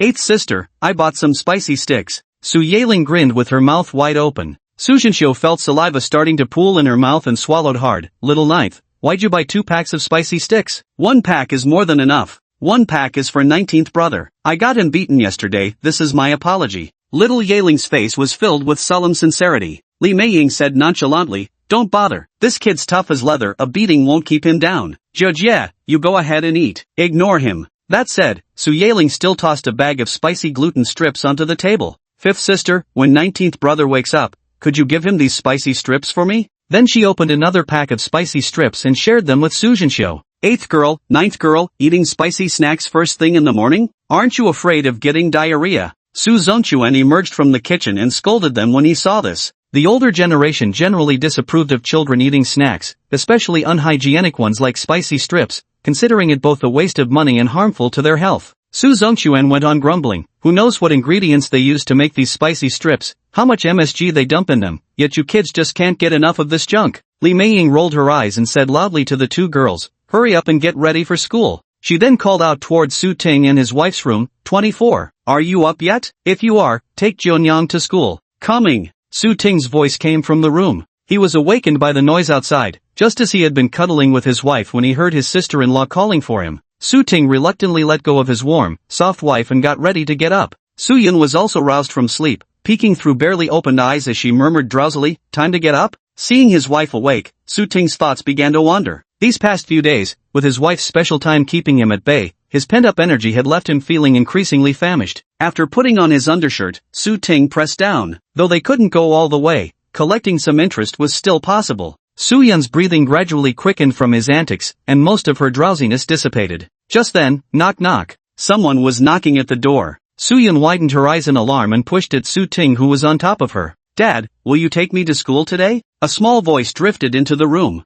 Su Ting was about to respond when the little girl added, "If you're too tired to get up, I can go to school by myself." Su-yun murmured softly, "Don't push yourself, take proper rest these days. Even an iron constitution can't withstand this pace." "Your husband has an iron constitution," Su Ting whispered suggestively in her ear. "Let Yaling go to school by herself, it'll be good exercise for her. Why don't we play a little longer?" That said, he couldn't possibly ignore his wife's physical condition. Su Ting slowly sat up. "Get some more sleep, weren't you in terrible pain last night?" Last night after going to bed, Su-yun had started suffering from menstrual cramps. Su Ting alternated between massaging her stomach and fetching warm water for her to drink, finally soothing her to sleep after half a night's effort. His unusual tenderness stood in stark contrast to his past behavior, leaving Su-yun both physically distressed and utterly astonished. It was as if she'd seen a ghost. Even Su Ting himself couldn't explain what had possessed him to act this way. Could he possibly tell his wife the truth, that in his past life he'd been secretly following his daughter's social media feeds, learning these tricks from their daily couple routines?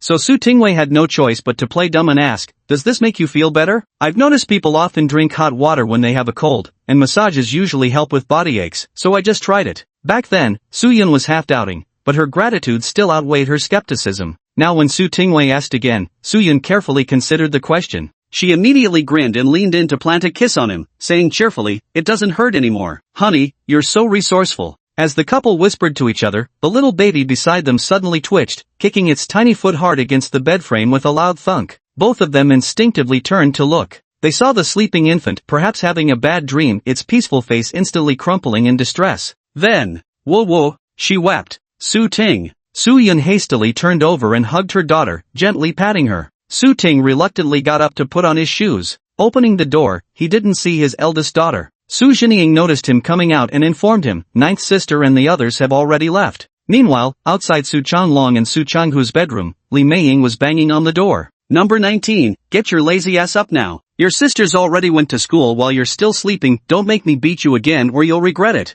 Su Ting walked over to the hand pump and cranked it a few times. Water flowed out from the pipe, and he scooped some up to wash his face while speaking. "Fifth sister, when will your high school entrance exam results come out?" Su Jinying wrung out the clothes she was holding. "They'll be out in 3 more days. Chapter 61, A Wife Who's Easily Satisfied. Su Jinying was 16 years old, a 9th grader who had just finished her high school entrance exams on June 22nd. A week after the 9th graders finished their exams, the middle school began maintenance work, so the students were given a break. Thus, even though it wasn't the weekend these 2 days, Su Changlong was still at home. While Su Ting and Su Jinying were chatting idly, Su Changhu was dragged out of his room by his older brother and handed over to their mother. Under Li Meiying's thundering roar, Su Changhu finally snapped out of his daze. Without even washing his face or brushing his teeth, he slipped on a pair of slippers and made ready to dash to school. Su Jinying called after him, "Egghead 19, ninth sister left you a pack of spicy sticks." At the mention of the spicy sticks, all the grievances from last night's beating vanished from Su Changhu's mind. He grabbed the spicy sticks and bolted. Su Yaling and Su Jinsho had already happily gone off to school, no longer needing Su Ting to give them a ride on his bicycle. As usual, he dropped by Wang Xiaoba's place for a look around.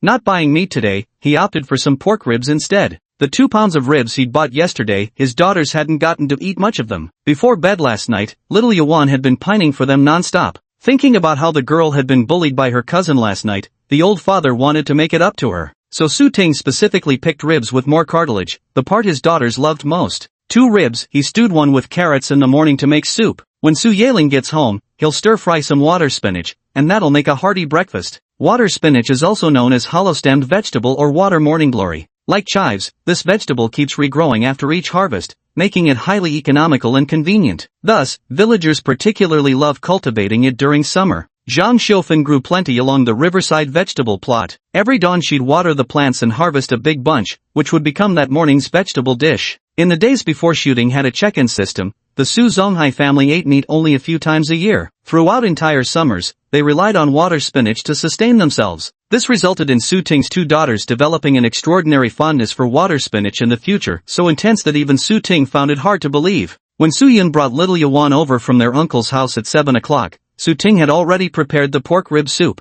Zhang Xiufan hadn't returned from watering the vegetable plot, while Su Zonghai was feeding the pigs. Su Yun helped her younger daughter rinse her mouth and wash her face before brushing her own teeth. Su Ting scooped some hot water into the wash basin and admonished his wife, "Don't wash your face with cold water. You're exaggerating." "I'm not that precious," Su Yun laughed. Su Ting replied calmly, "It's not like we're short on hot water at home." Su Yun smiled at him, radiant. "I feel as though you've become a different person over these past 6 months. I almost don't recognize you anymore." Su Ting felt relatively calm upon hearing this. To others, his transformation was indeed remarkable. But this was because he had 30 more years of life experience than most. To him, these so-called changes were merely things he had pondered day and night during his final years of life. Every day he imagined how things might have been if he could return to the past. The thoughts lingered for so long that they became deeply ingrained in his mind, allowing him to now act on them naturally. "Are you still going to wash clothes by the river today?" Su Ting asked. Su Yun nodded. "The house is being renovated these days, and both you and Uncle Hai have lime dust on your clothes. Yuan's outfit even had cow dung stains yesterday. It's better to wash them by the river."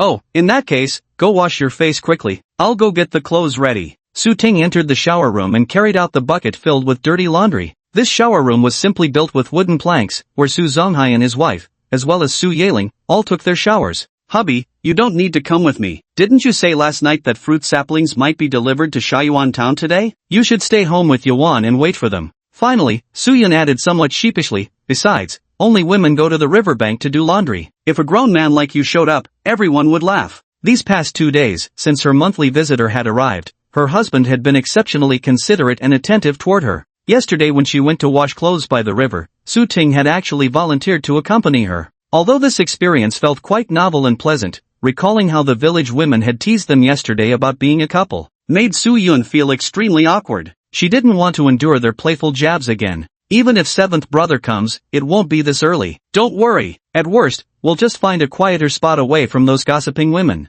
Having died once before, Su Ting now felt invincible against all worldly harms. Compared to saving face, his wife's health was far more important. He remembered Su Yun never used to suffer from menstrual cramps before, but after giving birth to 2 children, she developed chronic uterine coldness that caused painful periods. Though Su Ting had followed Su Yun to the riverside when she did laundry yesterday, he hadn't stopped her from touching the cold river water. They say women shouldn't touch cold water during their menstrual cycle, yet the morning river water was bone-chilling. Su Yun had been soaking in it doing laundry for 20 minutes, no wonder she suffered painful cramps by nightfall. This morning, Su Ting was determined not to let her touch the river water. Su Yun was perplexed. "Why would you follow me? Just stay home with Yuan." Only then did Su Ting speak his mind. Learning that he had insisted on accompanying her out of concern for her health, a faint blush bloomed across Su Yun's pale face. Her eyes sparkled with amusement, a blend of emotion and gentle reproach. "Who knows what's gotten into you? You never cared about my health before. Listen to you talking. Can't a man redeem his past mistakes?" Su Ting feigned indignation. Pressing her lips together to suppress a smile, Su Yun teased him.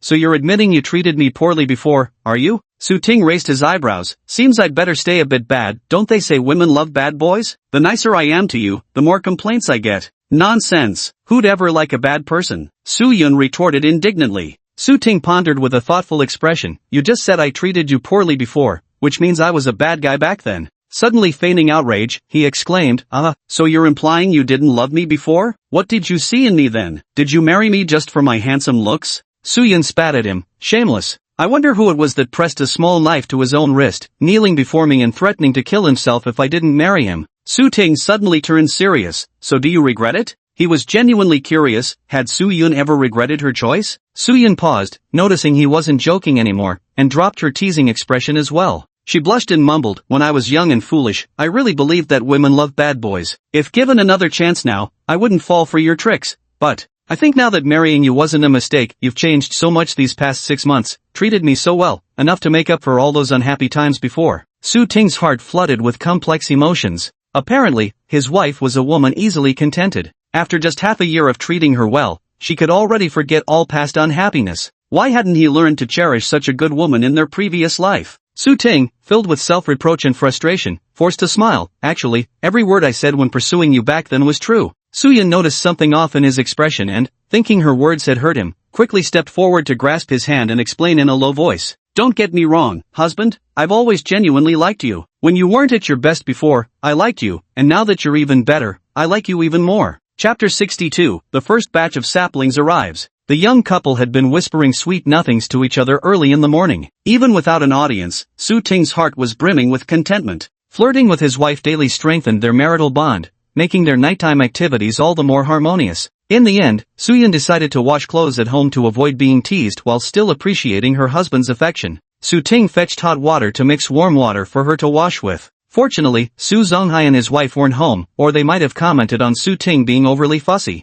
After breakfast, Su Ting was playing with his 2 daughters on the grain-drying ground when he suddenly heard a glug-glug-glug sound. It's a tractor. Su Ting was startled and hurried over to check. Rounding a row of single-story houses, Su Ting saw a tractor loaded with saplings coming from behind the building. Oh, it's 7th brother. Seeing Zhao Qi, who sold sugar tangerine saplings in Shaoyuan town, waving at him from the tractor, Su Ting smiled. It was clear that this batch of saplings was the one he had ordered back in June. Before long, Zhao Qi parked the tractor on the grain-drying field. Su Ting immediately walked up to him, smiling brightly, and said, "Big brother Qi, I just told my wife last night that you might deliver the saplings today. Speak of the devil and he shall appear. Someone just delivered the sweet orange saplings last night, and I brought 'em over first thing this morning. Sorry to keep you waiting, brother." Zhao Qi grinned, his straw hat perched atop his head and sweat beading on his forehead. Clearly, he'd set out from home at the crack of dawn. "7th brother, had breakfast yet? We just finished. Care to join us?" Su Zonghai called out warmly from the kitchen. Although the 2 towns were far apart, Su Zonghai rarely visited Shaoyuan, but by nature he was warm and hospitable, so everyone who knew him had a favorable impression of this gentleman.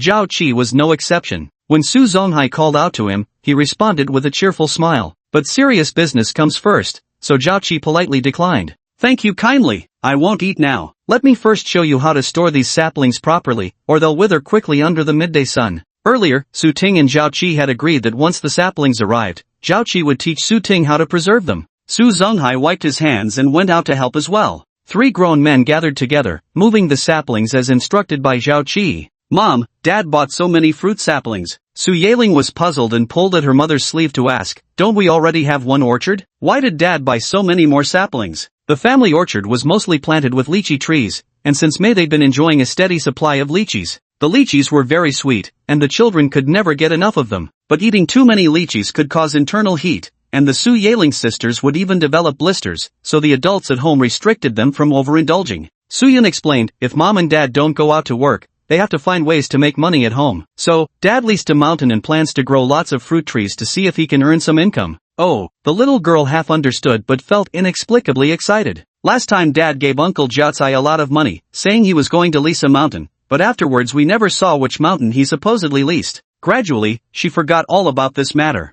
Now that someone delivered so many saplings, she finally felt this mountain leasing business wasn't just a dream. From now on, she'd be someone whose family owned an entire mountain. Just thinking about it made her inexplicably excited. The little girl ran excitedly behind Su Ting. Su Ting was talking to Zhao Qi when he felt someone tugging at his clothes. He stopped mid-sentence and turned around to find the little girl gazing at him expectantly. "Daddy, where is our family's mountain?" Su Ting answered casually, "It's over by Sun Mountain." Mount Taiyang is just a general term, not the name of a specific mountain. Dagua village is surrounded by low hills and plains, while over at Mount Taiyang, it's all rolling hills and rice paddies. Su Yaling's eyes sparkled brightly, startling Su Ting with her eager expression. "What's gotten into you?" the little girl asked expectantly. "Daddy, when will you take me to see our family's mountain?" Su Ting found it somewhat amusing. It wasn't as if she'd never seen mountains before, so why the desperate eagerness? Despite saying this, the aging father still promised, "You have school today, but I'll take you this Saturday. Now go play, it's already 9:30 and you need to get ready for school. Keep an eye on the time yourself." With those instructions given, Su Ting returned to transporting the saplings. School let out at 8 a.m. each morning. Students would go home for breakfast and return before 10 o'clock for classes,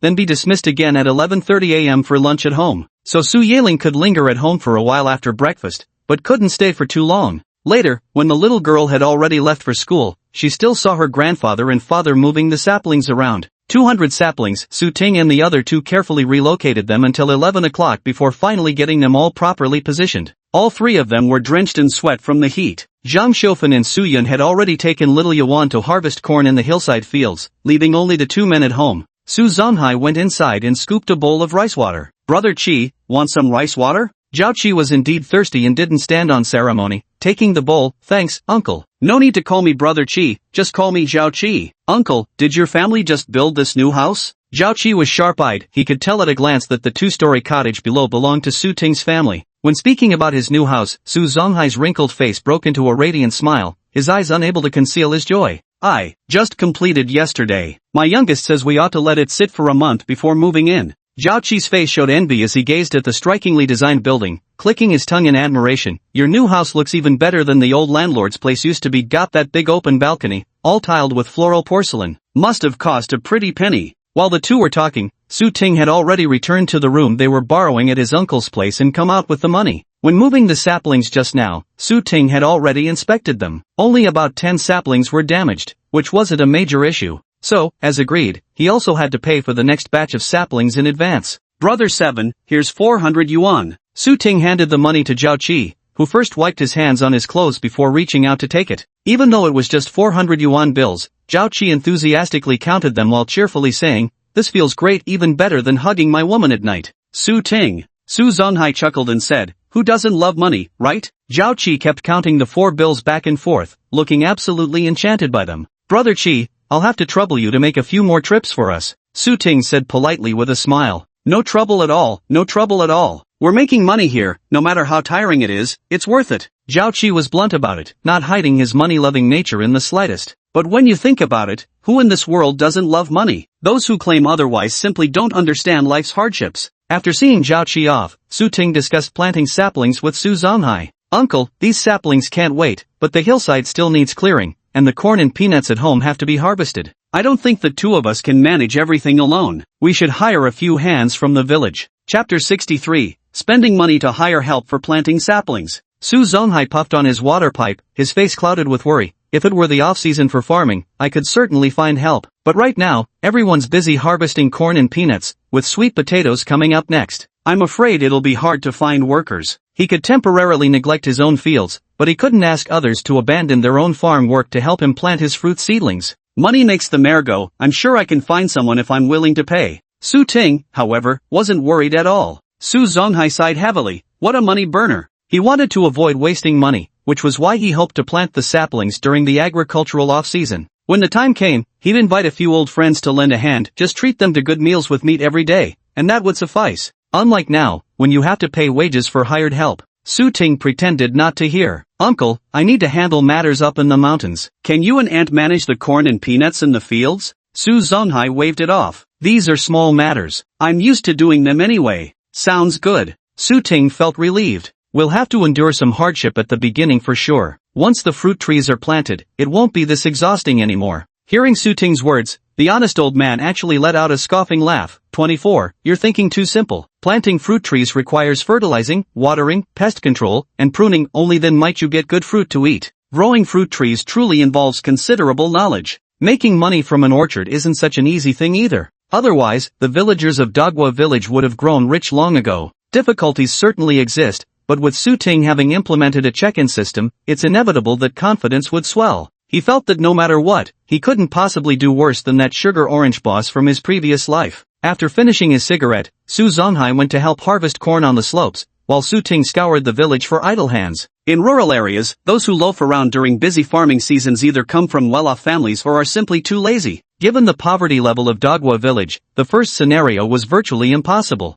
Thus, the people Su Ting eventually recruited were all idle rural loafers, those who found farm work too exhausting, migrant labor too grueling, and preferred wandering around all day. Among them was Su Jianshou's third son, Su Jianjun, nicknamed Big Talk Jun, a man notorious for his tall tales and gambling addiction. Then there was Su Guki, a local ruffian who had always been eager to curry favor with Su Ting. And 2 teenage boys who had dropped out of school early, named Su Dazhuang and Su Gaoge respectively. These two were cousins. Su Dazhuang had been frail since childhood, so his family hoped he would grow up strong and sturdy, hence the name Dazhuang, literally big and strong. Su Gaoge got his name because his father had been mocked for being short all his life, so in defiance, he named his son Gaoge, literally tall one. But in the end, neither of them grew up as their families had hoped. Su Dazhuang was tall and skinny, while Su Gaoge was short and stocky. Su Ting personally thought their names ought to be swapped. He settled wages with these 4 men. Su Jianjun and Su Guki would earn 10 yuan per day, while Su Dazhuang and Su Gaoge, being just half-grown lads, would get 5 yuan daily. As long as they worked diligently, they'd receive their pay that very evening. 10 yuan a day, that's a pretty good income. Last year, when the Su couple worked at the factory, they only earned a little over 10 yuan a day, and that too with overtime at night. Su Jianjun, Su Dazhuang, and Su Gao were all very satisfied with their wages.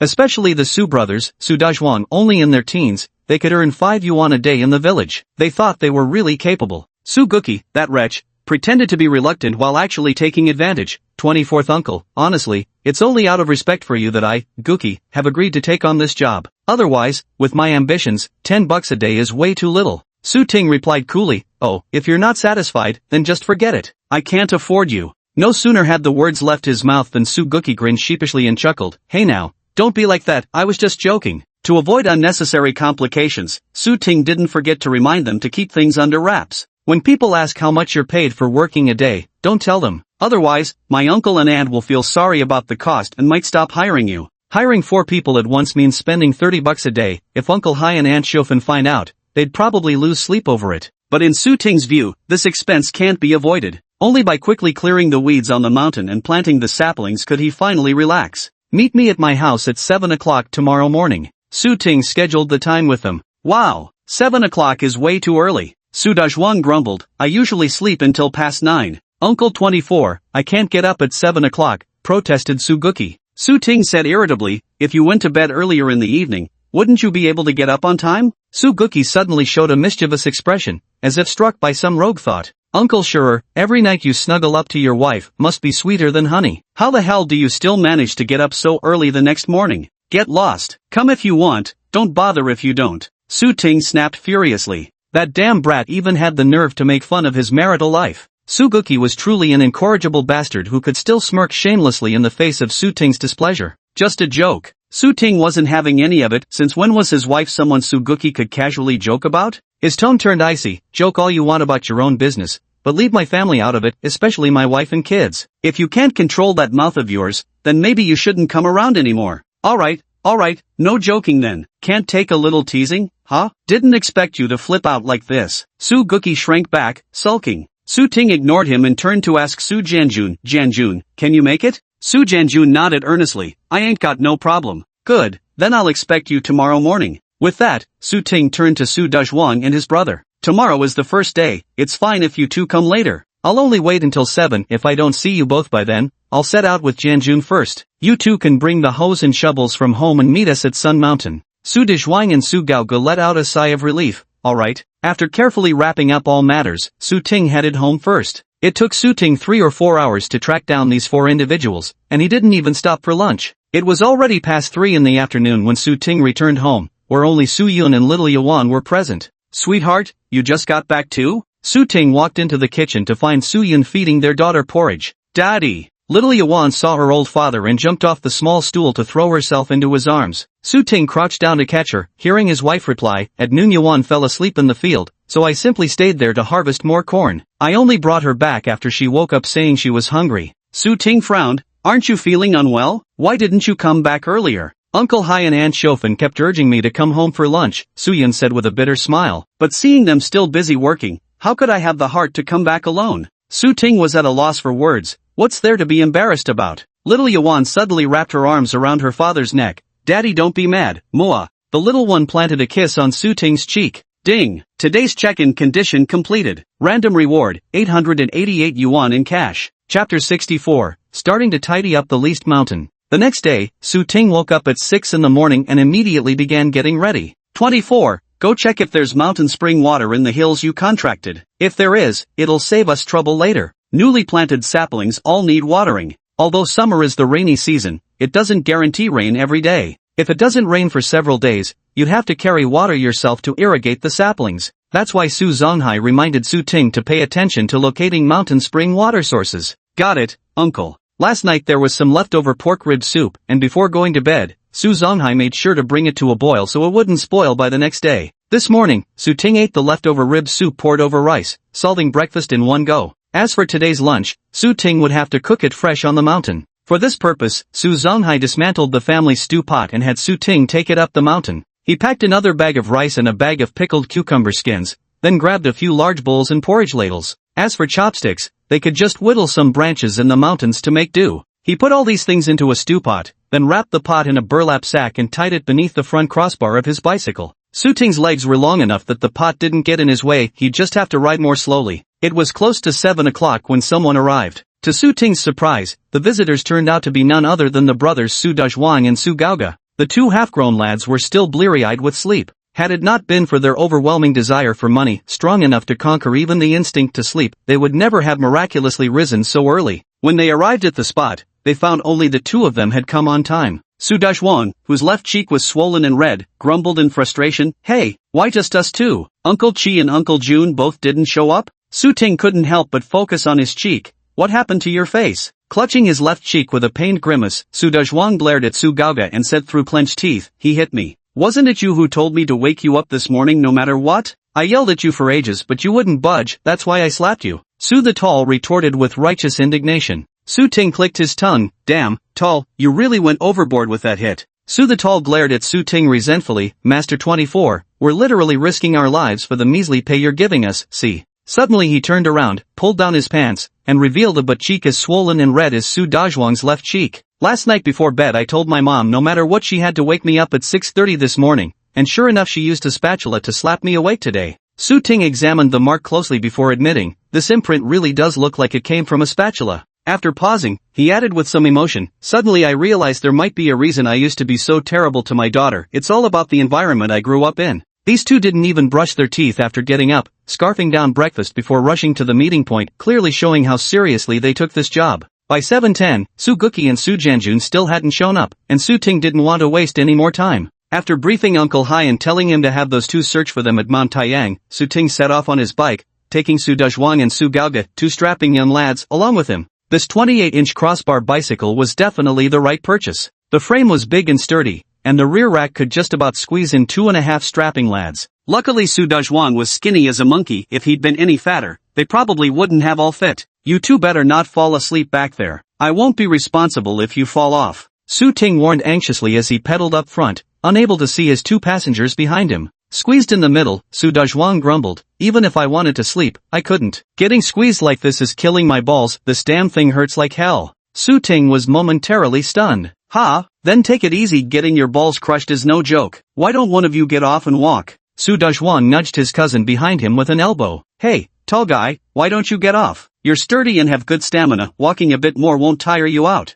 You get off if you want. You're tall with long legs, you walk fast. I'm slow at walking, Su Gaoga said listlessly between yawns. Neither of them wanted to get off. Su Dezhuang, eldest uncle, you. Not a chance. Su Ting snapped immediately. This is my car. Are you two trying to play the cuckoo and seize the magpie's nest, even daring to kick me out? Su Dezhuang muttered resentfully, I was just asking if you could avoid driving over those damn pebbles. Every time the car bounces, it hurts my balls even more. Su Ting replied, I'll try my best. Su Dezhuang twisted his buttocks to adjust his position, even shielding his crotch with one hand. No choice about it, this was the family jewels after all. A man's got to take care of what's his. Su Ting felt he was the most hard-working one, carrying two people in a pot, having to trek over mountains and through valleys. Fortunately, the mountain path was relatively gentle, otherwise he'd be exhausted to death. After spending over 20 minutes, they finally arrived at their destination. As soon as Su Ting stopped the car, Su Dezhuang couldn't wait to urge Su Gaoga, quick,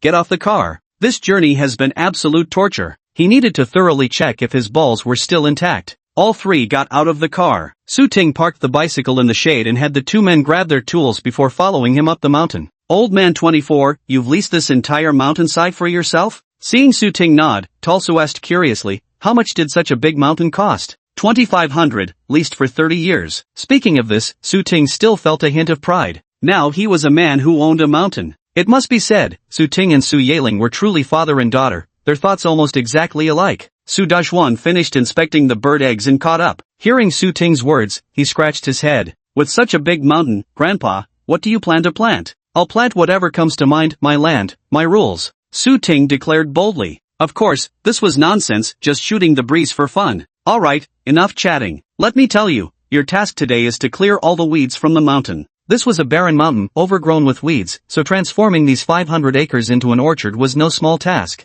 But Su Ting wasn't in any rush. Rome wasn't built in a day, better to take things slow and steady. Before the saplings were delivered, Su Ting had already surveyed the mountain in person. After considering Uncle Hai's suggestions, Su Ting had developed a general plan for the entire mountain. The area where Su Ting led the two men now was designated for planting sugar tangerines. After a brief explanation, Su Ting and Su Dezhuang quickly got to work alongside each other. The sun slowly climbed over the hillside, radiating scorching heat that made people sweat profusely. To be honest, in his previous life, Su Ting had been working away from home and barely did any farm work. As he got older, he even did less heavy labor. After being reborn these past 6 months, with spring plowing and summer harvest, even he found it unbearable. Blisters formed on his feet and hands. Fortunately, he could afford to buy meat daily, and combined with his youth and strong recovery ability, he managed to persevere. After several months of labor, Su Ting's physical fitness improved significantly, developing thin calluses on his hands and the soles of his feet. With a bit more time and training, he'd surely grow accustomed to this level of physical labor. The beginning is always the hardest part,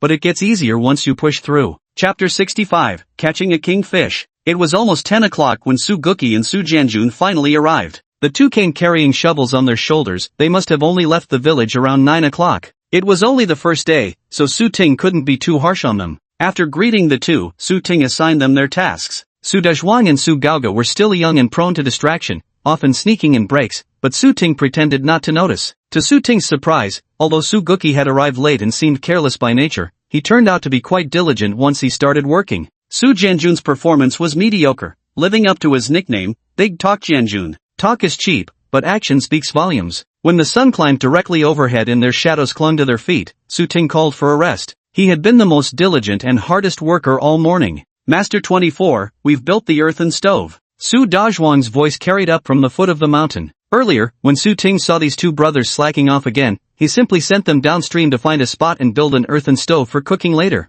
The mountain winds were strong, so they needed to pick a spot far from vegetation to make a fire and cook, otherwise, they might accidentally start a wildfire. Su Dazhuang and his companion chose a fork in the mountain path. The spot was spacious enough, but bare without a single tree for shade. Wouldn't cooking over a fire here roast them alive? Su Jianjun took one look and shook his head. This stove won't do. We need to find another place to set up. We've looked. Everywhere else has dry grass, said Tall Su. Su Ting looked around. The mountain path was paved with yellow mud, softened by the rain several days before. Let's build a shed here by the side. It's deep in the wilderness anyway, no one's coming around. We can put up a roadside shelter, then we'll have a place to cook and rest later. Alright, I'll team up with Dog 7 to build the shed. Su Jianjun volunteered for the task. Su Dog 7 grumbled discontentedly. Why drag me into this? Been working all morning, I'm exhausted. I was just about to take a break. Su Jianjun walked toward the bushes with a machete, saying dismissively, how long could it take to build a shed? The sooner we finish, the sooner you can rest.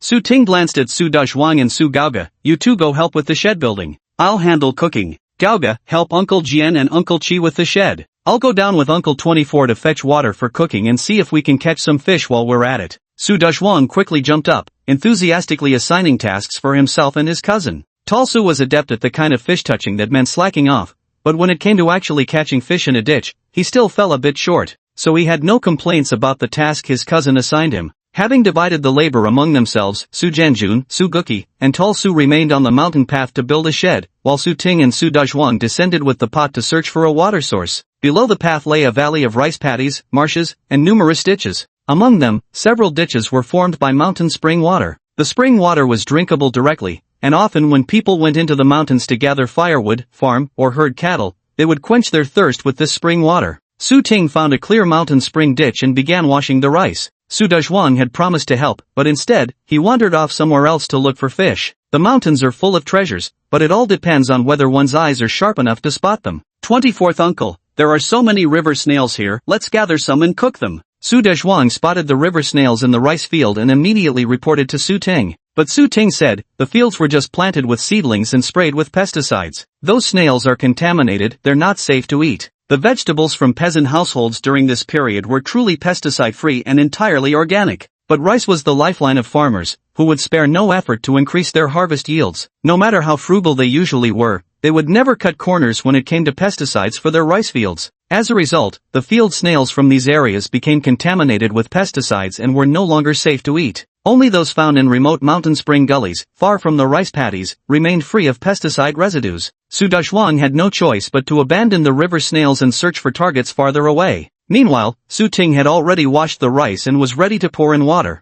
As he stood up, Su Ting's gaze inadvertently swept across the aquatic grass bordering the mountain wall. That casual glance suddenly revealed a nearly 20-centimeter-long Chinese hook snout carp in his field of vision. Su Ting was stunned. Holy shit, a largemouth fish this big, he hadn't seen one like this in 2 lifetimes. Oh, but today, I have. Su Ting gingerly set the pot down and poured the rice into a bowl. He was going to catch this king of largemouth fish. Su Ting rolled up his pants, took off his shoes, and slowly waded into the ditch with a stew pot in hand. Despite the scorching summer heat and the blazing sunlight, the mountain stream still carried a refreshing coolness that soothed the soul. Su Ting cautiously moved closer to the rocky wall, his eyes fixed unblinkingly on the king of the barbel. Perhaps too accustomed to its leisurely life, the barbel king showed not the slightest hint of caution. Su Ting felt a vague suspicion in his heart. Chub fish usually moved in schools, so how had this king of fish ended up alone? His mind wandered as he pondered this, yet his movements remained steady as he approached the cliff wall with a measured and deliberate stride. Just as Su Ting entered the optimal range for capturing his prey, the Chub King seemingly sensed the impending danger at last, flicking its tail wildly in an attempt to flee. But in that brief moment before escape, Su Ting struck.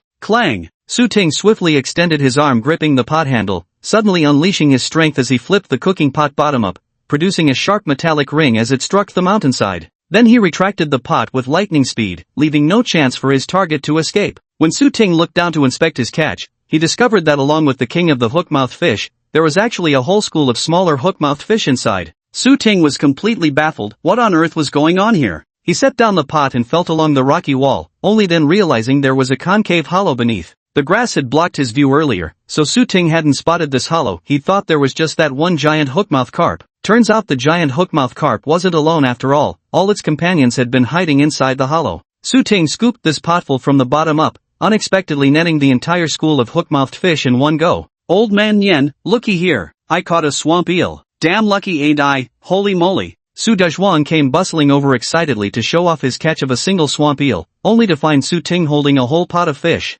The young fellow was flabbergasted. Did you just raid the fish's home or what? Su Ting grinned. Luck, I never expected to catch so many. I was actually aiming for just this one. He pointed at the fish king. Su Dazhuang's eyes nearly popped out seeing such a massive hook-mouthed fish. Damn, old man, you're amazing. To stumble upon a hook-mouthed fish this big, back then folks said my granddad caught the mountain's hook-mouthed king when he landed a 15-centimeter one. Turns out the real king's still right here. Maybe there are even bigger ones out there, we just haven't seen them yet. Su Ting said absent-mindedly, taking out a large bowl and placing the king of horse-mouthed fish inside. I've got to bring this king of fish back to show my wife and daughter. For lunch today, we'll eat the eel you caught, along with these little fish. Chapter 66, Where's Daddy Gone? The unexpected harvest gave them an extra dish for lunch, but since Su Zonghai hadn't packed salt for Su Ting in the morning, they had to make do with pickled cucumber skins stir-fried with fish. With neither oil nor seasonings, one can imagine how unpalatable this pickled cucumber fish stir-fry turned out. At first, all five were eager to try it. After taking the first bite, the horrific taste nearly sent them straight to the afterlife, their souls practically floating out of their bodies. The earthy fishiness of the eel combined with the saltiness of pickled cucumbers created an absolute culinary abomination. Su Ting's face turned greenish as he carried the pot back downstairs to wash it 3 or 4 times, thoroughly scrubbing away that bizarre flavor, before refilling it with fresh water to cook plain congee. When the plain congee was finally ready, Su Ting, Su Jianjun, and Su Gaoga would rather eat it completely plain than let their chopsticks venture anywhere near that pickled cucumber fried eel monstrosity again. Su Dazhuang and Su Guki, on the other hand, found the first bite quite stimulating and eagerly took a second. As they ate, their eyes suddenly lit up. Hey, this is strangely delicious. You really won't try it? If you don't, we'll finish it all. Su Guki said to the other three while relishing what normal people would consider a culinary abomination. Su Dazhuang chuckled. Honestly, once you get used to this flavor, it's not bad at all. Su Gaoga looked at his cousin with disdain. Brother Dazhuang, I never thought you'd be like this really, you'd eat anything without even blinking. I really wonder how your taste buds are wired. Su Ting also found it puzzling. Su Guki smugly retorted, at least we've got some meat to go with our porridge. Y'all just eating plain gruel with no salt or flavor, how can you compare to us? Su Ting had no interest in competing with them on this matter. Tomorrow I'll bring some salt, scallions, ginger, and garlic from home, he said. 24th Master, you think you can catch so many topmouth culture every day? You've just been lucky, usually we rarely see such big ones, and short of using electric fishing nets, you wouldn't come across a whole school either. Su Dazhuang said with a grin that when it came to catching fish, he could be considered quite the expert. Su Ting, however, believed it was better to be safe than sorry. If we had seasoning today, we wouldn't have ruined these fish like this. The sun from noon till 2 o'clock burns fiercest. So after finishing the porridge, the group took an afternoon nap in the newly built wooden shack. Waking up too early in the morning left everyone severely sleep-deprived. Lying beneath the shade of the wooden shed, although the temperature remained high, they were simply too exhausted and drowsy, ultimately falling asleep one after another. They slept straight through until 3 in the afternoon. Su Ting woke up and, glancing at his watch, startled at how late it was. He quickly roused the others. 5 grown men had squeezed together for a nap under that wooden shed, all waking up drenched in sweat. The first thing they did after coming to was step outside to catch the breeze. Su Ting picked up his tools, urging the 4 men along. Hurry up, all of you. The weather's cooled down now. 3 more hours of work, then we'll head home. In summer, it gets dark around 7. 6 o'clock was the perfect time for them to prepare to go home. This afternoon, Jianjun and I will dig tree pits. Dog 7, you take over my morning task, clearing the weeds. Dajhuan and Tall 1, carry on with your morning jobs. This afternoon we'll dig the tree pits, and first thing tomorrow morning we can plant the saplings. With tasks assigned, the 5 of them trudged up the mountain, yawning as they went. While Su Ting toiled sweat-drenched in the mountains, Su Yun back at home wasn't idle either. Right after breakfast, she'd taken little Yuan and followed Uncle Hai and Aunt Xiaofan to harvest corn on the sloping fields. Yeling came back from school at noon and ran to the cornfield to find them. Zhang Xiaofan asked Su Yun to take the 2 children home for porridge. Su Zonghai also told her to cook some corn to bring as lunch. The 2 of them then took a short break in the cornfield before continuing to husk the corn, working as diligently as a pair of busy little bees. Shooting wasn't at home, and both Su Yun and her daughter felt somewhat unsettled. Xia Yuan kept asking where her father had gone. Su Yun explained that he'd gone to the mountains, which only made the little girl insist that Su Yun take her there to find him. Su Yun had no choice but to try every possible way to divert her daughter's attention. Little did she expect that when Su Yeling came home from school, she would also ask, "Isn't Dad back yet?" Su Yun immediately winked at her elder daughter and whispered, "Be careful that Yuan hears. She's been nagging me all morning to take her to Sun Mountain to find your dad." "I also want to go to Sun Mountain to find Dad." Su Yeling instinctively lowered her voice too. "Mom, what do you think Dad is doing up there? What if he gets hungry at lunchtime since he didn't come home to eat?" Su Yun poured water into the large iron pot and tossed in the rinsed corn. "Your dad isn't going to the mountain just to play, he's digging holes to plant fruit seedlings." After tossing in around 20 ears of corn, Su Yun figured it was enough, then covered the pot and started the fire. The little girl gently tugged at her mother's sleeve and cooed, "Mom, since there's no school tomorrow, can we all go to the mountains with Dad? The corn at home hasn't been harvested yet." Su Yun hesitated about whether she should join them. Su Yeling pouted, "I don't care, Dad promised to take me yesterday. Mom can stay home if she doesn't want to go, I'm definitely going." "Mommy, all gone." At that moment, the little toddler squatting in front of the small stool scooping porridge with her spoon suddenly made a sound. Su Yun turned to look and saw that both the stool and floor were splattered with porridge, while the tiny tot's face was covered in rice grains. It was clear that Su Yun had overestimated this 2 or 3-year-old toddler. Letting her feed herself had been a complete mistake. She turned helplessly to the older girl and said, "Yeling, go feed your little sister the porridge." Su Yeling was still holding her own bowl of porridge while eating. I thought she'd protest, but unexpectedly, she skillfully put down her own rice bowl and went to refill a bowl of porridge for her younger sister. The little girl placed her own rice bowl and the leftover morning stir-fried water spinach on the bench, fetched a stool to sit down while holding her sister's small rice bowl, and pulled a low stool in front of herself. "Silly girl, sit on the stool." Xiao Yuan obediently came over and sat down properly in front of her elder sister as instructed. Su Yeling first scooped some water spinach into the bowl, feeding her little sister a mouthful mixed with porridge. Then she picked up her own chopsticks, leaned over the bench, and quickly shoveled a bite of porridge into her mouth. This way, the young girl could feed her sister without delaying her own meal. See how smooth and natural these movements were. Without professional training, one could never reach such a level of mastery. Logically speaking, Su Yeling was only 6 or 7 years old at the time. How could she possibly know how to care for her younger sister? But in reality, this girl had always been more capable than children her age. As Su Yun and Su Ting's first child, Su Yun naturally placed special importance on her. She stayed home to raise Yeling for a year and a half after giving birth to her before going out to work. During the time she spent with her daughter, Su Yun discovered that the child was remarkably intelligent. Su Yeling was weaned late. It wasn't until Su Yun left home that she stopped breastfeeding completely, by which time she was already a year and a half old. Yet even before she turned 1 and was still nursing, Su Yeling had already learned to walk. By the age of 2, she could run with impressive ease. Once she could run, she absolutely loved helping her grandpa and grandma. Every time they needed to change shoes, she'd be the first to dash off and fetch them for them. Villagers who often saw this would praise Su Yeling for being such a quick and thoughtful child. Chapter 67. A Call from the Maternal Family. As for little Yuan, she was weaned at 7 months. After weaning, she always ate plain rice porridge. Upon turning 1, little Yuan started using a baby walker. Every morning when Su Zonghai finished cooking, he would first scoop out a bowl of steaming porridge into Yuan's special flower-patterned ceramic bowl to let it cool. Each morning after waking, little Yuan would toddle in her walker to the kitchen door, and before long her grandmother would emerge holding the flower-patterned bowl to feed her. Before little Yuan could even learn to walk, she had already mastered recognizing her rice bowl. Every morning, the first thing little Yuan did upon waking was search for her flower-patterned porcelain bowl. The moment she spotted that patterned porcelain bowl, she absolutely had to have her porridge. If denied, she'd throw an endless tantrum. Even if the porridge was still scalding hot, she'd gulp it down in reckless mouthfuls. To prevent her from getting scalded by the hot porridge, Su Zonghai and his wife had to frequently change where they left the porridge to cool, careful not to let her see her own patterned china rice bowl. Otherwise, the greedy little foodie, who had eyes only for eating, wouldn't care about getting hurt. She'd demand the porridge immediately, perhaps nourished by the hearty rice porridge. On her second birthday in August, little Yuan, who had previously relied on a baby walker, suddenly started running. Coincidentally, the walker broke the day before Xia Yuan's birthday, and Su Zonghai had been meaning to find time to repair it. The next morning when Xia Yuan woke up, she naturally had no walker to sit in. Zhang Xiufen spread a mat in the living room and placed Xia Yuan on it, assigning Su Yaling to watch her. But Su Yaling wanted to tease her sister, deliberately taking that floral porcelain rice bowl and waving it just out of her reach. Who would have thought that in her panic, little Yuan scrambled up and immediately went teetering on tiptoes toward her sister. From that day on, little Yuan, who hadn't even learned to walk properly, could suddenly run.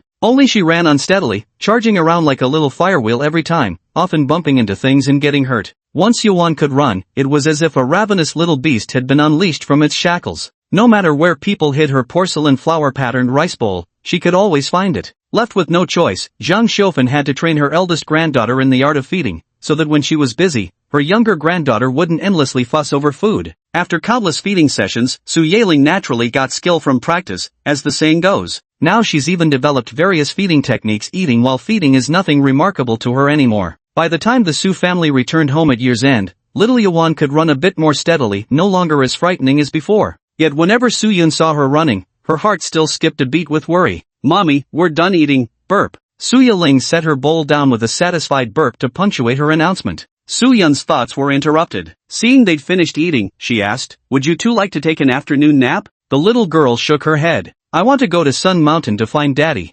"Daddy, why?" The sleepy toddler who'd been dozing after the meal suddenly perked up at the word Daddy, lifting her head to look at Su Yun. "Me want Daddy." Su Yun felt a headache coming on. "Daddy will be home tonight, Yuan. Just wait a few more hours, be good." Telling her to wait a few more hours is pointless, she doesn't understand. "Watch this." Su Yaling turned to the little one and asked, "Silly girl, do you even know what a few hours means?" Little Yuan glanced at her sister, showing no interest in the conversation topic, and refused to engage. She turned and ran into Su Yun's arms. "Want Daddy? Why do you need Daddy when you're hugging Mommy?" The older sister, ignored by the little sprout, grew annoyed. She pulled her younger sister away and tightly clung to their mother herself. "You go find Daddy, Mommy is mine. Mine." The little toddler refused to back down. She wanted Daddy, but she also wanted to monopolize Mommy. The two kids started quarreling again over who Mom and Dad belonged to. "Anyone home?" A shout suddenly came from the drying field outside. Su Yun, thinking the call was for her family, stepped out of the kitchen and saw Su Jiafu. "Oh, it's the lady from House 24. You're exactly who I was looking for." Su Jiafu was relieved to see Su Yun, but skipped the pleasantries and quickly stated his purpose. "Come with me now," Jiaoping called, saying, "Your sister-in-law's been asking for you." Upon hearing this, Su Yun immediately gathered her two children, stuffed a few thick logs into the stove for fuel, and hurried with the kids to Su Jiafu's house to take the call. Along the way, Su Jiafu gave Su Yun the rough details about the situation. The woman who called back was named Xiaoping, the wife of Su Changchuan from the same village. Su Changchuan's ancestors were genuine landlords, and after their fields were distributed, the poor peasants of Dogwa village finally had their own land. The Su Ting couple and the Su Changchuan couple worked in the same factory, and the four had developed a close friendship. Su Changchuan's wife, Lu Peng, was also from Sichuan, so she and Su Yun became especially good friends. During their time working in Longgang, Su Yun and Lu Peng were practically inseparable. When returning home for the new year, Su Yun and Lu Peng would visit each other's homes to hang out together. At the start of the year, Su Yun and Su Ting decided not to return to work,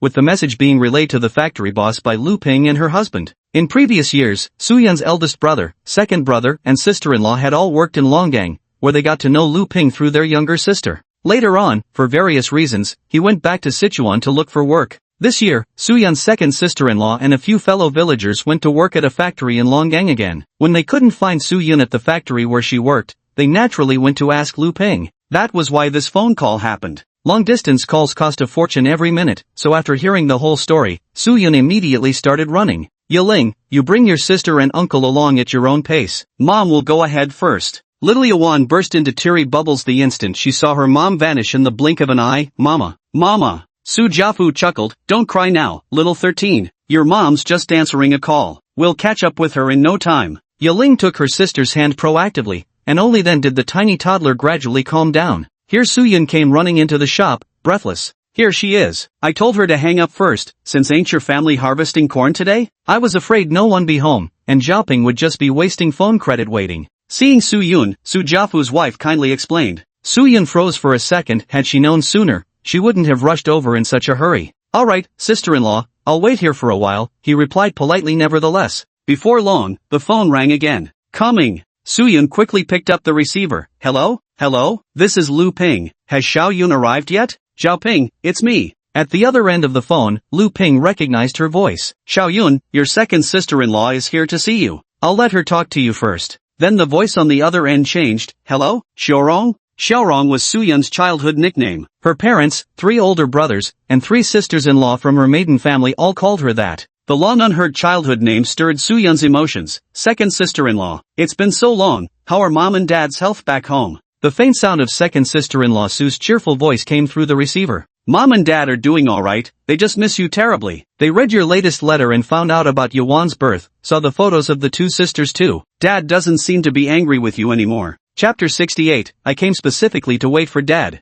At 6 in the evening, Su Guki, Su Dezhuang, and Su Gaoga returned to the village first. Su Ting and Su Jianjun were still on the mountain, continuing to dig tree pits. They planned to ride bicycles back later, which would be faster, so they let the others go ahead. Throughout the afternoon, Su Ting and Su Jianjun dug 60 tree pits. The further they got, the more exhausted they became, and their digging speed slowed down accordingly. At 6:30, Su Ting drove Su Jianjun back to the village. When the bicycle reached a steep slope a few hundred meters from Dogwa village, the 2 of them spotted Su Guki and his 2 companions, who had set off half an hour earlier. "Big Mouth Jun, get off already. It's my turn to ride the bicycle." As soon as Su Guki saw them, he ran to the middle of the road and stopped the bicycle. Su Jianjun had nothing to say either. He got out of the car and let Su Guki take his seat. Anyway, once they descended this steep slope, they'd be near the village entrance. He wouldn't have to walk much longer. "Wait at my place later to collect your pay. Be here tomorrow at 7 sharp. Do the job well, and I'll buy meat every day to make you all congee with meat stew in the mountains." Su Tian dangled the bait before the men. Hearing they could collect money, the group got excited. Su Dezhuang said with a grin, "Got it. We'll be right there." Su Ting gave his bike a kick and shot forward, turning the corner before squeezing the brakes to start descending a steep slope. "Uncle 24, don't go so slow. Ease up on those brakes." Su Guki kept chattering away in the back seat. Su Ting was annoyed. "One more word and I'll throw you out." That damned Guki had more to say than the village gossips. There was a sharp turn at the foot of the steep slope, with paddy fields on the opposite side. Drivers with poor skills could easily plunge straight into them. Su Ting's driving skills were still steady. If he could handle a motorcycle with ease, how could a bicycle possibly make him lose control? As Su Ting coasted the bicycle down the steep slope, "Little Jiumei, isn't that your dad?" A girl pushing her bicycle pointed at Su Ting's receding figure below. Behind the young girl followed 2 little girls of similar age. One was 6 or 7-year-old Su Yaling, the other the teenage girl's 7 or 8-year-old younger sister. Through a gap in the bushes, Su Yaling peered downward and indeed spotted her father. "It's my dad," Su Yaling exclaimed with delight. "My dad went up the mountain today to dig tree pits. I came here specially to wait for him. Now that he's back, I should head home too." Beside the steep slope Su Ting had just passed stood a low hillside, where 2 or 3 households had settled. One of the households belonged to Ah-Er, whom Su Zonghai often said he would go logging with to earn money. Ah-Er's real name was Su Shizhong, sharing the same generational character as Su Ting. He had 3 daughters and 1 son. The eldest daughter, Su Lihui, was 18 this year and ranked as the oldest among the girls of Su Yaling's generation. The son, Su Shaoxiang, was 16 this year and was ranked 14th alongside brothers Su Changlong and Su Changhu. The girl pushing the cart was Su Shizhong's second daughter, Su Lihua, who was the same age as Su Jinying, 16 years old. However, since Su Lihua and another girl from the same clan were half a year and 1 month older than Su Jinying, respectively, she was ranked 3rd among them, while the other girl was 4th, and Su Jinying came in 5th. The girl around 7 or 8 years old was Su Shizhong's 3rd daughter, Su Limei, who was the same age as Su Jianxiu but 3 months older, making her the 7th in the clan's sibling hierarchy. All of them were sisters from the same clan. Su Jinying and Su Lihua were classmates, and so were Su Jianxiu and Su Limei. So these girls are all very close friends. It's just that Su Shizhong's family lives in a relatively remote area, so they usually only play together at school or on weekends. Today, Su Yaling came home after school, dropped her backpack,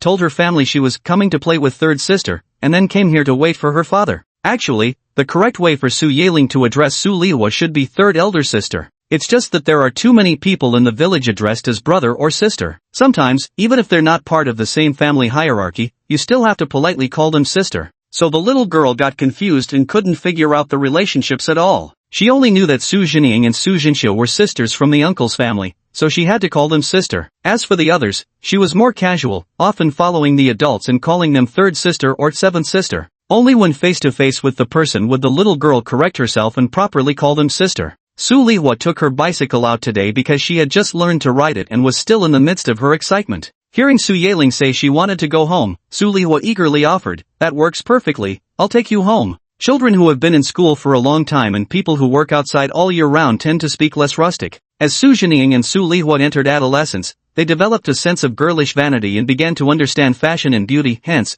they started referring to themselves as I instead of the childhood term ah. The Su Yaling sisters had always been influenced by their parents, especially with Su Yun calling home every week. Under her patient nurturing, the two country girls' speech had been led astray. Su Lihua's words made Su Yaling instinctively turn her head to glance at that terrifyingly steep slope. She immediately shook her head decisively. "No, I'd rather walk down by myself." Third sister had only recently learned to ride a bicycle, there was no way she'd dare ride with her. What if they fell and died? Su Yaling turned to leave, but was abruptly pulled back by Su Limei. "Hey, what are you scared of? My sister can ride bikes. Come on, let's ride together. Later my sister can drop you right at your doorstep, you won't even have to walk." Su Lihua also looked eager. "Hop on. It'll be fine. I'm an excellent rider." The little girl looked torn, she really didn't want to get on. "I really don't dare to sit. You guys go ahead." Su Yaling's voice became softer, terrified of angering her third and seventh sisters. Su Lihua said with full confidence, "Don't worry, I'll definitely get you down safely. Stop dawdling and get on already." Su Limei boarded without hesitation, scooching over to leave half the seat empty for Su Yaling.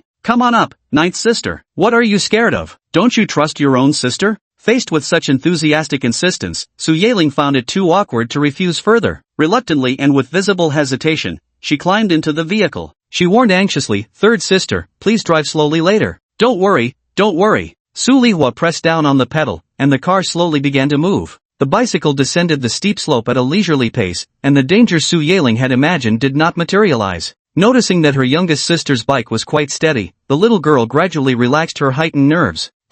My youngest sister is actually quite reliable." Su Lihua rode past several adults with her younger sister and Su Yaling on the bicycle. Su Jianjun, Su Dezhuang, and Su Gaoge clicked their tongues as they watched the three girls coasting downhill on the bike. "Jiugu, didn't you see your dad just went back home?" Su Jianjun shouted. Su Yaling turned her head and casually replied, "Oh, I saw him. I'm heading home right now." As they were speaking, the originally steady bicycle suddenly began to shake violently. Su Yaling's heart skipped a beat again, and she hurriedly averted her gaze. By now, the bike beneath her was shuddering even more intensely. What's going on? Chapter 69, regretting ever boarding this rogue bike. The little girl's heart, which had just settled down, leaped back into her throat again. She swallowed nervously and stammered, "Third sister, quickly, hit the brakes." "I did. Why isn't it responding?" Su Lihua's voice actually carried a hint of panic now. At this, Su Yaling's heart lurched. I knew this would happen. She really shouldn't have gotten in this car. The little girl was thoroughly disheveled by the wind, her mind a chaotic whirl. Should I jump? Am I going to die? Why did I trust those two and get in this car? Oh no, did the brakes fail? Why can't I twist them at all? Su Lihua's voice grew increasingly tense and panicked.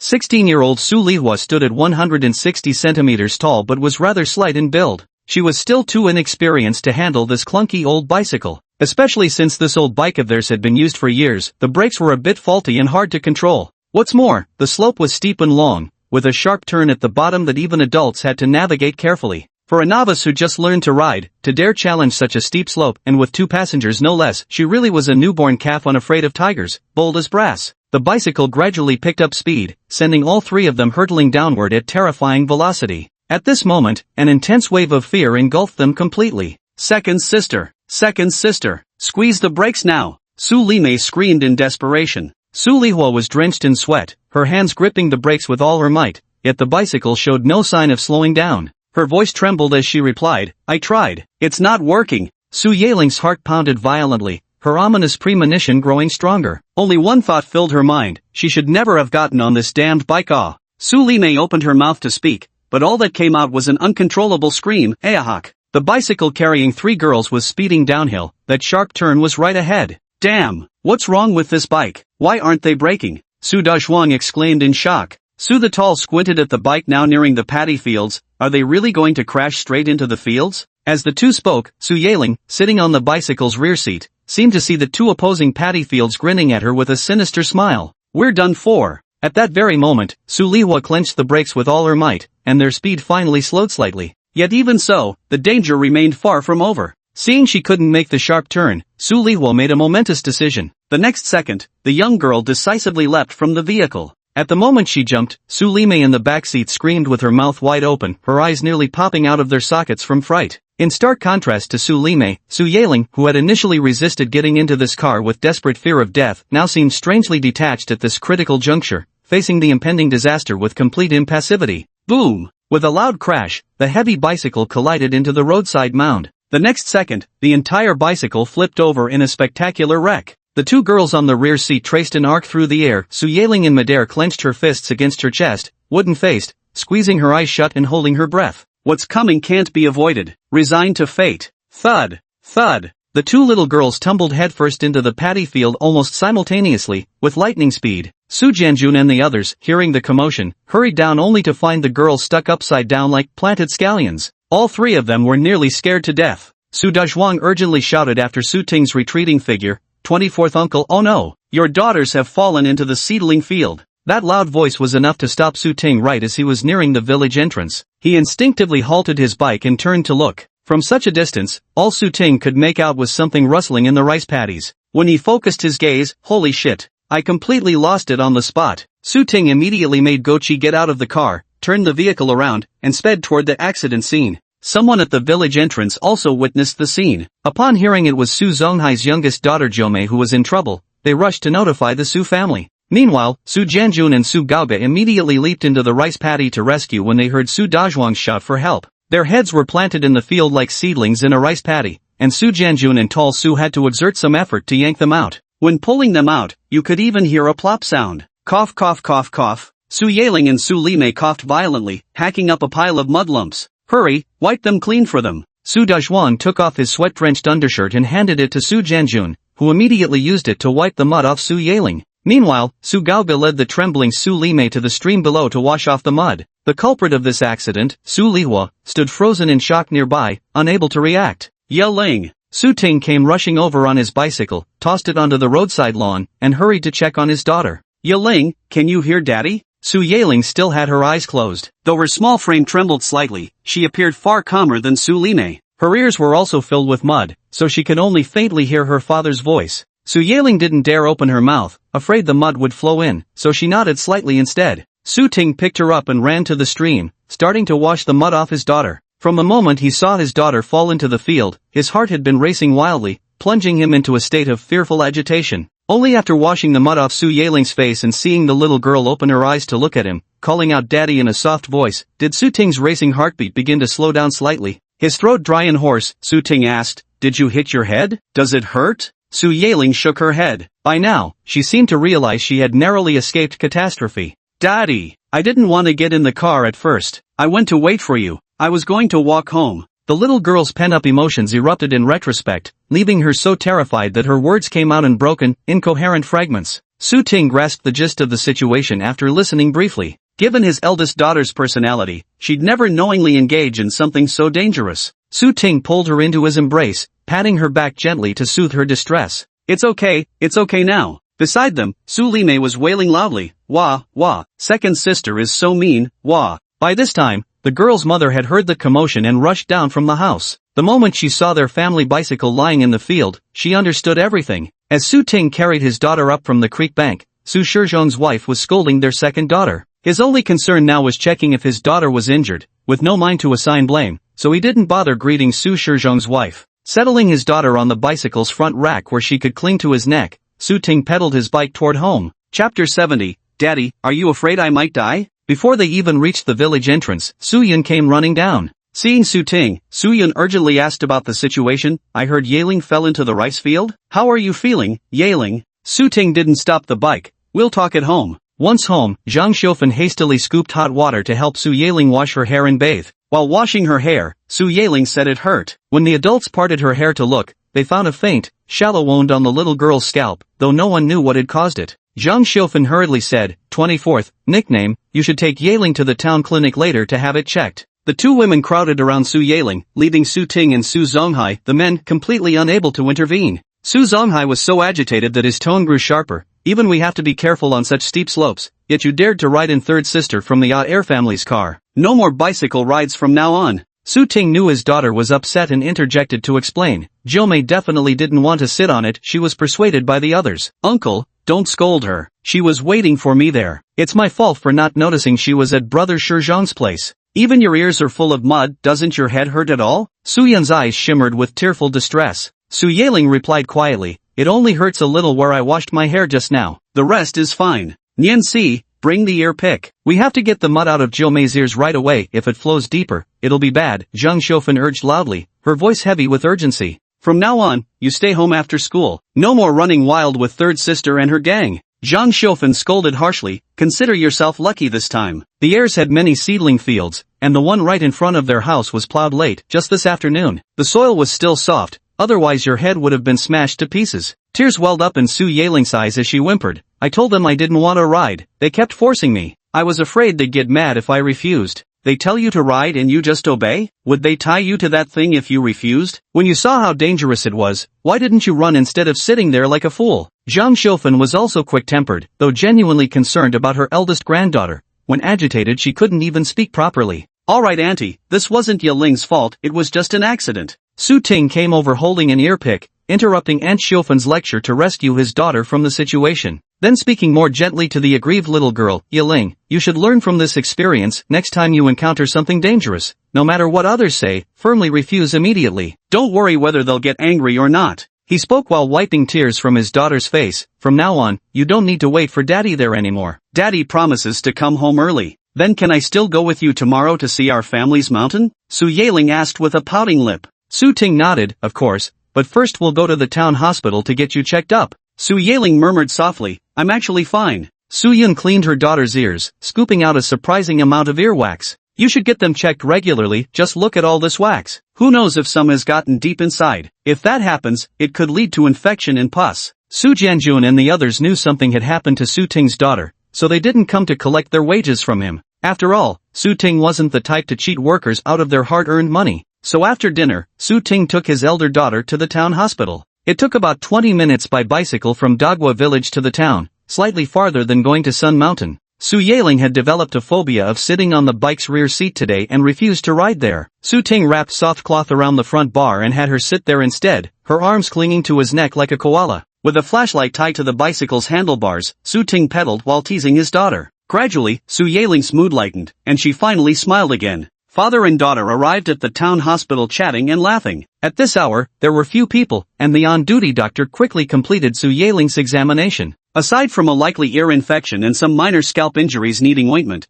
there shouldn't be any other issues. The doctor's words allowed Su Ting to breathe a sigh of relief. It's best to shave the hair off. It'll make applying medicine easier and reduce the risk of secondary infection. The doctor added another remark. Su Ting immediately agreed, alright, I'll shave her hair tonight when we get home. Later, the doctor cleaned Su Yeling's ears, applied some hydrogen peroxide for disinfection, then wrote a prescription and asked Su Ting to go pay. Taking the medicine and bringing his daughter home, Su Ting said with immense relief along the way, thank goodness it's nothing serious. Su Yeling rested her chin on her father's shoulder and asked cautiously, Dad, were you scared I might die? Su Ting rolled his eyes. Duh. Su Yeling couldn't help but feel a little smug. Dad, you used to be so strict with me and even hit me, I thought you didn't like me at all. Su Ting's nose tingled with emotion, but he dared not let his daughter detect his feelings. With forced calmness, he said, what nonsense are you talking? Of course I'd scold you when you're disobedient, but I'll always love you in my heart. After all, you're my daughter. Daddy, does that mean you wouldn't love me if I weren't your daughter? Su Yeling pushed further with mischievous persistence.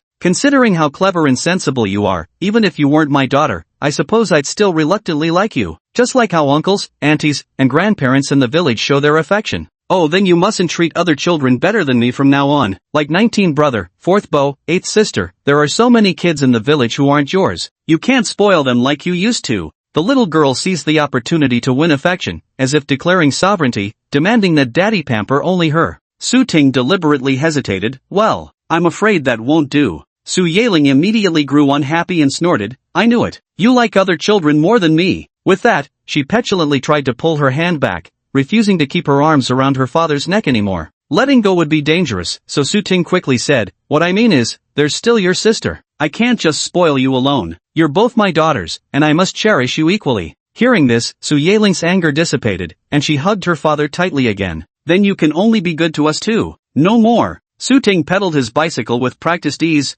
Oh, then what about Mom? If I only love you too, wouldn't Mom have no one to dote on her? The little girl looked puzzled. Do grown-ups compete with children too? Of course. Think about it, you and your sister are Mommy and Daddy's babies, but Mommy is also Grandpa and Grandma's baby. Now that Grandpa and Grandma aren't here, there's no one to spoil Mommy like a baby. Doesn't that make Mommy very pitiful? Su Ting teased her on purpose. Su Yeling listened thoughtfully, nodding with partial understanding. Oh, I see. After pondering for a moment, the little girl's eyes suddenly lit up as she came up with a brilliant idea. Daddy, then you can spoil your and Mommy's baby, while silly girl and I will spoil Grandma and Grandpa's baby for them, and then Mommy can spoil you as her baby. Chapter 71, The Little Conch Shell Whistles Dee-Dee-Da. All this baby that talk could easily make one's head spin. Su Ting took a moment to process this before realizing that even he was being treated as a baby who needed pampering. The corners of his lips curved slightly. Dad doesn't need it, he said. Dad's been playing the overgrown baby for too long already, letting you spoil me for years. From now on, let Dad be the one to pamper you. Su Yeling didn't understand and kept pressing him to explain what he meant.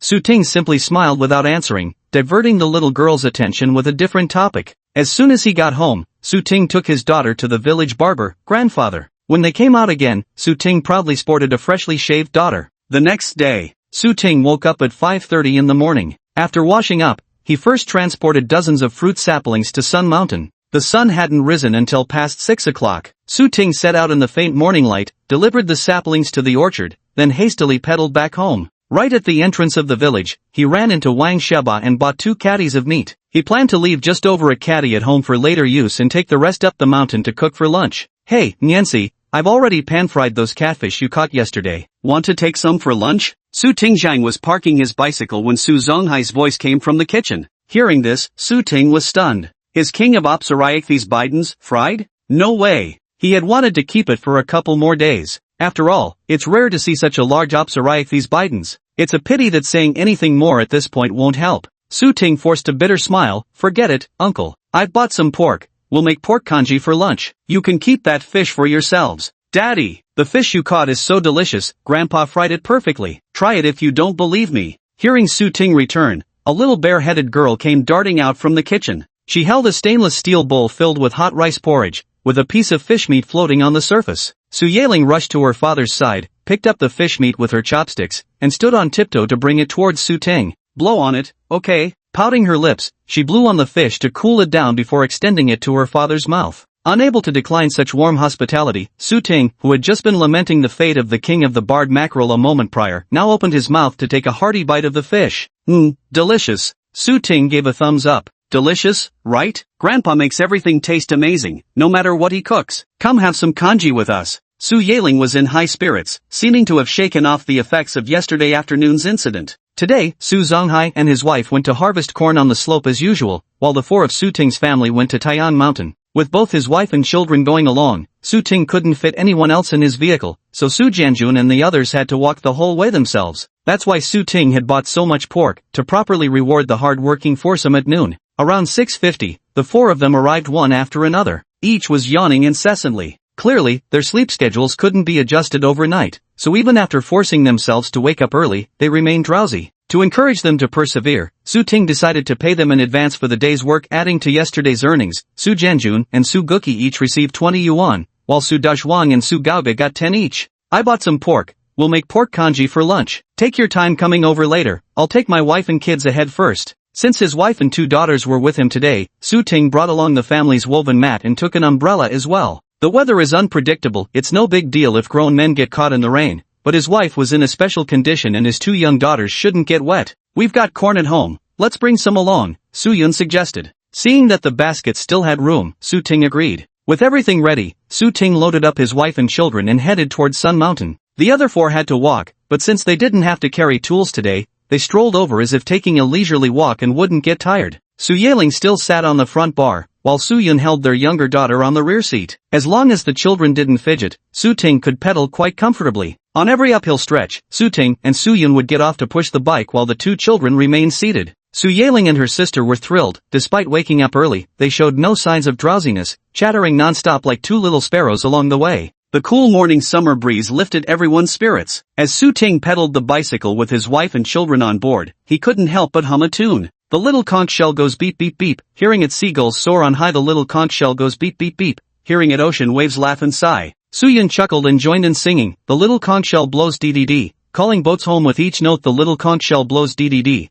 urging father to hurry back. Seated on the front bar of the bicycle, Su Yaling gripped the handlebars, feeling the cool breeze against her face as she listened to her parents' harmonious duet. The little girl's heart rippled like gentle waves, each ripple resonating deep in her soul. This moment would forever be etched in her memory. Nestled in her mother's arms, little Yuan, still struggling to form words, couldn't resist humming along with her parents, her sweet, off-key murmurs blending into the tune. Their joyous singing seemed to echo across the mountains and fields, filling the air with warmth. Upon arriving at the fruit orchard, Su Ting didn't rest for even a moment. Leaving Su Yun to watch the children, he grabbed a bucket and went downhill to fetch water. Su Yun happened to notice the saplings Su Ting had brought ahead and called out, "Honey, should I take the saplings up the mountain first?" Su Ting's voice came back quickly, "Yes, please. Then I'll take some up first." Su Yun couldn't carry too many saplings at once, so she had to make several trips to transport them. While she was busy hauling the saplings, Su Yaling scampered about like a little explorer, curiously peeking here and darting there. The toddler tagged along behind her elder sister, becoming the perfect little shadow. "Yaling, Yuan, don't run too far. There might be snakes on this mountain." Worried that the children might run off and get hurt, Su Yun deliberately scared them. Su Yaling and little Yuan were indeed frightened and immediately ran back to their mother's side. By the time Su Ting carried the water up the hill, Su Yun had already transported half of the saplings to the mountainside. Su Yun wanted to go back down to fetch more saplings, but Su Ting quickly stopped her. "No need to bring the others up here. There's no shade in this spot, and I'm afraid the saplings might get scorched. Let's plant these first before we worry about the rest." "Oh, okay." Then the young couple hurriedly planted the saplings while the sun was still mild. Su Yun steadied the saplings while Su Ting filled in the holes. Su Yaling squatted nearby with her younger sister, watching the whole process. "Honey, won't the fruit saplings grow poorly without fertilizer?" Su Yun always felt there might be a missing step in this reasoning, which prompted her question. Su Ting wasn't actually a professional fruit grower either. His thinking was rather straightforward. Since this hillside had been suitable for growing Shitangju oranges in his past life, that meant the soil here was inherently fertile enough. At least the essential nutrients required by the sugar orange trees can be naturally provided by this mountain itself. Therefore, the step of fertilization was never considered. Moreover, with such a vast mountain and 20 full acres to plant sugar oranges, even if fertilization were needed, where could he possibly find that much fertilizer? Chapter 72, Su Yun's maternal family. "Oh, I almost forgot to mention, my second sister-in-law called yesterday." Su Yun suddenly remembered there was something important she hadn't told Su Ting. Second sister-in-law? Su Ting pondered for a moment before a figure surfaced in his mind. "Ah, you mean Ding Simon? When did this happen?" Su Yun's second sister-in-law was indeed named Ding Simon. "Yesterday around noon, brother Jiafu came looking for me, saying Xiaoping had called back." Before Su Yun could finish, Su Ting quickly pieced together the situation. "Could it be that after failing to find us at the factory, your second sister-in-law went to ask Xiaoping about our whereabouts, and then Xiaoping took leave from work to call home?" "Exactly." Su Yun's eyes shone with admiration. Su Ting wiped sweat from his brow. "So what did your second sister-in-law talk to you about?" Su Yun's lips curled slightly upwards as she said with quiet delight, "Second sister-in-law said that mom and dad have seen photos of Yuan and Yaling, and they both adore their granddaughters. Although dad is being stubborn and hasn't said anything, when mom wrote us a letter to send through second sister-in-law to Longgang, dad pretended not to see it, not objecting as vehemently as before when they wrote to us." Su Ting couldn't help but look up at her. Seeing the undisguised joy on his wife's face at that moment, Su Ting was overwhelmed with guilt. "We've been married for 7 or 8 years, and I've never been to your hometown. Maybe we should find time to visit next year?"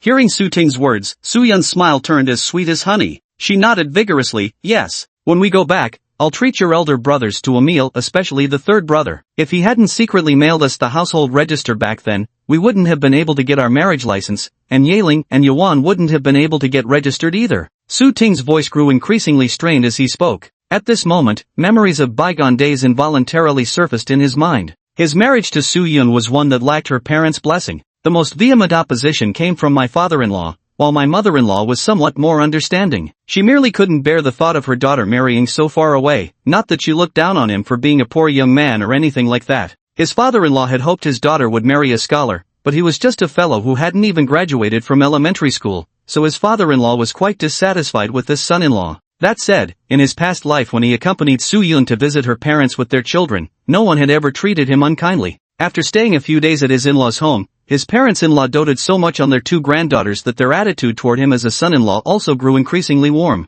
When they learned of his gambling habit, his father-in-law had even earnestly admonished him, hoping he would turn back from his misguided ways. His mother-in-law made a set of clothes for each of her two granddaughters and stitched several pairs of shoe insoles for him. Knowing they were struggling financially, she secretly slipped Soo-yun over 1,000 yuan. To his shame, he completely failed to appreciate his mother-in-law's loving concern for her daughter at that time. Later, when he took his wife and children back to his hometown in Sichuan, the entire 1,000 yuan from his mother-in-law was spent on this homecoming trip. He bragged about his financial success in front of his older brothers and sisters by insisting on picking up the tab everywhere, even if it meant straining his budget. After just a few days, most of his 1,000+ yuan had vanished. His wife got angry about this, but he brushed it off, thinking she was being stingy. Despite everything, his wife never mentioned the matter to her parents, so his in-laws still held a favorable opinion of him. They'd send regards to him in their letters to their daughter and remind him to take care of his health. From this, it was evident that as long as he didn't self-sabotage, he could actually get along quite well with his in-laws. But then came a year when his wife quarreled with him because he had lost a substantial amount of money gambling at mahjong, and in the heat of the moment, he hit her. Enraged, she fled back to her parents' home. His mother-in-law called, asking him to come retrieve her. He went, but somehow, as if blinded by foolishness, he ended up flirting with a woman on the train. After disembarking, he went to a hotel with her only to be arrested by local police under suspicion of solicitation. This incident sent his reputation with his in-laws plummeting straight into the abyss. His father-in-law and wife went to the police station to bail him out. When they got home, they scolded him mercilessly, and he didn't dare utter a word. His wife wept and demanded a divorce, while his mother-in-law stood by silently crying without trying to dissuade her. Only then did he panic. So he knelt down to apologize and even wrote a blood oath promising never to make the same mistake again. Although his marriage survived that incident, he permanently lost all goodwill from his in-laws. Because of the distance, he wasn't constrained by his in-laws or his wife's 3 older brothers. So before long, he reverted to his old ways, just kept his wife completely in the dark. But secrets never stay buried forever. When the truth came out, his wife erupted in hysterics, sobbing and demanding answers only for him to say something irreversible. Then they got divorced.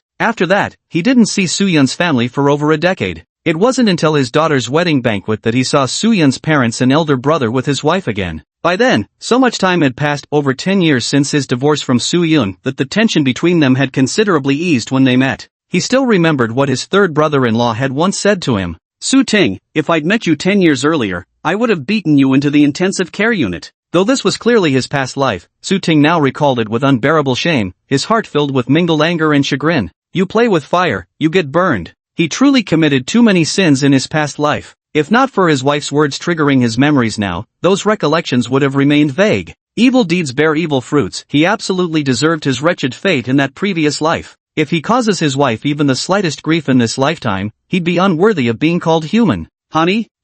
Su-ting secretly despised his former scoundrel self when the call abruptly snapped him out of his thoughts. Looking down, he saw his lovely wife standing before him. His body moved faster than his mind as he leaned down to plant a kiss on her lips. Overcome with guilt, he murmured, "I'm so sorry, sweetheart." Soo-yun was left in a daze after being kissed. "Why are you suddenly apologizing? What were you thinking about just now? Your expression looked so painful." Su-ting's emotions were written all over his face as he fell into reminiscence. Faced with her question, Su-ting was momentarily speechless and couldn't find an answer. Chapter 73, Delights of the Wilderness. Everyone has a phase of not growing up, where normal people spend 20 or 30 years, even 40 or 50, to mature. He spent his entire lifetime, yet still couldn't fully grow up. Raised under the nurturing influence of their mother's love, his children surpassed their mentor and learned this truth early in life, inadvertently influencing him in turn. This realization made him awaken just before death. Perhaps he was unfortunate, having lost parental love since childhood, with siblings who couldn't care for him either,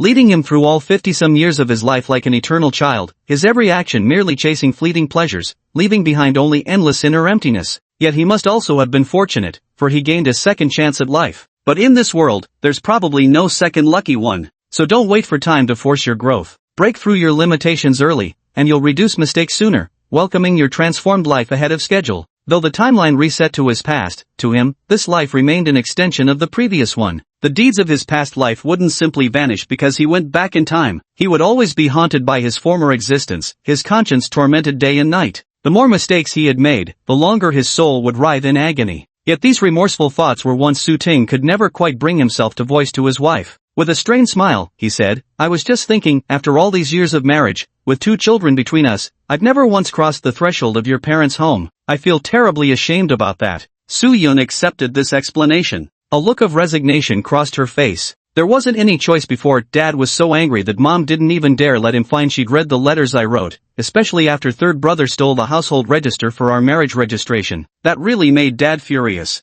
But it's fine now. If we take Yaling and Yuan back with us when we visit, Dad probably won't be angry anymore. Alright, this time I won't disappoint your parents again. I promise they'll feel completely at ease in trusting you to me in the future. Su Ting spoke as if making a vow. It seems there's no time to go back this year, so it'll have to wait until next year, maybe next summer vacation? Soo-yeon's eyes sparkled as she chirped excitedly. Just last month, I told Yaling that I would take them back to their grandmother's house. I'm sure they'll be very happy when they hear about it. Su Ting considered for a moment and agreed. Alright, next summer vacation should be perfectly manageable. 1 year left. Even if the system will upgrade into something unknown after a full year of check-ins, at least there are still a few months left before then. These past few months should have helped him save up quite a bit of money. With money in his pocket, he felt not the slightest hesitation when facing his parents-in-law and 3 brothers-in-law. He was determined to right the wrongs of his past life and prove to his in-laws that the Su family's only princess hadn't married the wrong man. What he owed in his previous life, he would repay twofold in this one.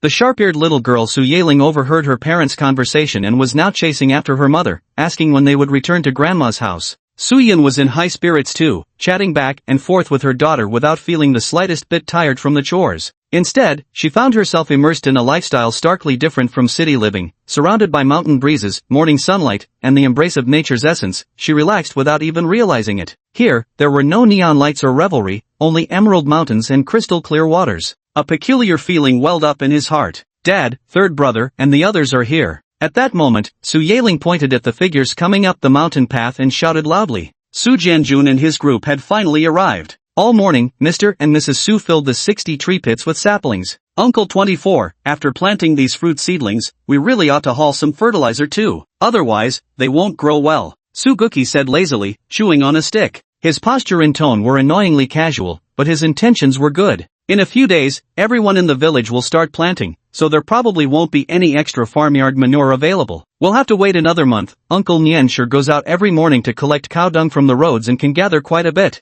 Su Jianjun said. Su Ting nodded. It's not easy to find that much fertilizer all at once. 20 acres of land is no joke. Su Guki clicked his tongue. You're planting 20 acres? That's going to need an awful lot of manure. Su Jianjun had once grown longan trees before, so he was still quite experienced in this matter. Take it easy with the fertilizer. If you give too much manure to a young sapling all at once, it might just wither away. Su Ting quietly made a mental note to seek more advice from Su Jianjun on such matters in the future. It was noon. Su Ting and Su Dajuan went downstairs to wash the rice and fetch water. Both daughters insisted on following their father, so Su-yeon went down with them as well. She held little Yuan in her arms to prevent the little girl from running wildly along the field ridges and tumbling. Su Yaling squatted by the field ridge, searching for snails and fish. Upon seeing this, Su Ting immediately warned her that nothing in the fields was safe to eat anymore. The little girl kept asking why, and Su Ting patiently explained the reasons to her. Understanding now, Su Yaling ran off to join her father by the mountain spring ditch.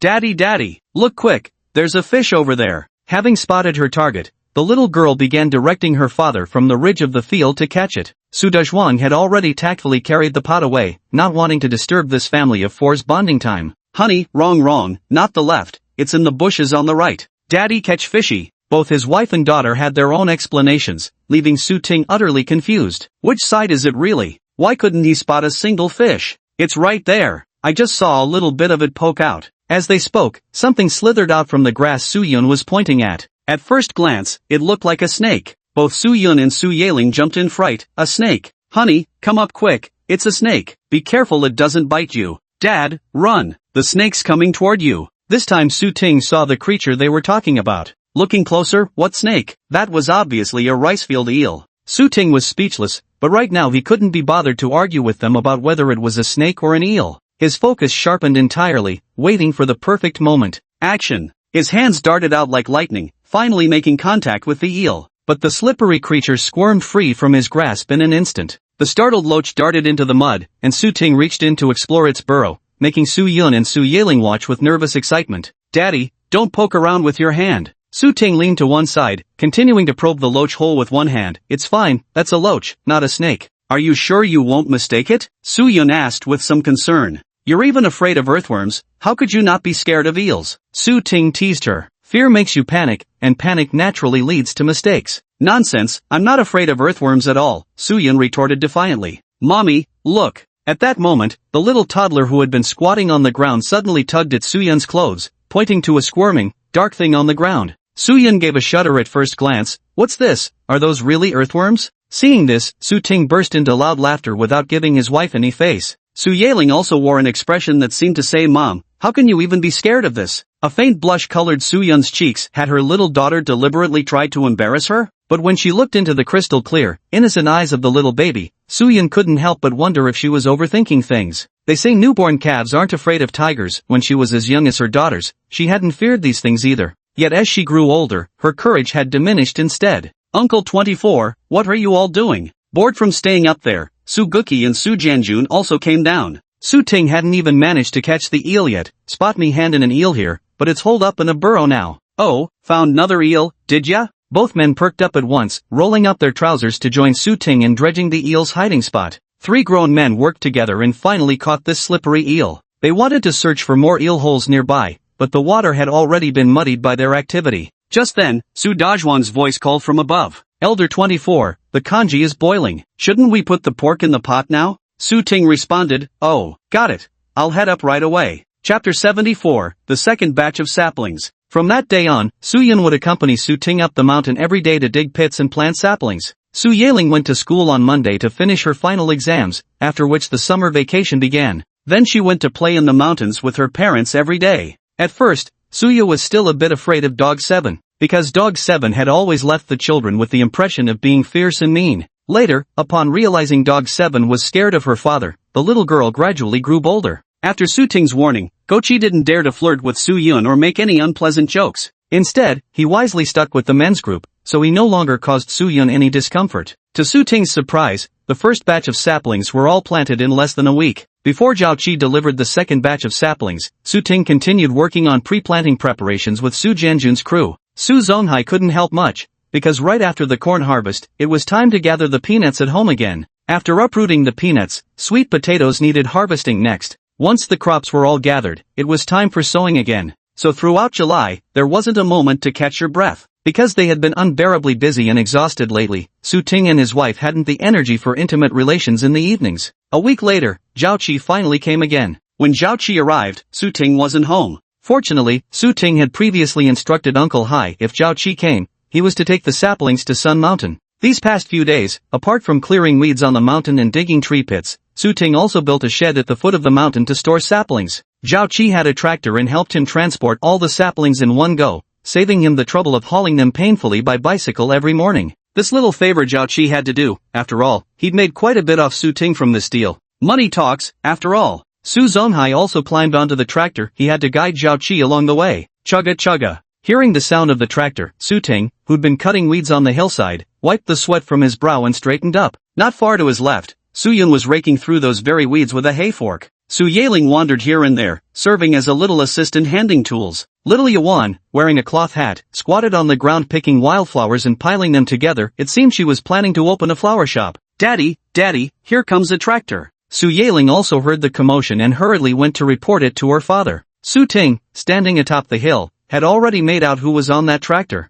Brother Qi is bringing the saplings. Su Ting turned his head and called out to the busy crowd, everyone, take a break. With that, he started walking down the hillside. Su Yeling trotted along eagerly behind him. Grandpa. Su Zonghai heard his eldest granddaughter's call and immediately responded, coming. Grandpa? The little toddler, busy gathering wildflowers, tilted her head. Where's Grandpa? She looked around for quite a while. Though standing atop the hill, she was too small to see past the fern-covered mountain paths below. So the toddler focused intently on picking wildflowers again. Just as Su Zonghai stepped off the tractor, Su Yeling rushed forward and wrapped her arms around his waist. Grandpa, what brings you here? Su Zonghai placed a hand on his eldest granddaughter's shoulder to steady her. I brought Brother Qi over with the saplings. Brother Qi, thank you for your hard work. Su Ting had already stepped forward to greet Zhao Qi. After exchanging pleasantries with Zhao Qi for a while, Su Ting began inspecting the fruit saplings. Su Ting was generous with his money, so Zhao Qi treated him several times better than his other customers. Not only were every single sapling a genuine Satsuma orange,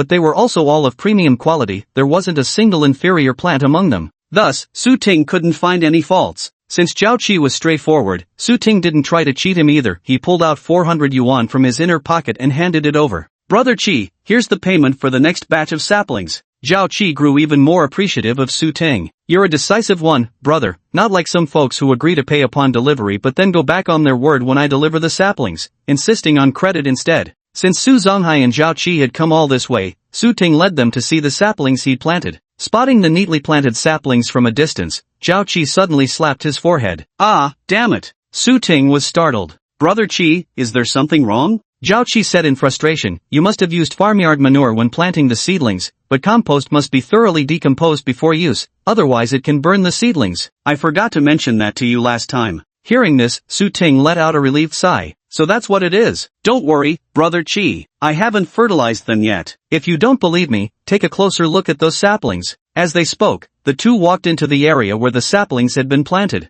Zhao Qi quickly inspected the condition of the saplings. None appeared to be withering for now. He said with a smile, at first glance, the saplings seem to be growing pretty well. But to ensure healthy fruit trees, fertilizer is essential. We'll need to pay attention to proper fertilization. Su Ting nodded in agreement. Understood. Grandpa, flowers. At that moment, the little toddler spotted Su Zonghai and immediately ran over with an armful of wildflowers to show off to her grandfather. Su Zonghai glanced at them. What did you gather so many flowers for? You've dirtied your clothes, your mother won't even be able to wash them clean. The toddler just grinned foolishly, her little mouth stretching wide. Su Zonghai couldn't help but grin at his silly-looking granddaughter, teasing her, tagging along to sunbathe every day. Look how dark your face has turned, black as a stove door. I can barely recognize you anymore. If we're talking about dark skin, surely no one present could rival Su Zonghai's complexion. After all, he'd been a farmer laboring under the sun for 40 or 50 years. When he laughed, his entire face became pitch black except for a row of gleaming white teeth. He actually had the nerve to laugh at Xiao Yuan. Su Yun silently averted her gaze, deciding to pretend she hadn't heard anything. After walking around the mountain, Su Zonghai noticed that in just half a month, Nianxi and his team had already cleared about a quarter of this mountain. The 500 acres of mountain land contracted by Su Ting included 2 mountains of over 200 acres each, along with those swampy patches at the foothills. The 2 mountains are connected, so they can also be considered as one single mountain. However, in Su Ting's plan, this great mountain will later be divided into 2 distinct domains at the saddleback. One will grow fruit trees and free-range small poultry like chickens and ducks. The other will cultivate commercial timber trees, encircled by a large fence where native pigs will roam freely. A single mountain covers over 200 acres, with 1/4 being 50 acres. Clearing 50 acres in half a month means they must clear at least 3 to 4 acres daily. This indicates they practically never slacked off once in the mountains, working with all their might every day. Of course, since this mountain was destined for fruit trees and small poultry farming, the clearing had to be done with exceptional thoroughness. The mountain behind doesn't need to be cleaned so thoroughly. After all, the mountains here aren't very high, they're not remote virgin forests. There's just some wild grass and scrub trees on them, without any dangerous beasts or venomous snakes. Chapter 75, Then Where Mine? It takes 10 years to grow trees, but 100 to cultivate people. Creating the mountain forest of Su Ting's dreams couldn't be achieved in just a few years. Fortunately, he had ample time and patience. Once the orchard became stable, the economic forest could be gradually nurtured. Raising free-range pigs over a decade later would perfectly coincide with the peak pricing period for organic pork. Everything was just perfect. By late July, the hill berries on the mountains had ripened. Purple blackberries covered the berry bushes, and Su Yaling was like a diligent little bee, gathering them in bags every day. The berries had a slightly glutinous texture, tasting grainy and sweet, staining teeth and tongues purple-black after eating. This fruit is very popular among children. Even Su Ting and the others would pick some berries to eat when they were tired from work. The berries in July and August are big and sweet, making it the best time to eat them. By September, the berries become overripe. They're not as sweet for eating but perfect for making berry wine. Mom, there are so many berries here. Su Yaling's voice came from behind the mountain. Su Yun and Su Ting, working together as a couple to plant fruit seedlings, didn't follow alone. Hearing the voice, Su Yun couldn't help but remind, Yaling, don't just focus on picking berries, keep an eye on your sister. She was actually worried about the children in her heart, but Su Ting also needed help with the tree planting here, which was truly exasperating. Su Ting glanced at her and saw that her eyes and face were full of anxious expressions, so he turned his head and called out, Tall guy, come here. Su the tall guy, upon hearing his call, walked over with his hoe. Su Ting then said to his wife, Tall guy and I will plant the saplings. You go keep an eye on the 2 girls to make sure nothing happens to them. Upon hearing this, Su Yun left without hesitation. With plenty of tall helpers ready to take over her work, she could focus on tending to the children without worry. While there were no venomous snakes or fierce beasts on this mountain, one could never be certain what other dangers might lurk. Moreover, some of the grass here was quite slippery. What if the children took a tumble? In the past, this mountain held little to captivate the girls, so they typically circle around the adults and rarely strayed far. Now Su Yaling was wholly absorbed in picking bayberries, while little Yuan followed her elder sister, running wild across the mountainside. This kept Su Yun on high alert, wishing she had several extra pairs of eyes to keep watch over the two of them. When the girl saw her mother had arrived too, her excitement grew, and she eagerly opened a plastic bag to show off her harvest. "Look, Mom, I picked so many bayberries." Even little Yuan picked some myrtle berries, though without a plastic bag, she carried them in the hem of her shirt. Su Yun noticed and quickly took the berries from her clothes, but it was already too late. The myrtle juice had stained her shirt. These stains were nearly impossible to wash out. Su Yun sighed. "Yaling, didn't I say you two should share one bag? Look how your sister's gotten her clothes all dirty." "I did tell her to use it, she's the one who insisted on holding them in her skirt," Su Yaling retorted emphatically. Su Yun couldn't be bothered to argue, because the toddler hadn't just stained her clothes, her entire face was now smeared with dark berry juice. The purplish-black berry juice had turned her little face into a painted mess, like a tiny calico kitten. Su Yun wiped it for her, only to find that the mulberry juice stubbornly refused to come clean. The more she scrubbed, the messier it became. Water would have to wash it away. But when Su Yun tried taking the little one downhill to wash her face, the toddler resisted fiercely. She was determined to stay on the mountain picking mulberries. "Mom will take you to wash your face, and we can come back to pick more later." Mother Su Yun tried to persuade her between laughter and tears. Little Yuan shook her head stubbornly, refusing to go down the mountain. When asked why, she pointed at her sister. "Big sister picked all the berries already." Su Yun was puzzled. Why worry if older sister picks them all? Wouldn't it save you the trouble if she stripped all the berries clean? No way, absolutely not. Xiaoyao was utterly anxious, yet her lips felt clumsy and her mind sluggish. She could only shake her head in refusal, unable to articulate why it wouldn't do. Su Yun watched her flitting about in agitation and felt her own anxiety rise in response. What's really going on? It was only then that Su Yaling told her mother the truth. "Our silly girl wanted to eat the berries from the bag, but I wouldn't let her have them. I told her to pick her own, saying whoever picks the berries gets to keep them. The ones in the bag were picked by me, none by her, so she doesn't get any." Hearing the little girl's explanation, Su Yun finally grasped the whole story from start to finish. No wonder little Peanut didn't toss the berries into the plastic bag but insisted on carrying them in her own clothes. Su Yun rubbed her forehead. "Good heavens, Yaling, don't you know your little sister becomes obsessive and sharp when it comes to food? How could you say something like that to her? Now she'll want to strip the whole mountain bare of berries before you can get any." This was no exaggeration. Even now, little Peanut had already run off to pick more berries. Though she was so short, she stubbornly stood on tiptoe to pick those berries anyway. Su Yaling glanced at her younger sister and curled her lips disdainfully. She shouldn't be called silly girl. Glutton girl would suit her better. "And you're not much better, picking so many without sharing even one with your younger sister," Su Yun deliberately provoked. Su Yaling retorted righteously, "I'm nothing like her. I'm not picking these berries for myself, I'm collecting them for Grandpa and Grandma." That's a compelling reason. Su Yun had no choice but to abandon her attempt to persuade her to share with her younger sister and went over to coax the little one.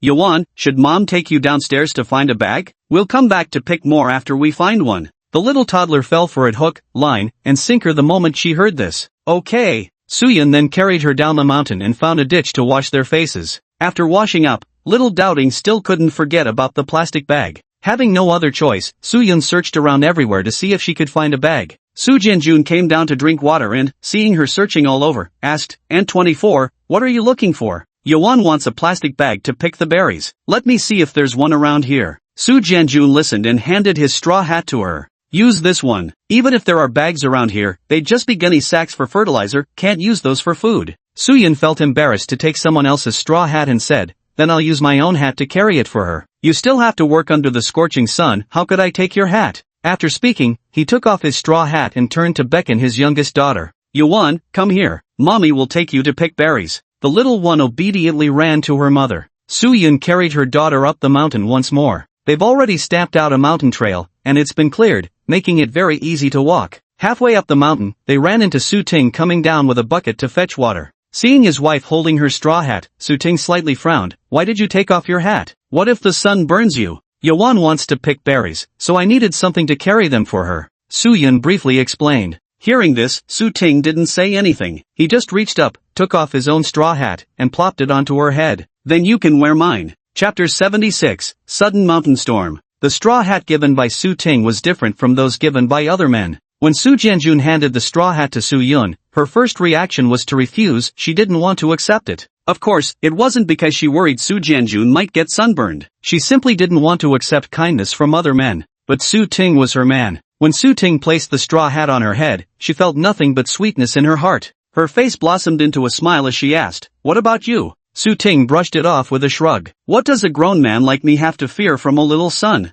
Su Yun pursed her lips as she laughed, her crescent-shaped eyes brimming with tenderness. Even as a mother, her smile still resembles that of a bashful young maiden. Su Ting's fingers itched at the sight, and he couldn't resist pinching her cheek affectionately. The little munchkin cradled in Su Yun's arms tilted her head curiously as she watched their interaction. Since the toddler wouldn't understand anyway, Su Ting didn't mind in the slightest. Su Yun returned to the mountaintop wearing her husband's straw hat, picking berries with Little P while teaching her a nursery rhyme as they went. Two tigers, running fast, running fast. One without a tail, one without ears, how strange, how strange. When it was Little P's turn to sing, her tongue seemed to get tangled. Two little tigers, one away, all gone. Not far away, Su Yaling overheard and said disdainfully, "Silly girl, you're so dumb." Xia Yaowen pouted defiantly. "Sister's stupid." Su Yaling immediately bristled in anger. "That's nonsense. I'm not stupid at all. I can sing two tigers." She totally bombed her finals this time, 80 in Chinese and 76 in math. When her dad saw the report card, he stared at it in confusion and asked, "Yaling, did you grab the wrong score sheet by mistake?"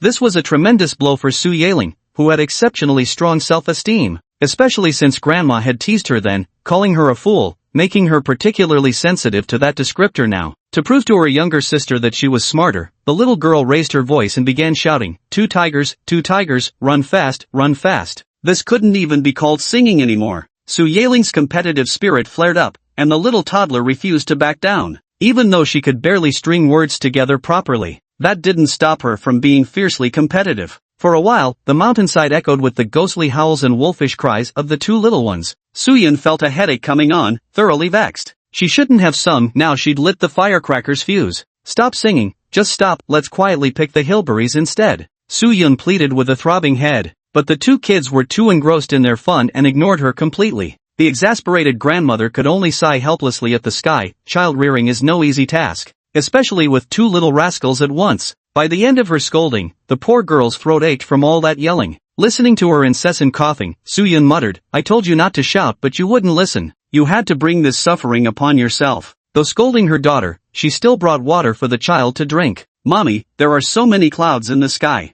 The little girl, while drinking water, suddenly pointed at the sky and said to her mother. Su Yun looked up at the sound. The clear blue sky from this morning had gathered increasingly thick clouds without them noticing. "It's not going to rain, is it?" Su Yun murmured. "Granddad says it only rains when the clouds turn black," Su Yaling informed her mother with solemn seriousness. Su Yun still felt uneasy and turned to look at Su Ting in the distance. "RSI, look at all those clouds in the sky. Do you think it's going to rain soon?" Hearing this, Su Ting also raised his head to glance at the sky. Adults and children view the sky differently. Children only see the patch of sky directly above them, while adults observe the distant skies as well, deducing whether rain will come to where they stand and roughly how soon it might arrive. At this moment, there was indeed a massive dark cloud churning on the distant horizon. Su Ting gauged the wind direction once more. Then he raised his voice, "It's really going to rain. Judging by the speed of the clouds, it should reach us in about 10 minutes. As soon as he finished speaking, a sudden mountain gust swept through. The wind carried a hint of coolness and a faint dampness.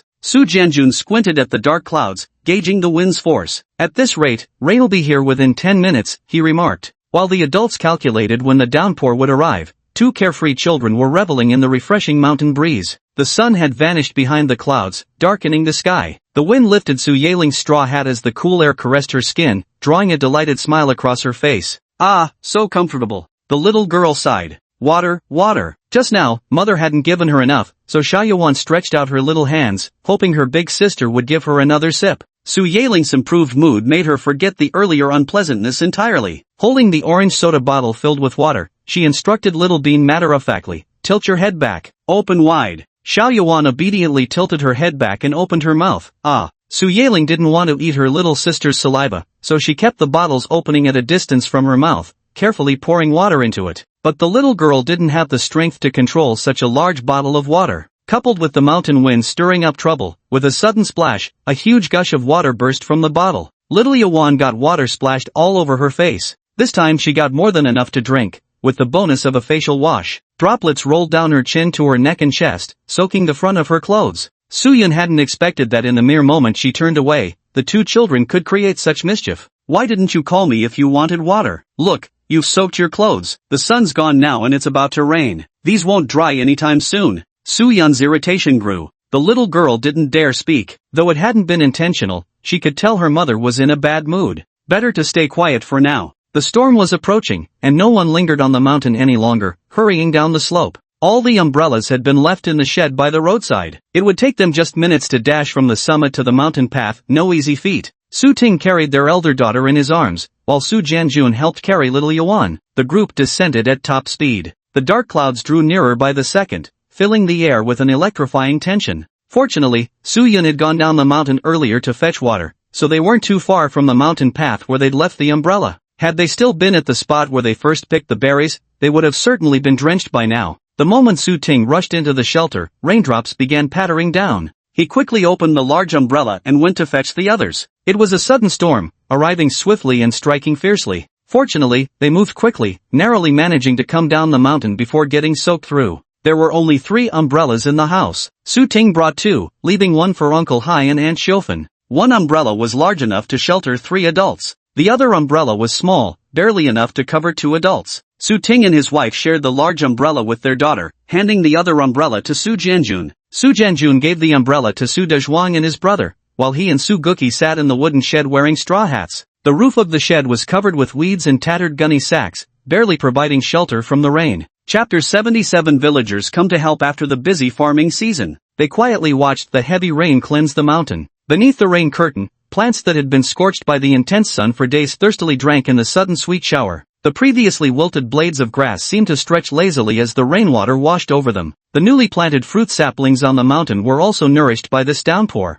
Pitter-patter. The heavy rain poured down, pounding against the umbrella surface with loud, forceful impacts. The restless rhythm of the rain paradoxically brought an involuntary calmness to one's mind. The battered umbrella became a shelter for the family of 4. The father held the umbrella with one hand and grasped his elder daughter's hand with the other. The little girl lowered her head, playfully scraping the ground with her toes, occasionally venturing beyond the umbrella to catch the falling raindrops. The mother cradled the younger daughter while catching her restless little hands to tickle her neck, making the baby giggle with delight. The surrounding people, like the great mountain itself, all faded into the background for just this family of 4. After about 10 minutes, the mountain rain gradually subsided. The original plop-plop sound slowly turned into light drip drops. Su Ting looked up at the sky. The dark clouds were dispersing. The rain is about to stop. No storm lasts forever. The sky, washed clean by rain, shone bright and clear as the sun emerged from behind the clouds, casting post-storm sunlight with an extraordinary charm. Gazing at this scenery, Su Ting suddenly felt a surge of magnificent resolve.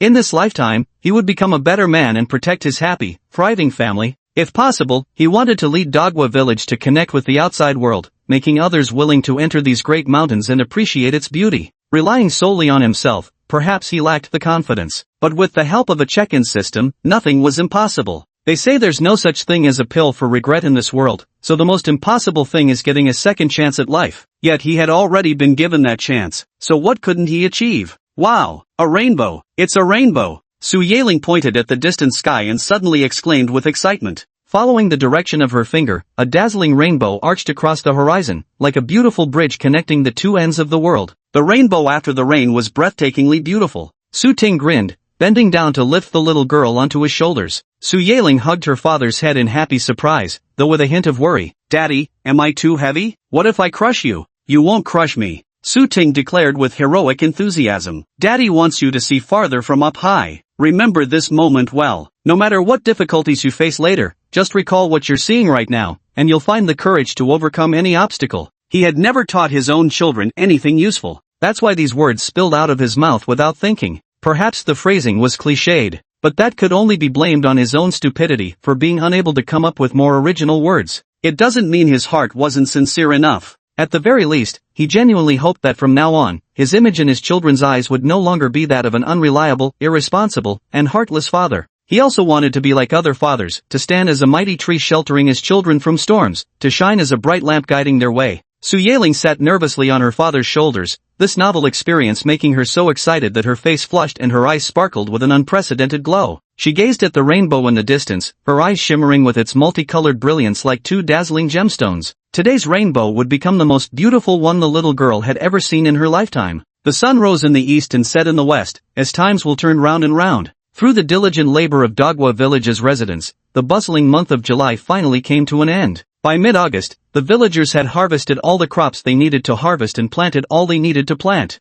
They could finally take a breather. Hearing that the Su family was still working hard in the mountains, the villagers who now had some free time went in twos and threes to ask Su Zonghai if he needed a hand. Su Ting was overjoyed when he heard this. He immediately made his announcement, "Come help at my place, and I'll serve you good meat with every meal. Once the orchard grows in, you can eat all the fruit you want for free." "Oh ho, so generous. RC, what if we pick your fruit to sell?" "Uncle Gong, you wanna take what you can't even eat? Give me a break, fill your belly all you like, but nothing leaves in bags or baskets." Su Zonggong roared with laughter. The next day, Su Zonggong leisurely made his way to Sun Mountain, herding cattle while carrying a machete. Leaving the cattle to graze in the mountain hollow, Su Zonggong went up the slope to help the Su family clear the overgrown weeds. 400 to 500 acres of land. At their previous pace, it would take several months just to get it all sorted out. Now that more villagers have come to help, the speed has naturally increased significantly. Su Jianjun, Su Guki, Su Dazhuang, and Su Gaoga, seeing more and more people offering help, deeply felt their positions were being threatened.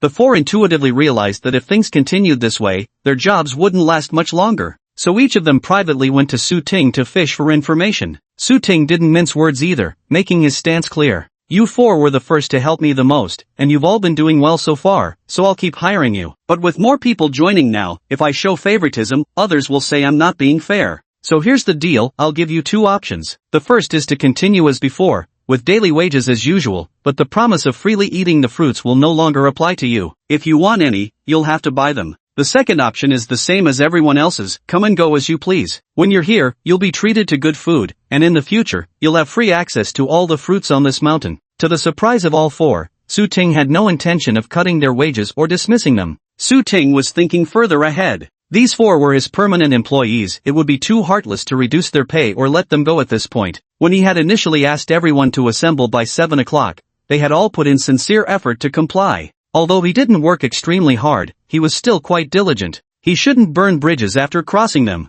Besides, you get what you pay for, people only give their best when properly compensated. While many villagers came to help, some were just there to fish in troubled waters, enjoying free meals and joining in for the fun. Su Ting would never risk creating future troubles in her work just for some immediate petty advantage. In the end, all four of them without exception chose to continue taking the money and doing the job. Things like getting to eat the fruits were too distant a notion for them. To put it bluntly, how many of the villagers helping out here actually cared about the orchard's future harvest? The older villagers came out of respect for Su Zonghai, that good-hearted soul. The younger ones came for the spectacle, and for the promise of meat. And indeed, to host them, Su Ting had built a makeshift stove at the foot of the mountain, with planks serving as a table. By the looks of it, he was preparing to cook up a veritable feast. Standing before the stove with a large spatula in hand, Su Ting lifted a big basin and tipped its contents into the sizzling oil pan. Sizzle. Chapter 78, The Fruit Mountain Takes Shape. Pork with the perfect lean-fat ratio slid into the pan as Su Ting swiftly stirred with the spatula. Waves of meaty fragrance wafted through the air, making the busy villagers on the mountain swallow hard in anticipation.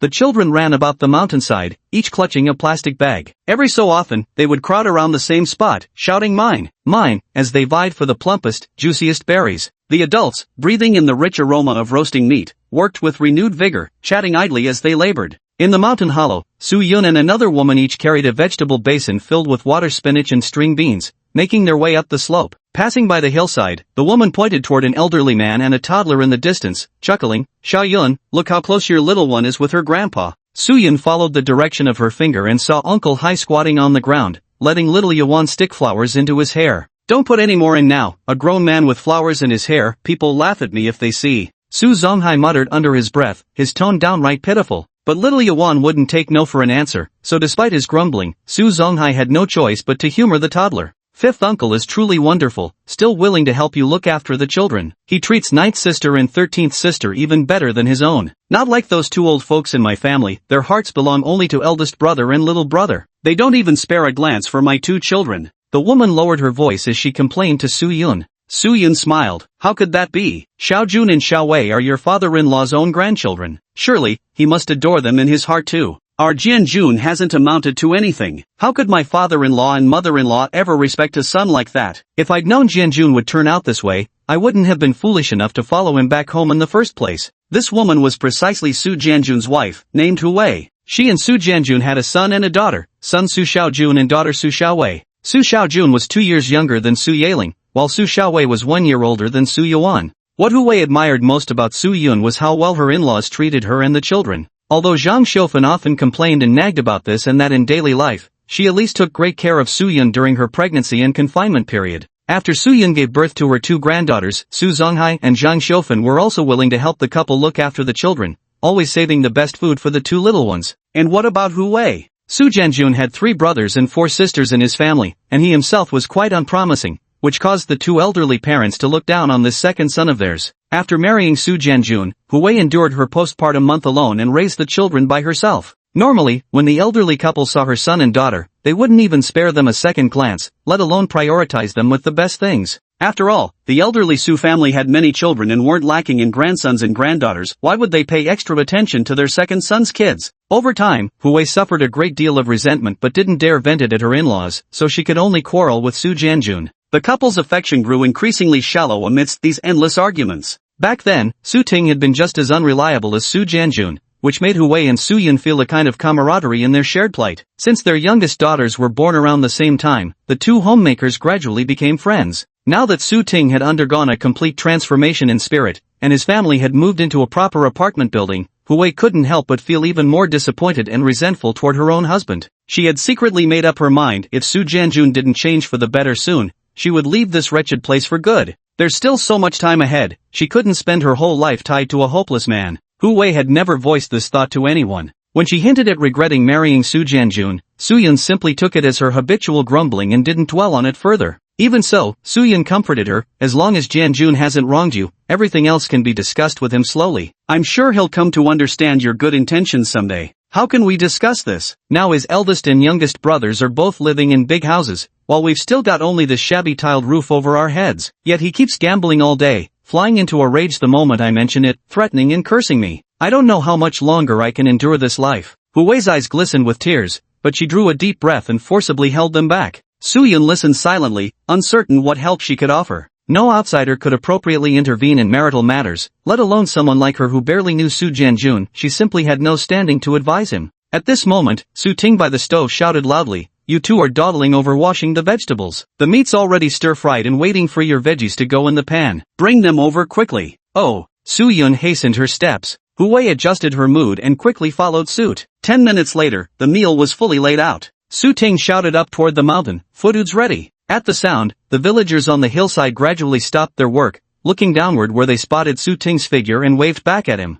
Coming! Everyone grabbed their meal containers and headed over to line up for food. A bucket of white rice, a large bowl of fragrant braised pork, along with a bowl of chilled water spinach with garlic sauce and a bowl of stir-fried string beans. And there was also a pot of rice soup. 3 dishes in one soup, each portion generous enough for all. First, everyone was served a portion of the meal. Whoever wanted more could help themselves to the leftovers. No one would go hungry here. You serve yourself rice porridge. The adults got their meals, each leading their own children, and sat down wherever they pleased, eating while chatting. The sun beat down until everyone was dripping with sweat, yet no one showed the slightest impatience. As everyone gathered together to eat, drink, talk and laugh, the summer heat was unconsciously dispelled. Those days lasted until dozens of acres of fruit trees had been planted on Su Ting's family's orchard-covered hill. Later on, Su Ting not only provided lunch for everyone but also started supplying breakfast and dinner. Breakfast was meat congee, lunch featured pork, while dinner rotated daily among chicken, duck, and fish. Su Ting's daily feasts for the villagers made them increasingly fond of helping out at his fruit orchard. Even after planting all 800 sweet orange seedlings Su Ting had purchased, a dozen villagers still showed up at the orchard daily. So Su Ting simply bought another 500 lychee saplings and 700 longan saplings,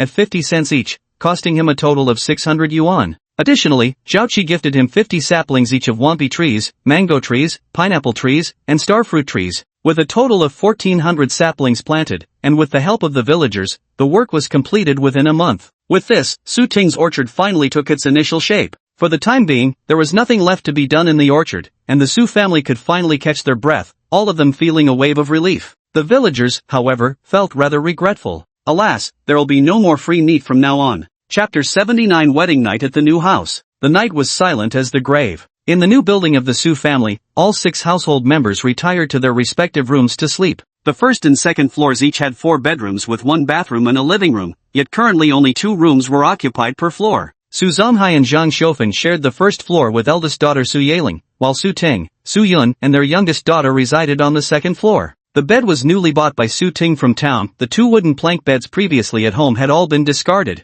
He purchased 3 new beds, 2 wooden frame beds and 1 spring mattress. This arrangement was made because Su Zonghai and Zhang Xiufan couldn't get used to soft beds, so they specifically asked Su Ting to buy wooden frame beds for them. The other wooden frame bed was prepared by Su Ting for his daughters. Uncle Hai said children shouldn't sleep on soft beds while young, otherwise their bones might grow crooked. Shooting wasn't sure if this was true, but since older generations all said so, he figured he'd believe it for now. Anyway, the kids had gotten used to sleeping on wooden frame beds, so there wasn't any need to specifically change them to other types. As for Shooting himself, he chose a spring mattress for more convenient nighttime activities with his wife. The wooden frame beds were far too unreliable. The slightest movement would make them creak and groan. During those few months when he and his wife were staying at his uncle's house, they had to control their movements every time they exercised, which wasn't satisfying at all. Now that their own house was fixed, he naturally seized the opportunity to switch to a more low-key bed. But never in his wildest dreams did he expect. Since moving into the new house, Su Yaling and little Yuan had clung to their parents, insisting on sleeping with them every night.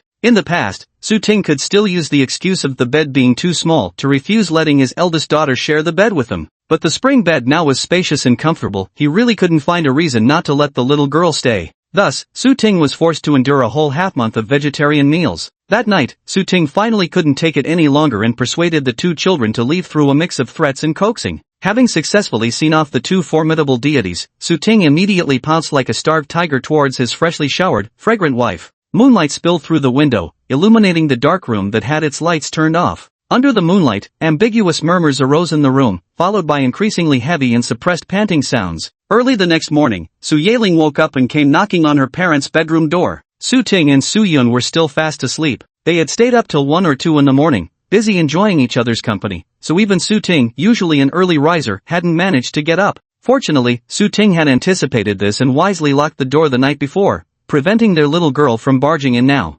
Otherwise, if the little one had wandered in and seen the scene inside the room, well, the consequences didn't bear thinking about. Daddy, didn't you promise to take me to Shaiyuan town today? Get up, you lazy pig. The little girl's voice drifted into the room, gradually rousing Su Ting from sleep. Daddy, are you going back on your word? Su Yaling crouched by her parents' bedroom door, fingers idly tracing circles on the wall as she asked hesitantly. Hearing his daughter's voice outside the door, Su Ting hurriedly got up to get dressed. His movement stirred Su Yun awake as well. Rubbing her eyes, Su Yun yawned, so sleepy. You can sleep a bit longer. I'll come get you when it's time to eat. Su Ting said, taking her clothes and handing them to her with a laugh. But before that, put on your clothes first, otherwise when Yaling comes in.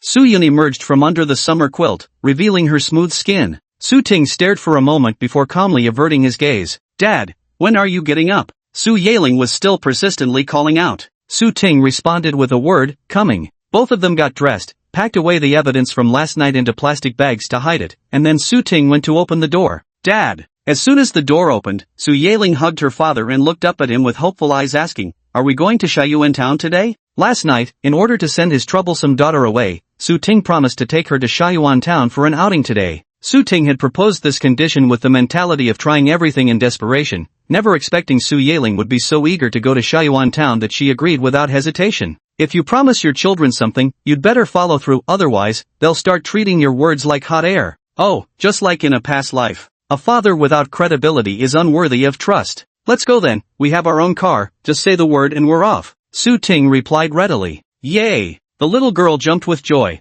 I'll go tell Grandpa. She turned and ran down the stairs, eager to share the news with Grandpa and Grandma. The new house had tiled floors that were slippery. Su Ting warned her, slow down. Be careful not to fall. MHM. The little girl steadied herself against the handrail as she dashed downstairs, barely acknowledging her old father's reminder with just 2 perfunctory hms. Su Ting shook his head helplessly, feeling he could no longer maintain any semblance of paternal authority before his daughters. After washing up in the bathroom, Su Ting walked out to the balcony. The spacious arched balcony he had designed now held only a single lounge chair. Originally, Su Ting had imagined someday planting flowers and greenery here when he found the leisure for it. Living in the countryside, one can still grow flowers to lift the spirits. But now that I've contracted to plant trees on the mountain, working day after day until exhaustion sets in, how could I possibly have the energy to tend to flowers? The balcony faces east, and standing there now, Su Ting can feel the morning sunlight. The dawn air carries a slight chill, but with the sun already up, this coolness will soon fade away. Su Ting was stretching on the balcony as Su Yun finished tidying up and stepped out of the room. Noticing him, she casually asked, "Doing your morning exercises again?" Su Ting turned around and cheerfully invited, "Want to join me?" "No thanks, just watching makes me uncomfortable." Su Yun refused as usual, grumbling, "I really don't know where you learned this. I've never seen you do morning exercises before." Su Ting laughed heartily. "What's so hard about moving your joints?" Could he tell his wife that this was actually fitness exercises he secretly learned in his previous life after growing old? "Nian Si, Xiao Yun, come down for breakfast." Zhang Xiufan's shout came from downstairs. "Oh, coming." Su Ting responded, then hurried to the bathroom door to inform his wife, "Dinner's ready, let's go down quickly. After eating, I'll take you all to Shaoyuan town." Su Yun had just finished brushing her teeth and washing her face. Wiping the water from her face, she said, "I need to take a shower first, you go ahead and eat." Su Ting knew exactly why his wife insisted on taking a shower first thing in the morning. He smirked mischievously, "Take your time then. I'll cover for you in front of Uncle Hai and Aunt Xiufan." Su Yun shot him an exasperated glare at these words, "Just don't make trouble for me with your nonsense." Then she closed the bathroom door firmly behind her. She was too exhausted last night to get up and shower.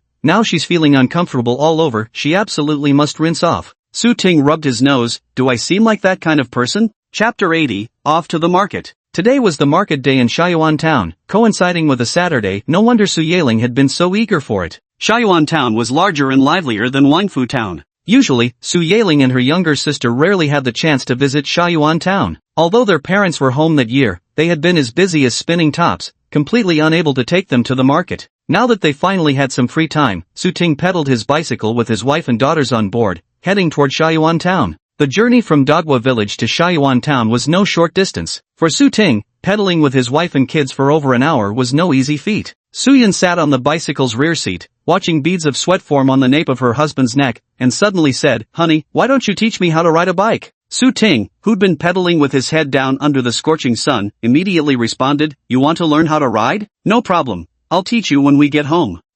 She murmured. "If I know how to pedal, we can take turns cycling instead of making you do all the work." She'd been thinking about how the round trip between Shaoyuan town and Dogwa village took over 2 hours, making Su Ting pedal alone the entire way would be pure torture. "I shouldn't have come." Su Yun sighed. If Su Ting was only taking the 2 children to Shaoyuan town, he wouldn't have had to pedal the bicycle so strenuously. Truth be told, Su Ting was having some regrets too. Having grown accustomed to riding motorcycles in his past life, he'd carried that same mentality into this bicycle journey, foolishly assuming that taking his wife and kids to Shaoyuan town would be a breeze. At his wife's reminder, Su Ting's heart skipped a beat. But a man has to preserve his dignity, he absolutely couldn't back down. Su Ting deliberately shrugged it off, saying, "It's fine. I've been working out these past few months, got plenty of strength to spare." Still, even as he spoke, Su Ting could already foresee how excruciatingly sore his legs would be that night. It seemed he wouldn't need to rack his brains tonight to drive his daughter downstairs. After today's exertions, he'd likely be too weak in the legs and sore in the back to do anything by evening. Only Su Ting himself knew the bitterness in his heart, yet outwardly he had to maintain an air of invincibility. There was no helping it, he'd disappointed his wife and daughter too much in his past life. Now he couldn't bear the thought of being looked down upon even a little. Though Su Ting put on a brave front, Su Yun considerately alighted from the car to lighten his burden. Su Ting was tired, so Su Yun came down with the children, and Su Ting walked a while with them while pushing the cart. The closer they got to Shaoyuan town, the more people they encountered, and the 2 little girls grew more excited. "We're in Shaoyuan. This is awesome." Seeing the lively market ahead, Su Yeling cheered with delight. Worried that Su Yeling might wander off, Su Ting sternly warned, "Yeling, stay close to mom later, don't run around. Otherwise, bad people might catch you, chop off your hands and feet, and force you to beg as a little beggar." The little girl was frightened by her father's words and nodded repeatedly, "Mommy, I'll hold your hand the whole time, you can't let go of me." "Okay." Su Yun got out of the car holding little Yuan. Su Ting also lifted their eldest daughter down from the front bar and said to his wife, "Let Yuan stay in the seat, I'll push her as we walk." Su Yun felt a little uneasy. She can't sit steady yet. "It's just a short distance, and I'll walk the bike carefully. I'll definitely keep an eye on her." Su Ting's words somewhat reassured Su Yun, who then placed little Yuan on the cushioned front bar of the bicycle. Su Yun warned her youngest daughter, Yuan, hold tight to the handlebars. Don't let go, understand? The little toddler was currently looking around in excitement, completely oblivious to what her mother was saying. Gahe for sale. At the vendor's melodic call, Su Yaling immediately perked up, tugging at her mother's hand. Mommy, there's someone selling gahe over there. Let's go buy some. Gahe is a famous local delicacy, beloved by children and adults alike. It is made by mixing rice with various fillings. Locals typically use ingredients like eggs, bamboo shoots, wood ear mushrooms, and minced garlic for the filling, while those willing to splurge a bit substitute the eggs with pork. After grinding the rice into rice batter, place a wooden frame over a pot with a tin lid on top. First spread a layer of rice batter, steam it until cooked, then add a layer of filling and steam a little longer. Repeat this process, alternating between rice batter and filling, until there are 6 or 8 layers in total, with the top layer having the most filling. Normally, people only make this dish during the Zhongyuan festival on the 14th day of the 7th lunar month, but street vendors in town make it year-round to earn money. A portion of rice pudding costs 50 cents. The vendor cut several 5-centimeter-long diamond-shaped pieces with a knife, packed them in a small plastic bag, and poured over some spicy seasoning stirred with chili peppers. Su Yaling had earned a few yuan from moving bricks earlier, and later made another yuan by collecting scrap to sell. Sometimes, her dad, Su Ting, would also give her some pocket money, so now the little girl was quite wealthy. Coming to the market, the little girl had money to spend. She bought a yuan's worth of rice pudding, divided it into 2 portions, kept one for herself to eat, and asked her dad to place the other portion in the bicycle basket. Su Ting was puzzled. Why put them in the basket? This little bit isn't even enough for you to eat, is it? I'm taking that bag back for Grandpa and Grandma, Su Yaling said. She picked up the first piece of gahe, rice cake, with a fork and brought it to her mother's mouth. Mom, try it. It's so delicious. Seeing this, Su Ting said sourly, only thinking of feeding Mom. I was the one who pedaled all the way here to bring you over. Little Yuan, perched on the bicycle, had already leaned over the handlebars unnoticed and reached for the steamed rice cakes in the basket. Su Yaling had just fed her mother a piece of steamed rice cake and was about to bring one to her father when she turned and caught the silly girl stealing her cakes. Silly girl! The little girl scolded fiercely. Su Ting followed her gaze to Xia Yuan, only to see the little toddler doing something dangerous, so he quickly grabbed her back to sit properly. Su Yaling also rushed back to check her steamed rice cakes, relieved to find they hadn't been sneakily eaten by the silly girl. Big sister. Xia Yuan cooed sweetly, but her eyes were fixated hungrily on the steamed cakes in her sister's hands. Su Yaling scolded her, those are for Grandpa and Grandma, you can't sneak a bite, understand? The little toddler nodded obediently, okay. Only then did the older girl spear a piece of gahe rice cake for her younger sister. Seeing how much they enjoyed the gahe, Su Ting said, let's go buy some bamboo shoots and wood ear mushrooms. Tomorrow we'll get some meat to make our own gahe at home. There are 2 main reasons why people rarely make stuffed rice cakes. First, the process is quite laborious, and second, preparing the filling costs money. Su Ting pondered for a moment. Since there wasn't anything urgent lately, she might as well make some delicious treats for the kids.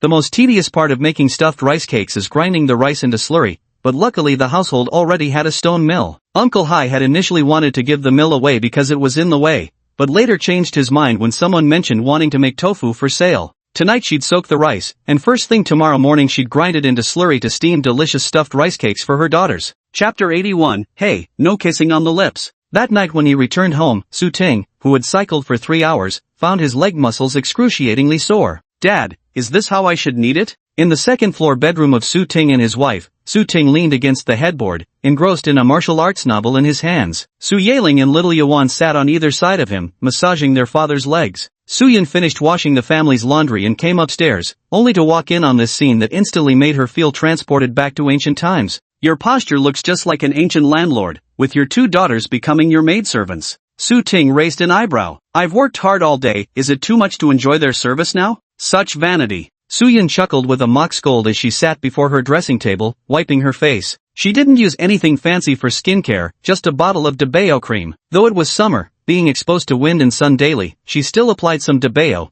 Whether it worked or not, at least it gave her psychological comfort. Sigh, this Debeo bottle is nearly empty too. Su Yun let out a sigh. Both her facial cleanser and skincare products on the table were running dangerously low. Su Ting's gaze remained fixed on Xiao Bao as he casually asked, Debeo is gone? Then why didn't you tell me when we went to town today? There wasn't any Debeo in town, this was brought back from Longgang, Su Yun said regretfully as she closed the lid. Looks like we'll have to use it sparingly from now on. Only then did Su Ting shift his gaze to her. Wife, do you want to go to the county town? Hearing his question, Su Yun was completely bewildered, question mark. There aren't any motorcycle shops in town yet. I want to go to the county town to buy a motorcycle, and take you girls along to stroll around and pick up some necessities, Su Ting explained. Glancing at his daughters who were considerately massaging his legs, he added, Yaling and Yuan's summer clothes are really worn out already. Let's buy them 2 new outfits each. I don't want any, Su Yaling immediately said with a small frown. Both Su Ting and Su Yun froze in surprise. Su Yun asked her eldest daughter curiously, Dad wants to buy you new clothes, don't you want them? Su Yaling shook her head and looked at her father earnestly. Dad, our family is in a lot of debt now, so we shouldn't buy this or that. I don't want to be sold off to pay the debts later. Hearing such words from the little girl, her old father was completely stunned. Who told you such things? Su Yun answered humorously, torn between laughter and tears. How could Dad ever sell you off to pay debts? Every TV drama at Uncle 18's house unfolds exactly like this, Su Yaling said gravely. Don't think just because I'm young that I don't understand anything. As soon as she finished speaking, a large hand came down on her head, roughly tousling her freshly grown short hair. Don't worry, even if I were penniless, I would never sell you girls away. But there are bad people in this society. If you ever see strangers, don't go with them or eat anything they give you. Otherwise, you might encounter human traffickers, and then you'd never see Mom and Dad again. Su Yun seized the moment to reinforce her daughter's awareness of danger once more. Su Yaling stretched out her arm and grinned, if I ever get lost, Mom and Dad can recognize me by the birthmark on my arm. The little girl's left forearm was covered with dark spots, birthmarks she'd had since coming into this world. Little Yuan had a distinctive mole on her right cheek, just below her eye, a characteristic feature of the little toddler. That won't do. Bad people won't give you a chance to find your parents, so you must be careful. Whether you're going to school or doing anything else, always be wary of strangers, Su Yun reiterated earnestly. Su Yaling nodded vigorously. Aha!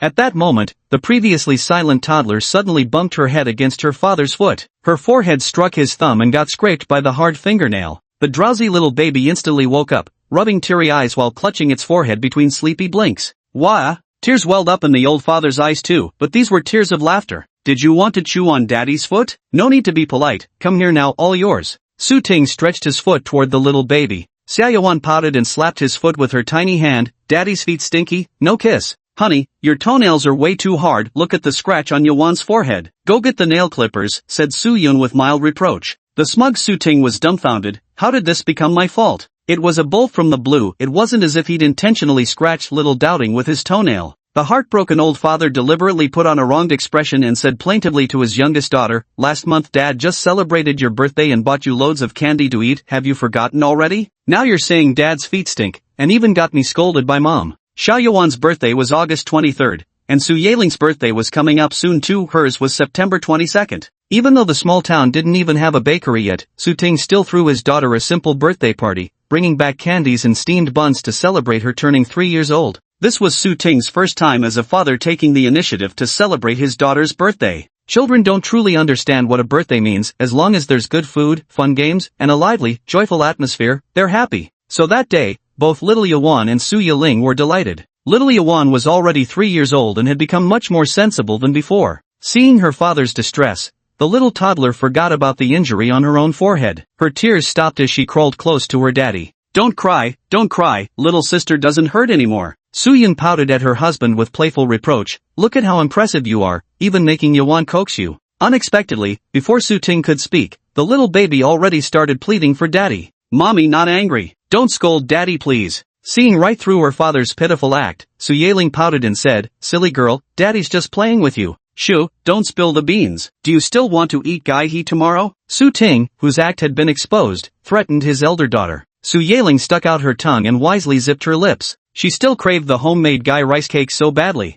Su Ting hugged the little toddler and playfully whined to his daughter, Give Daddy a kiss, then Daddy won't cry anymore. The toddler was quite straightforward, planting a big smacking kiss on her father. Mwah. Su Ting promptly reciprocated with several kisses. Mwah mwah mwah. Hey, no kissing on the lips. Su Yun caught sight of her husband leaning in to kiss their little daughter on the mouth and quickly stopped him. Su Ting stopped grumbling and shot his wife a sidelong glance. Even jealous of your own daughter, do you love me that much? Stop being so vain. That's not it at all, I'm just thinking of our daughter, okay? Su Yun blushed as she explained. Su Ting cast a triumphant glance. No need to explain. To explain is to conceal, and to conceal means it's true. Don't worry, go ahead and be infatuated with me all you want, I'll make sure to repay you properly. Seeing his meaningful smirk, Su Yun seemed to grasp exactly what kind of repayment he was referring to. Chapter 82, Making Gaiha, a type of rice cake. Early the next morning, Su Ting got up to prepare the rice slurry. During the farming off-season, Su Ting hardly ever needed to cook, as Su Zonghai took care of cooking and feeding the pigs, while Zhang Xiufan tended to the vegetable plots and fed the chickens.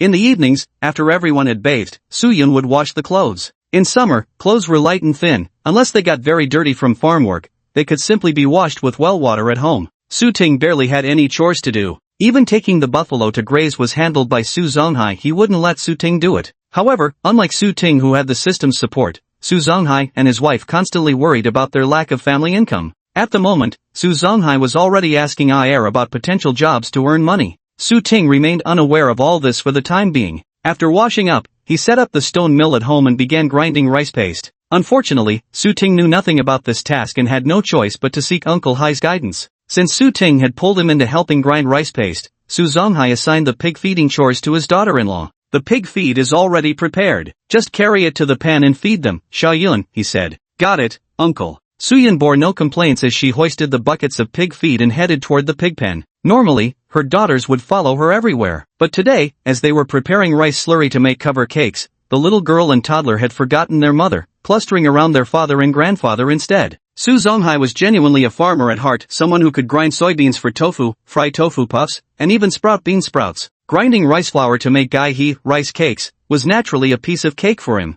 Moreover, the rice flour ground by Su Zonghai was exceptionally fine, and this delicately textured flour produced gai he with an extraordinary taste. The ratio of water to rice was also just right, otherwise, the steamed gai he would turn out too hard. After finishing grinding the rice flour, he went to prepare the fillings. Since breakfast time had come, the family first stir-fried some water spinach and pork to have their morning meal. After breakfast, Zhang Xiufan prepared to take the cows out to pasture. Today, old Wu had to stay home to make rice cakes, so the task of herding cattle fell to her alone. Granny, where are you going? As Zhang Xiufan walked toward the cowshed, little Yuan followed close behind Grandma's heels, asking questions. Going to herd the cows. Zhang Xiufan said that as she opened the cowshed door, little Yuan followed right behind, sticking to her like a shadow. Step back a little, don't let the cow kick you, Zhang Xiufan warned. Zaya Yawen moved away just a little, truly just a little, merely taking a few steps to the side, not even half a meter in distance. Zhang Xiufan raised her voice and told her to move farther away. Zaya Yawen, still half-dazed, walked out of the cowshed and stared blankly at her grandma.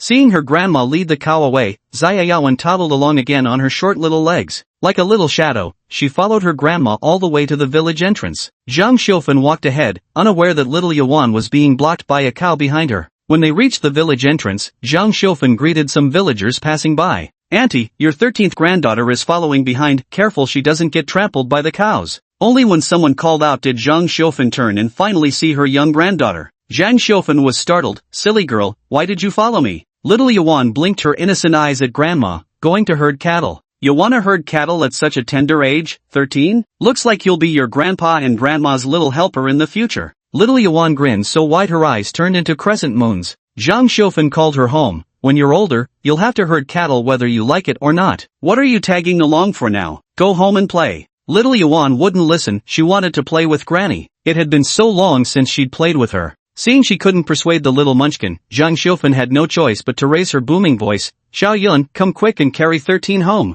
At that moment, Su Yun at home was already searching everywhere for the toddler. Hearing Aunt Xiufan shout from the threshing ground, Su Yun was startled and hurried toward the village entrance. The Su family home wasn't far from the village entrance. Behind their kitchen was a sloping path leading directly there, so it only took Su Yun a minute to reach the village entrance. Yuan, what are you doing here? Seeing the little toddler standing at Su Zonggong's doorstep, Su Yun said with a bitter smile, I've been looking for you forever, thought you'd gone to Uncle's house to play. Su Shichuan's house wasn't far from the Su residence, just across a threshing ground, so both Yeling and little Yuan loved visiting their uncle's place. 13 came down with your Aunt Xiufan, she even said she wants to go herd cattle with Grandma, ha. Su Zonggong emerged from the house, laughing heartily as he spoke. Earlier, when he heard the little baby's words inside the house, he found it amusing and came out to take a look. Uncle Gong, have you had breakfast yet? Su Yun picked up her daughter while greeting him with a smile. Having spent the past few months working busily with her husband in the orchard, Su Yun had interacted more with the villagers and become increasingly familiar with them, no longer as reserved as before. Nowadays, when meeting acquaintances, Su Yun could effortlessly engage in casual conversation. I've eaten. We butchered some meat this morning at home. Have you eaten yet? If not, come have some at our place, Su Zonggong said kindly. Su Yun shook her head politely. We've eaten too. We're making gaiha at home. Later Gong uncle can come over for some. Oh, Making gaiha, rice cakes, wonderful. It's been ages since I've had gaiha. I'll come by your place shortly to take a look. Su Zongdong's interest was piqued when he heard this. Seizing this moment, Zhang Xiufen quietly led the cow away into the distance. Little Yuan, who had been cradled in her mother's arms, suddenly snapped back to reality and realized Grandma was gone. Her face instantly crumpled, and she burst into tears. Grandma! Grandma! This child, why is she suddenly crying for no reason? Su Yan smiled bitterly. Su Zongdong sat on the stool by the door, took a puff from his water pipe before looking up to reply. Both the 13th and 9th sisters are really attached to their grandparents. No wonder Lao Wu and his wife dote on them so much. Su Yan murmured a string of affirmative responses before turning all her attention to comforting her daughter. She carried her daughter while walking home, soothing the little crybaby with gentle words. Don't cry, don't cry. Grandma will be back by noon. Let's go home to watch Dad and Grandpa steam rice cakes. Don't you want to eat those delicious rice cakes, Yuan? Little Yuan sniffled, her tearful eyes glistening as she whimpered. Woo-woo, Grandma, woo-woo, rice cakes. Wah! So hard to choose. Should I go find Grandma or go home to eat rice cakes? Making decisions is too hard for kids. When they got home, Su Yan gave her 2 candies, and she barely managed to hold back her tears. Later, infected by the joyful atmosphere at home, the little toddler quickly forgot her unhappiness and regained her energy, running around the kitchen with her older sister. Su Ting had already minced the filling and was now adding seasonings to mix it. Su Zonghai filled the large iron pot with water, cleaned the wooden rack and tin lid used for steaming glutinous rice cakes, and once the water was hot, placed the tools inside the pot. Soon the heat had warmed the tin lid. Su Zonghai took a brush and coated the tin lid with peanut oil. Once the oil was hot, he spread a layer of rice batter evenly over it. Chapter 83, The Customs of Rural Relationships. Su Ting brought over a large basin of filling and waited for the rice batter to cook through before spreading the filling on top. Layer upon layer, brush after brush, she applied 4 layers of rice paste and 4 layers of filling, piling the topmost layer of filling into a towering peak. When the topmost layer of filling was fully steamed, the gaihi was complete. Since they were making gaihi anyway, they decided to prepare a larger batch. So once one batch was finished steaming, Su Zonghai brought another tin cover to place in the steamer. With the ingredients they had, there was enough to make 3 full tin covers worth of gaihi. Su Zonghai was steaming glutinous rice cakes while Su Ting tended the fire. The 2 little rascals started clamoring to eat the cakes as soon as they saw them being taken out of the steamer. Su Yan stopped them. They're still piping hot. Wait until they cool down a bit. Old Fifth, I heard your household's making glutinous rice cakes, thought I'd come take a look. Su Zonggong, carrying his own young grandson, came visiting Su Zonghai's home. The aroma wafted from Su Zonghai's kitchen drew Su Zonggong to the doorstep with a cheerful grin. Third brother's here. Just steamed some gaihe cakes, perfect timing for a taste. Su Zonghai greeted warmly. Hello, Uncle Gong, Su Yeling greeted politely. Around outsiders, her personality became noticeably more reserved. Xia Yawen was quite lively, cheerfully saying, Grandpa Gong, try some gelly cake. She directly grabbed Su Zonggong's hand and pulled him towards her family's kitchen, pointing at the steaming gelly cakes on the 8 immortals table and proudly showing off. Gelly cakes so many. Su Yan had already washed the knife and brought over a steel basin, ready to cut the gelly cakes for them to eat. Seeing this, she couldn't help laughing and said, Oh, you little show-off. The little ones all love eating layered rice cakes. We hardly ever make them at home, so of course they'd be showing off, wouldn't they, chubby girl? Since Xiao Yuan had a hearty appetite and ate diligently from a young age, she was plump and rosy-cheeked from being nourished by plain rice porridge, looking utterly round and adorable. So the elders in the village would call her little chubby girl. This term isn't meant with any malice, it's simply an expression of affection toward an adorable little child. But when such nicknames were shouted by malicious children, the tone became entirely different. At this time, Xiao Yuan hadn't started school yet and hadn't encountered many children who called her chubby with ill intent, so she didn't yet dislike being called little chubby cheeks. On the contrary, seeing others call her that with smiles, she thought it was an endearing nickname, so she'd giggle happily in response. Su Yan sliced a few pieces of rice cake into the steel basin, poured in some homemade garlic chili sauce, and handed it to Su Zonggong. Uncle Gong, here, try some. Without ceremony, Su Zonggong took the basin with a chuckle. Ho-oh, much obliged. Don't talk like a stranger. Su Zonghai didn't like hearing such formal words from him. Su Zonggong sat in the courtyard's open area, eating gaihe cake while feeding his little grandson, occasionally chatting with Su Zonghai or Su Ting. Su Yan brought out 3 more steel bowls, cut the gaihe cake into portions inside them, handed one to Su Ting who was tending the fire, gave another to Su Yeling, and took one herself to feed little Yuan. Su Yeling, holding the steel bowl filled with gaihe cake, ran to the stove and forked a piece to offer her grandfather who was sweating profusely from the heat. Grandpa, here you go. Su Zonghai wiped his sweat. You eat it, I'm busy here. Have a bite, Grandpa. Have just one bite. The little girl insisted persistently. Su Zonghai gave a resigned smile and bent down to take a bite. Thereafter, Su Yaling held that rice cake by her grandfather's side, waiting patiently until he finished every last crumb. Sitting in the courtyard feeding her daughter, Su Yun suddenly heard Uncle Hai calling her name. "Little Yun, cut a plateful and take it to Brother Aki's place." Su Yun stood up right away. "Coming.